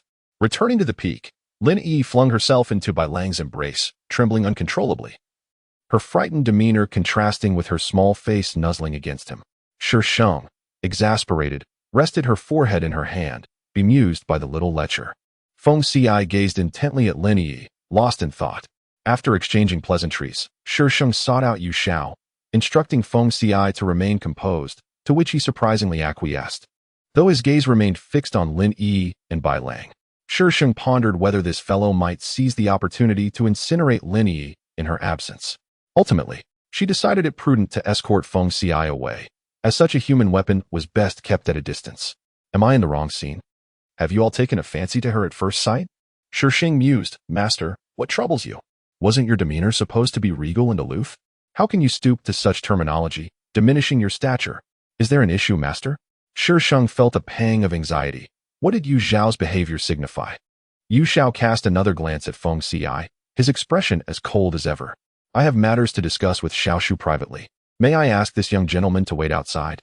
Feng Xi immediately displayed his displeasure, prompting Shi Sheng to offer a few soothing words, which begrudgingly led him to exit with an air of discontent. Yu Xiao raised his hand to create a barrier. Xiaoshu, this person's fate is peculiar, yet he may prove to be your ideal companion. After a prolonged wait, Shi Sheng was left bewildered by her master's words. To think, at such an early juncture, her master would consider selling her. Selling. Xiaoshu, your fate is such that being with him offers a glimmer of hope. With a sigh, Yu Xiao remarked that there was little his master could do for her, urging her to contemplate her situation carefully. Contemplate what? What had the master said just moments ago? She and Ti caught a word of it. Shi Sheng, feeling dazed, was ushered out by Yu Xiao, who reminded her before closing the door, Xiaoshu, join me at noon tomorrow on the main peak. It was likely regarding the matter of Yi Qingqiu. Gazing at Feng Xi, who stood a short distance away, Shi Sheng felt a heaviness in her heart. The implication from her master was clear. If she did not remain with him, her life would be forfeit. What a ridiculous predicament. Does it look good? Feng Xi suddenly inquired. Not. Shi Sheng forced a smile, her compliment insincere. It's beautiful. You are the most stunning of all. From now on, I shall only show it to you. Shi Sheng thought to herself, if you don't tease me, I might perish. It's all for me, is it not? Can you truly hide that face behind a veil? Naturally, Feng Xi would not conceal his face, but from Lin Yi and Bai Lang, he learned that while they could see his features clearly, they could not remember them, as if the image eluded their minds even as they beheld him. Shi Sheng mused. Such high-level cultivators are truly exceptional. Bai Lang, having received instructions from Yu Xiao, prepared a room for Feng Xi, but Feng Xi carried his belongings directly to Shi Sheng's quarters. Bai Lang, having gleaned some peculiar news from Yu Xiao, could only offer a cryptic smile as he departed with the gossiping Lin Yi. Shi Sheng intended to practice that night, foregoing sleep, allowing Feng Xi to stay. The following day, before Yu Xiao could escort Shi Sheng to the main peak, someone from the main peak arrived to summon them. The main peak is known by the name Yushu Peak, although it is commonly referred to simply as the main peak. Residing there are the sect leader and his solitary disciple, Yi Qingqiu. Thus, within the entirety of the main peak, only the two of them inhabited space. However, today the main peak is unusually lively, as representatives from various peaks have gathered. Shi Sheng follows Yu Xiao into the main hall, imitating Yu Xiao's gestures to feign a bow. Fortunately, the attention of the gathered crowd is captivated by Feng Ci, allowing her lackluster demeanor to go unnoticed. Standing beside her, Feng Ci remains inscrutable, while whispers ripple through the crowd. How strange it is that I cannot discern his appearance. I, too, cannot see clearly. Silence. The sharp reprimand instantly silences the murmurs, compelling the assembly to cast respectful glances toward the man seated in the place of honor. As the male counterpart, he is certainly not lacking in attractiveness. The sect leader is quite the handsome figure, exuding charm and elegance. The sect leader scrutinizes Feng Ci with a wary eye. Qingqiu mentioned that Shangshu conspired with a man to harm her, and it seems he must be the one.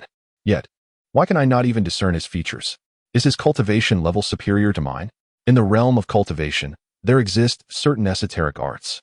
The spell that obscures one's visage is effective only before those of inferior cultivation. If he surpasses me in strength, that could pose a significant problem. Shangshu, do you acknowledge your misdeeds?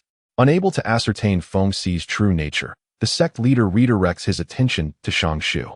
Senior brother, the truth of this matter has yet to be clarified. It may not necessarily be Xiaoshu's fault. Yu Xiao respectfully clasped his hands and, with a steady voice, requested his senior brother to allow Xiaoshu to speak. The sect master cast an irritable glare at Shangshu, yet still waved his hand, instructing Shangshu, do share your thoughts. Have you laid a hand on Qingqiu? Not at all. Shi Sheng shook his head. From beginning to end, I have never laid a finger on Yi Qingqiu. Such an act, which I have not committed, I resolutely refuse to acknowledge. Could it be that my esteemed disciple would falsely accuse you? The sect master regarded Shi Sheng with a cold stare, an overwhelming pressure crashing down upon him like a colossal wave. Feng Ci's expression turned icy. He raised his wrist lightly, and a fire dragon, as thick as an arm, materialized from thin air, its head held high, charging fiercely toward the sect master. Chapter 61. An unconventional cultivation with the emergence of the fire dragon. The sect master's oppressive aura seemed to dissipate, and he staggered back in disbelief. As the fire dragon approached, he hastily formed a hand seal and erected a barrier around himself. However, the barrier proved futile. The fire dragon constricted around it, causing it to crack under the flames. Shi Sheng called softly. The sect master felt a forceful energy intruding into his body, wreaking havoc within him, as if it aimed to tear him apart. In mere seconds, the onlookers regained their composure, only to find the sect master clutching his abdomen, kneeling on one knee. Sect master, how audacious! Who dares to lay hands on the sect master? Those who had come to their senses rushed forward, weapons drawn, directing their fury toward Shi Sheng and Feng Ci. Let us be reasonable, Shi Sheng protested. It was he who struck first. Shi Sheng pulled Feng Ci closer, her tone laced with sarcasm. Are you not aware that I am merely at the foundation stage? With the overwhelming pressure from the sect leader, do you think I could possibly survive? Is it not the case that the officials of Shuzhou can set fire to the streets while forbidding the common folk from lighting lamps? He clearly had no intention of listening to her explanations. Regardless of her words, the blame was undoubtedly placed upon her. Just as in that incident where she was framed with poison, even with witnesses, she was ultimately deemed guilty. You are a disciple of the Miao Miao sect.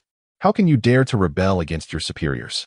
Even if the sect leader punishes you, it is because you were the first to strike against your fellow disciples. Yu Xiao, behold the exemplary student you have raised. First, she harmed her peers, and now she dares to attack the sect leader. Such actions demand severe punishment. Expulsion from the sect has occurred before. My master once warned that this woman carries an ominous fate that would lead to misfortune for her fellow disciples. My junior brother, despite his disbelief, now witnesses the consequences. Not only has she slaughtered her peers, but she also seeks to defy authority. Yu Xiao remained impassive, standing resolutely before Shi Sheng despite the multitude of accusations directed at her. The sect leader was the first to strike at Xiaoshu. She was merely defending herself. You, my junior brother, how can you be so foolish? Shi Sheng gazed at Yu Xiao in astonishment. Was her fate truly ominous? In the storyline, The original owner had indeed brought misfortune upon Yuxiao. These people, it was unclear what Yi Qingxiu had told them, as they were unwilling to hear her explanations, hastily condemning her. Upon noticing Shi Sheng's distressed expression, Feng Xi's dark red eyes flashed with ferocity as he declared, "Hand over Yi Qingxiu, or he shall perish." Impudence. Yuxiao, will you simply stand by and watch them act with such recklessness? Yuxiao, why do you all address me as master? It is not my master who took action. Shi Sheng scoffed coldly.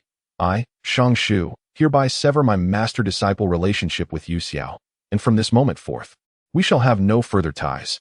Shi Sheng turned to Yuxiao, saying, Master, I apologize for my unfilial conduct. I shall repay your nurturing grace in the future. As long as she remains absent, Yuxiao should remain unharmed. Thus the most prudent course of action is to dissolve our connection. Xiaoshu. Yuxiao furrowed his brow as he looked at her. Rest assured, Master, I possess the ability to safeguard myself. Shi Sheng winked at Yuxiao, and before he could respond, she turned towards the menacing group before her, declaring, There is no need for any complications regarding my expulsion. I shall depart on my own. Eliminate them. Feng Xi raised his hand, ready to ignite flames. Shi Sheng did not impede him. Instead, as he unleashed the fire, she summoned Pudding, leaping onto it with Feng Xi. Soaring away from the engulfing flames of the Grand Hall, Shi Sheng did not leave the Piao sect immediately. She sought out Lin Yi and Bai Lang, instructing them to take care of Yuxiao and to prevent any conflict between him and Yi Qingxiu. It was only upon seeing the wanted notice featuring her and Feng Xi that she learned of the sect master's demise. Shi Sheng understood how he had perished. The flames Feng Xi had infused within him, if not summoned forth, would gradually consume the spiritual energy within his body. That sensation must have been akin to living in torment. That day, several peak masters had also fallen victim to Feng Xi's flames, resulting in an unprecedented crisis for the Piao sect due to the loss of so many leaders. Feng Xi gazed at the image on the wanted notice, and after a prolonged silence, uttered a single word, ugly. He raised his hand and reduced the wanted notice to ashes. Shi Sheng glanced around, relieved to find no one in sight. Had anyone witnessed his actions, it would have surely invited trouble. You are quite the sight, Feng Xi remarked, turning to look at Shi Sheng, though the drawing is rather unflattering. Shi Sheng replied, No need for explanations. I comprehend perfectly. I can assist you in annihilating the Piao sect. Feng Xi was perplexed as to why she wished to impede him over such a trivial matter concerning a mere lower realm sect. Do you not find satisfaction in watching them suffer and struggle? Is it not preferable? Feng Xi gazed at Shi Sheng in bewilderment. Is it truly better? Indeed. Her words resonated with truth. It would certainly be more advantageous. Thus, next time, let us not allow those individuals to perish so swiftly. With a decade remaining until the sect competition held once every 50 years, Shi Sheng had ample time to cultivate. During these 10 years, Feng Xi traversed the entire realm of cultivation to enhance Shi Sheng's abilities, acquiring every valuable resource he could for her. Consequently, over this span, their names became renowned throughout the cultivation world, and their enemies traversed the realm in pursuit of them. The disciples of the Piao sect were equally relentless. Upon hearing news of her and Feng Xi, they surged forth en masse. Demoness, may you meet your demise. Why is it always my demise that you wish for? Shi Sheng retorted. Were you not seeking the Gui Tian sword in my possession? She raised the entirely black longsword in her hand, invoking the guise of upholding justice while engaging in acts of robbery. You self-proclaimed righteous sects are no better than this. Huh. The Gui Tian sword was clearly taken by you. A man protested indignantly. Indeed, I possess the capability, thus I seized the opportunity without hesitation. I have never refuted this. Since you covet the sword of ascendance so dearly, allow me to deliver it to you on your final journey. No need for gratitude. As the words fell, Shi Sheng unflinchingly plunged the long sword into the man's chest. He stared wide-eyed, crimson blood seeping from the corner of his mouth, his complexion rapidly paling, and his body convulsing, ultimately succumbing to lifelessness. Feng Xi stepped forward, taking her hand to wipe it clean, his expression earnest as he remarked, Such matters, I shall handle myself. Shi Sheng observed the man tending to her hands. His movements were gentle, as if fearful of causing her pain, yet he persistently wiped, feeling the need to cleanse the dirt away. Enough, it is already quite clean, she said, grasping Feng Xi's hand and smiling at him. Feng Xi completed the task, enclosing her hand within his, stating, You ought to remain immaculate. Here we go again. I am not your pet. Even pets can commit murder. Now, recite loudly. Feng Xi. I shall wed you. For every 700 reviews, I shall provide an update. For the next 1,000 reviews, another update will follow. As for the Sword of Ascendance, it possesses a rather intriguing history. It is not merely a divine artifact, but rather a notorious evil sword, its lethality rivaling that of the most revered artifacts.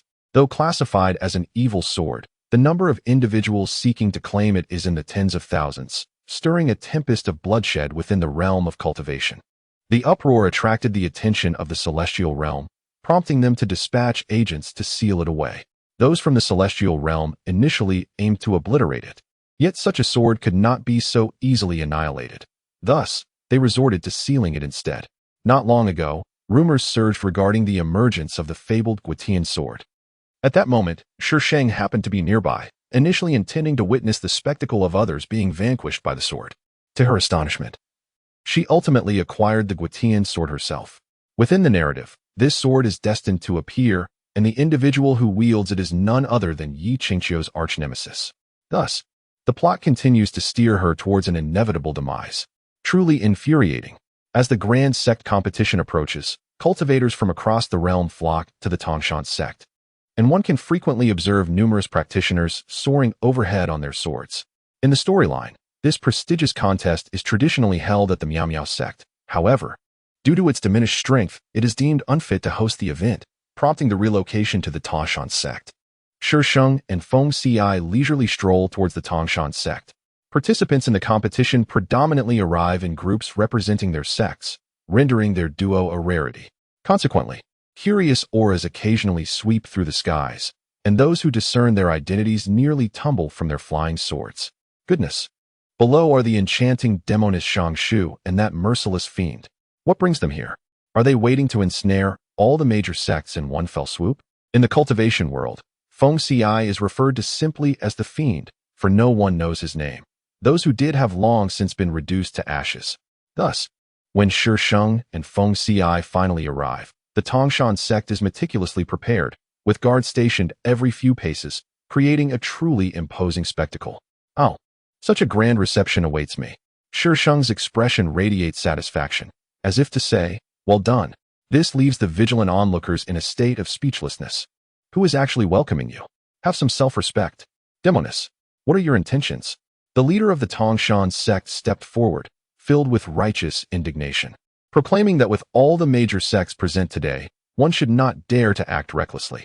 Upon hearing this, Shi Sheng innocently blinked, questioning, am I truly such a ferocious individual? Indeed you are. With so many of us, do you think we would fear just the two of you? A member beside the Tangshan leader shouted, which, depart swiftly, we shall not hold this against you. Yet, Shi Sheng replied, but I have no desire to leave. She gazed at the man with a troubled expression, adding, if you find me displeasing, you may leave. I shall not obstruct you. The crowd was taken aback. This was their territory. Why should they be the ones to leave? What exactly do you intend to do? If it were only Shi Sheng, they might not have been so fearful, but with that notorious demon present, they had no chance of victory. There had once been a sect that offended these two. It was rumored they were annihilated in an instant, with many not even having the opportunity to retaliate. This incident spread like wildfire, prompting some curious souls to visit the ruins of that sect, only to find it completely vanished, reduced to mere ashes. It was said that they were burned, and everyone knew of the demons' formidable flames, yet none anticipated their destructive capability to such an extent that an entire sect would be turned to ash. Shi Sheng shrugged. I do not wish to do anything. I merely wish to spectate your sect's grand competition. Is it forbidden to have onlookers? Who knows what your true intentions are? Suddenly, Feng Xi stepped forward, flames flickering in his hands. The leader of the Tangshan sect's expression shifted dramatically, his pupils narrowing, and gritting his teeth, he begrudgingly uttered, please, you too, come inside. He certainly did not wish for his Tangshan sect to meet the same fate as that obliterated sect. Others dared not speak. For if the flames were to engulf them, there would be no extinguishing it. They could only await their demise. The leader of the Tangshan sect instructed two disciples to escort Shi Sheng and Feng Xi up the mountain. Master, are you truly permitting their entry? The sect competition is a grand affair in the realm of cultivation. Should anything go amiss, our Tangshan sect would bear the consequences. What other recourse do we have? If there were a solution, would I endure this indignity? At this, the disciple fell silent, wishing to voice that with their numbers combined, they could potentially overpower the two. Yet the leader's countenance quelled his resolve. Others also bore expressions of dread. This sect competition was destined for calamity. The leaders of various factions cautioned their disciples to avoid provoking them. Upon sighting them, flee. Unable to escape, then plead for mercy. Still not enough? Then they could only lament their unfortunate fate and await their end. Engage in battle? Do not jest. The dark fiend could incinerate you with a mere gesture. As Shi Sheng settled into the Tangshan sect to observe the sect competition, various factions were filled with both fear and fury, yet were powerless to act. The leader of the Tangshan sect convened an urgent meeting that night, ultimately establishing a directive for the event: do not provoke them. According to rumors from recent years, if one refrained from instigating them, they would not engage in senseless violence. In other words, even if one harbored disdain for them, glaring would suffice. Provided no further actions were taken, they would remain indifferent. For a time, all was relatively tranquil, until the arrival of the people from the Piao Miao sect. When old foes meet, tempers flare. Upon learning that Shi Sheng and Feng Xi were at the Tangshan sect, the disciples of the Piao Miao sect, fueled by fervor, clamored for vengeance, proclaiming their intent to uphold justice and rid the world of evil. Even the sect master of Tangshan could not contain them, his desperation palpable. Previously, the Piao Miao sect had basked in the glory of their esteemed leader and several powerful peak masters, standing as the foremost sect in the realm of cultivation. However, with their leader deceased and the peak masters either dead or injured, they had been systematically suppressed over the years. Reduced to a status inferior to even that of second-rate sects, yet they dared to act so brazenly. Shangshu, come forth and face your doom. The group rallied, their cries echoing as they surrounded the place where Shi Sheng resided. Shi Sheng, leisurely munching on seeds, observed the fervent crowd outside with keen interest. They certainly possess an abundance of energy. Feng Xi remarked, slightly displeased. I shall go silence them. Are they disturbing you? Shi Sheng casually discarded the seed shell and replied, let them shout. You merely need to erect a barrier. Engaging in a verbal spat with these people was beneath her. She preferred to devote time to cultivation. Without strength, how could one exude confidence?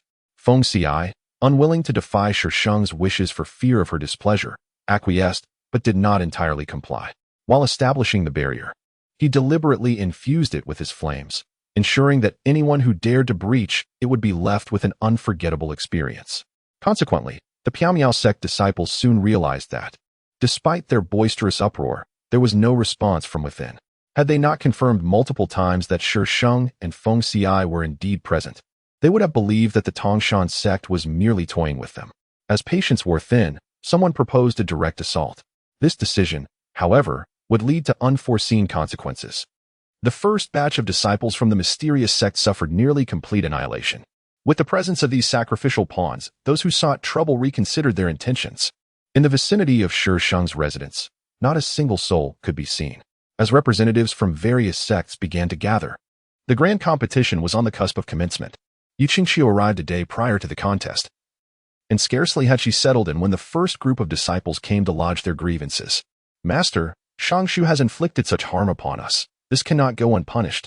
You must avenge your disciples. Indeed, Master, her actions are a direct affront to the mysterious sect. You must seek retribution on our behalf. The indignant disciples encircled Yuqingxiu, each clamoring to voice their outrage. In essence, their unified demand was clear: vengeance. Yuqingxiu had recently assumed the role of sect leader, and following the demise of her predecessor, the position had remained vacant. Those capable of contending for the title had chosen to remain dormant, while others, despite possessing strength, found themselves unable to take office due to lack of legitimacy. With the sect competition impending, it was imperative that they did not remain leaderless. Thus, the surviving peak masters collectively urged Yuqingxiu to take up the mantle. Reluctantly, she acquiesced, caught in a web of obligation. The absence of the sect leader's extraordinary support had led Yuqingxiu to endure significant hardships over the years, casting a shadow of gloom over her demeanor. I shall advocate for you, she assured them, but for now, focus on your recovery. We must not falter in the grand competition.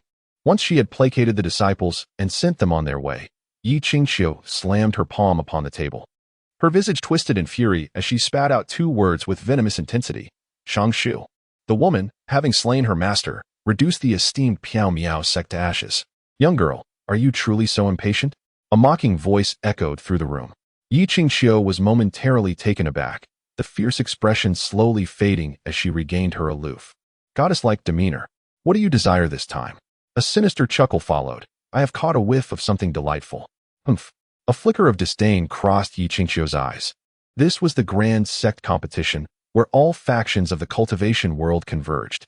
Young girl, this is beyond your control. If, well, you should not wish to test the consequences. Yi Qingqiu's face turned ashen, her body trembling slightly, her gaze filled with venom. Her hand, hanging by her side, clenched into a tight fist, the veins on her hand visibly bulging. The sect competition was essentially a gathering of various sects, engaging in friendly contests to assess their strengths. In simpler terms, it was a means to gauge the prowess of each faction and identify any formidable newcomers. Shi Sheng found the brawls quite intriguing, and alongside Feng Xi, they commandeered the prime viewing seats, which were astonishingly devoid of any spectators. As if swept clean by a tornado, Feng Xi had incinerated any obstructions, setting up a plush couch, snacks, spirit tea, and a sunshade, everything one could desire for a leisurely watch. The atmosphere was more relaxed than that of a mere performance.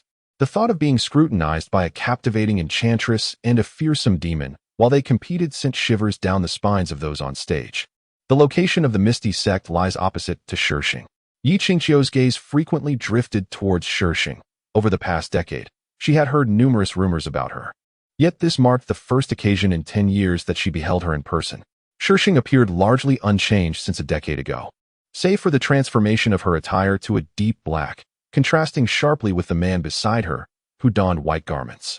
Who was that man, after all? I find Yi Qingqiu's cultivation inscrutable. Can you, ACI, perceive it? Shi Sheng tilted her head to regard Feng Xi.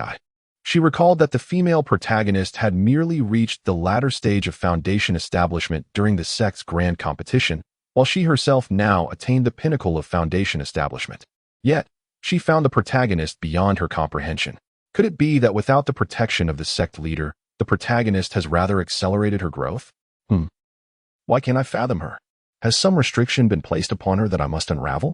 Such trivial matters are hardly worth my effort. Observing a hint of disdain in Feng Xi's eyes, Shi Sheng instinctively glanced back at Yi Qingqiu. Their eyes met, and the hatred simmering in Yi Qingqiu's gaze was too late to conceal, laid bare before Shi Sheng. A smile danced upon Shi Sheng's lips. Was there something awry about her? The disdain in Feng Xi's eyes intensified, his voice imbued with a touch of firmness. Do not gaze any longer. It sullies your sight. Shi Sheng was exasperated.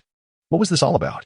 The series of competitions stretched on for several days without any unforeseen incidents. Each day, Shi Sheng occupied herself with either observing the spectacle or remaining within her quarters, refraining from any untoward actions, much to the relief of those who had been anxiously on edge. Where are we headed? Shi Sheng followed Feng Xi closely, walking side by side with him. On this dark and windy night, fraught with the potential for violence, one might wonder what had provoked his ire, prompting him to tread the path of vengeance. I shall not take a life. Feng Xi innocently shook his head, but rather show you something beautiful. Something beautiful? Shi Sheng mused, her mind racing with thoughts of an impromptu romantic escapade. It appeared that Feng Xi was leading her to the forbidden grounds of the Taishan sect, though she questioned how she knew this. The two bold characters emblazoned at the mountain's gate were unmistakable. The entire mountain was shrouded in restrictions. What secrets lay within? A sudden trepidation washed over Shi Sheng. Was it appropriate to intrude upon such sacred territory at this hour? The path up the mountain was cloaked in shadows, and Feng Xi conjured 2 fireballs, placing them beside Shi Sheng to illuminate their way.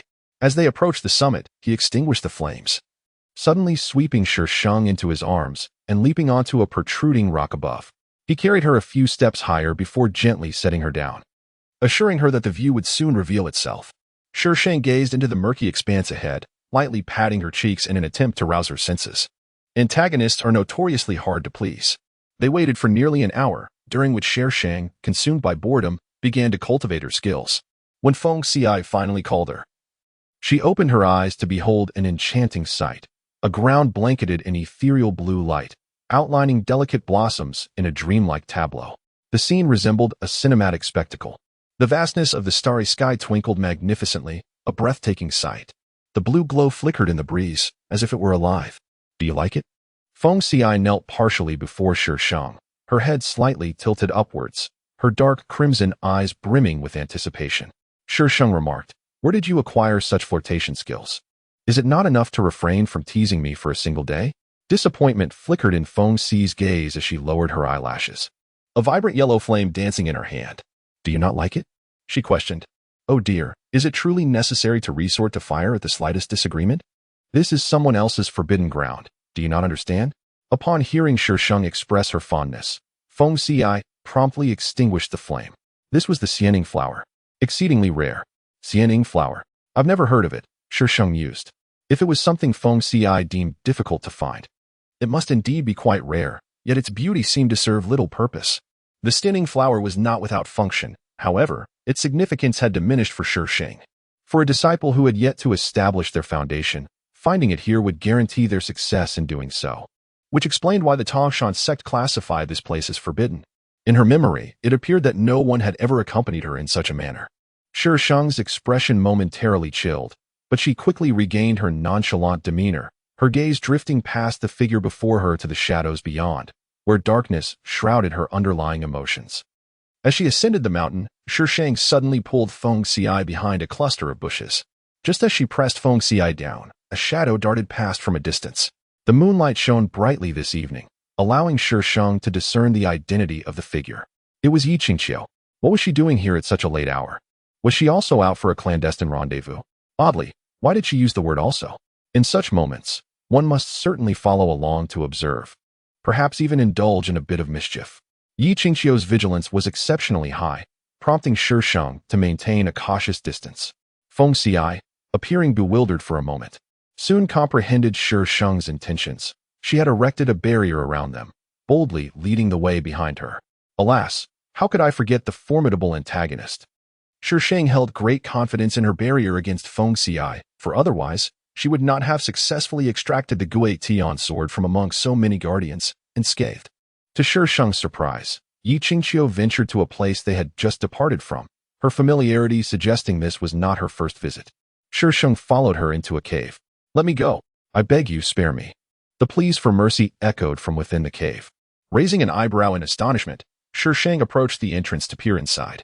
The cave was adequately illuminated, albeit modest in size, where a young girl was bound and cast in the center, writhing in a peculiar manner as she begged for mercy, while Yi Qingqiu stood nearby, observing her with a cold gaze. "Blame yourself for being chosen by him." Yi Qingqiu's voice dripped with disdain. "Be quicker." This statement was evidently not directed at the girl on the ground, yet the only sounds within the cave were the girl's terrified entreaties, with no one else present. However, the girl was undergoing a transformation. Her pleas grew weaker, her face flushed as she began to gasp, as if.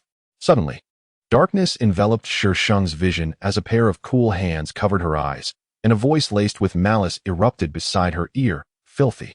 Shi Sheng, filthy my foot." Taking several deep breaths, Shi Sheng managed to refrain from acting against Feng Xi and reached out to pull his hand away. Feng Xi was displeased with Shi Sheng's actions. How could she witness such a scene? He was hesitant to exert too much force, yet he wished to shield her from the unfolding situation.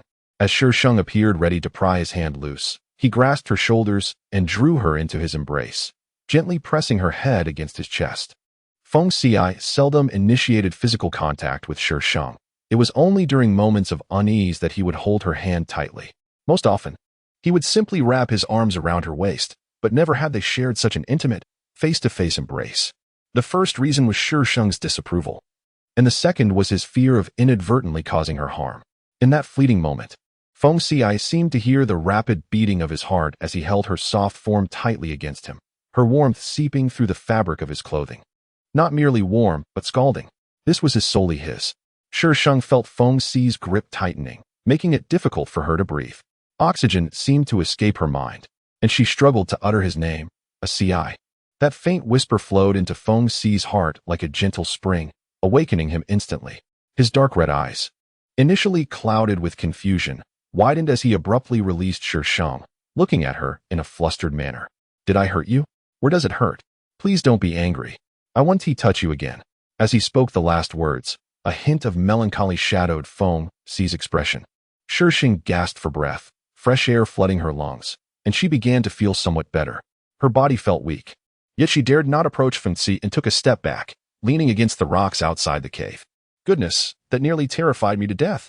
To follow so abruptly. At least a warning would have been considerate. Upon witnessing Shi Sheng's actions, a surge of malice flickered in Feng Ci's eyes, only to be swiftly suppressed. His tone took on a pleading note, imploring, "Do not fear me." That helpless demeanor was unbearable for anyone to witness. However, having just danced on the precipice of despair, Shi Sheng felt that her restraint in not striking him with the sword of ascendance was a considerable act of grace. As her racing heart gradually calmed, clarity returned to her mind. If she had not resisted Feng Ci, he would not have succumbed to his affliction. Thus she was to blame for the predicament. How infuriating. Why does it seem that everything is my fault? This task has become impossible. I demand a strike. From now on, you shall not touch me without my consent. Observing Feng Ci's bewildered yet endearing expression, the harsh words that nearly escaped her lips faltered, leaving her to grudgingly amend her statement. Feng Ci, somewhat perplexed, gazed earnestly at Shi Sheng, and after a lengthy pause, nodded, "I won't touch you. Just don't leave me." Shi Sheng thought to herself, it's as if they were bound by a shared fate. If she could not approach him, he would likely reduce her to ashes in an instant, without so much as a blink. In Feng Ci's world, there were no clear distinctions between right and wrong, nor did his actions follow any discernible logic. He would lash out at will, devoid of any predictable pattern.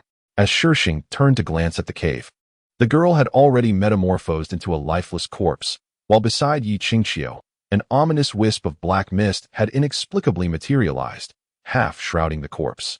What on earth is this? In the narrative, Yi Qingqiu did not seem to possess such a golden finger. This intrusion is utterly unwelcome. Mo. Feng Ci murmured, "That is the remnant soul of the demon clan." The demon clan? No. How did Yi Qingqiu come to acquire a remnant soul of the demon clan? Shi Sheng discerned the disdain in Feng Ci's tone, reminiscent of the contempt he had witnessed during the sect competition.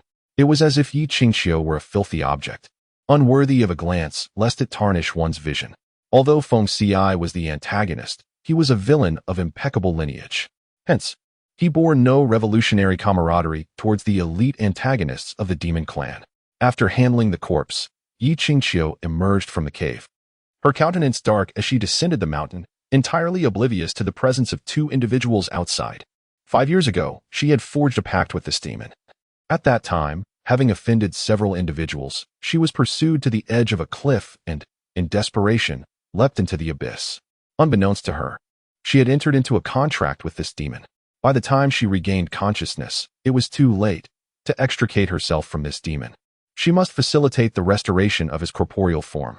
However, his revival necessitated a female cultivator with a water spirit root, and the first to suffer was she. It was only due to their contractual bond that she had not met the same fate as the corpse. Yet, she had no desire to endure that experience a second time, compelling her to seek out other female cultivators with a water spirit root. In the narrative, had Yi Qingqiu been under the protection of her sect leader, her path would have been smooth, thus averting her fall from the cliff and the encounter with the demon clan, consequently sparing her from such tribulations. Naturally, Shi Sheng was oblivious to these circumstances. Even if she were aware, she could only lament the cruel twists of fate, for the original host's experiences within the demon clan were akin to a living hell. Yi Qingqiu's plight was hardly more than an appetizer in comparison. Upon her arrival at the grand competition the following day, Shi Sheng was taken aback to find the onlookers brimming with excitement, as if they had consumed an exhilarating treat. Their previous trepidation seemed to have dissipated, replaced by expressions of schadenfreude, as if they awaited her misfortune. What had transpired overnight? Was it not Yi Qingqiu who had committed wrongdoing? Why then? Were they regarding her with such disdain? Enchantress, our sect leader requests your presence. Several disciples from the Tangshan sect suddenly obstructed Shi Sheng's path. No sooner had they spoken than a few were sent flying, crashing into a distant grove and startling a flock of birds into flight. The surroundings fell into silence. Shi Sheng turned to Feng Ci, bewildered. Why did you strike them? Feng Ci blinked innocently, replying with utmost seriousness, I did not kill him. Shi Sheng sighed. True, you did not end his life, but he is likely to be bettered in for half a year now. What logic is there in reasoning with a villain? Nonetheless, one could not help but wonder why the esteemed leader of the Tangshan sect sought her out. Could it be that last night's incident had come to light, with Yi Qingqiu casting the blame upon her? Ultimately, it was revealed that Shi Sheng's imagination had strayed too far. For the sect leader's summons had not to do with Yi Qingxiu, but rather pertained to the male protagonist. An envoy from the celestial realm has arrived. Unlike their first awkward encounter, at this moment, Long Ju exuded a striking aura of a true gentleman. Dressed impeccably, he possessed a remarkable appearance. Radiating charm and grace, truly the embodiment of a handsome figure. His deep gaze swept over Shi Sheng before settling on Feng Xi, who lowered her head, completely avoiding Long Ju's eyes, creating an atmosphere of peculiar embarrassment. "What do you seek from me?" Shi Sheng inquired nonchalantly, glancing at the leader of the Tongshan sect, standing behind Long Ju. "Is it merely to admire the imposing presence of the male protagonist?" She clicked her tongue, pondering. Shouldn't the male lead have sought out the female lead first? Uncertain of what transpired between Long Ju and Yi Qingxiu after he took her away, whether they had clashed swords or engaged in a fierce battle, she coughed softly. Regarding the Gui Tian sword, the leader of the Tongshan sect hesitated but managed to convey his message. Shi Sheng grasped the situation. If it had to be surrendered, would all her efforts to evade pursuit have been in vain? She resolutely refused to engage in such a losing proposition. Moreover, considering that Long Ju had ultimately led to the original owner's demise by 1,000 cuts, she declared, "It is impossible. I have already bestowed the Gui Tian sword upon Feng Xi." Feng Xi looked up in confusion, bewildered by the claim. "When did I receive the Gui Tian sword from you?" Without hesitation, Shi Sheng produced the sword and thrust it into Feng Xi's hands, exclaiming, "Here, take it. If I cannot protect it, surely the formidable Feng Xi can." The onlookers were taken aback, muttering, "Such a lack of sincerity." Long Ju fixed his gaze intently on Feng Xi. "You should be more aware of the significance of the Gui Tian sword than I. Return it to me." Feng Xi instinctively pulled the sword behind her, declaring defiantly, "It was given to me. I shall not part with it." That endearing demeanor hardly resembles that of a formidable villain. Rather, it evokes the image of a child defending their cherished toys. Shi Sheng pressed her forehead in exasperation, imploring the so-called villain to exhibit some semblance of dominance. "Come forth. I shall not impede you." Feng Xi, the deeds you have committed over the years within the realm of cultivation have not gone unnoticed. Your reckless behavior will undoubtedly provoke divine retribution. If you were to entrust the sword of ascendance to me, it would be regarded as a meritorious act. No need for that. Feng Xi, are you opposing the entire celestial realm? He lifted his eyelids, a trace of derision gracing his otherwise serene visage. Did you not wish for my demise all along? For years, these individuals have ceaselessly contemplated my end. His flames inflict harm upon them, instilling fear and trepidation. Even as immortals, they too feared death. Having remained, encountering the female protagonist was an inevitable occurrence. As the grand competition neared its conclusion, Shi Sheng awaited the unfolding of her agenda. Her presence here was not merely for amusement. Who would waste time observing a group of individuals poking at one another in a tiresome spectacle? She had come to identify the one who had initially poisoned Yi Qingxiu and subsequently framed the original owner of this body. Of course, Shi Sheng was initially uncertain whether this event would still transpire, given the significant alterations in the narrative.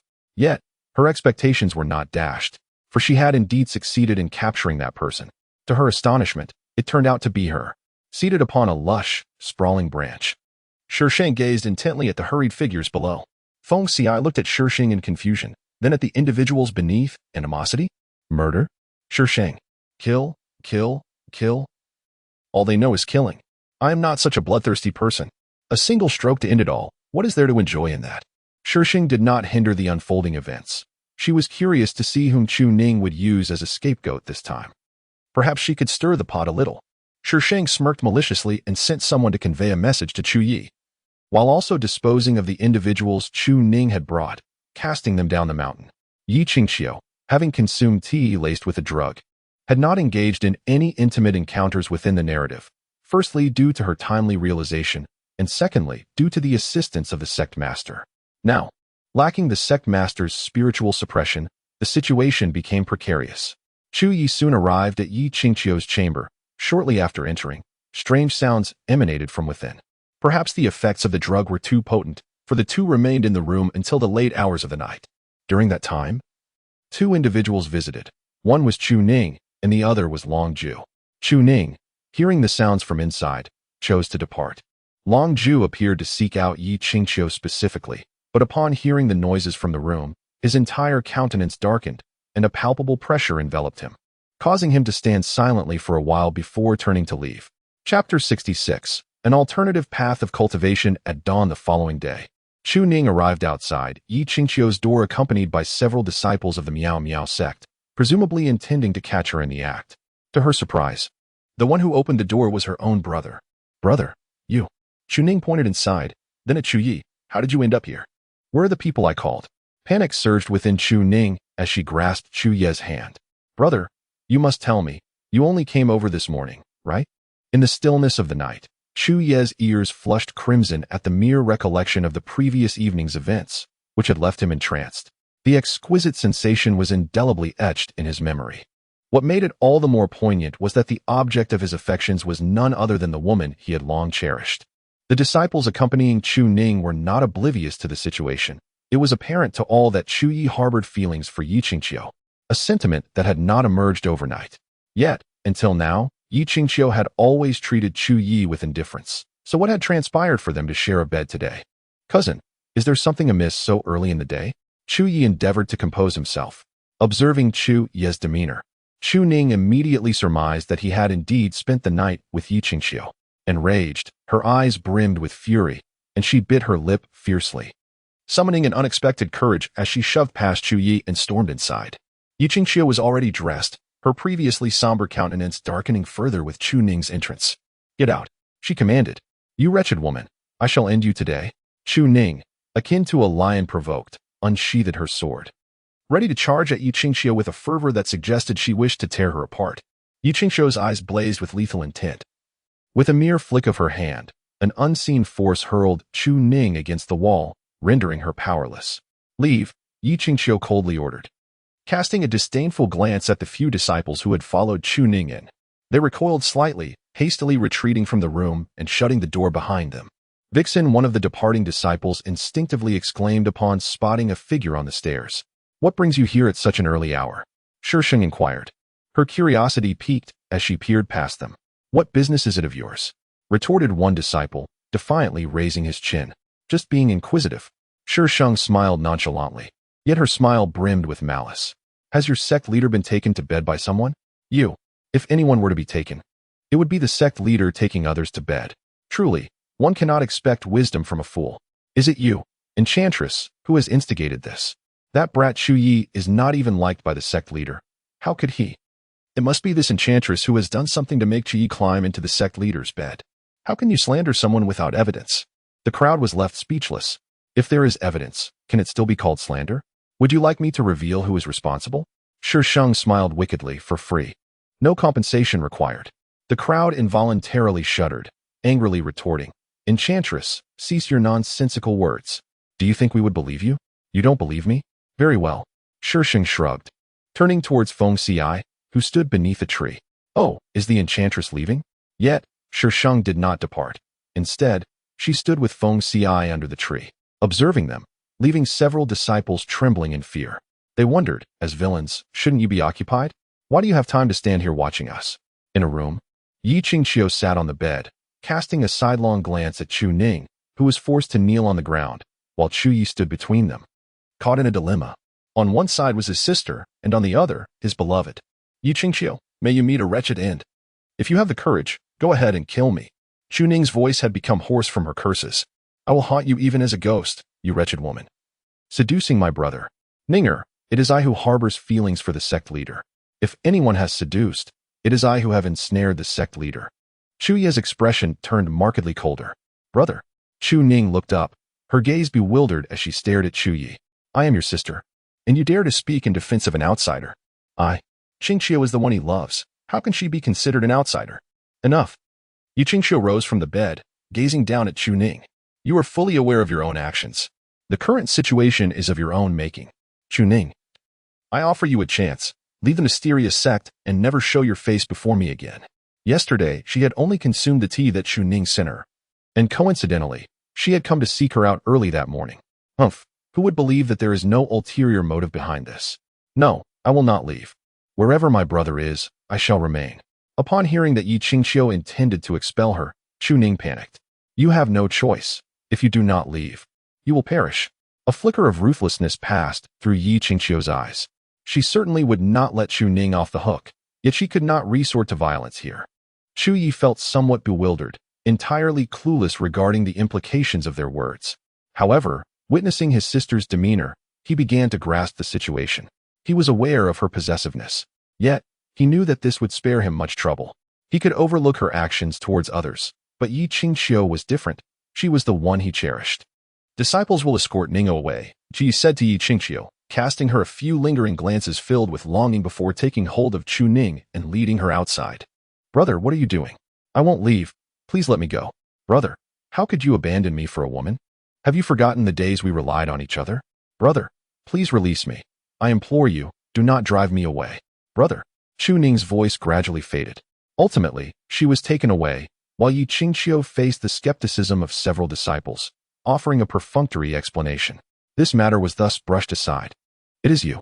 Yi Qingxiu gazed at the approaching figure, a flicker of surprise igniting in her eyes. Huh. Long Ju let out a mocking chuckle. The sect master Yi truly surprises me. Yi Qingxiu furrowed her brows slightly, feeling a twinge of anxiety. What do you mean by that, young master? Long Ju smirked. Striding past her, Yi Qingxiu watched as his figure disappeared around the corner, feeling a profound discomfort. Why did he regard her with such an expression? After he had rescued her from the forest of death, a mishap with the teleportation talisman had sent them to an unfamiliar place. She had exerted tremendous effort to bring him, gravely injured, back. During those few days together, the previous barriers had nearly vanished, and since he was wounded, she had taken care of everything. At that time, he had clearly harbored feelings for her. How could this encounter feel so different? The day after Chu Ning's departure, news of her murder reached them. Chu Yi, still harboring some feelings for her, erupted in a fit of rage upon hearing of her demise. Yi Qingxiu instructed someone to take Chu Yi away, her heart filled with apprehension as she stared at the covered body. Why did she throw away the body? Only for it to appear here? Could it be that someone witnessed her murder of Chu Ning, intending to issue a warning? Who could it be? Chu Yi rushed over, embracing Yi Qingxiu tightly, calling her master. Yi Qingxiu stiffened momentarily, assuring herself that Chu Yi had not uncovered anything alarming. She gently patted his back, saying, though I have committed some misdeeds, rest assured, I shall avenge her. Chu Yi was not lacking in good looks and possessed commendable skills in bed. Yi Qingxiu had previously harbored a fondness for him, though she felt his status did not match her own. However, having already crossed that threshold, there was no longer any need for awkwardness. As they consoled each other, they found themselves rolling onto the bed. After their passionate encounter, Chu Yi lay exhausted on the bed, his eyelids heavy. In contrast, Yi Qingxiu appeared invigorated, her complexion glowing with vitality. Casting a glance at the now slumbering Chu Yi, her expression suddenly turned sardonic. She formed a seal with her fingers, summoning a water dragon that emerged from the bed. A furnace, utilized properly. One could never tell who would become the furnace. This realization struck her after her previous encounter with Chu Yi, where she had discovered that she had nearly reached the pinnacle of foundational cultivation. Yet, after being with Chu Yi, she had effortlessly surpassed that threshold. The water spiritual root was widely recognized in the realm of cultivation as an ideal furnace, but it seemed she was not the one being harvested. Later, she inquired with a member of the demon clan, who informed her that it was due to his presence that she transformed from the harvested into the harvester. She had tested this theory earlier, and he was indeed correct. I hear that there are reports of yet another disappearance. Several disciples of the Tangshan sect conversed as they descended the mountain. How many is this now? The master instructed us to search discreetly, yet in such a crowded place. How can we possibly find them? I suspect it might be those two over there. One male disciple gestured towards a distant peak. Hush, are you seeking death? Admonished a companion, striking him lightly. Such words should never be uttered carelessly. The master has stated that this matter likely does not concern them. Oh, why is that? Informed by the master, it was noted that when two individuals went missing, these people had credible alibis. That makes sense. After all, they remain the prime suspects.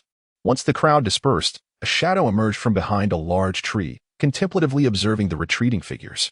When Longju visited, Shi Sheng was not at all surprised, considering the Gui Tian sword still resided in her possession. However, what could Yi Qingxiu possibly want? The leader of the Tangshan sect is present as well, and those other sect leaders seem unfamiliar.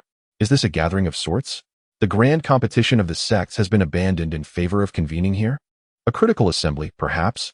Shi Sheng's residence was rather modest. With so many people gathered, it quickly became congested, especially as they wielded weapons, making the space feel even more constricted. Standing at the entrance, Shi Sheng waved her hand impatiently. What do you all block my door for so early in the morning? Is this a collective greeting? No need for that. We do not engage in such formalities. The crowd was taken aback. Who is here to offer greetings? Do you think yourself an emperor? Just look at the indignation on their faces. Observe their determination to uphold righteousness. Demonic woman, hand over the person, or do not blame us for being impolite, bellowed one sect leader, brandishing his weapon at Shi Sheng. Who exactly am I to hand over? Shi Sheng wore a perplexed expression. When had she engaged in the act of snatching someone away? Names of 5 individuals along with their respective sects were called out. Mu Qing of the Flame Sect. Yi Yao of the Purple Heaven Sect. Demoness, are these not the ones you have captured? Quickly surrender them. Regardless of the seething anger and righteous indignation emanating from her accusers, Shi Sheng remained composed.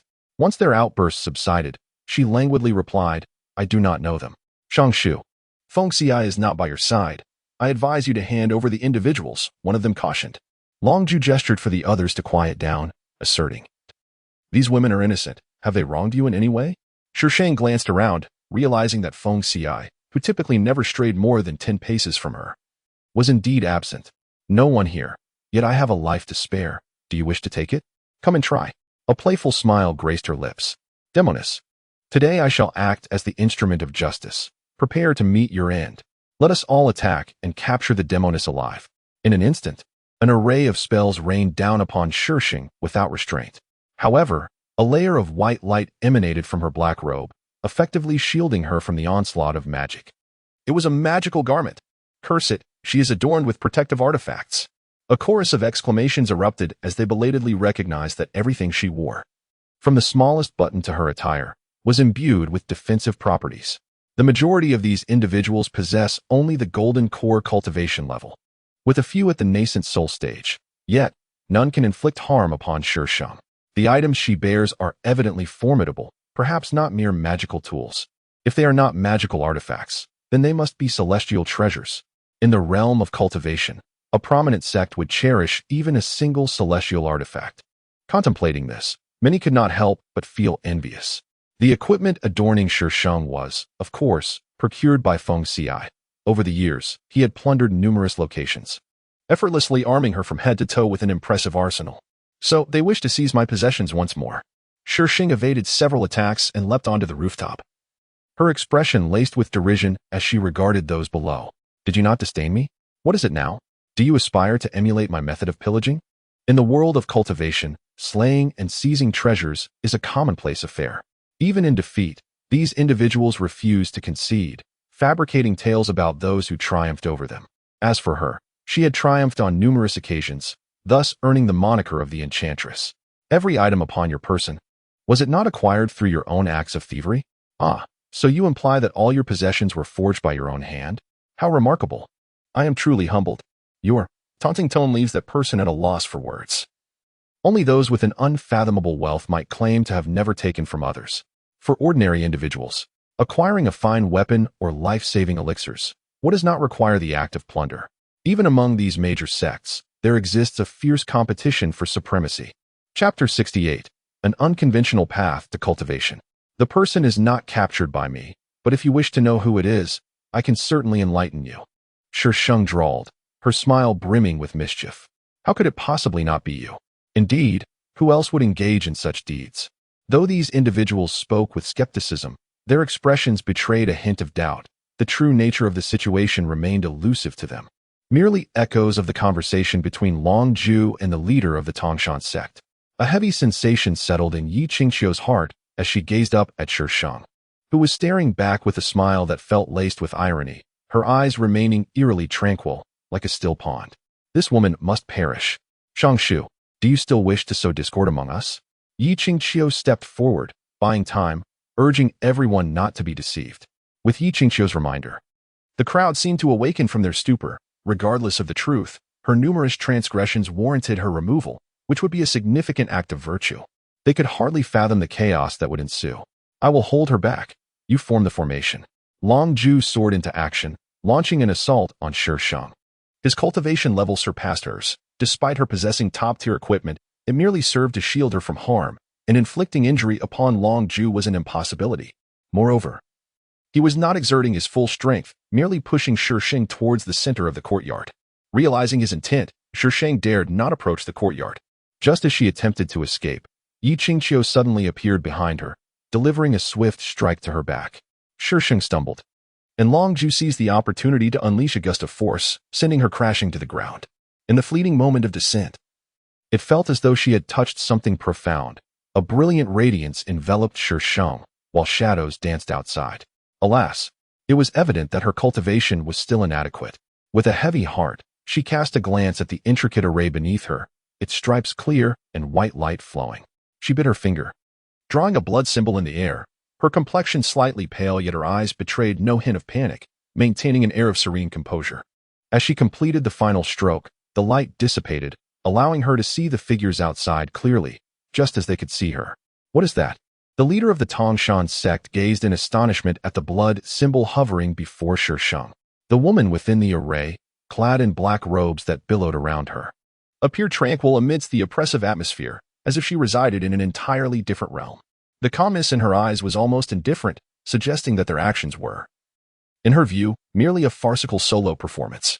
Shi Sheng raised her index finger, causing those outside to instinctively hold their breath. "Remember this day," she declared, her voice echoing through the array, fragmented yet unmistakable. As her words lingered in the air, she delicately touched the blood symbol, transforming the originally white array into a deep crimson hue. In that instant, the surrounding scenery blurred, dimmed, and lost its brilliance, leaving only the black-robed woman standing amidst the red light. The world around fell into a profound silence, as if afraid to disturb her. The red glow spread from the base, transforming everything into slow motion, gradually obscuring her form. Shi Sheng slowly revealed a sardonic smile.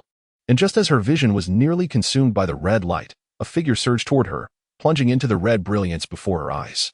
Shi Sheng propped herself up, her chest churning with tumultuous blood, and she spat out a mouthful of crimson. Wiping the blood from the corner of her mouth, she let out a cold scoff. Indeed, the collaboration of the male and female leads was truly invincible. In that moment, she had the ability to evade, yet felt the air tighten, her body stiffening for a fleeting second, and in that very instant, Long Ju had overturned her. And that formation, they had actually resorted to such a high-level array to deal with her. She was genuinely flattered by their regard. Shi Sheng exhaled slightly, the pain within her organs tearing at her insides. After a brief respite, she began to survey her surroundings. She found herself at the bottom of a peculiar cliff, a narrow chasm that plunged deep, encircled by strange plants that menacingly stretched towards her. Raising her head, she observed for a while. Her cultivation was now entirely depleted. The final move she had executed was inherited from the original owner's memories. That blood talisman could harness the power of any formation to open a portal to the demon realm, but the cost was the complete loss of her cultivation. Yes, the demon realm. She was now in the demon realm. Ultimately, events were unfolding as scripted. The pressing concern now was how she could ascend from this place. Wait, was there something she had overlooked? Oh no, Feng Xiai. The last person who had lunged towards her was none other than Feng Xiai. Logically, he should have been repelled by the formation, but Feng Xiai was no ordinary individual. Perhaps he had followed her here. The formation had a specific range, and if he truly had come through, he should be somewhere nearby. With her frail body, Shi Sheng surveyed her surroundings, eventually spotting Feng Xiai sprawled unconscious upon a large crimson flower at the edge of the cliff, his hands dangling in the air. So now, was it her responsibility, as a disabled individual, to retrieve him from several meters above? This was beyond her capabilities. System, I require a miraculous aid. This time, it truly seemed impossible. What a predicament. Would you like to use the system store? Shi Sheng. I demand a miraculous aid. Host, you have 3 seconds to consider whether to use the system store. Countdown begins. 3, 2. Yes, oh dear. The interface she had encountered before materialized before her eyes. Shi Sheng glanced over it and ultimately focused on an item labeled flying carpet for 2,000 points. What on earth? Why not just steal it? Such exorbitant prices for a one-time item. Will the Price Bureau invite you for tea? Where can one file a complaint? I demand to lodge a grievance. Would you like to exchange? Change for a ball? No, I shall not. I will save my points for a cosmic battleship. My aspiration is to conquer the universe. Frustrated, Shi Sheng closed the store and turned to rummage through the nearby bushes, unearthing a ladder. So, from where did the host procure this? Shi Sheng managed to bring Feng Ci down, feeling utterly exhausted. Goodness, she was an invalid. The flora around grew in peculiar ways, and she dared not linger nearby. Dragging Feng Ci, she sought a spot devoid of vegetation, a raised rocky area with ample space beneath. She carefully placed Feng Ci down and collapsed onto the ground, panting heavily. Cough, cough. Shi Sheng pressed her hand against her chest, coughing a few times. The metallic taste of blood lingering in her mouth, an undeniably unpleasant sensation. Host, I hope you take this incident as a lesson. Both the male and female protagonists possess formidable fortunes. You are not of this realm, and any aggression towards them will incur severe repercussions. The system's cold voice echoed in Shi Sheng's mind. Thus, why was there a task to seek vengeance against the protagonists? Shi Sheng's gaze lingered on Feng Ci's profile, her voice tinged with melancholy. This is non-negotiable with the system. Host, you must remember, do not engage directly with the protagonists. A flicker of chilling resolve flashed through Shi Sheng's eyes. Having suffered once, she would not soon forget. Chapter 69, An Unconventional Path of Cultivation. When Feng Ci awakened, Shi Sheng stood outside the rocky terrain, gazing upwards. Xiao Shu. Upon recognizing her silhouette, Feng Ci suddenly sprang up from the ground, rushing to her side and enveloping her in his arms. Thank goodness you were unharmed. Cough, cough, cough. Shi Sheng, taken by surprise, erupted into a fit of coughing as the faint metallic taste swirled between them. What is wrong with you? Feng Ci released Shi Sheng, stepping in front of her. His expression pale. What happened to your cultivation? Did those people?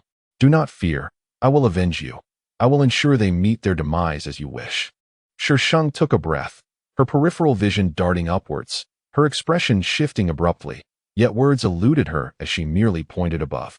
Concern flooded Feng Ci's dark crimson eyes. Perplexed by Shi Sheng's gesture, he gazed at her, confusion etched upon his face. Shi Sheng's chest rose and fell rapidly for a few moments. Suddenly, she tugged him aside, narrowly avoiding the thud of a heavy object landing behind them. With her back against the wall, Feng Ci found himself leaning against her, his cool lips grazing the corner of her mouth. With wide eyes and long, fluttering eyelashes, the proximity between them allowed them to hear each other's breaths. Abruptly, Feng Ci tilted his head and delicately pecked her lips before jumping back as if electrified, his gaze shifting away, the tips of his ears faintly flushed. Shi Sheng paused in surprise, then managed a faint smile, though the pain from her injuries contorted her features. With a lament, she thought, this ordeal surely allow my wounds to heal. Extending her hand weakly towards Feng Ci, she pleaded, help me. A gentle blush crept across Feng Ci's face as he cautiously assisted her, his eyes avoiding hers. Feng Ci felt a surge of anxiety within. Would she be angry? Would she choose to leave him? Regardless, he could only remain by her side. If she were to depart, what would he do? In the past, he would have unhesitatingly confined her, yet now, confining her would surely incite her anger, and he despised her anger. He cherished her smiles directed at him. In those fleeting seconds, Shi Sheng remained oblivious to the tumultuous thoughts swirling within Feng Ci. Her gaze lingered on the spot where they had just stood, observing two serpents entwined together, lost in their own fervent embrace, hissing intermittently, seemingly oblivious to the two figures standing nearby. Feng Ci's countenance darkened upon seeing the two serpents. He swiftly covered Shi Sheng's eyes, forbidding her from looking. Shi Sheng, bemused, thought to herself, what use is it to shield my eyes now after having seen everything? I witnessed those two serpents engaged in their peculiar dance atop that tree. It was quite a spectacle. Who could have anticipated that they would plummet just as Feng Ci approached? The cacophony of their fall reached her ears. And when her eyes were finally unveiled to the light, all that remained upon the ground was a heap of ashes. Shi Sheng lamented, you incinerated them mid-performance. At least allow them the dignity of finishing their last act. Feng Ci stubbornly obstructed Shi Sheng's line of sight, insisting, just focus on me. Shi Sheng retorted, but looking at you. I mean, although you possess a certain charm, one cannot feast solely on a single flavor indefinitely. Besides, they were merely two serpents. Was there truly a need for such drama? Fearing that Feng Ci might become unhinged, she reluctantly nodded in acquiescence. Uncertain whether she could withstand the force of Feng Ci's abilities, Shi Sheng refrained from seeking his aid for healing, opting instead to recuperate at her own pace. Having established her foundation, she no longer required sustenance, relying instead on the absorption of the world's spiritual essence. However, At present, she found herself unable to draw upon such energy and was compelled to seek food. After a meticulous search, she managed to procure only a few fruits, which were far from palatable, tart, and astringent. They nearly brought her to tears. "What if you drink my blood?" Feng Xi suggested, squatting before her with careful consideration. "Blood?" Shi Sheng bit into a sour fruit, her face contorting in displeasure. "Why would I drink your blood? I refuse to partake in such a thing. My blood possesses the ability to expedite the healing of your wounds," and Feng Xi hesitated for a moment, gazing into Shi Sheng's eyes, articulating each word with care, "and it can restore your cultivation." Shi Sheng swallowed the overly sour fruit, her tongue feeling heavy as she exclaimed, "Your blood has this effect? How was I unaware of this?" Such a detail was never mentioned in the narrative. No wonder he remained silent when he realized his cultivation was lost. A hint of amusement danced across Feng Xi's face as he leaned closer to Shi Sheng, pondering why those in the celestial realm wished for my demise. Is it truly only fear that drives them? Shi Sheng halted her movements, sensing the profound melancholy that enveloped him, akin to, "Oh." She lowered her gaze, reaching for another fruit to nibble on, expressing her distaste. "I have no fondness for drinking blood. However, my blood can restore your cultivation." Though she did not exhibit the avarice that often repulses, he felt a surge of joy. Yet, if she did not regain her strength, how could he assist her in seeking vengeance? "Behave, I do not favor blood." Shi Sheng gently patted Feng Xi's head, asserting that ill-gotten gains lead to dire consequences, as she preferred to attain what she earned through her own efforts, even if that meant obtaining it through subterfuge. Moreover, given the information he had just revealed, should she actually drink his blood, she might very well meet her end in this place. Reason has no place with a delicate yet deranged prince. Most critically, blood is something to be observed, not consumed. Feng Xi's eyes sparkled with joy as he earnestly inquired, "Little Shu, you will stay with me forever, won't you?" "Ahem." Shi Sheng choked on the sour juice, her mouth full. "Damn it, just confess already." The topic changed too abruptly. Weren't we just discussing drinking blood? Feng Xi noticed Shi Sheng coughing violently and looked at her helplessly. He pressed his lips together, suddenly cupping Shi Sheng's face and leaning in to kiss her. Shi Sheng was startled by the handsome face that loomed before her. When she felt something soft brush against her lips and pry them open, she jolted awake, instinctively attempting to push Feng Xi away. However, he seized the opportunity to embrace her tightly, her strength fading as she found herself ensnared in his arms. His kiss was somewhat clumsy. His impatience grew with her resistance, yet his movements remained gentle. "Xiao Shu, don't move. I entrust myself to you." Feng Xi's voice echoed suddenly in Shi Sheng's mind, striking her like a bolt of lightning. What does it mean to entrust himself to her? "Hey, you flirt with me normally, but now are you trying to take it to bed? I want to take responsibility if I fall asleep."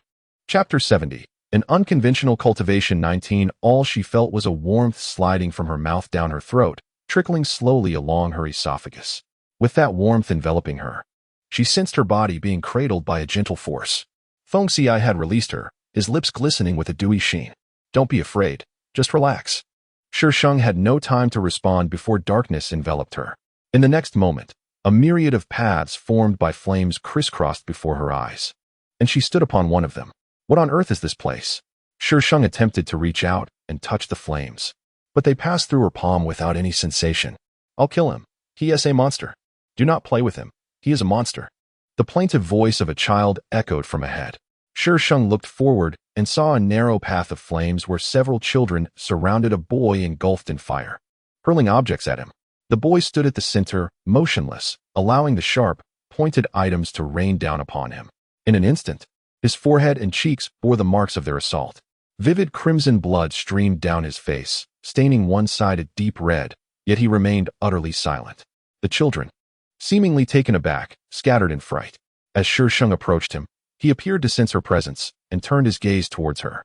She hesitated, her heart filled with doubt. Could he see her?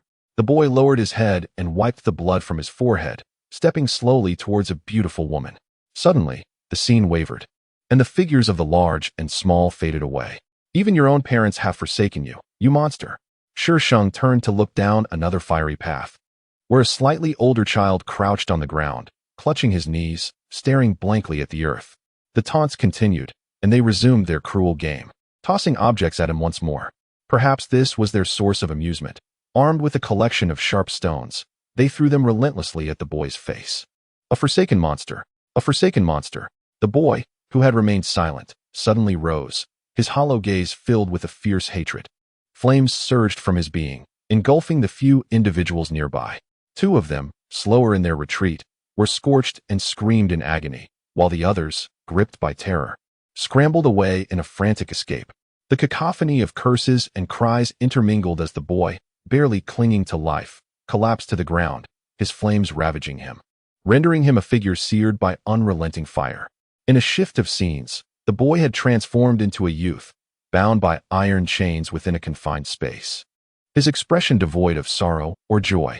"You truly are a monster," declared a man clad in flowing white, his face alight with ecstasy. "Indeed, danger and opportunity coexist," he mused, chuckling. "Soon, I shall dominate the celestial realm and unify all worlds." The man wielded a dagger, carving a crimson line across the boy's wrist. Yet, the blade disintegrated into ashes almost instantly. The man's expression shifted as he realized, "Your power has once again increased." He uttered an incantation, and the chains rattled ominously, causing the boy to curl in agony. "Monster, should you dare to wield fire again, you shall suffer." The man collected the blood and departed with maniacal laughter. Oblivious to the cold gaze the boy raised to him, a gaze as frigid as water in the depths of winter, chilling to the bone. Time flowed, and Sheng traversed the narrow paths, witnessing his own birth, growth, disdain, rejection, abandonment, and imprisonment. Ultimately, he emerged from his cocoon. He became an extraordinary existence in the realm of immortals, one whom everyone wished to eliminate, yet none could succeed. Shi Sheng halted her forward steps. An unusual ripple stirred within her calm gaze. "Feng Xi," she murmured softly, only to let out a mocking laugh the next moment. Her eyes reflected the dancing flames, and the corners of her lips curled slightly, forming a delicate arc, yet that smile did not reach her eyes. The narrow paths around her suddenly vanished, leaving her amidst an endless sea of flames. The blazing fire made her feel insignificantly small, reminiscent of the inferno she had witnessed upon arriving in this world. However, this time, she felt no pain. Instead, an overwhelming sense of comfort enveloped her. The flames, like fish in water, flowed ceaselessly into her body, mending her damaged meridians. Her dantian was enveloped by layers of fire, from which a faint golden light cascaded forth. As time passed, indeterminate moments slipped away. Suddenly, within her dantian, a burst of golden light erupted, and an immense force surged through her body, flowing like a tumultuous flood. A smooth, golden orb hovered within her dantian, encircled by flames, resembling a golden elixir suspended above a sea of fire, both entities coexisting without conflict or repulsion. This was the golden elixir, the pinnacle of the golden elixir realm. Shi Sheng opened her eyes to see the figure squatting beside her. A sudden smile broke across her face, and her gentle voice flowed softly. "Feng Xi. From this moment forth, I shall accompany you until the end of your days." Until the end of your days. This was the only promise she could offer. "I will be with you, no matter how long it takes." Feng Xi spoke with utmost seriousness. Shi Sheng's eyes curved with a smile as she tilted her head, inquiring, "What is it that you have given me?" Not only had she restored her cultivation, but she had also transcended to the golden core stage. Moreover, Shi Sheng raised her hand, and a small flame erupted with a flourish. She could now wield Feng Xi's fire. "I cannot ascertain what it is," Feng Xi replied, bewildered, "but it is quite useful. No matter where you are, I can always find you, and no one can harm you." Shi Sheng touched the area over her heart, feeling an inexplicable connection. It seemed that what Feng Xi had given her had melded into her very being. "Xiao Shu, you must never leave my side," Feng Xi said, pulling Shi Sheng into his embrace. Perhaps it was due to the fact that a part of him now resided within her. But he found that he would not succumb to the uncontrollable urges he had previously experienced. Yet, at times, he still felt an overwhelming desire to confine her, albeit a thought he could manage to suppress. Shi Sheng did not resist. She allowed him to hold her. Although she had achieved the golden core stage, she felt drained, as if she had exhausted herself completely. It remained uncertain whether this fatigue was a consequence of the substance Feng Xi had provided her. Chapter 71. Unconventional cultivation in the mountain. Time seemed to stand still. Shi Sheng and Feng Xi remained at the cliff's base until she successfully transcended to the great ascension stage. Thanks to the presence of those flames, her cultivation process was not particularly arduous. Following the great ascension, one must face the tribulation, a phase that is entirely dependent on personal fortune. After reaching this stage, one's cultivation does not manifest any significant growth. The timing of the tribulation is shrouded in mystery, with only a hint provided prior to its onset. It is not uncommon for individuals to wait for hundreds or even thousands of years after achieving the Great Ascension without encountering the tribulation. The trial of calamity cannot be rushed, and thus, Shi Sheng had no choice but to abandon it, emerging alongside Finzi from the precipice whose duration she had been unaware of. Outside lay a desolate expanse, prompting Shi Sheng to release Pudding, who had not been called upon for quite some time. Pudding huffed with reluctance. Yet upon a stern glance from Finzi, promptly enlarged itself. Finzi cradled Shi Sheng as they ascended, showing no intention of releasing her. They had lingered in that abyss for such an extended period, with Shi Sheng dedicating 99% of her time to cultivation. Aside from watching her and dispelling the creatures that ventured too close, he had little else to occupy his time. At this moment, holding Shi Sheng filled the emptiness that resided within him. How could he ever let her go? The demon realm was far larger than Shi Sheng had envisioned, for it took nearly 3 days of flight at Pudding's pace to escape the wasteland. The surroundings bore little distinction from the realm of cultivation. The demon race did not possess 3 heads and 6 arms. If not for the unique spells they employed, one could hardly differentiate them from the cultivators at first glance. From the tidbits gleaned from various demons, it seemed the seal of the demon realm had yet to be broken. And Qingxiu should still be in the realm of cultivation. How do we escape? Finzi inquired, resting his chin upon Shi Sheng's shoulder, his tone laced with uncertainty. By breaking the seal of the demon realm, of course. How else could we possibly exit? Shi Sheng replied casually. I lack the protagonist's powers. I cannot tear apart space with my bare hands. The seal of the demon realm will eventually be broken. Whether it happens sooner or later is inconsequential. Moreover, Finzi furrowed his brow but chose to remain silent. As long as she was happy, he would present her with the throne, even if it meant she would reign over the demon realm. In the depths of a lake lies the seal of the demon realm, and within the recesses of the original owner's memory resides the method to break this seal. Yet, she could not have anticipated that by the time she arrived. The demon clan had already commenced their preparations, and they were nearly complete. The demon lord stood before the lake, his presence both commanding and foreboding. Clad in a flowing black robe adorned with the emblem of the demon lord, his silver hair danced in the wind, and he exuded an aura that warned all to keep their distance. This was Xuanyuan, the sovereign of the demon realm, gazing upon the still surface of the lake. He pondered, have you found the person? His command was clear. Continue the search, scour the entire demon realm until the individual is located. A fierce glint flickered in his eyes. The final step, the most crucial one, loomed ahead. The demon disciples departed hastily, leaving Xuanyuan alone beside the lake. Fixated on the water's surface, he suddenly raised his hand, conjuring a water dragon that surged towards the forest. In response, a fire dragon erupted from the woods, colliding with the water dragon in a resounding explosion.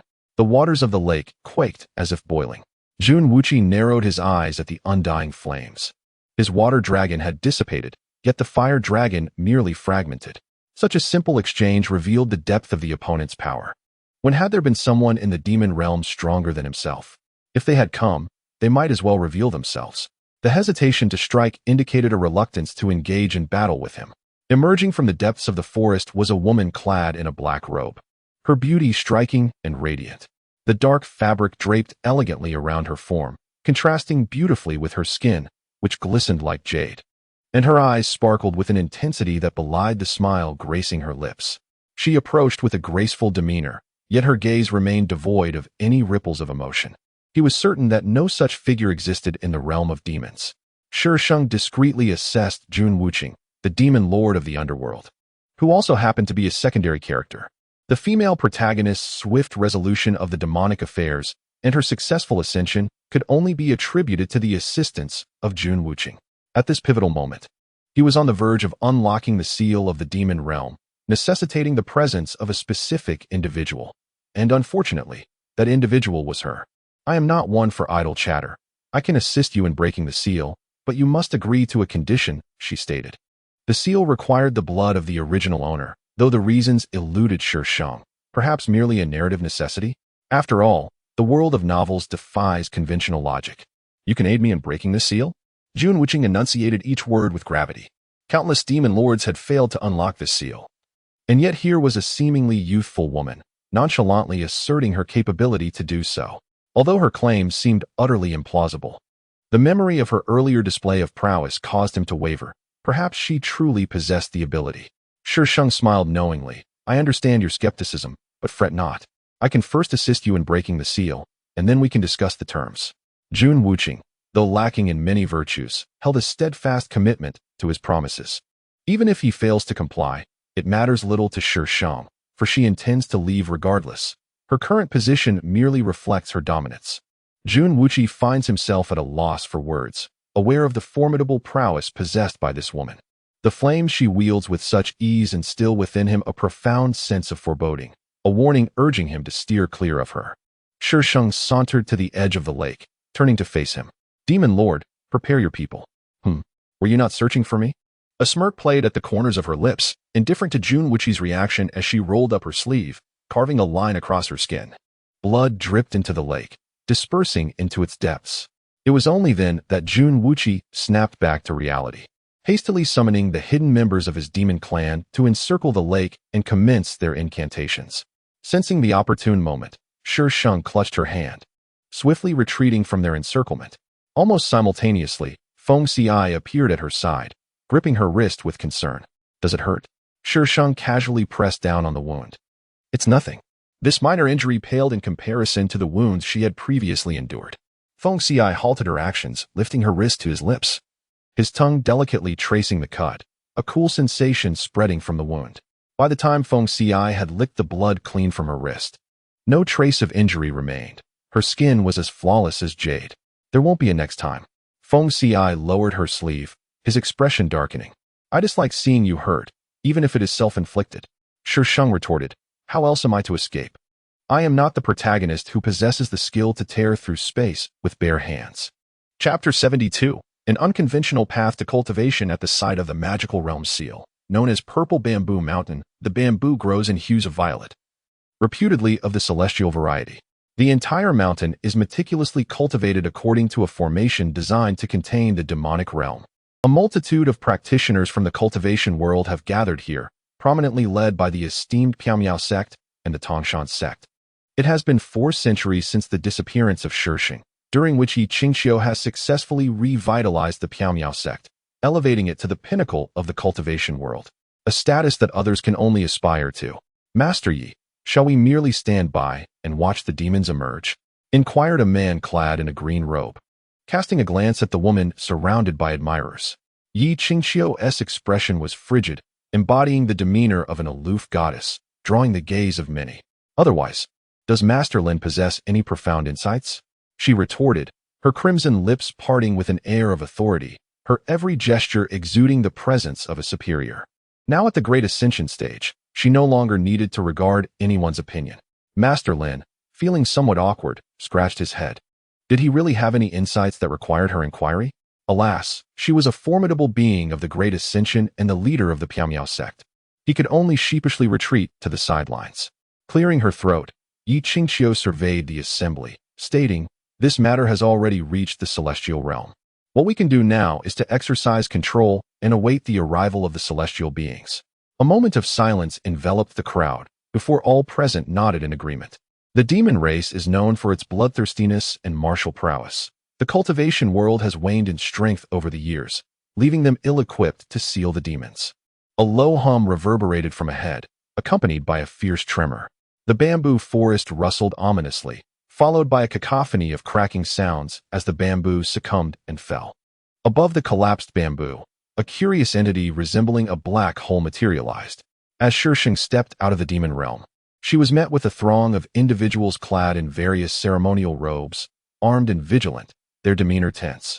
The backdrop of swaying purple bamboo lent an air of grim authority to the scene, far more imposing than the grand assembly she had witnessed at the Tangshan sect's competition. Shi Sheng and Feng Xi advanced at the forefront, with the demonic beings trailing behind, their presence giving the impression that they were escorting the demon clan. Shanshu. Shi Sheng turned her gaze in response to the voice, recognizing the radiant heroine who now regarded her with disbelief. How could she have emerged from the demon realm? The individuals who had once participated in the siege against Shi Sheng now wore expressions of trepidation upon seeing her. Her calm proclamation, "Remember this day," everyone. Devoid of anger, yet resonating with an unsettling finality, took root in their hearts, causing their apprehension to burgeon. The sight of their intended target amplified their unease tenfold. Oh, how fortuitous that you present yourselves for my vengeance. Shi Sheng's gaze swept across the familiar faces, her smile taking on a wicked edge. How could one refuse the opportunity of a delivered head? Watch closely. I shall handle this, Feng Xiai remarked, a subtle smirk gracing his lips as he addressed Shi Sheng. Now, who shall meet their demise? He had long harbored a grudge for those who had harmed her. Shi Sheng's slender, pale fingers glided over several individuals. Her voice carried by the wind to their ears, these few. As soon as the fingertips of Shi Sheng grazed past, flames erupted from the bodies of those marked, and their agonizing cries filled the air until one fell to the ground, prompting the others to retreat in terror. In the vacant space, fire-wreathed individuals writhed on the ground, their throats emitting anguished howls as they reached out for help. Yet, none dared to extend a hand of rescue. Was there more? Feng Xiai did not immediately incinerate those few. They were momentarily absent. Shi Sheng shook her head. They were not truly gone, merely unseen, likely not yet arrived. Shangshu, you have indeed fallen into darkness. Yi Qingqiu glared at Shi Sheng with disdain. Shi Sheng merely smirked, indifferent. Well, it's your words, as long as you're content. Yi Qingqiu found herself at a loss for a response. While she could retort, maintaining her righteous demeanor, Shi Sheng's expression conveyed a complete apathy towards their judgment, as if to say, think what you will, it matters not to me. You all. Shi Sheng turned her head towards the demon clan behind her, questioning, what are you standing there for? Are you waiting for them to take their own lives before your eyes? Has prolonged confinement dulled your wits? Good grief. Now it seems I have become the representative of the demon clan. How can I not collect some interest to justify this title? The demon clan appeared to be roused, roaring as they charged towards the opposing group, resulting in a chaotic melee. Occasionally, Shi Sheng would direct the demons, and inexplicably, they obeyed. The scene resembled Shi Sheng leading the demon clan. Meanwhile, the demon lord, still in the demon realm, received intelligence that caused his handsome face to twitch several times. This woman, wielding power through the guise of authority, was truly relentless. The demon lord still remains. In the initial clash between the demon race and the realm of cultivation, with the shameless command of Shi Sheng, victory was achieved, forcing their adversaries to retreat. The demon race seized control of Zizhu Mountain, establishing it as their stronghold. Having accomplished her objectives, Shi Sheng withdrew into obscurity, concealing both her achievements and her name. Upon leaving Zizhu Mountain, Shi Sheng, accompanied by Feng Xiai, swept through the sects that had once besieged her, instilling widespread trepidation throughout the realm of cultivation. The current situation is aptly described by the phrase, the front yard is lost, while the backyard is ablaze. The demon race is preparing for a large-scale offensive, yet their own territory is thrown into chaos by Shi Sheng's actions. Shi Sheng wished to visit Yu Xiao, with her final destination naturally being the Piamiao sect. Upon her arrival, the Piamiao sect, having received news from some unknown source, was fully armed and awaiting her. Ah, splendid. This display aligns perfectly with my expectations. Master Uncle, Lin Yi exclaimed, arms outstretched, rushing towards Shi Sheng, ready to embrace her. However, Feng Xiai let out a huff and lifted a foot as if to kick. Shi Sheng, with a resigned expression, pulled Feng Xiai back a step, causing Lin Yi to miss her target and stumble to a position slightly behind Shi Sheng. Turning her head, Lin Yi wore a look of grievance. Master Uncle, you aren't going to hug me? Shi Sheng replied. If I were to embrace you, you would have to experience the romance of I am the wind, and you are the sand. Do you understand? There are too many complications. I choose to decline. According to Lin Yi, during the Grand Sect competition, their Tianjin Peak was also supposed to attend, but Yi Qingqiu insisted that the sect could not be left unguarded, thus leaving Yu Xiao and them behind. This is why she missed the opportunity to meet Shi Sheng. Chapter 73. Unconventional cultivation due to the presence of acquaintances. The altercation did not transpire, and Shi Sheng was invited into the Misty sect by Lin Yi. Some individuals, despite their evident fury, dared not express it openly. With Yi Qingqiu absent from the Misty sect and Lin Yi now the direct disciple of the Peak Master of Tianjin Peak, as well as the Peak Master's consort, they were hardly in a position to provoke her. Most importantly, they were simply outmatched, even if they could contend. Lin Yi would swiftly summon the Peak Master to seek vengeance, epitomizing the audacity to an extraordinary degree. To Shi Sheng's astonishment, her master had departed. Yu Xiao had left the Misty Sect, and now the peak master of Tianjin Peak was Bai Lang. Practicing nefarious arts? Shi Sheng raised an eyebrow, eager to hear what they had to say about her. The rumors regarding Shi Sheng began to circulate thereafter, claiming she had captured a female disciple with a water spiritual route to practice some malevolent techniques, only to escape amidst the pursuit of various sections. At that time, many were scouring the world for her whereabouts. Yi Qingxiu had fought with Long Zhu. The male and female protagonists had indeed clashed. It seemed her earlier aspiration to incite hatred between them was not mere folly. She was utterly unaware of Long Zhu's identity. No, Master Uncle. You have missed the crux of the matter. What had transpired with Chu Ning that led to Long Zhu and Yi Qingxiu's confrontation? From Lin Yi, Shi Sheng gleaned numerous insights. For instance, Yi Qingxiu had been surrounded by several male cultivators over the years, all of whom shared a more intimate connection with her. Presently, the male disciples of the Misty Sect set their sights on winning Yi Qingxiu's affections. Any male cultivator associated with Yi Qingxiu possesses significantly higher cultivation levels than ordinary disciples. For instance, Bai Lang married his disciple Lin Yi. But what of Chu Yi? As the first man in the life of the female protagonist, did he simply perish? Such an outcome defies logic. At that time, Yi Qingxiu conducted a thorough purge within the Piaomiao sect due to this incident, sparing only our Tianjin Peak. Lin Yi abruptly halted, astonished as she looked at Shi Sheng. She had initially sought to eliminate rivals through this matter. It is no wonder that her master had forbidden her from venturing out or inquiring further about it. Over the years, Lin Yi had undergone considerable experiences, her thoughts naturally diverging from her past, granting her a clearer perspective. This frightened me to death. With Yu Xiao absent, Shi Sheng and Bai Lang met. Learning from him that Yu Xiao might have already ascended to the immortal realm, prompting Shi Sheng to depart without delay. With vengeance exacted and no imminent ascension in sight, Shi Sheng could only sit back and observe the conflict between the demon clan and human cultivators. Such grand battles are rare, however. Should it escalate into a war between immortals and demons, it would undoubtedly be even more captivating. The reporter Sheng pondered discreetly, contemplating ways to incite a clash between the armies of immortals and demons, allowing her to seize the opportunity to eliminate the immortal emperor and elevate Feng Xi to a prominent position. Given Feng Xi's formidable prowess, he could undoubtedly handle the entirety of the immortal realm single-handedly. Am I jesting? Humph. Does this darling of mine speak frivolously? Feng Xi has paraded through the immortal realm for so many years, and the immortals there have been unable to contend with him. Hence, it can be inferred that his strength enables him to confront the immortal realm alone. What do they have to showcase? Feng Xi sat opposite Shi Sheng, cupping her face in his hands, compelling her to meet his gaze. Am I not handsome? You must observe them. Should he eliminate them? This way, she would only have eyes for him. Shi Sheng. I have grown accustomed to it, truly accustomed. Am I not attractive? Feng Xi stubbornly inquired, with flickers of fire dancing around him. Suddenly, Shi Sheng felt an inexplicable warmth towards Feng Xi, a desire to draw nearer. And indeed, she acted upon it, leaping directly into Feng Xi's embrace. Her sudden movement caused him to stagger backward. Had it not been for the ample cushioning of the pudding, they would have both tumbled down. Feng Xi, in a flurry, steadied her waist, allowing her to rest atop him. What on earth just happened? Why did I suddenly leap onto Feng Xi? Shi Sheng wished to slap herself twice, hastily pushing against his chest to flip herself to the side. Feng Xi, bewildered, sat up. Did Xiao Shu not appreciate my embrace? Yet, I find great pleasure in holding you. Shi Sheng. Please, do not tease me. I require a moment of solitude. Shi Sheng turned her gaze away, refusing to look at Feng Xi any longer. Feng Xi blinked innocently, and upon noticing Shi Sheng's eyes drift downwards again, a surge of resentment welled up within him.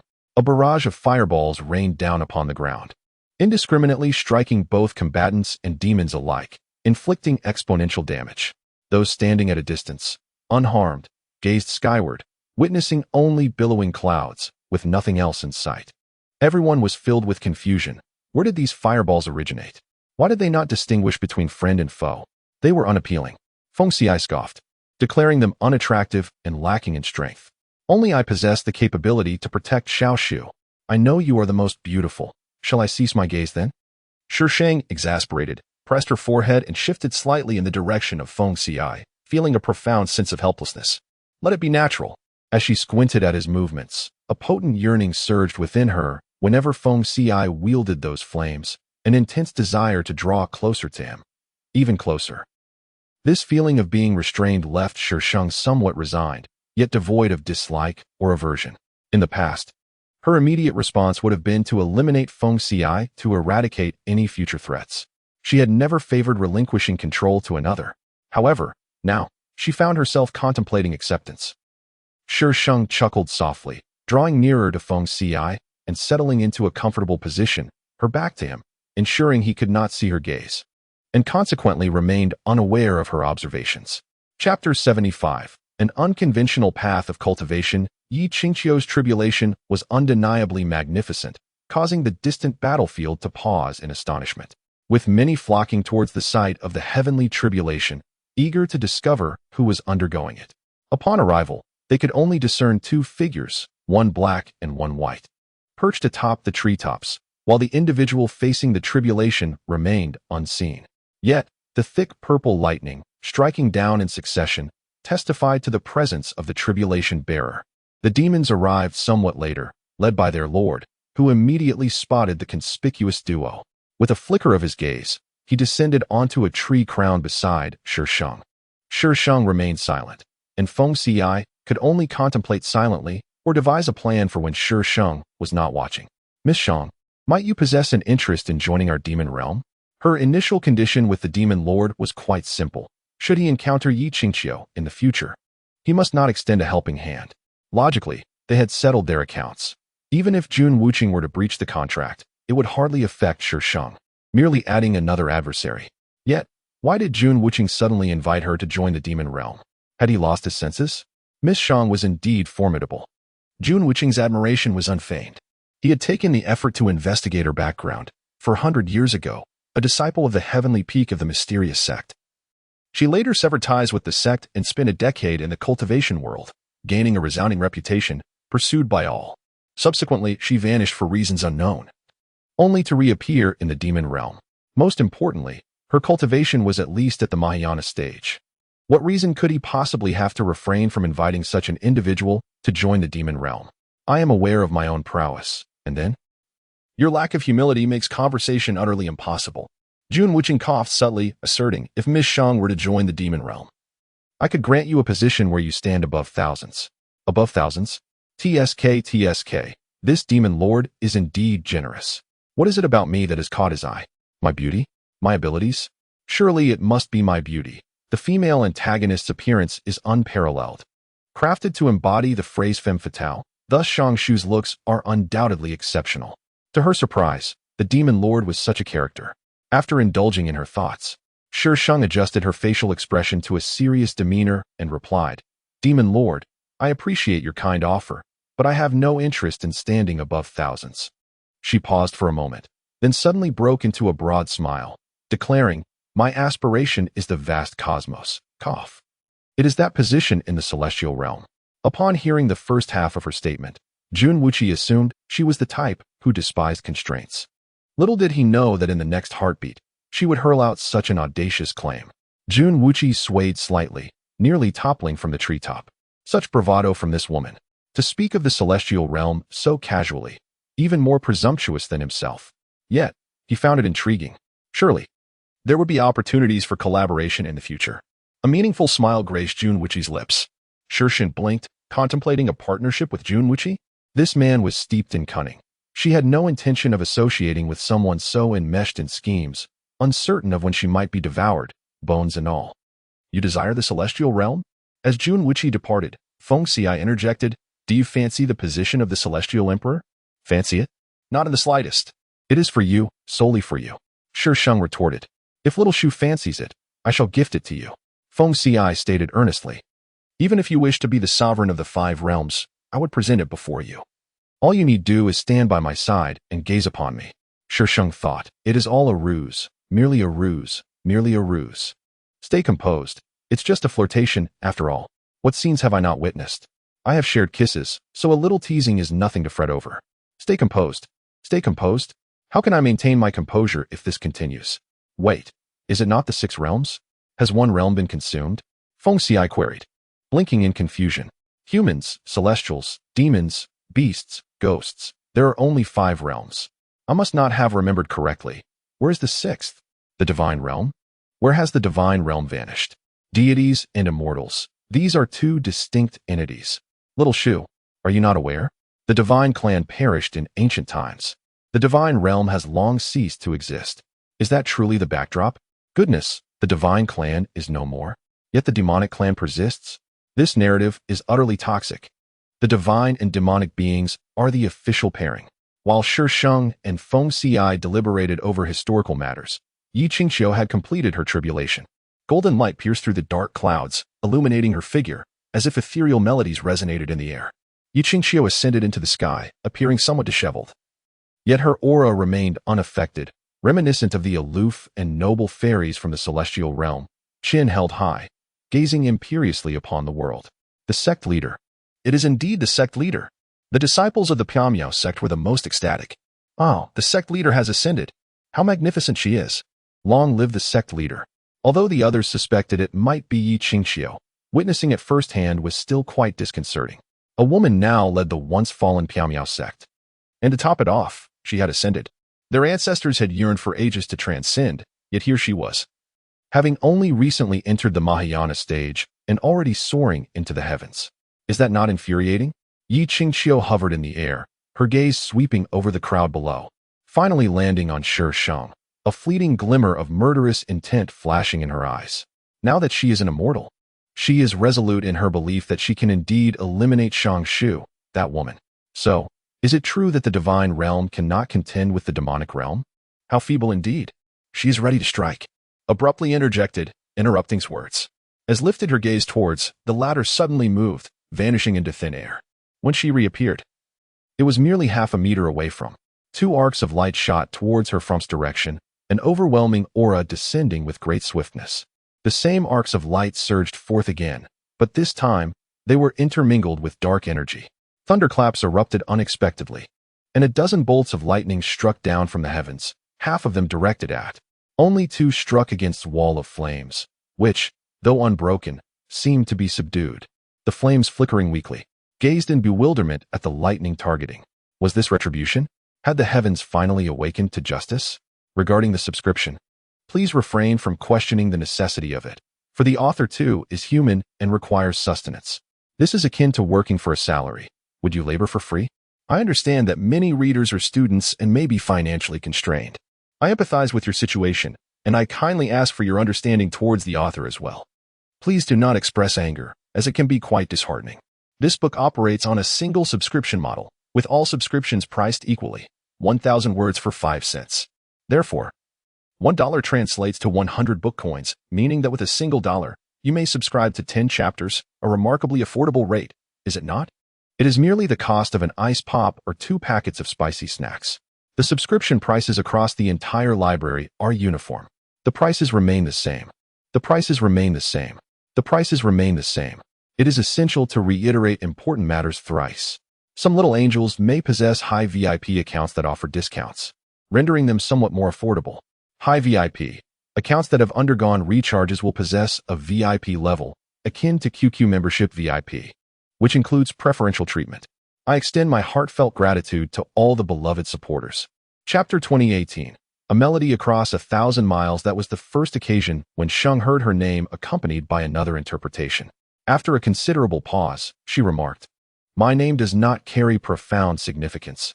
It merely implies a lowly existence, akin to weeds." The young girl widened her eyes, evidently recalling the character Sheng, which possesses a distinctly different connotation in the interstellar context compared to the late century. She parted her lips, yet remained speechless for a while. Her brother, who harbored a keen interest in ancient culture, had imparted considerable knowledge to her. She frequently encountered the term "4C Shinga" in her brother's study, thus leaving a lasting impression. The young girl scratched her head, stating, "I am called Xia Chu, for I was born in early summer. Hence, it is reversed to become Xia Chu. Are you a member of the Xia family?" Shi Sheng inquired nonchalantly, "Is your brother Xia Lin?" "Indeed." The young girl exhibited no suspicion. "Do you know my brother?" "I do not," she replied. How could she possibly know someone as extraordinary as Xia Lin? At the time of his rise to fame, she was still under the protection of Shi Mu and Lu Ziyue.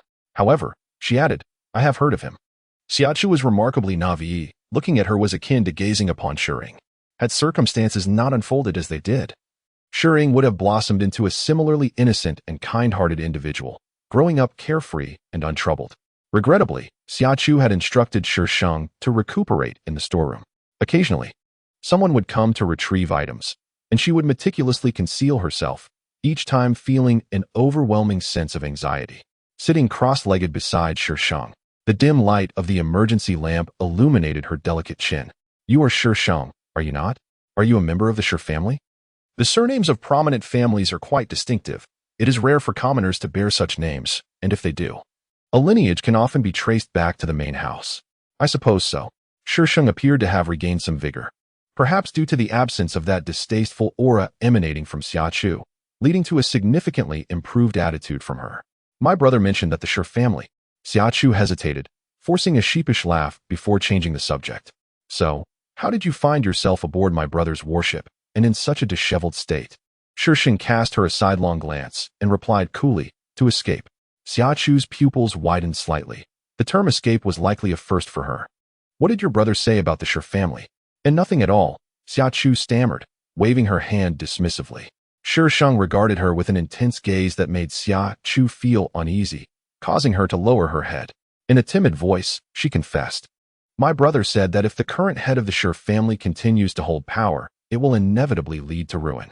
That is not solely my brother's assertion, she added, lifting her gaze once more. It was something he overheard from the elders in our clan. I happened to catch wind of it. This sentiment rang true. Shi Sheng's gaze settled on the emergency lamp, the light coalescing in her pupils, revealing an icy abyss within her eyes. Xiachu stared at her, lost in thought. And for reasons unknown, her heart ached even more for Shi Sheng. Unlike Xiachu, Shi Yu approached her with an elusive emotion, lacking sincerity, a sentiment she could readily perceive. Perhaps it was sympathy, or perhaps it held ulterior motives, but those were sentiments she did not require. In contrast, Xiachu drew near without any ulterior motives. She simply wished to keep her company in the darkness of the storeroom. Ultimately, they were discovered. When Shi Sheng's injuries had healed to a degree, she instinctively sought to defend herself upon being found. However, Xiachu grasped her hand tightly and, tilting her head towards the one who had found them, declared, I want to see my brother. The individual clearly recognized Xiachu and hesitated, stating, Miss, you cannot allow an unidentified person to accompany you. Xiachu tightened her grip, replying, then confine me as well. In the end, she was still taken away, urging Shi Sheng to wait for her, assuring her that she would find her brother to rescue her. For reasons unknown, Shi Sheng did not resist as she was confined in the warship's interrogation room. Compared to the confinement of the storeroom, the interrogation room offered a far more tolerable environment. Shi Sheng sat quietly on the chair, her head bowed in silence. Outside the interrogation room, Xiachu clung to Xia Lin's waist, pleading earnestly. I swear she is not a bad person. She is my friend, and I brought her here with me. Xia Lin, feeling helpless, attempted to restrain his sister, reminding her. This is a warship, and we must adhere to military regulations. Yet, with a glance at the interrogation room, Xiachu pouted. Brother, she truly is my friend. Not a spy. Do you not even trust me? After a day of confinement, Xia Lin, under immense pressure, finally managed to secure her release. Are you from the Shi family? This was the first question that Xia Lin posed upon seeing her. Shi Sheng glanced at him without either affirming or denying it. Xia Lin's gaze darkened slightly as he took Shi Sheng and Xiachu away, waiting until they were alone before saying, Those people lingering outside the warship were looking for you, weren't they? I care not for the grievances between you and the Shi family, but I implore you to keep my little Chu out of it. I shall be departing tomorrow. Brother, Xiachu exclaimed, her eyes wide. How can you speak like that? Xia Lin appeared visibly upset, and Xiachu felt a twinge of fear as she pouted at him, attempting to soften his demeanor with her pitiful gaze. Yet, Xia Lin remained unmoved. Thank you, Shi Sheng said sincerely. Xia Lin's expression softened somewhat as he patted Xiachu on the head. Take her to the room. And do not let her out without my permission. Xiachu stuck out her tongue at Xia Lin, muttering something under her breath. In a moment of exasperation, Xia Lin reached to swat her, but Xiachu seized Shi Sheng's hand and dashed away. Xiachu led Shi Sheng to the room that Xia Lin had arranged for her. She pushed Shi Sheng onto the bed, saying, Do not be afraid. My brother merely speaks harshly while his heart is soft. Once he has some free time, I will plead with him. He loves me dearly and will surely agree. Have you never considered? Shi Sheng began, opening her lips slightly. What? Xiaochu asked, looking at the young woman before her. I might be the villain. Shi Sheng replied. In chapter 2019, Songs of 1,000 Miles, Shi Sheng felt that conversing with the self-proclaimed clever girl before her was futile. Turning her gaze downward, she murmured, I shall be leaving tomorrow. Shi Sheng pressed her lips together, and after a moment of silence, she added, This is my own affair. It cannot involve you. What of your own affairs? Are we not friends? Shouldn't friends assist one another? Friends?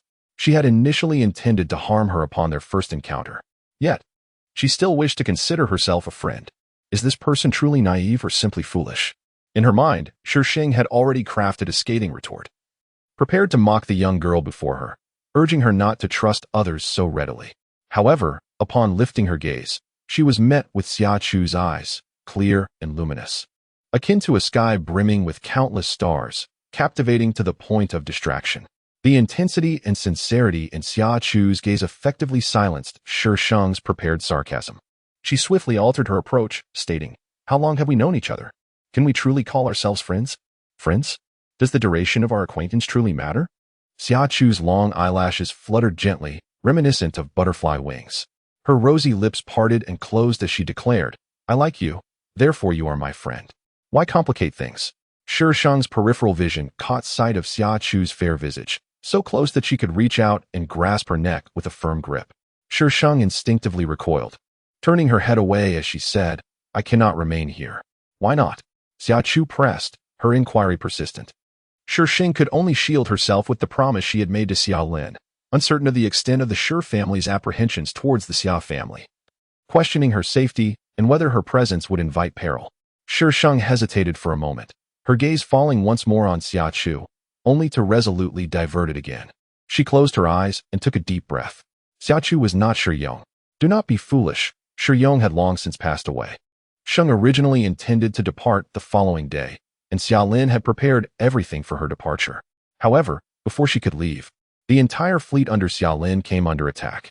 The warships entered combat mode, and no one was permitted to exit without cause. Sheng was left waiting until the skirmish concluded.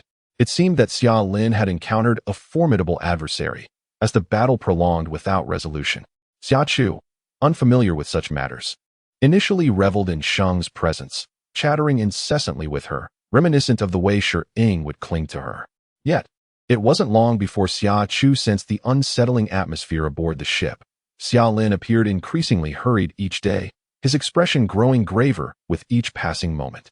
A sense of unease crept into Xiaochu's heart, despite her ignorance of battlefield dynamics.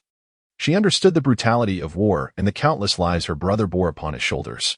Brother, Xiaochu called out as she caught up to Xiaolin. He was compelled to halt, gesturing for others to proceed ahead, allowing Xiaochu to approach. With affection, he gently stroked her head and inquired, What is it? Nothing, she replied, wrapping her arms around his waist. You will surely prevail. Indeed. Xiaochu's moments of capriciousness were measured. She recognized her brother's exhaustion and knew better than to burden him further. Releasing her hold on Xiaolin, she beckoned Sheng to come closer. Standing at the corner, Sheng slowly approached, exchanging a glance with Xiaolin. Taking Sheng's hand, Xiaochu began to leave. But Sheng gently tugged at her, looking up at Xiaolin. Is your opponent Levi? Xiaolin's brow, which had just begun to relax, furrowed once more as he regarded Sheng with a scrutinizing gaze. Shi Sheng was undeterred by his gaze. She had previously spotted their insignia. Levi was a man plagued by suspicion. You might consider dispatching someone to launch a flanking attack to divert their attention. He would undoubtedly remain skeptical and keep most of his forces stationed. If you are astute enough, you could breach their defenses from the side and seize victory. The preceding statement elucidated why she was aware of Xiaolin's adversary, while the latter provided a method to resolve the predicament. She pressed her lips together and spoke again. Devoid of ulterior motives, she merely wished to depart swiftly, eager to avoid detection by them. Shi Sheng nodded slightly and left with a bewildered Xiaochu. Xiaolin stared at Shi Sheng's retreating figure until she vanished around the corner, then thoughtfully rubbed his fingers together. After conferring with others, Xiaolin heeded Shi Sheng's counsel. As she had predicted, Levi's paranoia led him to believe they were attempting to distract him when he sent forces to attack their flank, consequently leaving the majority of his troops behind. It was only when the flank was breached that he realized the gravity of the situation. However, it was too late, and Levi ordered a hasty retreat. Xia Lin emerged victorious in this encounter, and the crew, who had previously resented him for leveraging his rank to summon Shi Sheng, began to soften their stance. Yet, Xia Lin understood that this triumph was largely attributable to Shi Sheng's ingenuity. Before encountering Levi, he had scanned information regarding him and could hardly fathom the kind of person Levi truly was. Xia Lin declined his colleagues' invitations, still clad in his military uniform, and made his way directly to the room where Xia Chu was located. In the early summer, Xia Chu and Shi Sheng were engrossed in a game within the confines of a room, perhaps lacking a natural affinity for gaming. Xia Chu struggled with even the simplest of games, incessantly pestering Shi Sheng, insisting that she must also be eliminated for her own satisfaction. As Shi Sheng watched the character collapse, a series of dialogue boxes popped up on the virtual screen. Nowadays, everyone indulged in holographic gaming.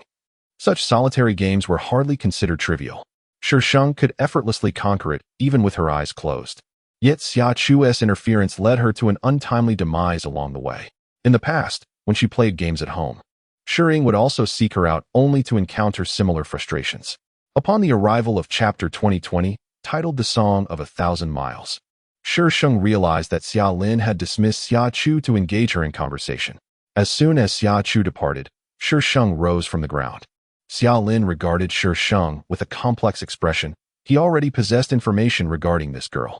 She was a collateral relative of the Shi family, the daughter of Shi Mu. Xia Lin was aware of Shi Mu's background, having once served in the 6th Legion, where he earned considerable military accolades and gained considerable renown among the major legions. Just a step away from attaining the rank of general. However, he was thwarted at that final hurdle. After sustaining injuries on the battlefield, he lost both legs and bid farewell to his military career. Several years prior, Shi Mu's family had mysteriously vanished, and the assets under his name reverted to the Shi family. The intricacies of this situation remained obscure to outsiders. Yet standing before him was none other than Shi Mu's daughter. "What do you wish to inquire?" Shi Sheng, observing Xia Lin's prolonged silence, took the initiative to speak. The girl before him was merely of an age comparable to his younger sister, yet her demeanor was unsettlingly somber and peculiar. Her eyes held a frigid glint, beneath which lay a reservoir of calm rationality and wariness, expressions far removed from those expected of a child. In the era of interstellar travel, a child merely in their teens would have been considered no more than a toddler in the past. Suppressing the peculiar thoughts within, Xia Lin inquired, "How did you come to know of Levi's deep-seated suspicions?" Shi Sheng, perhaps anticipating his question, revealed without reservation, "I arrived with the 6th Legion and happened to glance through Levi's dossier, which mentioned it briefly. The 6th Legion. Each family has members serving in various legions.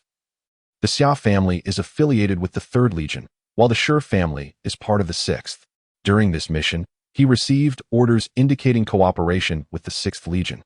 However, he was not the one in direct contact with them, leaving him somewhat uninformed about their circumstances. When departing, Xia Lin did not mention escorting Shi Sheng. Yet Xia Chu, with an air of mystery, whispered to him for quite some time.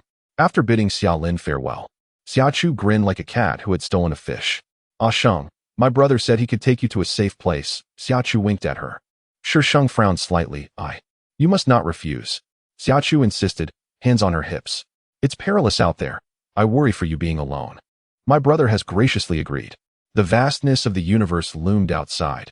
Even with ample provisions and emergency supplies, who could predict the encounters one might face among the stars? Xia. Fine, it's settled then. During her time aboard the warship, Shi Sheng experienced perhaps the most tranquil sleep she had known in recent years. After much hesitation, she ultimately chose not to force her departure. She had often reflected on her decision, wondering if she had been resolute in leaving at that moment. Perhaps Xia Lin would have avoided calamity. In the early summer, Xia Chu would not lose her brother. She remained the kind-hearted and innocent girl, blossoming joyfully under his protection. Ultimately, she would not be exploited by Shi Zhe. At this moment, however, Shi Sheng was unaware of this. All she felt was exhaustion and the need for a sanctuary to rest. Xia Chu provided her with such a haven, enveloping her in warmth that she had not felt for a long time. What transpired next took them both by surprise. Xia Lin cleared the battlefield, and due to certain circumstances, descended upon a desolate planet. Xia Chu, curious about the outside world, avoided others, and, in a secretive manner, led Shi Sheng to the mecha room. There is a term for this, destined. Typically, the mecha room was locked, but upon Xia Chu's arrival, she fortuitously encountered someone inspecting the door. Those individuals seemed to have discovered an issue and turned to report it, allowing Xia Chu to sneak in with Shi Sheng. The outsiders, not suspecting anyone would enter, finished their inspection, closed the door, and departed. Within the mecha room, surrounded by rows of mechas, Xia Chu's eyes sparkled as she gazed at Shi Sheng. "Ah Sheng, can you pilot a mecha?" she inquired eagerly. "Yes," Shi Sheng nodded. "Why do you ask?" "My brother never lets me touch them. Please, take me for a ride in a mecha." She had long coveted the mechas, yet her brother had prohibited her from engaging with them, citing her frail health. In her childhood, Shi Sheng's spiritual energy was somewhat weak, and piloting a mecha required considerable mental fortitude. Xia Lin imposed these restrictions out of concern for her well-being. Yet, human nature often harbors a tendency to yearn for that which is forbidden. The more one is denied access to something, the stronger the desire to attain it becomes. Although this vicinity is filled with personnel from the Xia Lin faction, the ongoing conflict renders it inherently perilous. Shi Sheng was reluctant to accompany her. Moreover, this action was unauthorized. Should it come to the attention of the military, even Xia Chu would face repercussions. Xia Lin was already under considerable strain for allowing someone of unknown origins to remain aboard the warship. Any further complications would be detrimental to all parties involved. "Let us depart," Shi Sheng asserted, taking the initiative to pull Xia Chu outside. "Ah Sheng, please, I implore you," Xia Chu pleaded, clinging to her arm and entwining her legs around Shi Sheng's. Her eyes were filled with yearning as she gazed at Shi Sheng. Shi Sheng maintained a stern expression, shaking her head. "Ah Sheng, dear Ah Sheng, my brother would never permit me to pilot a mech, yet I long to experience it just once. I beseech you, assist me, just this once. Everyone here is under my brother's command. You need not worry, nothing will go awry." With agile hands, Xia Chu seized Shi Sheng's waist, attempting to coax her. "Among my acquaintances, all heed my brother's authority, but you are the sole one capable of piloting a mech, unbound by his influence. Please, accompany me just this once. We shall not venture far, merely remaining in this vicinity. Rest assured, should my brother discover our escapade, I shall bear all consequences." Xia Chu hastily assured her. "No." Xia Chu pouted, her eyes brimming with innocence as she gazed imploringly at Shi Sheng. "Ah Sheng, must you treat me so heartlessly?" Shi Sheng remained silent, pondering how her actions could be perceived as callous. Her intentions were purely for Xia Chu's well-being. Tears welled in Xia Chu's eyes, ready to spill at any moment. Chapter 2021, Songs of 1,000 Miles, Ah Sheng. Xia Chu and Shi Sheng found themselves confined together. Her small face was pale. "Have I caused a calamity?" Moments ago, she overheard those individuals planning to inform her brother, insisting he come alone. Shi Sheng remained silent, acutely aware that Levi and his companions were merciless, unlike her circumstances in the Shijia, where Shi Sheng would always spare her life for his own interests. It was this slight assurance that emboldened her to contemplate an escape. Yet here, she was merely an accessory, incapable of even ensuring Xia Chu's safety. Indeed, she realized how feeble she truly was. "Ah Sheng." Shi Sheng reached out to embrace Xia Chu, gently patting her back. "Do not worry. For now, you are safe. Your brother will come to rescue you." As for her own fate, she was uncertain. Perhaps Levi would use her as a means to threaten Xia Lin. To her surprise, Xia Lin arrived sooner than Shi Sheng anticipated, coming alone at Levi's behest. Levi led Shi Sheng and Xia Chu outside, where Xia Lin's cold gaze fell upon Shi Sheng. She bit her lip and lowered her eyes, unable to meet his stare. Had she not promised Xia Chu, they would not be in this predicament. Thus, Xia Lin's resentment towards her was entirely justified. "Ha ha ha, the rumors are indeed true. Your greatest affection lies with this sister of yours," Levi laughed heartily. "Xia Lin, you possess no standing to negotiate with me now." The men behind Levi aimed an array of weapons at Shi Sheng and Xia Chu. Tension coiled within Xia Lin's muscles as he clenched his fists, fighting against the urge to charge forward. "What do you want?" Levi stepped forward. "So many of my brothers perished by your hands. Take your own life in atonement, and I shall release them." Xia Lin's pupils constricted, the dim light reflecting the turmoil within his eyes, obscuring his true emotions. "What say you, Xia Lin? These two delicate young girls, their presence here could indeed be considered a blessing. If you are unwilling, then leave them behind. We shall meet on the battlefield." Xiachu seemed to sense the ill intentions behind Levi's words and edged closer to Sheng. How can I trust that you will truly allow them to go free? Xiaolin's voice was icy. I am not so petty as to quibble with two blonde girls. Levi scoffed, his tone dismissive. Xiaolin remained silent, her gaze fixed intently on Levi.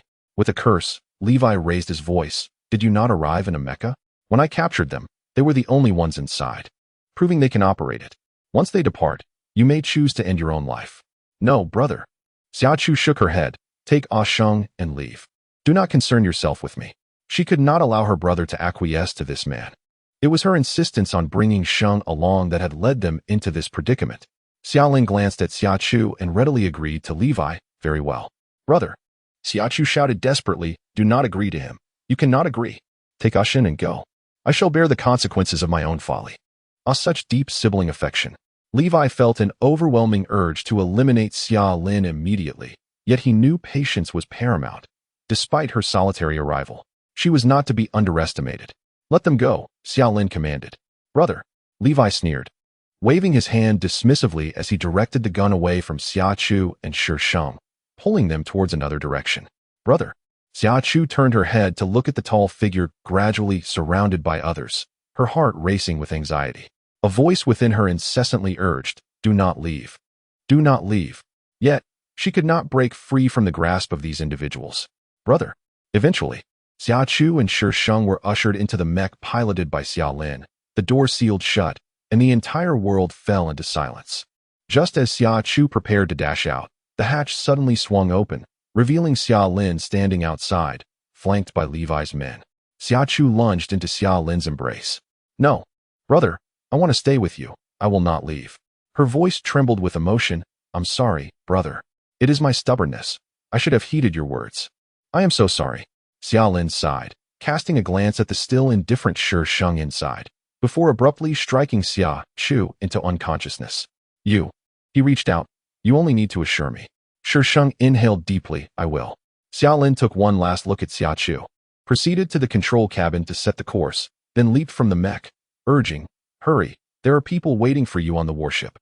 Xiaolin left only a silhouette behind for Shi Sheng, while Xiachu did not even catch a final glimpse of him.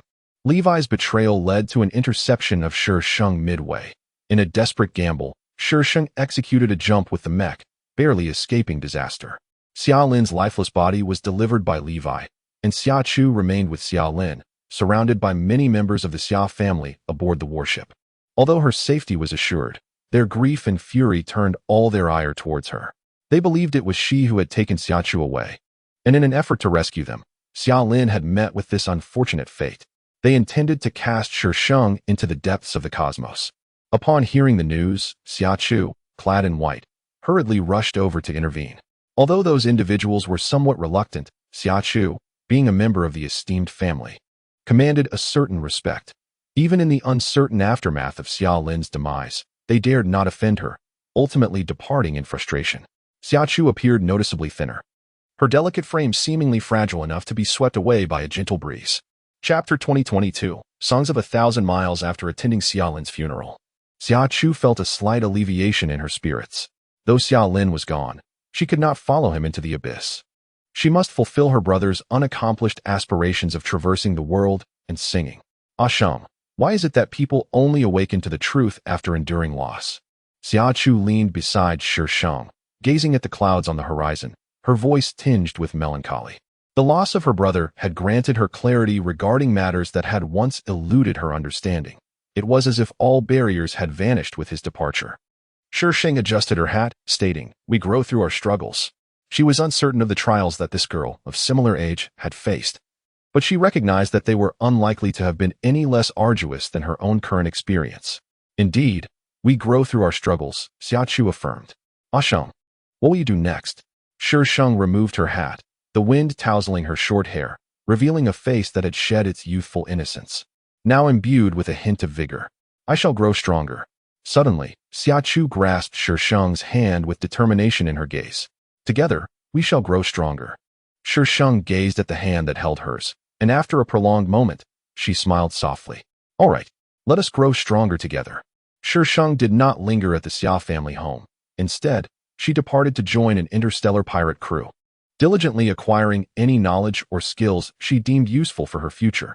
Her stay with the pirate crew was brief, as she intended to seek out Lu Ziyue. Time was not on her side. The Shi family would inevitably come looking for her. After 6 months of relentless inquiries, she finally uncovered news of Lu Ziyue, only to discover that by the time she arrived, Lu Ziyue had long since perished, leaving no trace of her remains.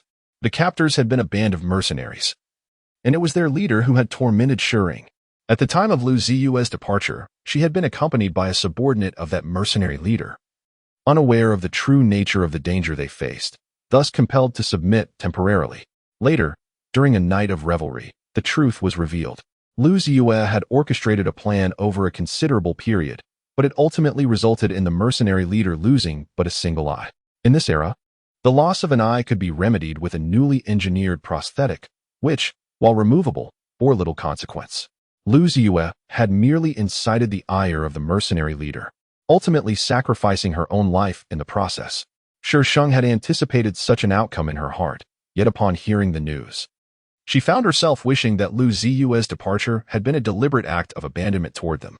At least then, she would still be alive. It was a bitter truth for Shi Sheng to accept, and she succumbed to despair for a time. Nevertheless, she ultimately persevered. She owed it to them to exact vengeance. Shi Sheng did not seek immediate revenge against Lu Ziyue. Instead, she gathered detailed information in that location, understanding that single-handedly attempting to dismantle a mercenary group required meticulous planning. Like a hunter, she patiently awaited her opportunity. One day, the mercenary leader was to engage in a trade, and she stealthily followed, noting that few accompanied him, which signaled her chance had arrived.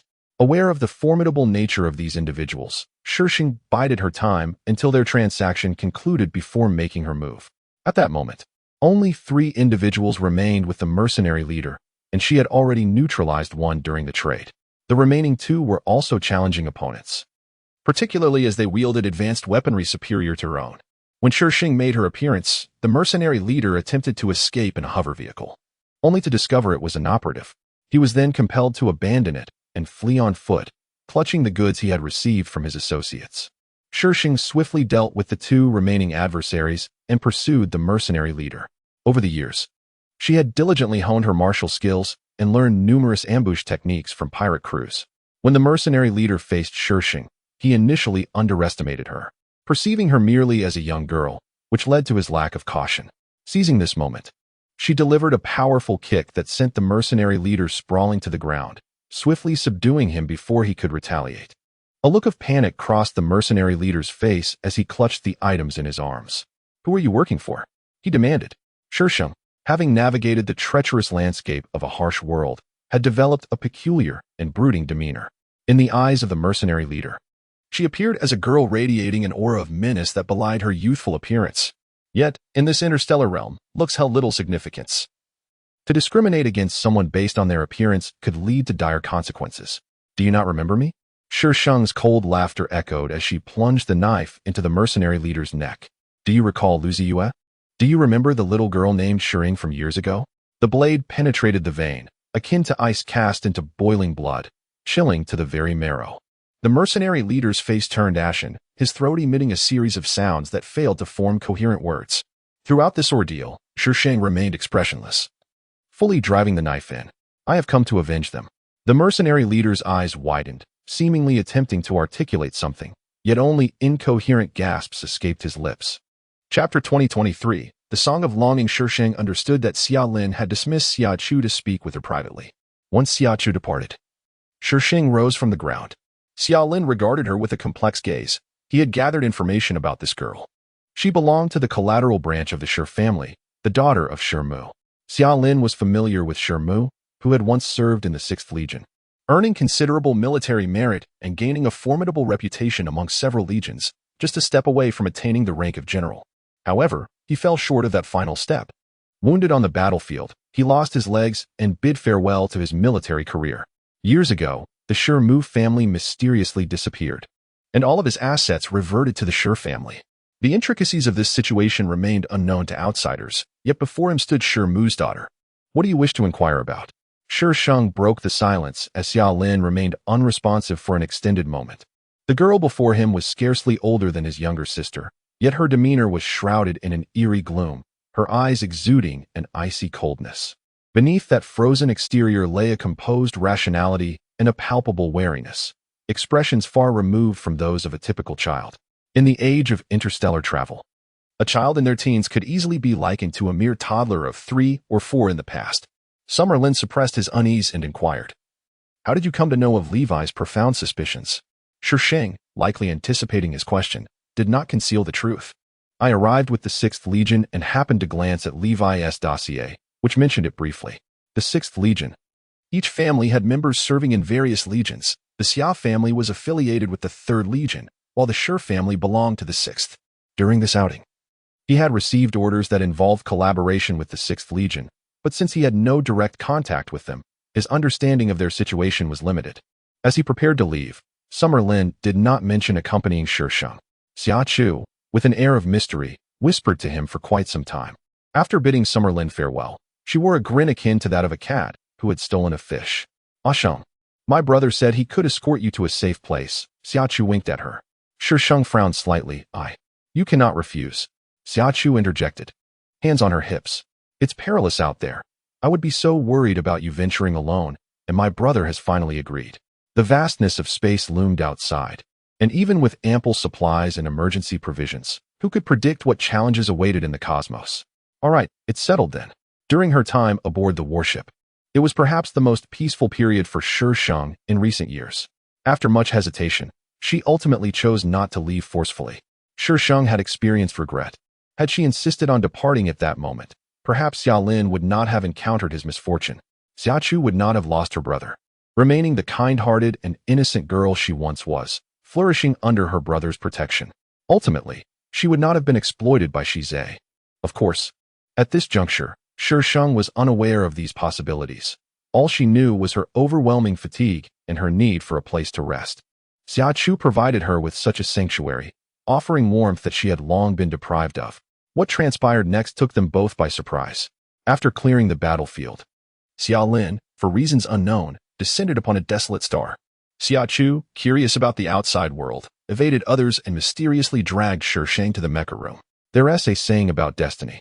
The mecha room was typically secured, but coincidentally, when Xia Chu arrived, someone was inspecting the door. Those individuals seemed to have noticed an issue and turned to report it, allowing Xia Chu to pull Shi Sheng into the mecha room unnoticed. The outside personnel, having turned briefly, could not have anticipated anyone slipping inside. After completing their inspection, they closed the door and departed. Standing among the rows of mechas, Xia Chu gazed at Shi Sheng with sparkling eyes. "Ah Sheng, you can pilot a mecha, right?" "Yes," Shi Sheng nodded. "What is the matter?" "My brother never lets me touch them. Please, take me for a ride in a mecha." She had long set her sights on the mechas, but her brother had forbidden her from approaching them, claiming her constitution was too frail. In her childhood, she exhibited a certain frailty of spirit. Piloting mechs was not akin to operating aircraft, for it required a considerable mental fortitude. Xiaolin, with her best interests at heart, had thus forbidden her from engaging with mechs. Yet, human nature often harbors a propensity for rebellion. The more one is restricted from obtaining or experiencing something, the greater the yearning for it. Although the vicinity was populated by Xiaolin's associates, the ongoing conflict rendered the situation perilous, and Shi Sheng was reluctant to accompany her. Moreover, such an endeavor was unauthorized. If discovered within the military ranks, even Xia Chu would face repercussions. Xiaolin was already under considerable strain for allowing someone of uncertain origin to remain aboard the warship, and any further incidents would be detrimental to all involved. "Let us depart," Shi Sheng asserted, taking the initiative to pull Xia Chu outside. "Ah Sheng, please, I beg you," Xia Chu implored. Clinging to her arm while her foot caught on the side, her eyes beseechingly fixed on Shi Sheng. Shi Sheng, maintaining a stern demeanor, shook her head. "Ah Sheng, I truly wish to pilot a mech just once. My brother will never permit me, yet I long for the experience. Please, help me just this once. The area is filled with my brother's men, so there is no cause for concern."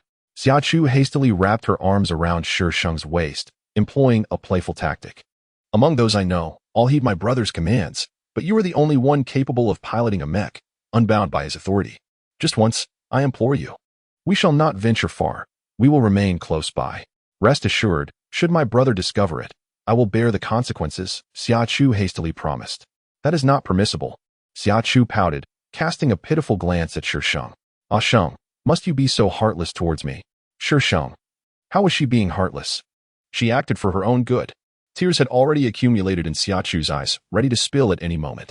Chapter 2024. A melody across thousands of miles. Shi Sheng understood that Xia Lin had dismissed Xia Chu to speak with her privately. Once Xia Chu departed, Shi Sheng rose from the ground.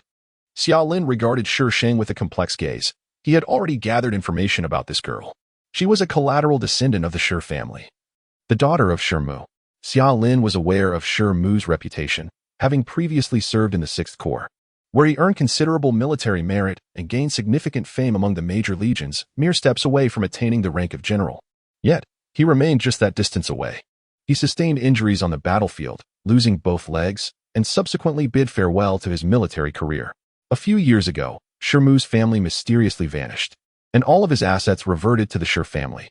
The intricacies of this matter remained unknown to outsiders.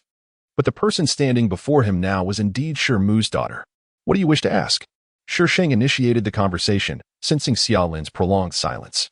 The girl before him was roughly the same age as his sister, yet her demeanor was disturbingly somber, her eyes cold as ice, concealing calm rationality and a sense of wariness beneath that frozen exterior, far from the expression one would expect from a child. In the interstellar era, a child of merely a dozen years would have been akin to a 3- or 4-year-old in the past. Xia Lin suppressed his peculiar thoughts and inquired, "How did you come to know of Levi's deep-seated suspicions?" Shi Sheng, anticipating his question, replied candidly, "I came with the 6th Corps and happened to see Levi's dossier, which mentioned it briefly. The 6th Legion. Each family has members who serve in different legions. The Xia family belongs to the 3rd Legion, while the Shi family is part of the 6th Legion. During this mission, he received orders that involved cooperation with the 6th Legion. But since he was not in direct contact with them, he remained unaware of their circumstances.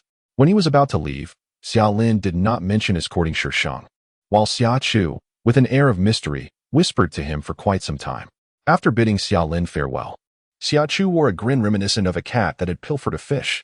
"Ah Sheng, my brother said he could take you to a safe place." Xia Chu winked at her. Shi Sheng frowned slightly. You mustn't refuse." Xia Chu insisted, hands on her hips. "It's dangerous out there. I worry about you leaving alone."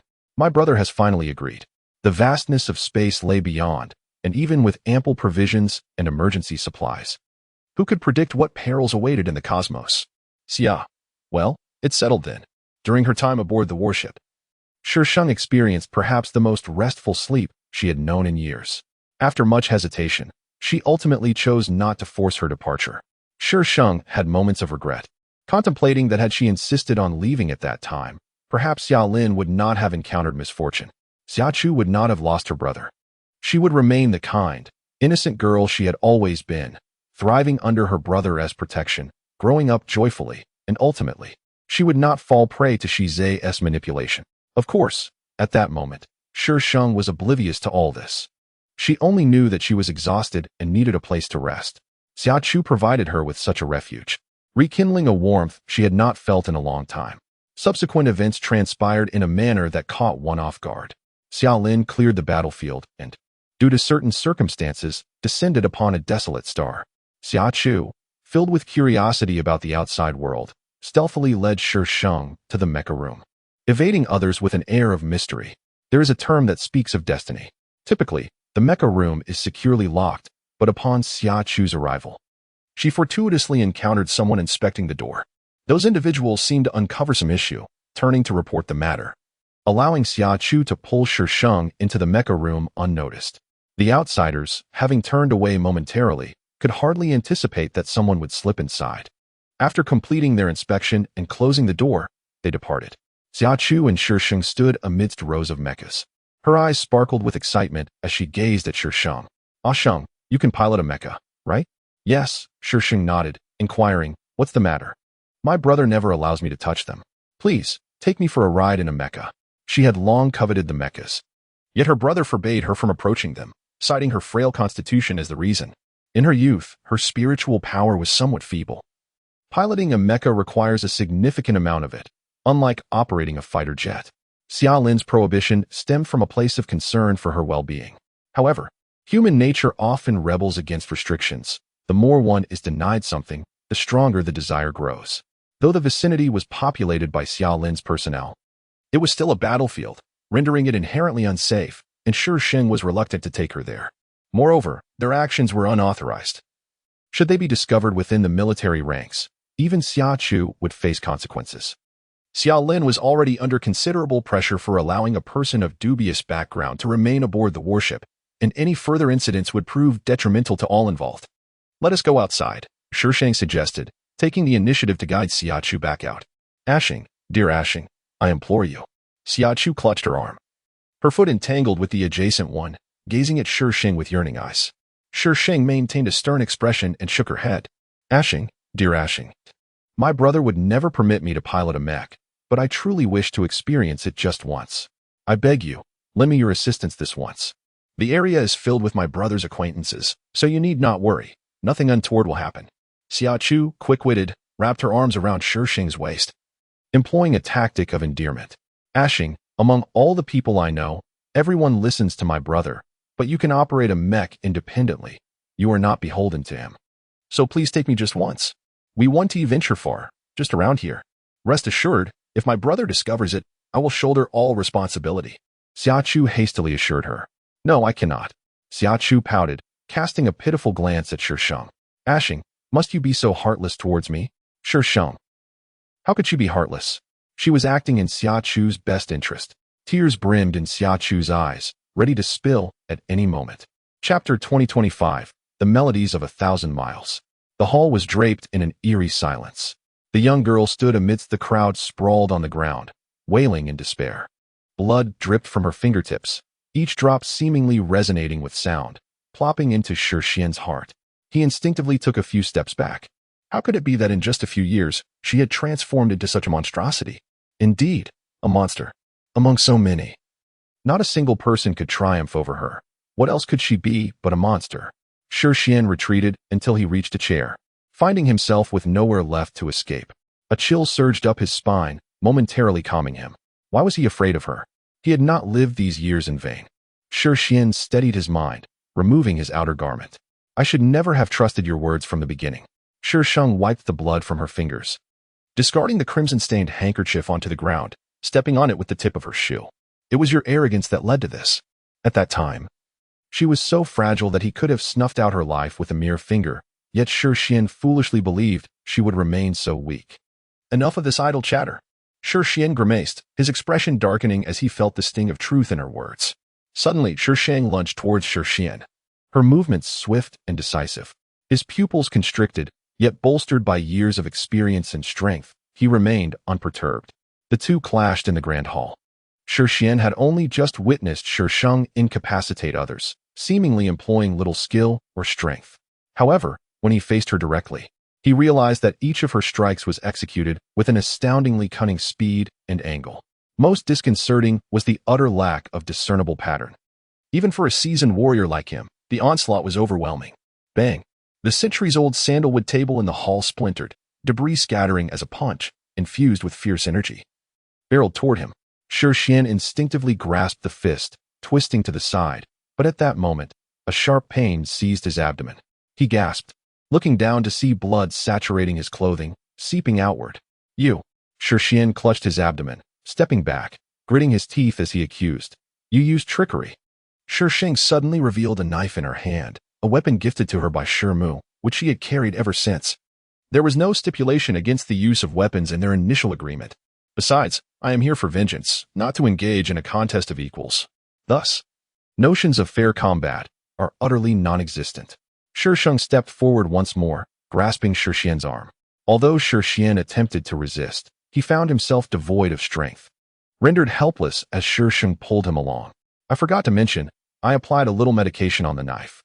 Swiftly, his fingers danced across his personal terminal, and suddenly, Shi Sheng's body lost its weight, plummeting downward as darkness enveloped her.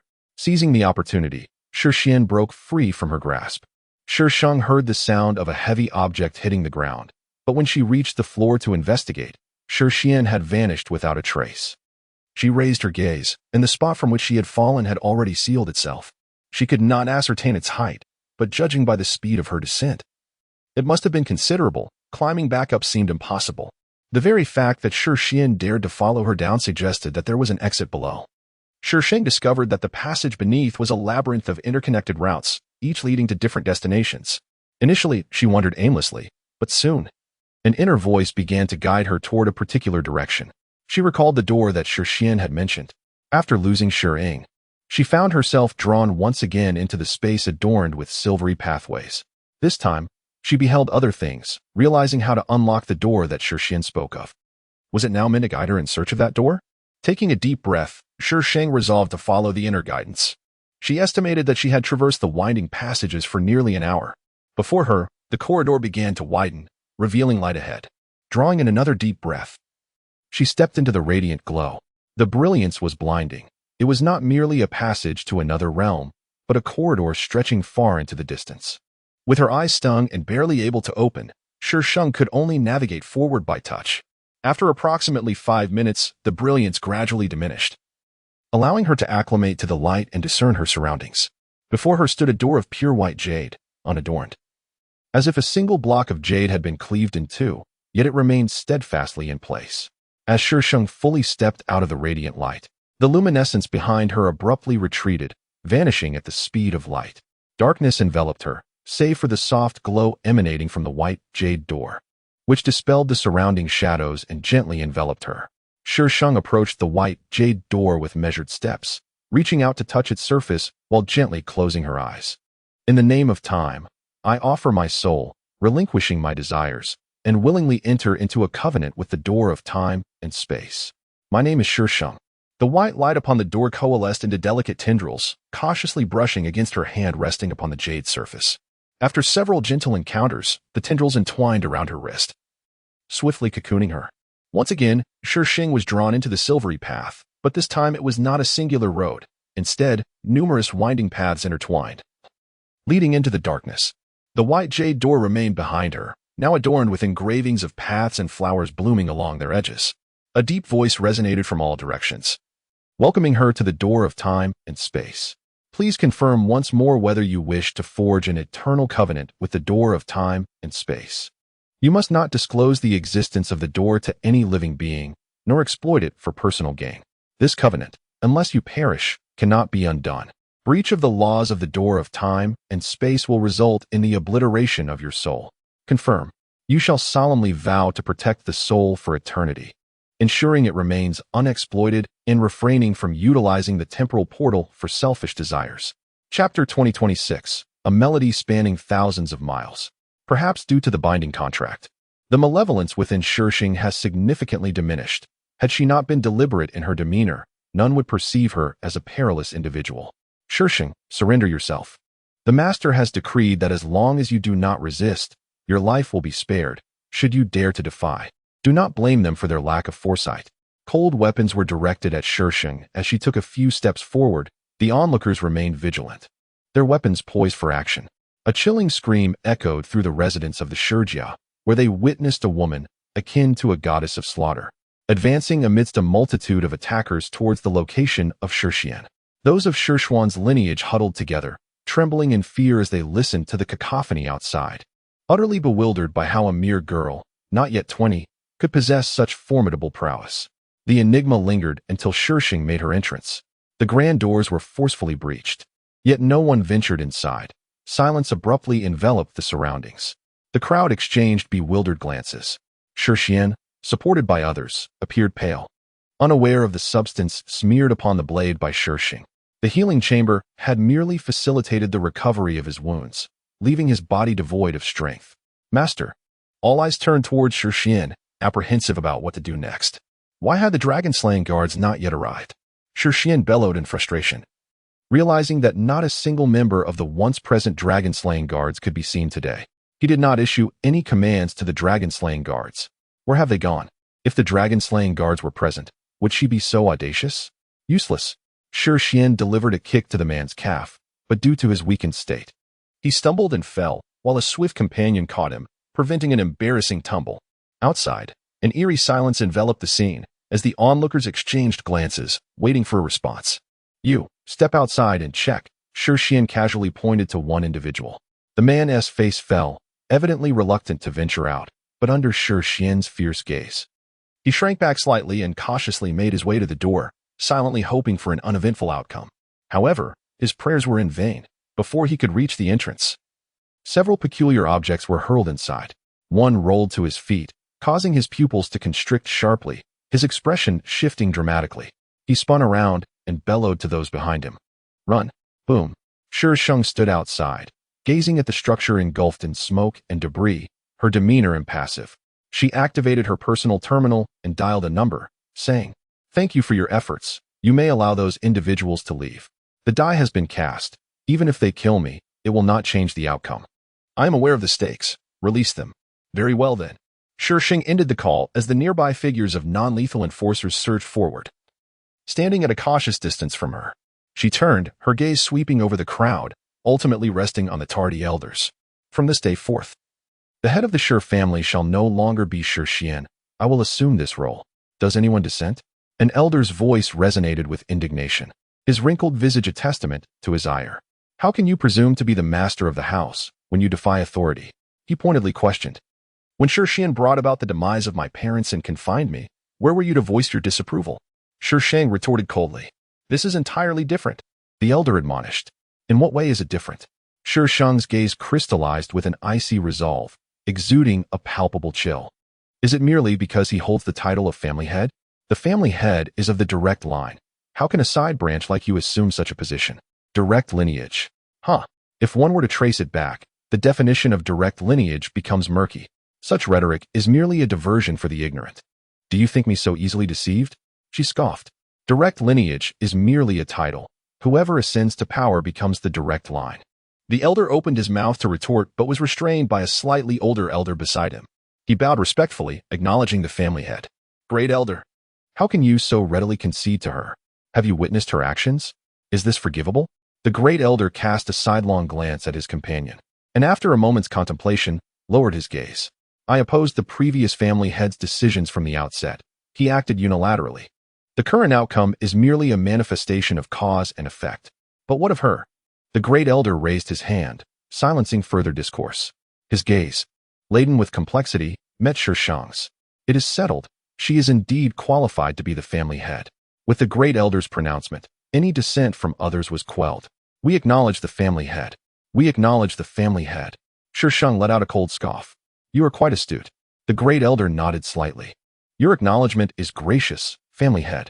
The main structure of the Shi family estate lay in ruins, utterly leveled, with Shi Sheng and his companions having vanished amidst the chaos of the explosion. The sheer magnitude of the blast left onlookers both astounded and in awe of the assailant's audacity. Chapter 2027, A Melody Across 1,000 Miles. Perhaps due to the bond of the contract, Shi Sheng's malevolence was significantly subdued. Had she not made a deliberate effort, none would have perceived her as a perilous individual. "Shi Sheng, surrender willingly. The head of the family has decreed that as long as you do not resist, your life may be spared, should you dare to oppose. Do not blame them for their ruthlessness." Cold weapons were aimed at Shi Sheng as she took a few steps forward, the onlookers eyeing her warily, their weapons poised for action. The harrowing cries echoed through the Shi family estate. That day they witnessed a woman, akin to a goddess of death, advancing toward Shi Sheng's location amidst the fray. Those aligned with Shi Sheng, huddled together, trembled at the cacophony outside. They could not fathom how a girl, not yet 20, possessed such formidable prowess. It wasn't until Shi Sheng entered that they remained confounded by this enigma. The door had been blasted open, yet no one entered. An eerie silence enveloped the exterior. The onlookers exchanged anxious glances. Shi Sheng, supported by others, appeared pale, unaware of the substance Shi Sheng had applied to her blade. The medical chamber had merely facilitated the healing of his wounds, yet his body remained devoid of strength. The head of the family. All eyes turned to Shi Sheng. What shall we do now? Why has the dragon-slaying guard yet to arrive? Shi Sheng bellowed in fury. Not a single dragon-slaying guard, who usually occupied the main residence, was in sight today. He had issued no orders to the guards. Where could they possibly be? If the dragon-slaying guards were present, they would not allow her to act so brazenly. Useless. Shi Sheng delivered a kick to the man's calf, but his frail body faltered, causing him to topple over. Fortunately, someone behind him caught him just in time, preventing an embarrassing fall. Outside, a profound silence enveloped the scene, and after a prolonged moment of stillness, the onlookers exchanged wary glances. "You go take a look," Shi Sheng commanded, casually pointing to one individual. The person's face fell, evidently reluctant to venture out. But under Xuanyuan's fierce glare, he could only shrink back his neck and cautiously approach the door, silently praying for nothing amiss outside. However, his prayers proved futile. Before he could reach the entrance, several peculiar objects were hurled in from outside. As they landed and rolled, one came to a stop right at his feet. His pupils dilated, and his expression shifted dramatically as he swiftly turned around and shouted at the others, "Run!" Boom. Shi Sheng stood outside, gazing at the building engulfed in smoke and debris, her countenance devoid of emotion. She activated her personal terminal and dialed a number. "Thank you for your efforts. You may allow them to leave now. The die is cast. Even if they were to kill me, it would be of no consequence. I am well aware of the situation. Release them." "Very well then," came the response. Shi Sheng ended the call as figures began to converge nearby, refraining from drawing too close. Wary of her presence, Shi Sheng turned around, her gaze sweeping over the crowd before finally landing on the tardy elders. "From this day forth, the head of the Shijiao family will no longer be Shi Sheng. I shall take over. Does anyone have any objections?" "You," an elder spoke up, his wrinkled face contorted with anger. "You are usurping authority. How can you assume the role of family head? When Shi Sheng drove my parents to their demise and imprisoned me, where were you to condemn his actions?" Shi Sheng retorted coldly. "This is different," the elder rebuked. "In what way is it different?" A layer of icy disdain settled in Shi Sheng's eyes, exuding a palpable chill. "Is it merely because he is the family head? The head of the family is of direct descent. How can a collateral descendant like you presume to take that position?" "Direct descent? Huh. If we truly delve into it, who can clearly define who is of direct descent? Such statements are mere fabrications to deceive the ignorant. Do you think I can be so easily misled? Direct descent is nothing more than a title. Whoever ascends to power becomes the direct descendant." The elder intended to retort, but was restrained by a slightly older elder beside him. The elder inclined his body in a bow, acknowledging her as the head of the family. "Great elder, how can you accept this so easily? Look at the deeds she has committed. Is this forgivable?" The great elder cast a glance at those beside him, and after a moment, lowered his gaze. "From the very beginning, I opposed the previous head's methods. He acted unilaterally, and this outcome is merely poetic justice. But this has nothing to do with her." The great elder waved his hand, silencing the dissenters. With a gaze imbued with complexity, he regarded Shi Sheng and declared resolutely, "She is qualified to be the head of the family." The elder's words held such weight that even those with dissenting opinions could only stifle their objections. Having met the family head. Shi Sheng scoffed softly, remarking on the cleverness displayed. The elder inclined his head slightly, acknowledging the family head's praise. The main structure of the Shi family's residence lay in ruins, reduced to mere rubble. Shi Sheng and his associates had vanished, consumed by the explosion. The sheer magnitude of the blast was astonishing, as was the audacity of the perpetrator. It was said that when the military arrived, the assailant arrogantly declared that demolishing her own house was of no consequence. Perhaps due to the binding contract, Shi Sheng's aggression was notably subdued. Had she not made a conscious effort to conceal it, few would perceive her as a perilous individual. Shi Sheng, surrender without resistance. The family head proclaimed. As long as you comply, your life will be spared. Should you dare to resist, do not blame them for their lack of foresight. With cold weapons aimed at her, Shi Sheng took several steps forward. The onlookers remained vigilant, their weapons primed for action. The house echoed with anguished cries, and that day, the onlookers beheld a woman akin to a vengeful deity, advancing towards Shi Sheng's location amidst a throng of attackers. Those aligned with Shi Sheng, huddled together, listened in terror to the cacophony outside, their hearts pounding in fear. They could not fathom how a girl not yet 20 possessed such formidable power. Even as Shi Sheng entered their midst, the enigma of her strength eluded their understanding. The grand door was forcefully flung open, yet no one entered. An eerie silence enveloped the outside world. The crowd exchanged bewildered glances. Shi Sheng, supported by someone, appeared somewhat pallid. He was oblivious to the substance that Shi Sheng had applied to the blade. The healing pod merely expedited the recovery of his wounds, yet his body remained feeble. The family head, all eyes turned towards Shi Sheng, pondering their next course of action. Why had the dragon-slaying guards not yet arrived? Shi Sheng bellowed in frustration. Not a single member of the dragon-slaying guards, who had always been present at the main residence, could be seen today. He had issued no commands to them. Where could they have vanished? If the dragon-slaying guards were present, would she have dared to be so audacious? Useless. Shi Sheng kicked the leg of a nearby individual. But his frail state caused him to stumble as well, prompting those behind him to swiftly catch him, preventing a humiliating fall. Outside, silence reigned. And after a prolonged wait with no sign of activity, the crowd exchanged glances once more. "You go check," Shi Sheng said, casually pointing to one person. The individual's face fell, evidently reluctant to venture out, but a fierce glare from Shi Sheng compelled him to retract his neck and cautiously inch towards the doorway, silently praying that all was well outside. Unfortunately, his prayers bore no fruit. Before he could reach the entrance, several peculiar objects were hurled in from outside. The items landed with a clatter, one rolling perilously close to his feet. His pupils dilated sharply, and his expression morphed in terror as he swiftly turned to shout at the others, "Run!" Boom. Standing outside, Shi Sheng gazed coldly at the structure engulfed in smoke and debris. She activated her personal terminal and dialed a number, stating, "Thank you for your efforts. You may allow those individuals to depart now. The matter has been settled. Even if they were to take my life, it would serve no purpose. I am well aware of the situation. Release them." "Very well then." Shi Sheng ended the call as a crowd gathered nearby, refraining from any violent actions. Standing at a respectful distance from her, turning around, her gaze swept over the individuals present, ultimately resting upon the elders who had arrived late. "From this day forth, the head of the Shi family shall no longer be Shi Sheng, but I shall take the helm. Does anyone oppose this?" "You." An elder spoke up, his wrinkled face contorted with rage. "How can you, a mere subordinate, claim the position of family head, when Shi Sheng drove my parents to their demise and confined me? Where were you to voice your objections?" Shi Sheng retorted coldly. "This is different." The elder reprimanded. "In what way is it different?" A layer of icy disdain settled in Shi Sheng's eyes, radiating a palpable chill. "Is it merely because he holds the title of family head? The head is of the direct lineage. How can a collateral descendant assume such a position? Direct lineage. If we were to trace back the origins, it would be impossible to clearly define who belongs to the direct line. Such claims are merely meant to deceive the ignorant. Do you think I am so easily misled? Direct lineage is but a title. Whoever ascends to power becomes the direct lineage."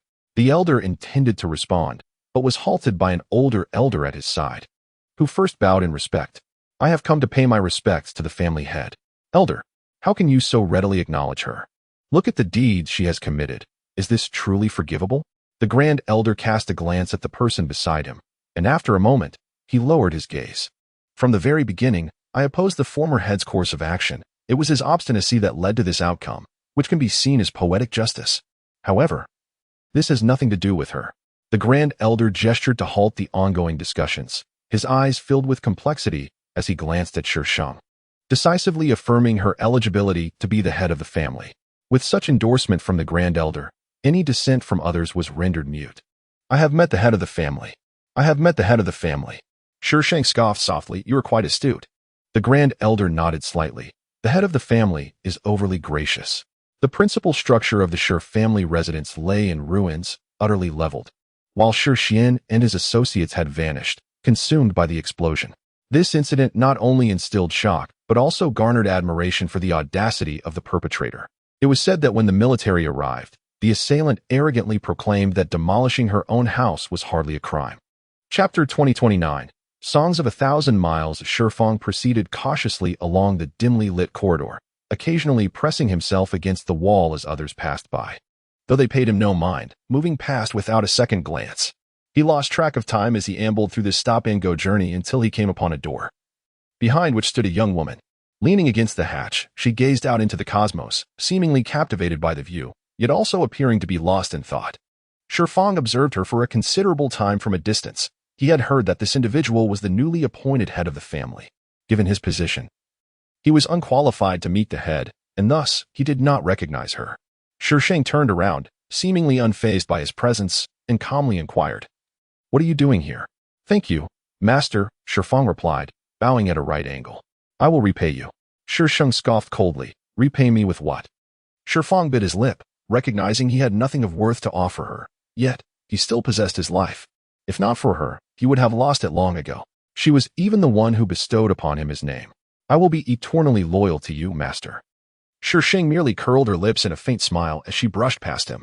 It wasn't until she opened the cabin door that Shi Sheng heard her voice. If you cannot even protect yourself, how can you pledge loyalty to me? Shi Sheng seemed to perceive a crystal coffin resting in the room. But before he could discern it clearly, the cabin door shut. Clenching his fists, he vowed he would become powerful. Shi Sheng settled beside the crystal coffin and murmured, "But we must first go fetch father and mother." After 6 long years, it was finally over. Revenge had sustained her until now.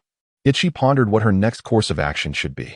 Shi Sheng's fingers grazed the surface of the coffin as she whispered, "Sister, what should I do now? Should I seek you out?" Shi Sheng could not recall when she had drifted into slumber again, but once more, she found herself in that dark space, cradling Xiyu as her breathing gradually ceased. This vision had not graced her dreams for many years, as she had deliberately tried to forget those memories. Yet she found it impossible. Whenever her heart felt even a modicum of ease, those recollections would surge forth, engulfing her mind and soul. She too longed for liberation. "Sister, you must live. Do not die. I cannot bear to lose you. I shall not perish." Shi Sheng sighed. "Yet, living is a torment." Moments later, a faint smile graced her lips as she softly murmured, "But since it is your final wish, I shall indeed endure." Shi Sheng sought out that once familiar planet, now a desolate wasteland. After a month's endeavor, she discovered several skeletal remains at the site of the previous landslide. Fortunately, their garments remained intact, allowing her to easily identify Shirmu among them. She instructed her crew to retrieve Shirmu's remains, and after a moment's contemplation, decided to bring back the remains of Honggu as well. Not long after her spacecraft had departed from the barren planet, they were intercepted. At this juncture, the Shi family had not yet evolved into the formidable entity that would strike fear into the hearts of many at the mere sight of their insignia. The assailants were a band of mercenaries in pursuit of Honggu, who possessed a certain transmitter. It appeared that, in her handling of Hongji's remains, Shi Sheng had inadvertently activated the device, thus attracting the attention of the relentless seekers. "Master, they demand we surrender the remains," the Dragon Slayer guard reported to Shi Sheng, adding that refusal would provoke violence. They would not dare. Shi Sheng regarded the unfolding scenario with a chilling smile. If they intended to attack, they would have done so already instead of hesitating for such an extended period. "Master, prolonging this standoff is unwise. Perhaps we should relinquish the remains," suggested the Dragon Slayer guard, though he refrained from voicing the thought aloud, keenly aware that Shi Sheng had come to seek her father, Shirmu. Shirmu had already placed the sister of the Found Master in one room, while the remaining skeleton belonged to an adult male, certainly not that of the Master's mother. Shi Sheng had yet to make any decisive moves, as the mercenaries requested a face-to-face meeting. The Dragon Slayers were rather hesitant, concerned about the unknown origins of the opposing party, especially since they did not bring many people with them. What if something were to go awry? However, Shi Sheng remained unconcerned, insisting that the meeting take place on her territory. After a prolonged hesitation, the opposing party ultimately acquiesced. Those who arrived included not only the mercenary group but also an elderly gentleman, whose countenance was grim, yet whose proud demeanor demanded respect. The elder, acting as the primary negotiator, fixed his gaze upon Shi Sheng, who stood before him. He scrutinized her discreetly. This young lady appeared to be merely 17 or 18 years of age, a child in the realm of the stars. Yet, youth can often be deceiving, prompting the elder to refrain from underestimating her as he took a seat opposite her. He gathered his thoughts and inquired about her name. "Shi Sheng," she replied. The elder was taken aback, for the recent uproar was indeed connected to that very name, perhaps due to the nature of their pact. The hostility radiating from Shi Sheng had been considerably subdued. Were it not for her deliberate efforts, one might not perceive her as a perilous individual. "Shi Sheng, surrender willingly. The master has decreed that as long as you do not resist, your life will be spared. Should you dare to oppose, do not blame them for being merciless." Cold weapons were pointed at Shi Sheng as she took a few steps forward, under the watchful eyes of those around her, their weapons poised for action. A chilling scream reverberated through the residents of the Shi family on that fateful day. They beheld a woman, reminiscent of a divine reaper, advancing towards the location where Shi Sheng stood, despite the relentless assault from countless adversaries. Those affiliated with Shi Sheng, huddled together, trembled in fear as the cacophony outside persisted. They could scarcely fathom how a mere girl, not yet 20, could wield such formidable power. This enigma lingered in their minds until Shi Sheng entered the room. The grand door had been forcefully breached, yet no one crossed the threshold. An eerie silence enveloped the surroundings. The onlookers exchanged apprehensive glances. Shi Sheng, supported by another, appeared pallid, oblivious to the substance with which Shi Sheng had coated her blade. Although the healing pod had expedited the recovery of his wounds, his body remained feeble. Master of the house. All eyes turned toward Shi Sheng, desperate for guidance. What shall we do now? Why have the dragon slayers not yet arrived? Shi Sheng bellowed in frustration. Once a steadfast presence in the main residence, today not a single dragon slayer was in sight. He had issued no commands to them. Where could they possibly be? If they were present, would they allow her to act with such impunity? Useless. Shi Sheng, in a fit of rage, kicked at the leg of a nearby individual, only to stumble himself due to his weakened state. Fortunately, another swiftly caught him, averting an embarrassing fall. Outside, a profound silence reigned, and after a prolonged pause without any sign of activity, the group exchanged glances once more. You, go and take a look, Shi Sheng ordered, casually selecting someone. The chosen individual immediately paled, evidently reluctant to venture outside, but upon receiving Shi Sheng's fierce glare, he could only retract his neck and cautiously approach the door, silently hoping that all would be well beyond the threshold. However, this concerns her. The Grand Elder waved his hand, silencing the others, casting a complex glance at Shi Sheng, and decisively declared her worthy of being the clan leader. With such a pronouncement from the Grand Elder, any dissent from the others could only be stifled. Having met the clan leader. Shi Sheng scoffed. You are indeed clever. The Grand Elder nodded slightly. The clan leader is too kind. The principal structure of the Shi family residence lay in ruins, reduced almost to rubble. Shi Sheng and his associates had not emerged, vanishing in the wake of the explosion. This tragic event not only shocked onlookers, but also evoked admiration for the audacity of the perpetrator. It was said that when the military arrived, the assailant arrogantly proclaimed that there was nothing wrong with blowing up her own house. Perhaps due to the bond of the contract, Shi Sheng's malevolence was considerably subdued. If not for her deliberate demeanor, one might hardly perceive her as a perilous individual. Shi Sheng, surrender yourself. The clan leader has stated that as long as you do not resist, your life may be spared. Should you dare to resist, do not blame them for being merciless. The chilling weapons were aimed at Shi Sheng as she advanced a few steps, with the onlookers warily watching her, their weapons poised for action. A cacophony of screams echoed through the Shi family residence as they witnessed a woman, resembling a goddess of death, advancing towards Shi Sheng's location amidst a multitude of attackers. Those of Shi Sheng's lineage, huddled together, listened in terror to the incessant sounds from outside, their hearts filled with dread. They could not fathom why a girl not yet 20 possessed such remarkable abilities. It was only when Shi Sheng entered that the question lingered in their minds, unresolved. The door was forcefully flung open, yet no one stepped inside.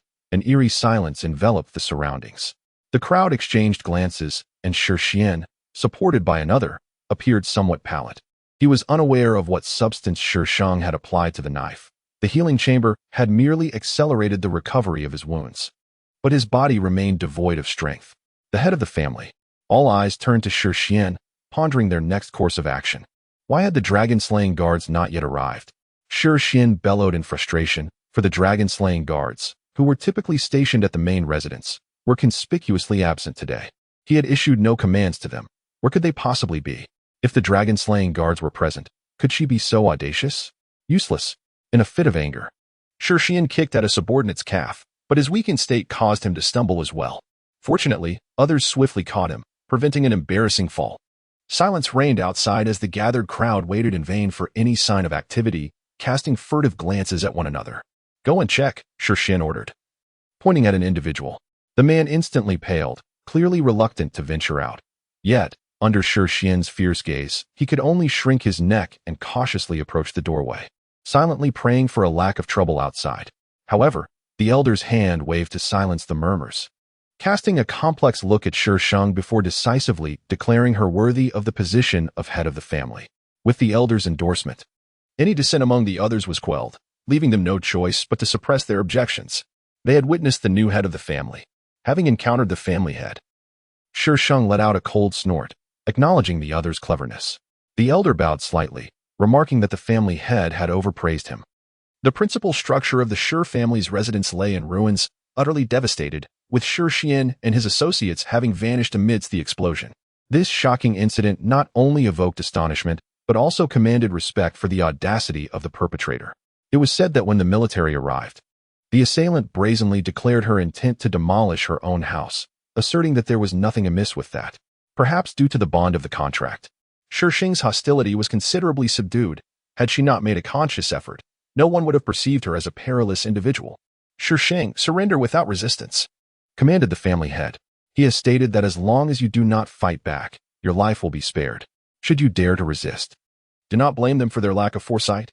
Cold weapons were aimed at Shi Sheng as she advanced a few steps, her adversaries watching her warily, their weapons primed for action. A chilling scream echoed through the Shi family residence that day as they witnessed a woman resembling a harbinger of death, advancing towards Shi Sheng's location amidst a throng of attackers. The members of Shi Sheng's lineage, huddled together, trembled in fear as they listened to the cacophony outside. They could not fathom why a girl not yet 20 possessed such formidable prowess. It was only when Shi Sheng entered their domain that the question lingered unanswered. The gates had been forcefully breached, yet no one entered. An eerie silence fell suddenly outside, leaving the crowd exchanging bewildered glances. Shi Sheng was supported by someone, his complexion somewhat pallid. He was unaware of what substance Shi Sheng had applied to the blade. The healing chamber had merely facilitated the recovery of his wounds. Yet his body remained devoid of strength. The head of the family. Everyone turned their gaze towards Shi Sheng, pondering what to do next. Why had the dragon-slaying guards not yet arrived? Shi Sheng bellowed, frustrated.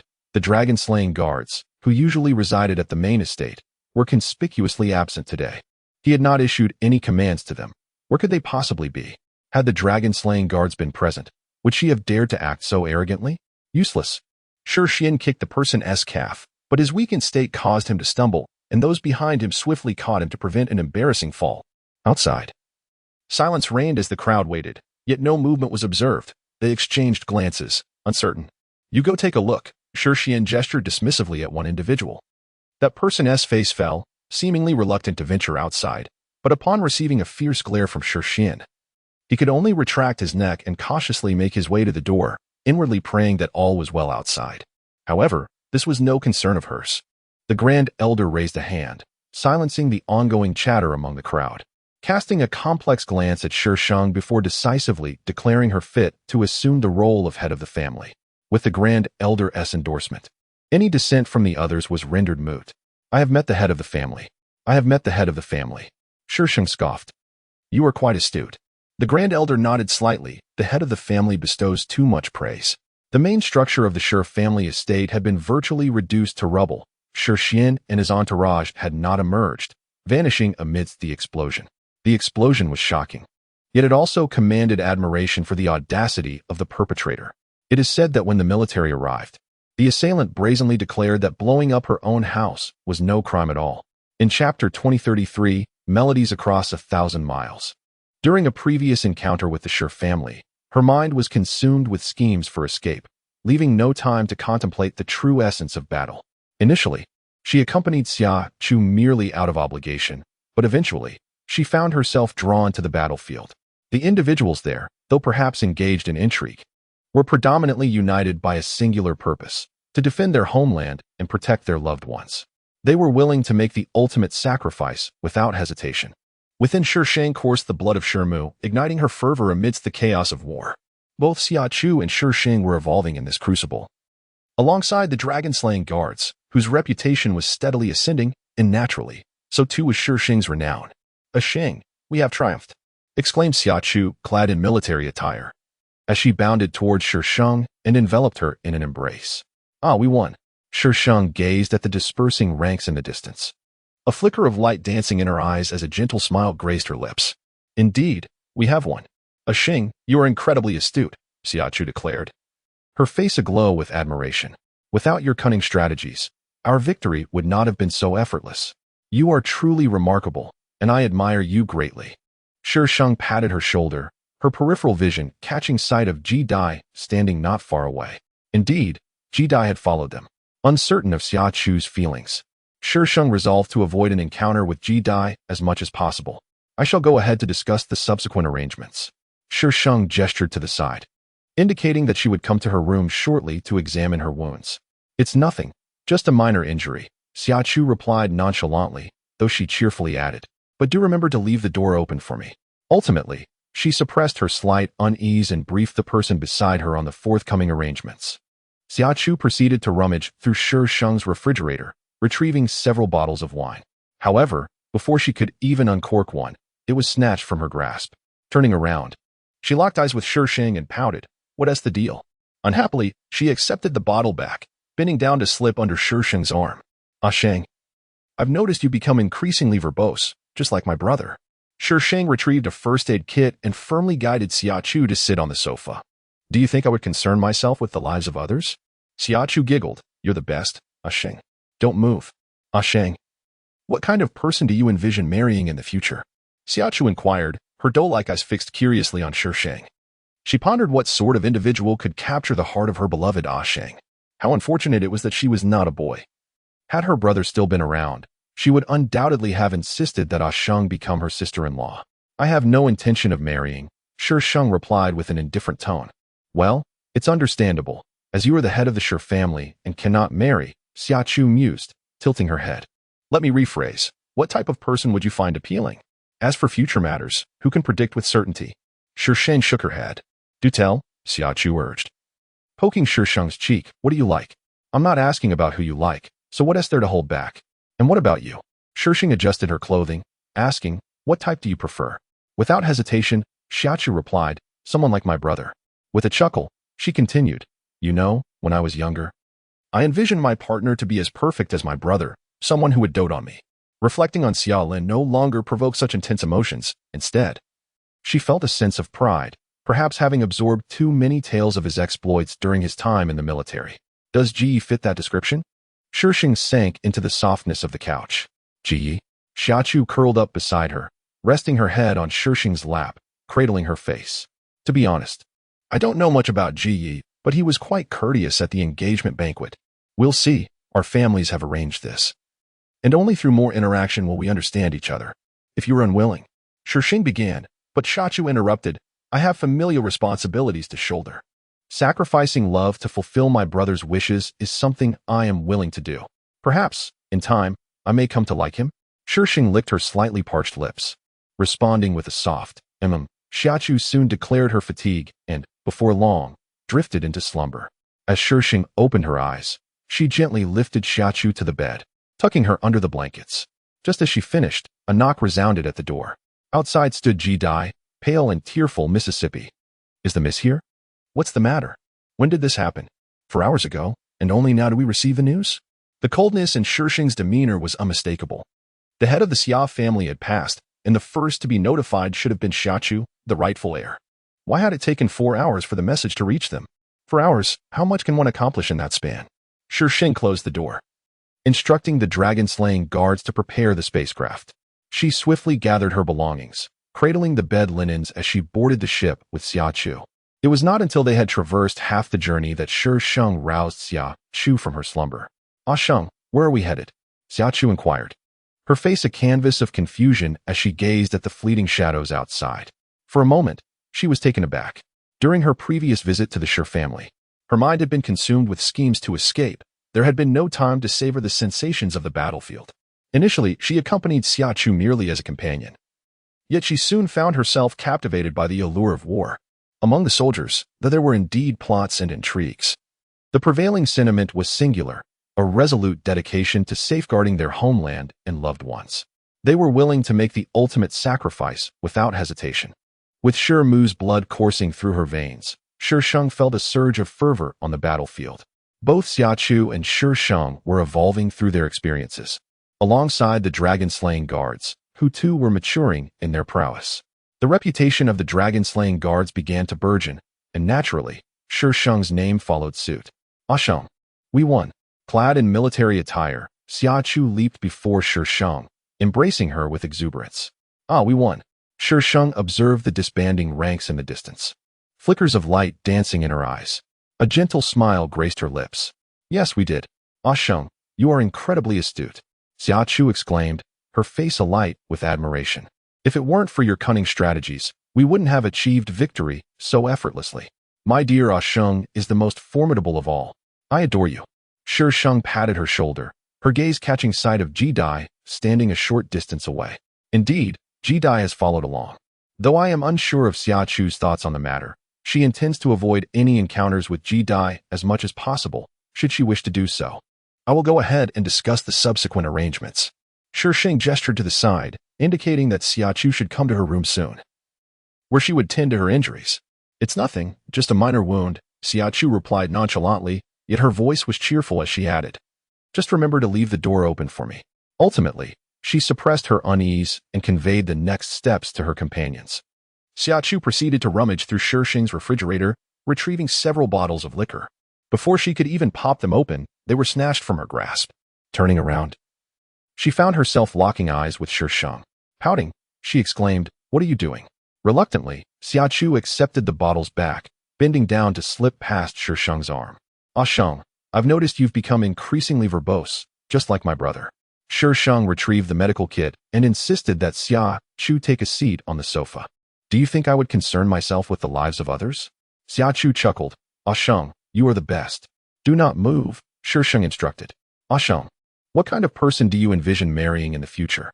Xiachu inquired, her eyes sparkling with curiosity, eager to know what sort of individual could capture Shi Sheng's heart.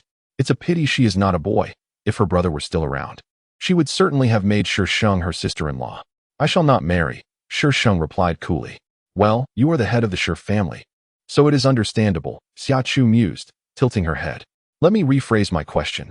What kind of person would you find appealing? As for the future, who can predict it?" Shi Sheng shook her head. "Come on, do tell." At the onset of summer, Xiachu playfully poked Shi Sheng's cheek and inquired, "What kind of person do you like?"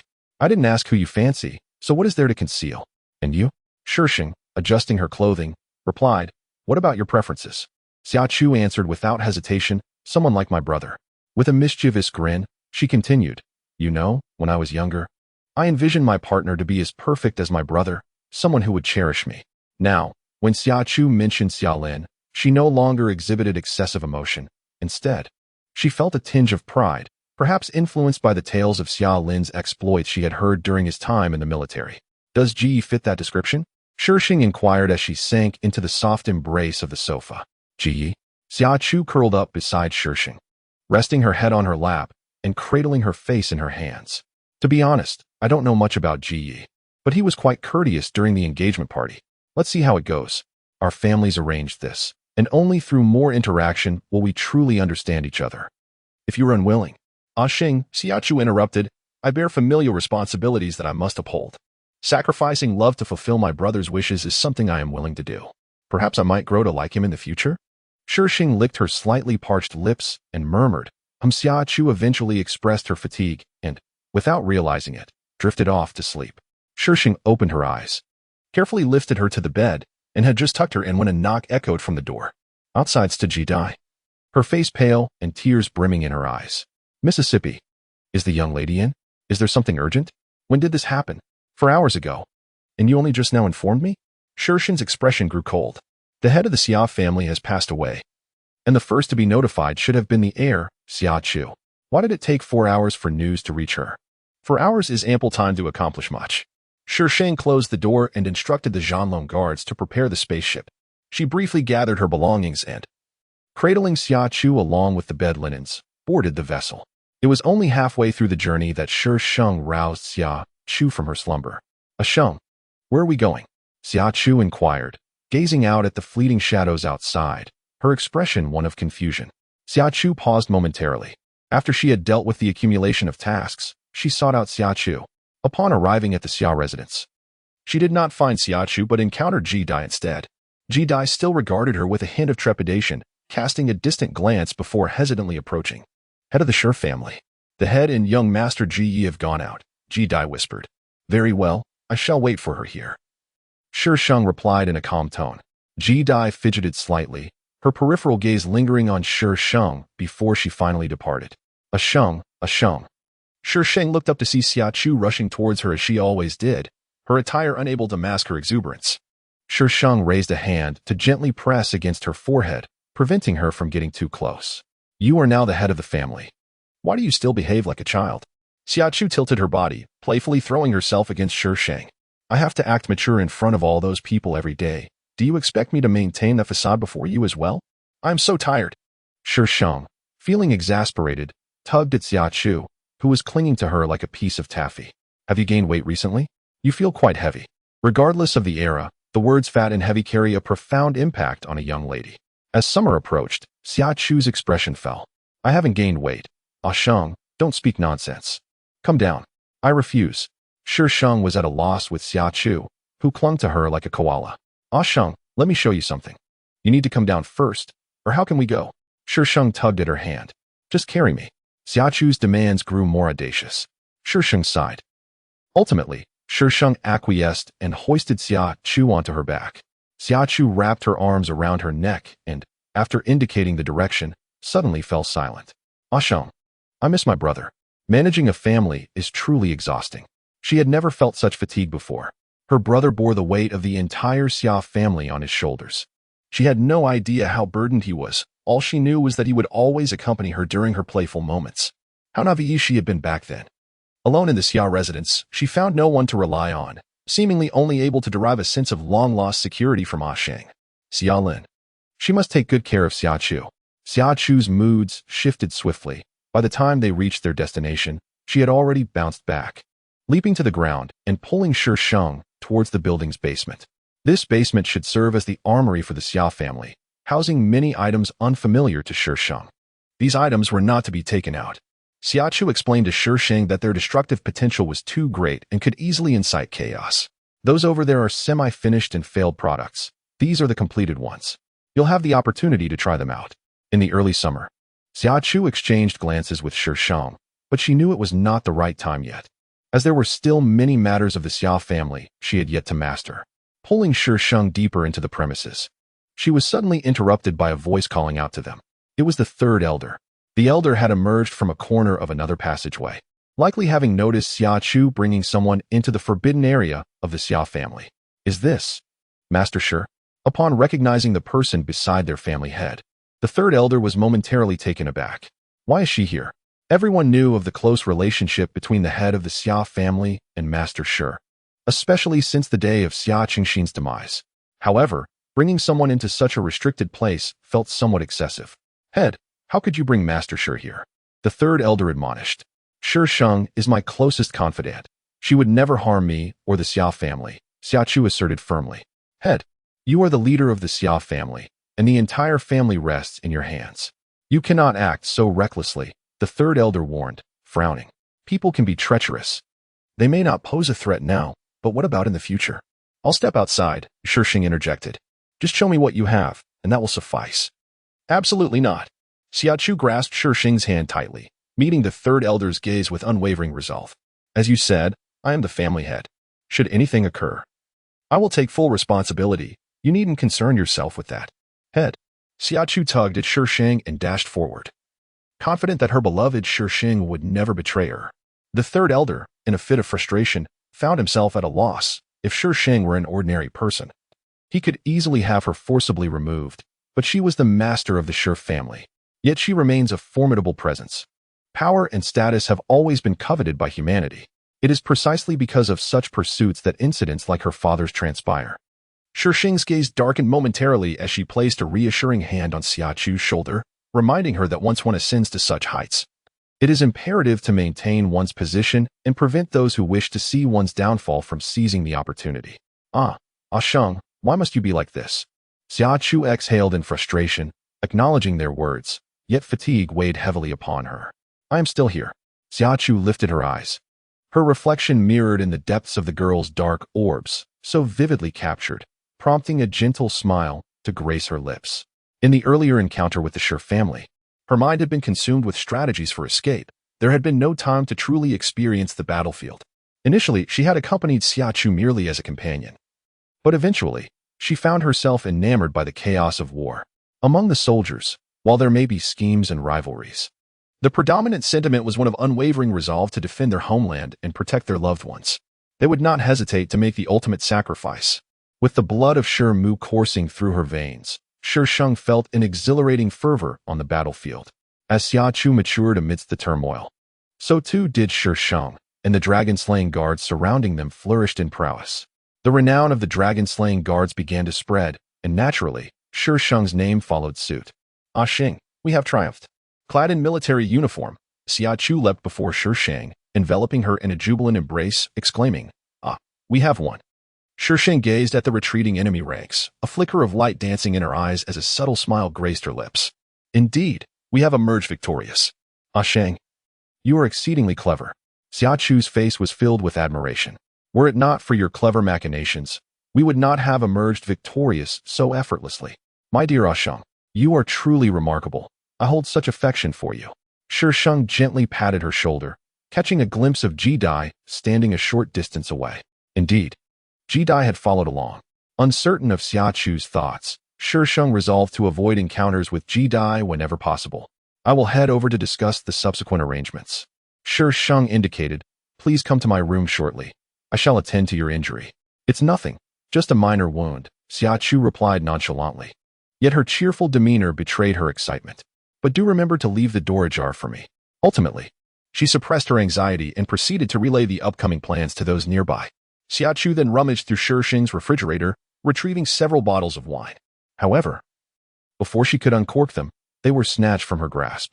Turning around, she locked eyes with Shi Sheng and pouted, "What are you doing?" Unwillingly accepting the bottles back, she bent down to slip out from under Shi Sheng's arm. "Ah Sheng, I've noticed you become increasingly chatty, just like my brother." Shi Sheng retrieved the medical kit and firmly guided Xia Chu to sit on the sofa. "Do you think I would care about the lives of others?" Xia Chu chuckled. "Ah Sheng, you're the best. When did this happen?" "4 hours ago, and the news just reached us now?" Shi Sheng's expression turned cold. The head of the Xia family had passed away, and the first notification should have come to Xia Chu, the heir. Why had it taken 4 hours for the news to arrive? 4 hours was ample time for so much to transpire. Shi Sheng closed the door, instructing the Dragon Slayer guards to prepare the spaceship. She hastily gathered her belongings, cradling the bedsheets as she boarded the vessel with Xia Chu. It was not until they had traversed halfway that Shi Sheng roused Xia Chu from her slumber. "Ah Sheng, where are we headed?" Xia Chu inquired, her expression a canvas of bewilderment as she gazed at the fleeting shadows outside. For a moment, she was taken aback. The head of the Xia family had passed away. That was her father. Although he had not afforded her a kind word since Xia Lin's death, believing her to be the cause of his demise, he was still her father. Chapter 2037. The Song of Sheng. Across 1,000 miles as the fourth prince, Shiza had crossed paths with Shi Sheng on several occasions. Their mutual acquaintance, Shifang, maintained a cordial rapport with Shiza. They had fought side by side on the battlefield, vanquishing foes together. It was said that Shifang had once saved Shiza's life. However, such tales were mere whispers, for Shi Sheng preferred solitude over companionship in her endeavors, leaving her uncertain of the full truth. Once again ensnared in that realm, she found herself on the battlefield, narrowly evading an enemy barrage. Suddenly, a silvery path of a time-space tunnel materialized before her, flanked by swaying blossoms of time. During the duration of her contract, as long as she adhered to the rules, the door of time and space would safeguard her. The voice that had first emerged echoed once more, signifying that before the conclusion of her life, should any perilous situation arise, the door of time and space would provide its protection. It was during that moment that Shi Sheng understood she could traverse to any world at her whim. The world she first encountered resembled a pre-apocalyptic era, a realm where the gates of time and space revealed the existence of parallel worlds. Some of these worlds bore a striking resemblance to her own, differing only in the pace of their progression. Some advanced rapidly, while others lagged behind. Initially overwhelmed by the strangeness of this new reality, she soon composed herself. In this realm, she was forbidden from altering the trajectory of events. Even the simplest acts, such as taking a coin from another or assisting a blind person across the street, were strictly prohibited. She became an observer, traversing these worlds, witnessing their cycles of life and death. The world began to evolve autonomously, a remarkable spectacle unfolded before her, with radiant hues enveloping everything in a celestial glow. It was during this moment that the gates of time and space informed her that she could extract elements from this world without facing repercussions, as its self-evolution rendered the protective mechanisms of the program ineffective. Most of the time, the gates paid her little mind, only engaging when she ventured into alternate realities, such as those plagued by failed zombie apocalypses. During ordinary moments, her attempts to communicate with the gates proved futile. The sole advantage she possessed was the ability to freely utilize the gates to store items. Naturally, the gates were cloaked in secrecy, a riddle she deciphered on her own. Upon realizing her discovery, the gates ceased their concealment, revealing that as a contract holder of the gates, it was her duty to remove elements that hindered the world's evolution, lest it succumb to stagnation. Her encounter with the Iron Sword occurred in a realm dedicated to cultivation, where, upon her arrival, the sword had already begun its relentless slaughter of all living beings, not merely humans, but any form of life. Anything that breathed was not spared. As Shi Sheng emerged from the time tunnel, she narrowly avoided being cast beneath the blade's edge. At that moment, a collective force was engaged in combat against it, which allowed the Iron Sword to remain oblivious to her sudden appearance. For reasons unknown, she felt an inexplicable affinity for the Iron Sword upon first glance, as if something intangible was drawing her towards it, compelling her to seize that very weapon. The sword, at that time, was resplendent, resembling a masterfully crafted artifact, with each intricate pattern vividly brought to life. Curious, she sought to uncover the sword's origins and discovered the tale she had once shared with Feng Jing was indeed true. The sword had been presented to the emperor of this realm, with the promise that through a sacrifice of souls, one could forge a sword of the soul, an embodiment of his very essence to aid in unifying the world. Naturally, the emperor refrained from such a sacrifice. The one who offered the sword then suggested that by sacrificing the souls of 99 infants, the same soul sword could be created. In his pursuit of dominion, the emperor ordered the capture of 99 infants for this grim offering. The subsequent truth revealed that the emperor's attempt at sacrifice had failed, yet the sword, nourished by the bloodshed, had been ensnared by a dark formation, crafted by malevolent hands to transform it into an evil blade. With the aid of this arcane array, the sword indeed became a malevolent force, yet one that could not be controlled. It began to wreak havoc, first upon the emperor's own kingdom, followed by other sects, clans, and noble families. Countless souls united in an effort to obliterate this sword, but none succeeded. They could only feed it with their blood, inadvertently augmenting its power. Shi Sheng is an outsider. At times, Taijian would overlook her, while at other moments, the time-space gate would assist her. She gazed safely as the sword annihilated all the inhabitants of this world, standing tall amidst a mountain of corpses and a sea of blood. Chapter 2038, The Melody of Sheng, Part 38. Even so, it appeared to be rife with malevolence, more perilous than any weapon. Merely approaching it would instill a profound sense of dread. The time-space gate referred to this as self-sealing, as it did not wish to acknowledge Shi Sheng as its master, thereby sealing away most of its power. It further stated that this was a fortunate circumstance. Had it arrived in its original form, Shi Sheng would not have been able to contain it, potentially bringing calamity upon the entire galaxy. The time-space gate advised Shi Sheng to refrain from wielding this sword. Later, when Shi Sheng presented the sword to Xiachu, she echoed the same sentiments, urging her to avoid using it. Naturally, Shi Sheng was obstinate. As previously mentioned, Xiachu helped her suppress the sword's malevolence. It was only much later that Shi Sheng discovered that Xiachu's method was a forging technique exclusive to the head of the Xia family, utilizing mental energy, or what is known as soul power, to subdue the sword's malevolence. However, this malevolence would transfer into Xiachu's body, a force that could not be eradicated. When she could no longer exert control over it, she would meet her demise. This was also a principal reason for Xiachu's agonizing resurrection. Of course, at that time, Shi Sheng remained unaware of the sacrifices Xiachu made on her behalf. In truth, Shi Sheng had not wielded the Iron Sword extensively in the galaxy, which is why many were oblivious to its existence. She learned of this matter from Shi Feng. Her impression of Shiza was largely confined to that moment aboard the warship when he allowed her to leave. In the interactions that followed, she found herself increasingly irritated by him, thus reluctant to engage with him. Yet, Shiza persistently sought her company, which gradually afforded her a deeper understanding of the fourth prince. She could not fathom how such a prince could meet with an untimely demise. The royal family had its own protocols, and the sudden death of a prince was a matter for them to deliberate. Shi Sheng, however, remained indifferent. If Shiza were alive and in distress, she might have assisted him in return for his previous kindness. But now that he was gone, she had no intention of emulating others by seeking the truth. Who could say what motives Shiza harbored when he let her go? Shi Feng, on the other hand, was melancholic over this event for quite some time. But as he became occupied with other matters, he gradually cast Shiza from his mind. Another autumn had arrived. The frost-laden trees of Xuanyuan Street appeared to have entered the season prematurely. Xiachu and Shi Sheng strolled along the street, with Xiachu seeming somewhat despondent. "I can't bear to part with you," she sighed. "If you leave, where will I find someone to help me with all those tedious documents?" "Shi Sheng." Xiachu took Shi Sheng's arm. You will find someone who treats you well in the future. Yet, Xiachu's sudden demeanor sparked doubt within Shi Sheng. But isn't the wedding date with Jia already set?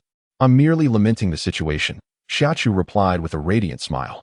Once Jia and I are married, you shall be all alone. Are you truly intent on marrying Jia? Such a person as Ji Yi, how could she possibly be worthy of Xiachu? Xiachu merely smiled, her gaze concealing emotions that Shi Sheng could not comprehend at that time. It mattered little, for after all, she was nearing her end.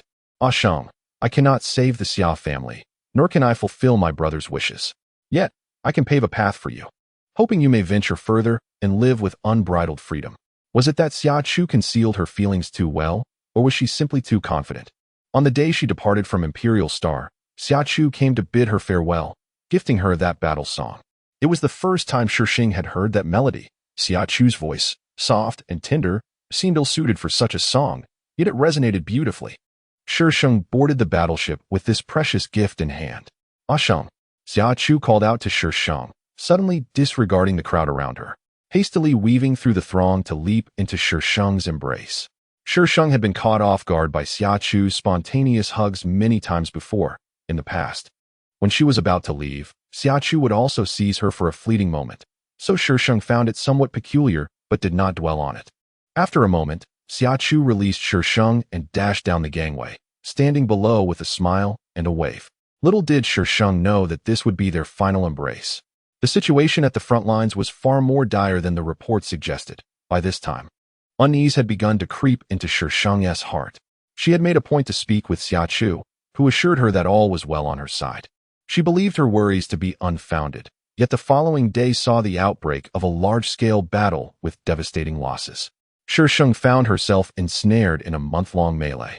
And unexpectedly, betrayal emerged from within her ranks, leading to the failure of the entire plan, leaving her on the brink of being stranded on a desolate planet.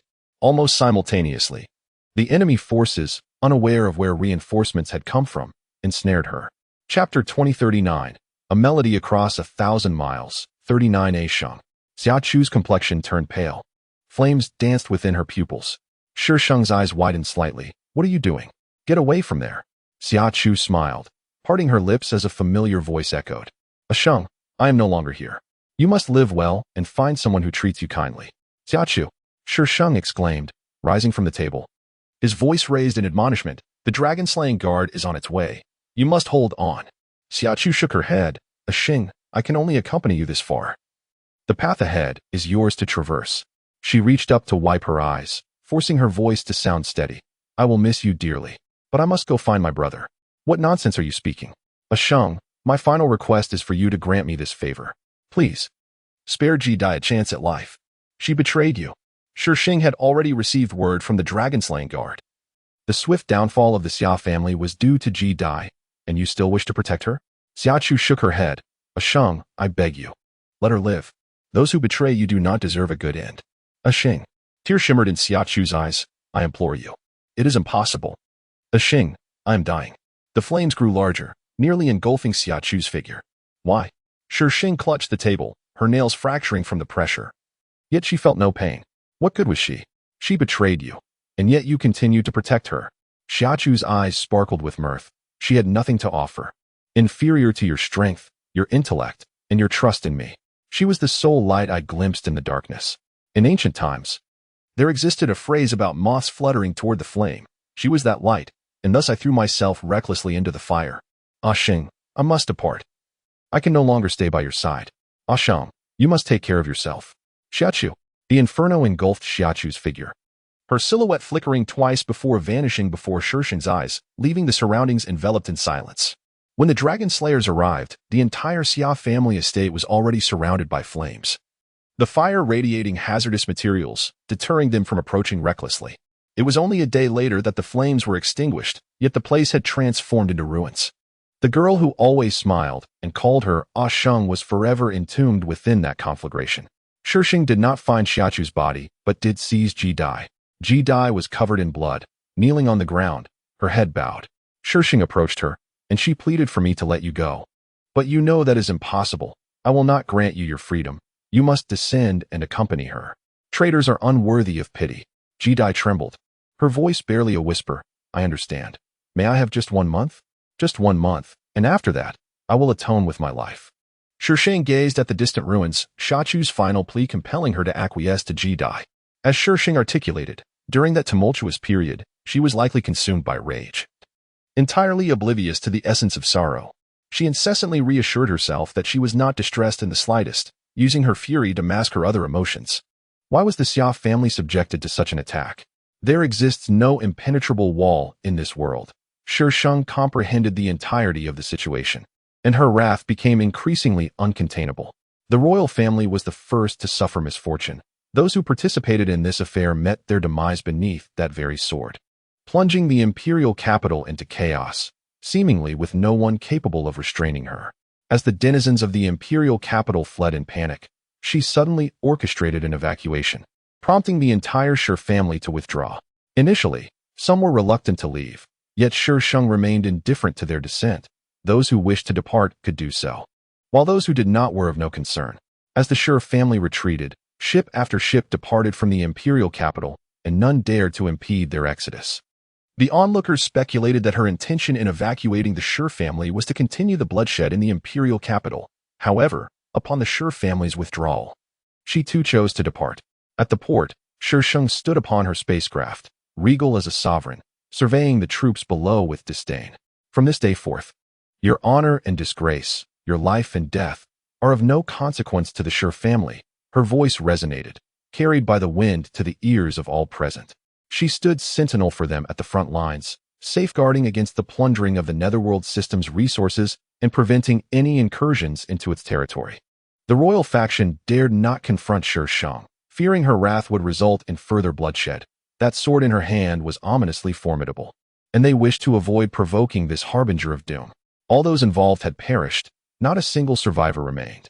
Yet, to everyone's astonishment, she did not engage in indiscriminate slaughter.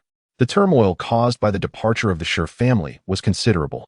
Not long after their exit, several prominent families residing in the imperial capital Star began to relocate as well. Although their movements were not as conspicuous as those of Shi Sheng, they still instilled a sense of unease among the populace. The bewildered public was left to ponder what could have transpired to prompt such an exodus of influential families. Before the dust could settle on the departure of these families, news broke that Shi Sheng had engaged in conflict with the Alliance.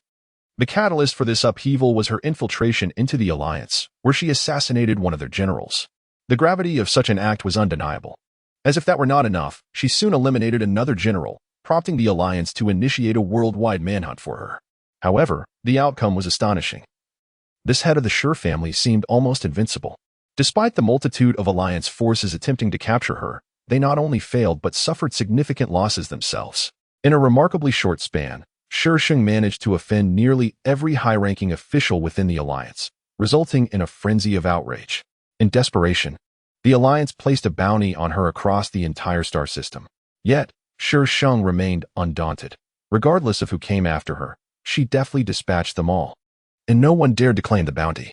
The Alliance was left in a state of exasperation. At the peak of this chaos, Shi Sheng audaciously raided the Alliance's reserve depot, appearing like a phantom in the most unexpected places, striking before they could react. The enmity between Shi Sheng and the Alliance solidified to such an extent that the Netherworld galaxy could no longer join the Alliance in the future.